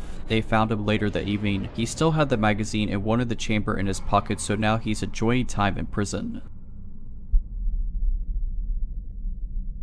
My mom's dog, Pucky, was a very sweet, loving dog. She was an emotional support animal dog, but trained to be a service dog for post-traumatic stress disorder before she lost her leg. I had never seen her get aggressive with anyone in the entire 12 years she lived. She never growled or nipped anyone, and she had no sense of smell, so she loved all animals and people, a real gentle giant among our little terriers at 60 pounds. What I'm getting at here was that her barking at something and being aggressive was so wildly uncharacteristic that I only saw it once. I, an 11-year-old girl, was at home with my siblings who are 2 and 6, and my then stepdad is at work, and my mom ran up to the gas station to grab a pack of cigarettes. For reference, we lived in a 2-bedroom trailer in the middle of the woods on a dead-end road at the time, and you had to really make an effort to get down our road, find our house, navigate down our narrow driveway, and find the door. I'm sitting at the computer having a grand time watching videos when all of a sudden all of our dogs, about 2 Boston Terriers and 1 Chihuahua, perk up, bark a few times, and start investigating down the hall. My siblings were napping in the bedroom at the end of the hall at the time, so I figured they just stirred and scared the dogs. But then Punky sits up suddenly, stands up on the couch, and puffs her chest out. Her ears are perked up, her fur standing on end, her tail straight up, and then she barks. Loudly, I mean, the bark booms through the living room and echoes around, and all of a sudden she lunges off of the couch and goes tearing down the hallway. I'm already on edge because I don't think I've heard her bark, ever. She's a Basenji mix, so her bark is more of a baying sound, but this was a big, loud, alert bark. I stand up and go to look down the hallway, ready to fight off what I'm assuming is a shadow monster in the hallway based on how the dogs are acting. But then I hear it. Knock, knock, knock. We didn't get visitors because of how weird our house was location-wise, so my 11-year-old mind had no clue what to do here. The only people who showed up were family, and they didn't knock, so I slowly walked towards the door. The knock drew the attention of the dogs, and they came running back down the hallway, all except for Punky, and I felt better with our 3 yappy dogs in the room with me, even if they were all the size of New York City sewer rats. I opened the door just a bit, and standing on our porch is the sketchiest man I think I've ever seen. I can still picture him perfectly. He was a really thin, taller man with dark hair and a sunken face, bags under his eyes, and this half-managed hair, sort of like he just gave it a quick brush and then figured it was good enough. Everything about him seemed just a little too thin, a little too shallow, and his clothes were all off too. They were nice, but fake nice, you know, like a clean, newer looking shirt and new jeans, but he had what looked like a suit jacket on. All his clothes were dark too, despite the fact that it was summer in Texas and the weather was definitely in the hundreds of degrees that day. He also had this plain, unlabeled bottle in his hand. It looked like the label had been covered up and taped over. I stare up at him in confusion because I definitely don't know this man, and I ask what he wants. He smiles at me in this way that's way too fake, like this exaggerated and forced grin, and he spoke in the same voice retail workers do. Hey there, kid. I'm trying to sell this here carpet cleaner, and he shakes the bottle at me. Mind if I come in to show you how good it works? Alarms are going off in my head because he just seemed so off. Looking back with an adult perspective, the fact that he didn't ask if my parents were home was unnerving, because he probably knew they were, and that's why he was here in the first place. I should have told him to get off our property, that I'd have to go get my mom, something except what I did say, but I didn't. Instead, I just shook my head and said, no, we don't have carpet. Well, it works on other things. And he took a big step towards the door and shook the bottle at me. I start to freak out and think to close the door, but the thing is, our front door didn't even lock, so that's basically useless. I'm sure there's something very wrong about to happen, and I'm terrified as I think about what to do in the few seconds I think I have before it does happen. When all of a sudden I hear it, Punky had crept up from the hallway, lowered towards the ground with her teeth bared and snarling like she was feral. She had slobber just dripping from her mouth, her ears were down, and she was ready to pounce. The guy hears it too, and as I look towards Punky, she tries to lunge past me, and I just barely catch her with my leg as she tries her hardest to duck past me and attack this guy. He freaks out and runs off the porch without another word, booking it down the driveway as I let Punky out along with the rest of our dogs, and they start chasing him. Our small dogs chase him down the driveway and stop about halfway, barking and jumping about, but Punky stops just on the porch and watches him with her ears perked, just staring in the distance until he disappears. I swear I saw someone join up with him running when he got onto the road. The second he disappeared, Punky's entire body language changed and she went back to being the sweet dog I knew, no barking or growling, just laying around, mouth and throat covered in slobber still. I realized my siblings are still down the call and run to check on them, and when I get to the bedroom, my siblings were sleeping soundly still, but the bedroom window was wide open, the curtains pushed all to one side, and the items on the dresser in front of the window all shoved around. Someone had tried to climb through the window, no doubt in my mind about it. From what I can gather, the bedroom window was visible from the couch where Punky was sleeping, so I think someone was trying to climb through the window before Punky went after them and scared them off, and the man at the door was meant to distract me. They definitely didn't expect Punky, a bigger dog, because most of the time she was with my mom inside while her small dogs were the ones that saw public eye more often. I don't know what they intended to do, but after my mom got home, she took all of us to my aunt's house, and on our way there we saw the men walking up someone else's driveway. Men plural, because we watched a second one split off to wait by the road. So, to the 2 men apparently going door to door to sell their unlabeled carpet cleaner, I'd really rather not meet again. At the time this happened, I was a 13-year-old girl, so this happened 2 years ago and I was fairly naive. I was a major introvert and only friends with a few people in my class. I wanted to be social, but I preferred to be alone and read or write. Classic nerd things. In early November, I got a text on my phone that was from a few classmates whose phone numbers I had, and around 1 or 2 I couldn't recognize. It was a group chat, asking if we wanted to hang out at night near a park at our school. My parents, being strict and paranoid, would never let me go. Luckily, or what I thought was luck, they were heading out for an overnight trip. They would be back around 4 in the morning, and everything fell into place. Once my parents left around at about 8, I ran out the door and made my way to the park. The one thing I made sure to do was lock the door. My parents were paranoid after all, and it was their biggest thing that they engraved into me. Once I arrived at the park, I noticed a creepy figure near the edge of the woods. No one else seemed to notice it. I didn't mention it though to anybody else there. The night drew on and on. I was having the time of my life, ignoring the gut feeling I had telling me to run. Every so often I would look over my shoulder and the man would still be standing there. Around 9:45, 4 out of the 10 people there had to leave due to their curfew. It was getting cold and was nearly pitch black with a few street lights every so often. The rest of us decided to go as well, since it felt more eerie and quiet. The place we were hanging out at was a field that was fenced in with a few exits and entrances. A large wide field with a small park in the back and our giant middle school behind us. The front of the field faced the empty road and the right and left sides were surrounded by forest. All of the people left were getting picked up by cars, meaning that they went the opposite way of the road since that's where the parking lot was. The man stood by the right forest/road exit that I needed to take to get home. I walked away from my group.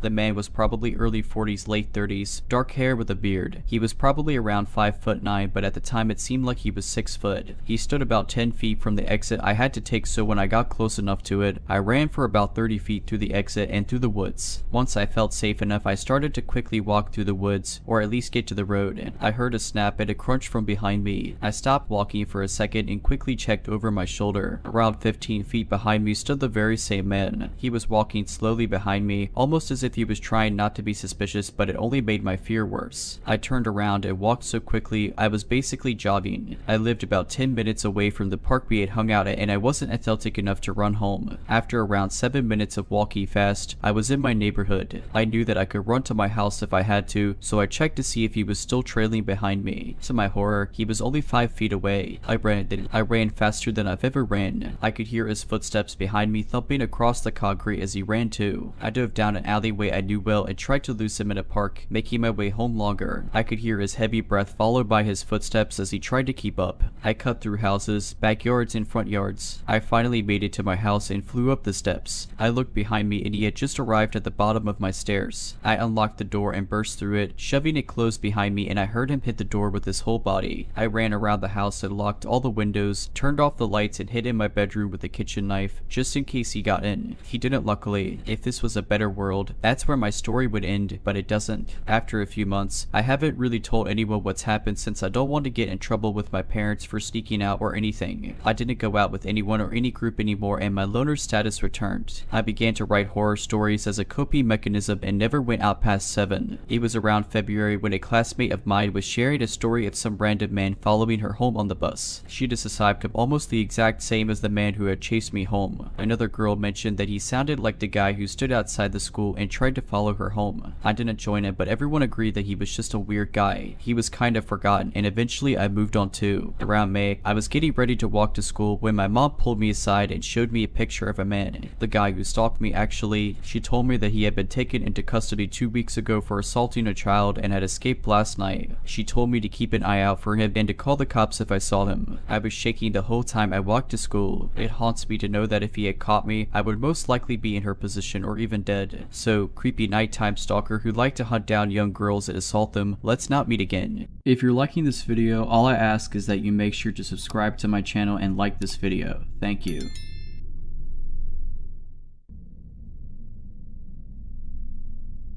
For context, I'm in school still and work for my family member on certain weekends at a local college selling concessions at the stadium. It's about once or twice a month and the stadium is off towards the edge of town. It's Friday night. I just had gotten out of school and I had to go straight to work. I get to work for 4 hours, a half shift tonight, and my boss, who is my aunt, tells me we need more spoons for tomorrow's event. We sell ice cream, and these events have like 5,000 plus people at them. I say okay, I'll go grab them on my way home. The only store open with heavy duty spoons is all the way on the other side of town, and I still wanted to go meet up with some of my friends and mess around. I decided to take the faster but more sketchy way around the outskirts of town. I live in a weather bipolar state. It snowed last night, but I figured the roads would be fine enough even if they weren't plowed. I take off to the store and the first 5 minutes go by and nothing is wrong. I haven't seen a single car or any buildings the entire time, but keep in mind it's approaching 9 in the night and I'm on the outskirts of town. and no one really takes this way in case they really have to. All of a sudden I see something in the corner of my eye, and it looks like a man, roughly 5'8" I'd say, wearing shorts, a shirt, and a backwards hat. He's in the ditch, walking in snow when it's 10 degrees out. My first thought is to pull over, but I'm on the phone with my mom at the time and she warns me not to, as some things have happened before in this town. An example, a couple years ago a college girl was kidnapped and found dead rolled up in a rug in 2014. I consider stopping, but for some reason I tell myself not to. I wasn't really worried about anything. I'm a young dude driving a big pickup truck. Last type of person anyone would want to harm, right? I pass the man, going about 40 miles per hour. I drive not even 500 feet past him, and immediately a car that I did not see at all before turns on and pulls out of a field entrance off the road and starts to follow me. At first I thought I just was focused on the man in the ditch and didn't see a road, and that's where they come from.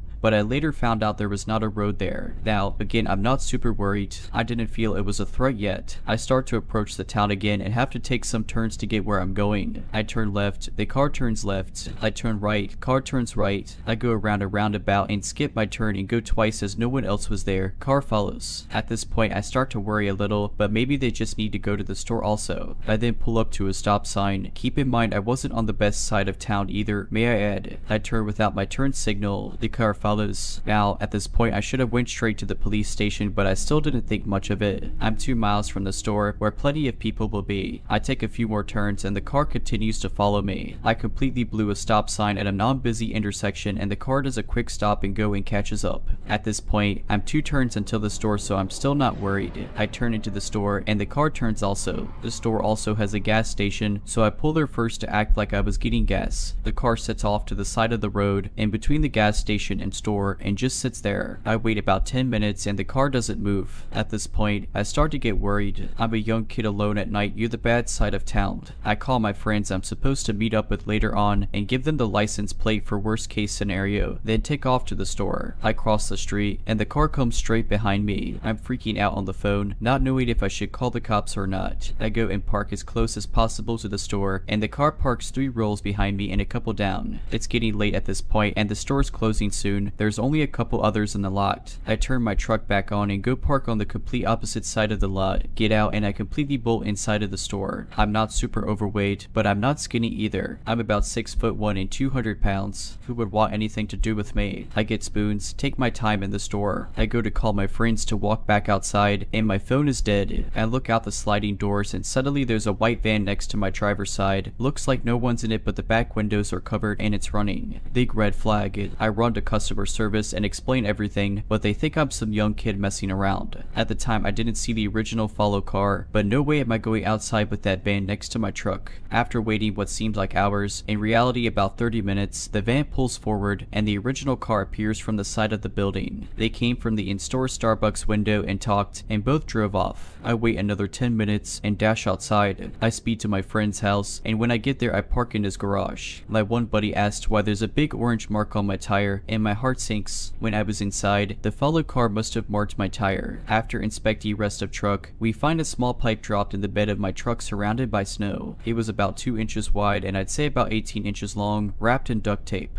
It was not Mike. I was alone, no phone, scared, in a part of town I'm not familiar with. I try to laugh it off, but now that everyone's asleep I can't help but think what would have happened if I walked outside. I've always been sort of ego boosted on the fact I'm a chubby fat dude that no one would want to mess with, but after tonight I realize anyone can be targeted.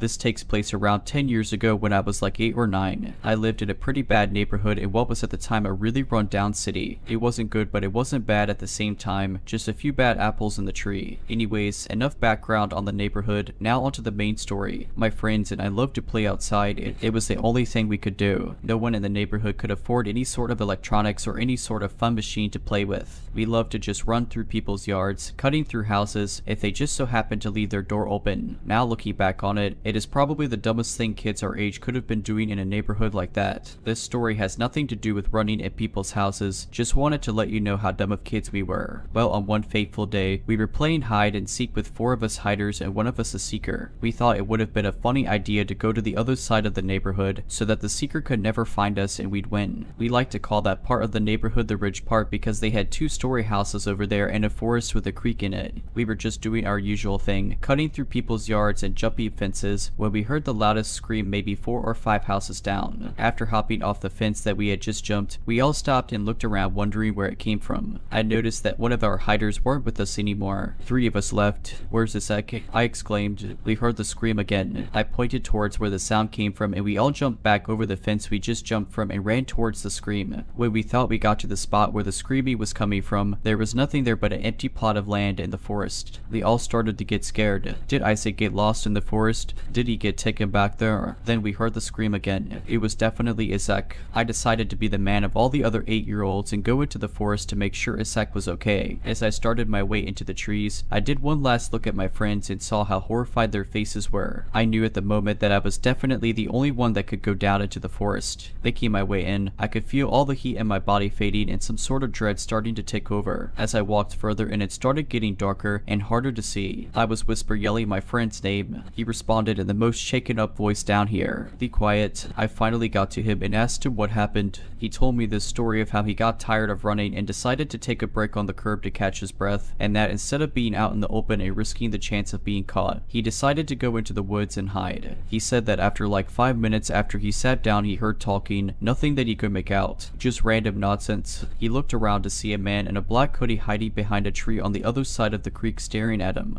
but the man took off before my friend could even get up to run away, and this is where he said he started screaming at the top of his lungs and hid somewhere else in the forest, which is where both of us are now hiding. And I kid you not, as soon as he told me this, we heard a twig snap. We both look up to see the man looking for us in some of the shrubbery on the forest floor. I couldn't make out any facial expressions or anything on his face. For a matter of fact, I could see he was holding some sort of blade. I couldn't tell if it was a stick or a machete. All I knew is that we needed to run, so when he turned his back we got up and started running. We didn't care how loud we were, we just knew that we needed to run. We got out of the forest and told all of our friends to run as fast as they could down the street. We kept running until we got to the other side of the block and we all turned around to see the street empty. No one, not a single car, and from a distance you could hear a roar, or like a very loud engine. Shortly after that initial roar, a silver Mustang with the darkest windows comes peeling around the corner faster than I've ever seen a car go, headed straight towards us. I've never had my body tighten up like it had at that very moment when I knew it was the same guy from the forest. I told all my friends to split up and run into people's yards to hide, so as we were all hiding and running through alleyways and jumping fences you can still hear his engine. It was like he was targeting only me. I can't even tell you how far I ran. I got to the point where I didn't even think I was in my neighborhood, but still I hear his engine coming up on me, so I ran more. I was exhausted. The sun finally started to set and I could hear his engine fade, almost like he had forgotten about me or just had given up.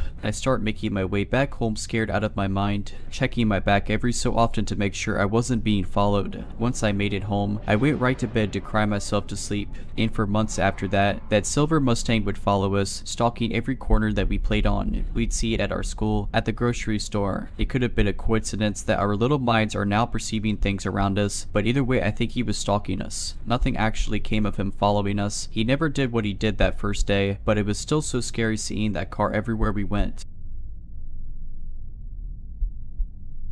This happened to be last summer. I'm a 20-year-old woman. I went to the thrift store with my boyfriend who is 20 years old, and as we were heading back home, I suggested we pick up some sushi for dinner at our nearby grocery store. As my boyfriend works night shifts, he was already feeling tired and suggested that I go to the grocery store while he goes back home. We live in the busy part of our city where the mall, library, city hall, restaurants, and major stores are. They're all a couple of minutes away from our home. Not to mention, I live in a relatively safe city with little crime, so I was more than alright with going by myself. Now, I truly wish I hadn't. As we parted ways, I was walking through the parking lot of the grocery store when a stocky man, about 6'5", probably in his early to mid-40s, approached me. With a wide smile and wider eyes, he said, "Wow, you are stunning." I simply thanked him and tried walking away. He cut me off, saying, "I have never seen someone as beautiful as you before." I was immediately filled with dread. I looked back, hoping my boyfriend was still in sight. No luck. I was starting to feel cautious. Not to mention, with his eyes and smile, he honestly reminded me of a buffer Art the Clown from Terrifier, minus the clown costume and lack of talking. The man roped me into a one-sided conversation, asking me my name and how old I was. I gave him a fake name and told him I was Nati. He laughed and said, unnaturally excitedly, "That's good. That means you're a true woman now." My boyfriend later told me I should have lied and said I was under 18, as this may have made the man not interested. From the red flags I got from the man, I seriously doubt that. He then stuck his phone out, asking for my number. I refused, saying I had a boyfriend, and "I just want to talk to you." I repeated that I had a boyfriend. It was unnerving how his smile never wavered, despite showing that I wasn't interested, like he wasn't understanding, or he just didn't care. He sounded confused, but still grinning. He stepped towards me and asked, "So you don't want to cheat on your boyfriend?" As if to say, what do you mean you don't want to go out with a scary man that's double your age? Speechless, I stepped back and gave pleading looks to the people walking in and out of the grocery store. After the last time I refused, his smile suddenly dropped while he placed his hand on my back, saying in a now cold, firm tone, "Come on, I have a nice car I can drive you around in. Let's check out one of these restaurants." Seeing a person's entire demeanor change with the flip of a switch was something I only saw in movies/television shows, and seeing it in this situation terrified me. Going into panic mode, I somehow found the courage to push myself off of it and almost shouted, "Sorry, I really have to go buy my groceries." Noticing that people were staring at us, his sick smile reappeared and said with a low voice, "Alright then, I'll see you later. Insert the fake name I gave here." I practically ran into the grocery store with so much relief. I glanced back, hoping to see him get in his car to try getting his license plate number, only to see the man just standing in the middle of the parking lot, leering at me. I called my boyfriend in the store, but he kept going to voicemail. I figured he was sleeping, and I was seriously scared to walk back home. I managed to calm myself down in the store, figuring the man must have been long gone. Yet, I was on high alert the entire walk home. It was starting to get dark, but I figured if I just stayed cautious and walked quickly I would be fine. I couldn't be more wrong. When I was approaching the crosswalk that led to my street, I heard a car pulling up to the sidewalk, followed by a sickeningly familiar voice barking, "Hey, hi, hey, hi." My heart dropped into my stomach. I glanced sideways at the car. With his unmistakable, now malicious looking grin plastered on his face, the man's upper body was leaning out of his car window as if he was trying to reach out to me. He tauntingly called out, "So where's your boyfriend?" While cackling, I figured it was best not to acknowledge the man. My mind racing while trying to appear composed, I knew I couldn't lead him to my house, and turning back to go to the mall or stores may have given away that I was terrified and trying to escape. Bless whoever designed my neighborhood, as the city's center was conveniently right next to my complex. I ignored him and casually crossed the street, quickening my pace as I headed into the center. I tried not to look back, scared that I would see the man running up on me with his wide grin, but I made it to the center and finally looked behind me. I assumed the man would have followed me in or waited for me in his car. Instead, he sped away down a street opposite from my house. With so much relief, I called my boyfriend, who woke up to my call. I was on the verge of breaking down, but managed to fill him in on everything.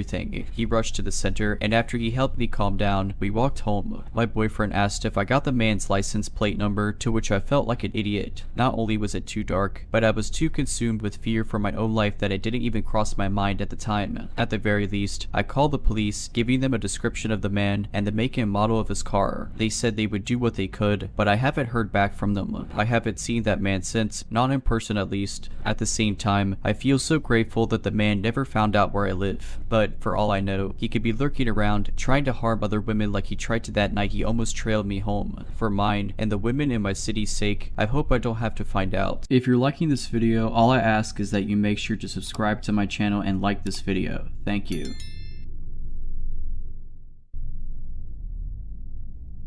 Almost a year ago, I was an opener at a resort, clocking in before 5 in the morning each day. The resort is located inside of an affluent neighborhood in a very wealthy town/suburb. Employees had to park in one of two parking lots at either ends of the property, and the lot I chose was adjacent to a long and windy road outside the resort which lead to the rest of the neighborhood. The road and resort were separated by a short range of brush and trees that no one ever walked through. I'd arrived one morning per usual and put the car into park with my headlights still on. The lights in the lot were ever on in the morning since no one else really showed up before 6 in the morning when the sun was out, so it was usually always dark at the start of my walk. Save for security, I was one of the first employees to arrive on the property each morning and was usually completely alone in this particular parking lot at this time. This morning didn't seem any different. I had my hand literally at my keys, my brain in the process to turn off my car, when I noticed a young girl, maybe like 14 or 15 years old. come scampery. Her body language was the exact definition, run with quick light steps, especially through fear or excitement. Through the span of trees that separates the resort from the outside road, she was directly in front of my car, and my headlights illuminated a clear view of her in the pitch black. She looked like she was in high school, had long, blonde hair, and was wearing a jacket with pajamas maybe, like she just walked out of a house. One thing about her that bothered me was that she wouldn't stop laughing and smiling. I couldn't hear her laughing from outside the car, but she was visually giggling at something I wasn't aware of or could see, and it was so unnatural. She occasionally glanced behind her as if someone else were there waiting away from the headlights. She then waved at me like it were a normal gesture at this time and then immediately ran to my passenger side door. This all happened in a matter of seconds, and I wasn't really sure what was even happening besides my anxiety spiking. I know I simultaneously yanked the speaker cable from my phone to shut whatever song had been playing off while grabbing for the lock button. I remember feeling panicked for never remembering if it's up or down to lock when the girl began pulling violently and incessantly on the door handle on the passenger side. I realized because I didn't turn my car off, it had stayed locked. She began pounding on the window, and I was screaming at the top of my lungs for her to leave before pressing on my horn. I could see her laughing outside like this were some type of game, as if I were a silly friend not letting her in as a joke.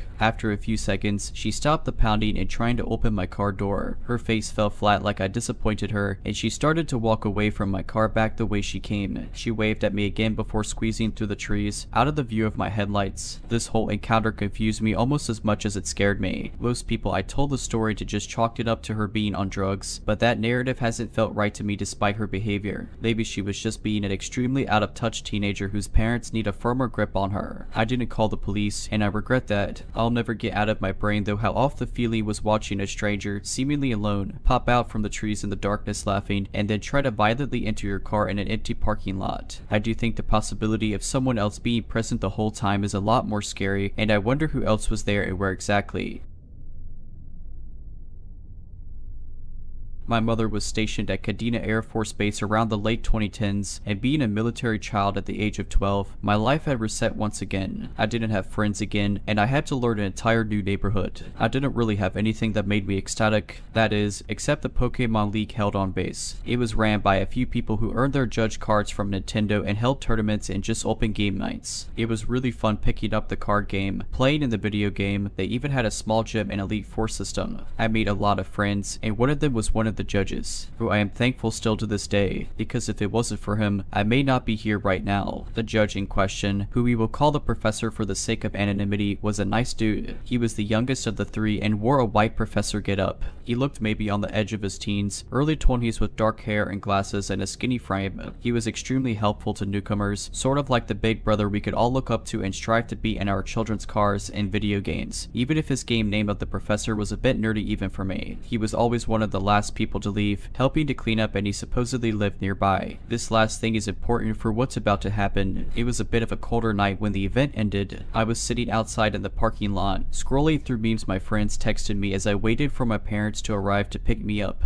I was just kinda zoning out as the time clicked by when I heard someone nearby. Hey girl, you play Pokemon? I would look up at some really big dude, kinda chubby looking. I saw him every now and then in the events, and he didn't really stand out too much. I give a small nod, said yeah I do, as he gives this wide smile, like creepy wide. He starts walking forward, and I am hit with this nasty stench, like bad body odor. I blink a bit as I see he's walking from a black sedan with its back door open. I got this cool card collection. Come here, let me show you. Now, my parents have always taught me stranger danger, but my kid brain thought hey, he went to events and I saw him, so he should be fine, at least, so I thought, until he grabbed my wrist and started to drag me to the sedan. To say I immediately started screaming is an understatement. Stinky didn't care though. He was still dragging me, saying how I will have fun and throwing out things about trading cards, like someone listening would think that he was dealing with a whiny kid. I honestly thought that I was going to be taken and I would never see my mom and dad again, that I would be on the back of a milk carton and never seen again. Silly, I know, but I was rather sheltered about dying and death at that time. Thankfully, the professor had walked out at that very moment, presumably on his way to walk home. All I know is I hear the sound of fabric hitting this dude's face as the professor had swung his professor coat right into the dude's face. knees. I feel his hand go to where the dude's grabbing my arm, and I see his hand grab Stinky's pinky finger and yank back. Hard. Stinky let go and yowled like an animal as Professor pushed me back behind him as he yanked his coat off of the dude. He then kicked at the back of the dude's knees as he caused him to buckle as Professor grabbed his wrists and pulled back on them. Stinky groaned and even more pained as Professor looked at him with just a cold look in his eyes. The big brother figure was gone and something else in its place, and I think I was a bit scared of it. Professor's tone of voice when he spoke didn't help either, like icy daggers lingered with his words against Stinky. If I see you back here or doing this stuff to my charges, this will pale in comparison to what Japanese prisons will do to you. Stinky would scramble away and get into his car and peel out of the parking lot, Professor glaring at him until he was out of sight. He would then guide me inside of the venue and buy me some fish and chips and sit down with me until my parents arrived. That cold persona he had when he kicked that dude was gone, back to being the big brother I knew. To be frank, that frightened me. I didn't quite understand why the teenager was so aggressive.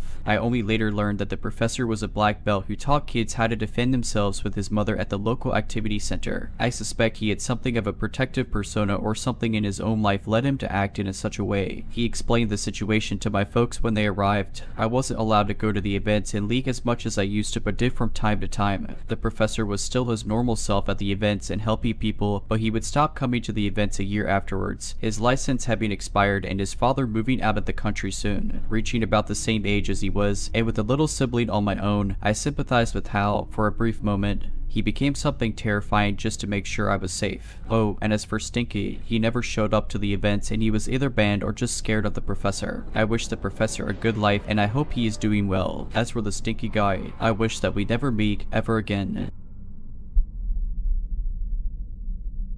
I was a 17-year-old girl at the time, and my boyfriend, who was named Joe, is 19, his brother Joe is 16, and his friend Doug is 20. Lee and my boyfriend just did a major cleaning of my house. To celebrate, we wanted to go to the creek on our day off to relax and enjoy ourselves. The creek we went to was secluded, outside of the town and in what we call distracts. There's never very much traffic and not many houses in the surrounding area. This creek is amongst the more popular hangout spot when it gets warmer, but it's government property and open to public. It's really hard to get into in almost a mile walk to make it going through ruts and big pond like mud puddles, so you were forced to walk it if you didn't have a truck that was especially good at mudding and easy to maneuver. The last person we heard attempting to drive down the path flipped their truck and no one ever attempts to drive down it. It was later in the evening and getting dark, so we were going to try to build a fire to warm up after we swam. We were there maybe 30 minutes when we start hearing trucks and seeing lights in the woods like someone was driving down the path to the creek. When we arrived, no one was there and the last car was leaving. We soon see this lanky man stumble down the path with a bottle of whiskey. At first, we thought he might have been a teenager around our age just trying to find someone to hang out with and stumbled across our path. It was just a coincidence. We soon learned he was a 26-year-old guy and we told him our respected ages, which was the first flag because he offered us alcohol even though we're underage. Although proven not to be poison or anything, it was just strange. He was very persistent with helping us start our fire. He mentioned how he could go grab his machete out of his truck to chop the branches or to go to his camp where he had 5 gallons of hand sanitizer. But soon after he mentions going to get the hand sanitizer, he mentions that he hasn't been to the creek in a while lately, about a year. My question is though who has hand sanitizer in large quantities stored at a camp that is not permanent or permitted since it's government property. As we continue to talk and kind of learn a little bit about each other, this man was meticulously not telling us who he was but with anything we said he would relate to, like living on the same road as my boyfriend when he lived with his dad, but my boyfriend didn't know who he was even though we live in a small town with a small population.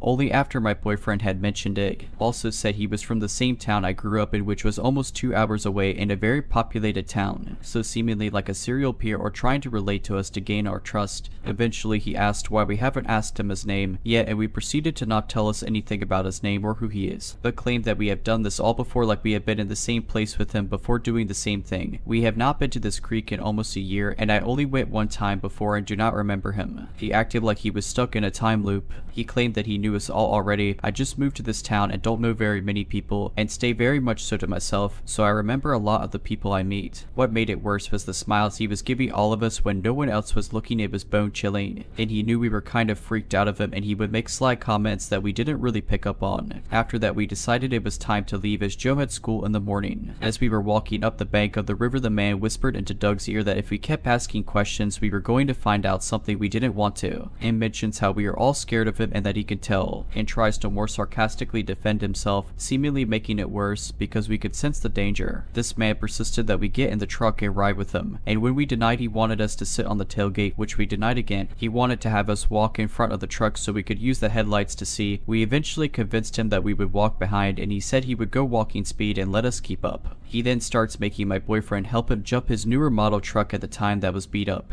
We finally get the truck going, and Joe at this point is shaky with me and starts getting noticeable uncomfortable when the man starts making persistent remarks about how he should get in the truck with him and ride so he didn't have to walk. We didn't allow him to get in the truck, and the man stopped asking. After that, we start walking at a slow lurch, not seeming to look away from him through his back glass. When a bigger mud puddle comes up, he stopped and told us to back away from the truck and turn around, like he didn't want us to get covered in mud, but said it in a remarkably weird name that set off about 100 buzzers in my brain. I personally didn't look away from the truck, not even a second, and when the truck was far enough away where it was slinging mud, we went back to following. At that point, he is driving faster, so we are having to use flashlights to keep going to catch back up. He stopped and let us keep up, and then sped off again to where he would wait until we were about vision distance away and skirted out to the road. We still had about a 5-minute walk, extremely anxious because we didn't know if there were people with him waiting for us to make it to the car. We made it to the car and not seeing a trace of the guy or his truck, and quickly get into the car to leave. As we are pulling out to leave, we see the dude seemingly been parked at the bridge waiting for us to leave. He then followed us down the road, and we eventually lost him and all made it home safely. We still don't know his intentions were for that night, and nobody else knows who he is, and I can't seem to find him online. And the only other information I know of him is that he is known to creep around town and tries to hang out with other teenagers in town. Whether or not he was harmless but drunk and coming of wrong, or an escapee from a mental institution, I hope me or anyone else ever have to cross paths with him again. We will no longer be going to the creek after dark or back to that creek in general.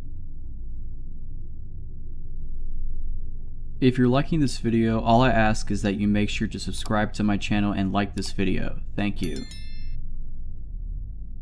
When this took place, I, a 20-year-old woman at the time, was finishing my degree in the city and working as a casual receptionist at a firm. One of the employees, Nick, told me one day that one of his clients, who he said was a stand-up guy, thought I was very cute and wanted to see if I would be okay to give him my number. We went to dinner, and he was charming enough. He was in the medical field and was about 7 years older, but I didn't mind as my own parents had a similar age gap between them. We talked about my studies, and he told me he thought my rather run-of-the-mill family life was amazing because his life was so different. He was adopted as a baby, and his father was abusive. When he was 15, his mother left and he never saw her after that. He was kicked out at 18 and ended up in a terrible car accident in his early 20s. For a long time, he stayed at a relative's house and worked to support himself. Yeah, a heavy conversation on the first date, but all I felt was this overwhelming no-eye compassion for this poor human who had been through so much. He seemed nice, was smart, handsome, and though he was just a touch too serious, given his life, I figured that was understandable. We ended up dating, but by about the third week, things started feeling a bit weird.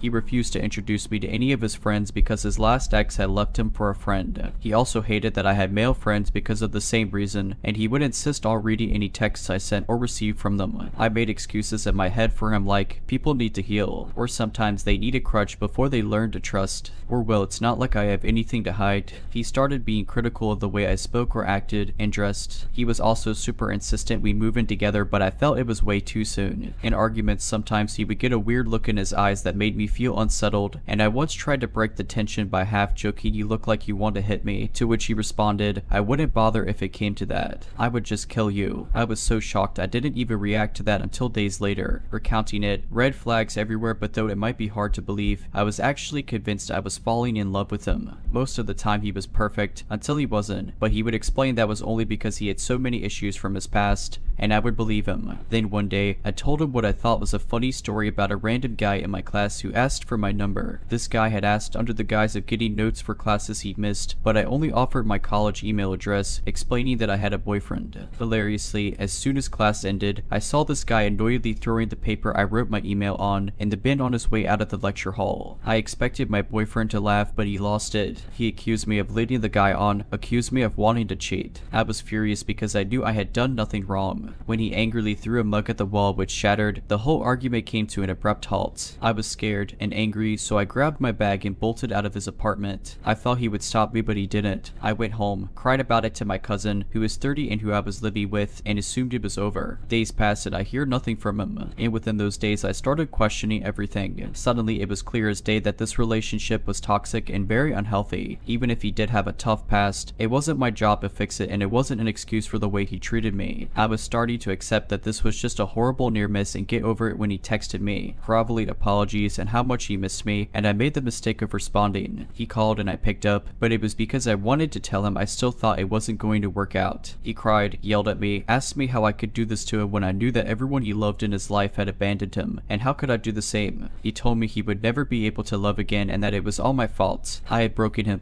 He told me that he had given me everything, but I was leaving over such a small argument. Then he apologized and told me he was trying to change and to give him another chance. I was bawling my eyes out. I felt like the worst human in the world, but I held tight to saying that it was best we moved on and that I was sorry. He ended the call by telling him I had ruined his life. Nothing happened for a while except for texts here and there where my ex would apologize, tell me he missed me, explain that he realized he made so many mistakes. Stuff like that. I would tell my cousin who I was living with about him, and she would firmly tell me to not respond. She was sure it would stop eventually. One day I finished work as usual and headed to the station. It was a busy day and the streets were scattered with other people. As I walked, I had this weird urge to look behind me, and when I did, I saw my ex. There was a little distance behind between me and him, but when I saw him, our eyes locked. He looked different, a bit out of it, and I thought maybe he was drunk. I decided I would deal with him at the train station as it was always crowded, and I wanted to talk to him only in a place where there were lots of people. I figured the yelling and crying would not be as intense that way. When I reached the station, I stopped and waited for him to catch up to me. He stopped about 2 feet away and I expected him to start apologizing again, but he said nothing. He just stared at me. Awkward seconds passed and I said, "Look, but that's all I got out," because his arm moved slightly as he took his hand half out of his pocket and I saw he was holding a very small knife. I froze and vaguely remember thinking that I wanted to run, but it was like my brain and body shut down. I can only describe it as if there was a fog in my brain and I just couldn't move for what felt like ages. I just stared at him, and I still remember how his eyes just looked so blank. I don't know how long that lasted, but then without saying anything, he turned and left. Nobody else had noticed. I remember numbly getting on the train. I started second guessing if that even happened. Hindsight tells me I was in shock. As soon as I got home though, I burst into tears. My cousin calmed me down and helped me call the police. In the end, the security cameras were placed in a spot that could clearly show that he had a weapon, so the police couldn't do much. Thankfully, I didn't see my ex again. I ended up quitting my job, changing my number, and eventually moved away to another city. To my ex, let's never ever meet. To the guy who asked for my number in class, thank you. You might have saved my life and definitely changed it. If you're liking this video, all I ask is that you make sure to subscribe to my channel and like this video. Thank you.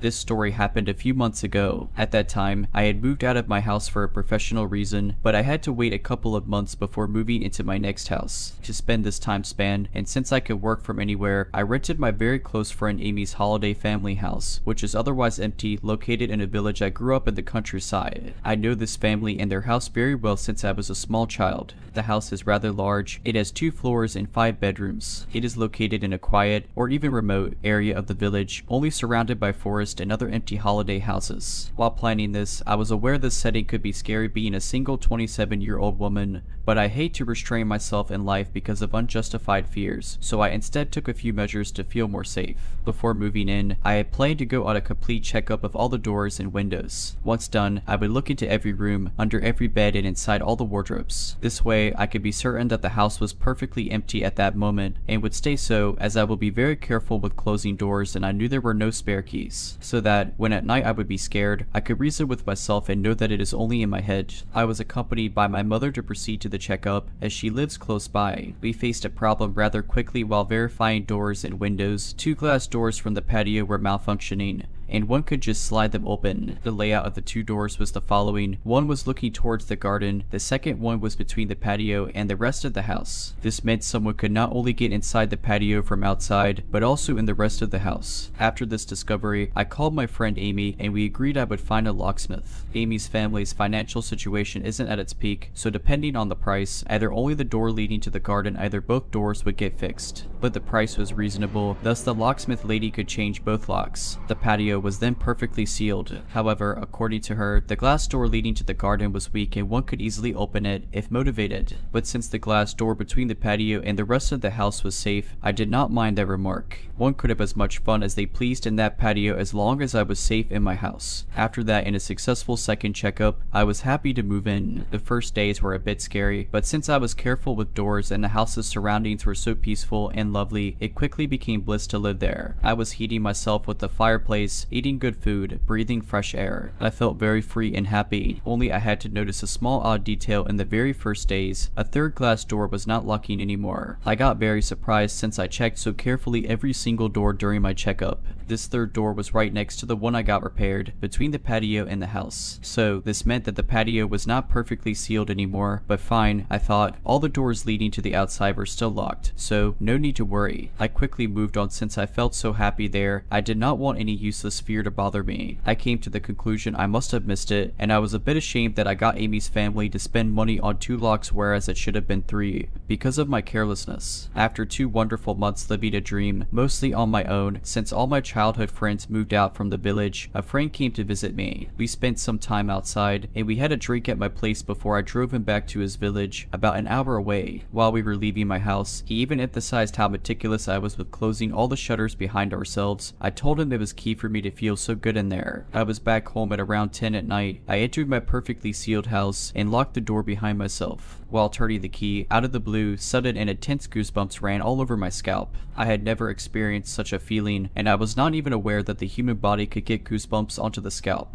With that came a very instinctive feeling of danger and being on my guard. I felt all of this so intensely that I was not able to not ignore it, yet I knew that my house was kept perfectly closed. So I stayed cautious, but I walked through the entrance and came into the kitchen. Here, on the floor, was laying a rectangular plastic bag. It was small and blue on the orange floor. I was surprised. I recognized it being a plastic bag to be filled with water to make ice cubes. It had nothing to do here. I had already seen these bags earlier. Once I was looking for freezer bags to put my food, and I mistook them. I knew they were stored at a drawer at the very other side of the kitchen, and I knew we did not use them, nor anything from that drawer, with my friend earlier. This uncanny discovery confirmed my gut feeling, and I began to feel very uneasy. I sent a picture to my friend asking if he had touched or used these. He said no. I grabbed a knife and I started walking in the living room. Usually, whenever I would feel afraid in this house, I would go on a little checkup tour in every room to reassure myself. That is what I had in mind at that moment, but this gut feeling was literally forbidding my body to do so. Instead, it walked me out of the house. I drove to my mother's place and slept there. A few days after, during a sunny afternoon, my mother and I came back and did a checkup thoroughly. Nothing was missing, door broken, and no one was there. Everything stayed exactly as I had left it. With such evidence, I came to the conclusion it must have been my friend who, by accident, took those bags and forgot about it. Then they must have fallen on the floor while I opened the door, or something like that. I came back in and kept living a dream in this beautiful place for another month after that. Then something else happened. For a few days, I had been hearing unusual noises which began to scare me, so I decided it was time for a checkup.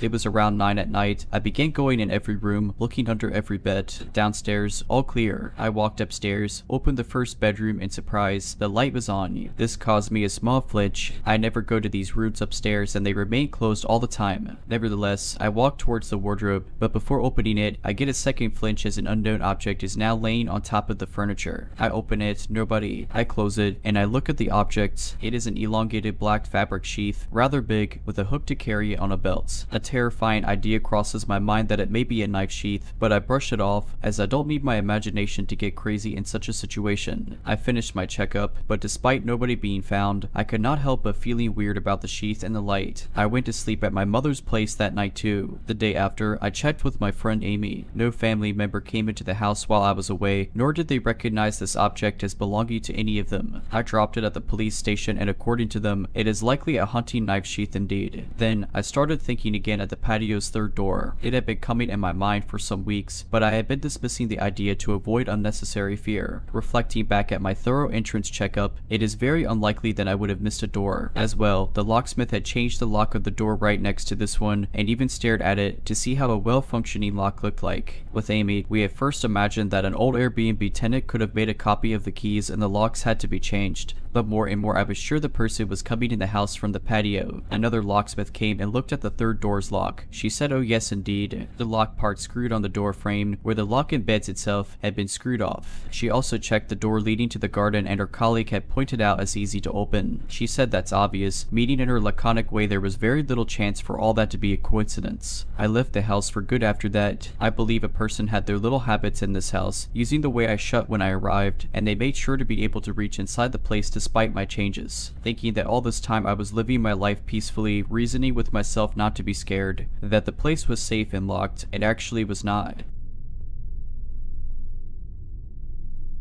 This story takes place in a very small town in the northeast region of the United States in the summer before I went off to college in 2015. After I graduated high school, my parents decided to move to a smaller, more affordable house about 40 minutes north into the mountains. We stayed in my childhood home because the public schools in my area were the best in the state, and my parents really valued my education. I ended up going off to an amazing university, and now I have an incredible career because of my excellent education. As most people in the United States know, amazing public education usually means higher property taxes. My parents got to the point where they could not afford the taxes on their 4,000 square foot home anymore and decided to sell it just after I graduated from high school. Their home is humble and it sits on a beautiful piece of land on the side of a beautiful mountain. The trees are always so green and there is a lot of wildlife around. They don't have many neighbors either, as their driveway is about 1.5 miles long, but this is what they chose to live in after I went off to college. In August of 2015, we moved into this new house. I wasn't planning on staying long as I was getting ready to head off to college as a freshman for the first time. We decided to have a little housewarming party with a bunch of family friends and my best friend at the time as well. My dad was manning the barbecue, my mom was making drinks, we were playing with our dogs. It was a grand time and everyone had so much fun. My dad had built a brick fire pit in our backyard. Just to set the scene for you here, the fire pit was about 30 feet from our back patio door and we had a picnic table and other seats all around. Behind the seating was the tree line. It was so dark sometimes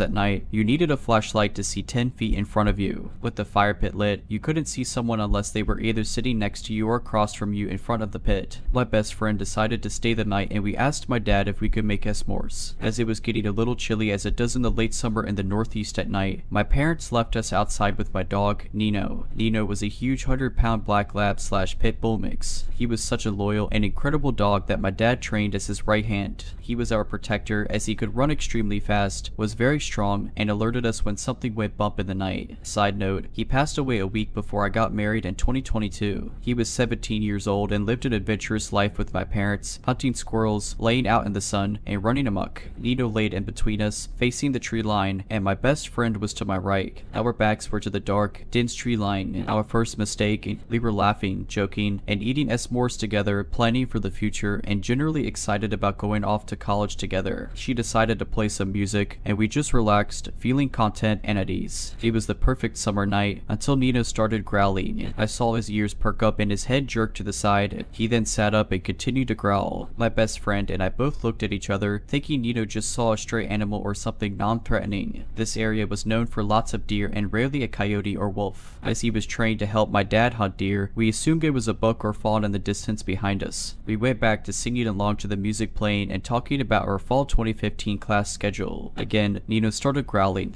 Our second mistake, we did not call out for my dad. We didn't even think there was a problem until Nino started barking repeatedly. This time, louder and more vicious. He stood up and started barking as if alerting us to activity beyond the tree line that we could not see. We stood up as well, the fire obscuring our view. My best friend took her phone, paused the music, and turned on her flashlight. She started to walk towards the edge of the tree line with Nino by her side, still growling and barking, alerting us to not go any further and to call for help. We stood still in silence, listening. I was too afraid to even breathe at this point. She started walking into the woods, and when she shined her flashlight, she saw a figure, someone peering behind a tree. A man with a green shirt and green pants on, about 5'11" with glasses too. We screamed and ran as fast as we could inside, leaving the fire unattended and this creepy man behind the tree. What we did not know at the time is where this man came from. We crashed through our front door, breathless with Nino tailing behind us, and startled my mother, who was washing dishes and cleaning up from the party. She was talking to my dad about something they saw on the news, and I think we cut him off mid-sentence to explain that there was a man dressed in all green lurking behind a tree in the woods. We didn't know how long he was there or if he was still there, but we were both crying. I remember feeling extremely sick, like I was going to throw up.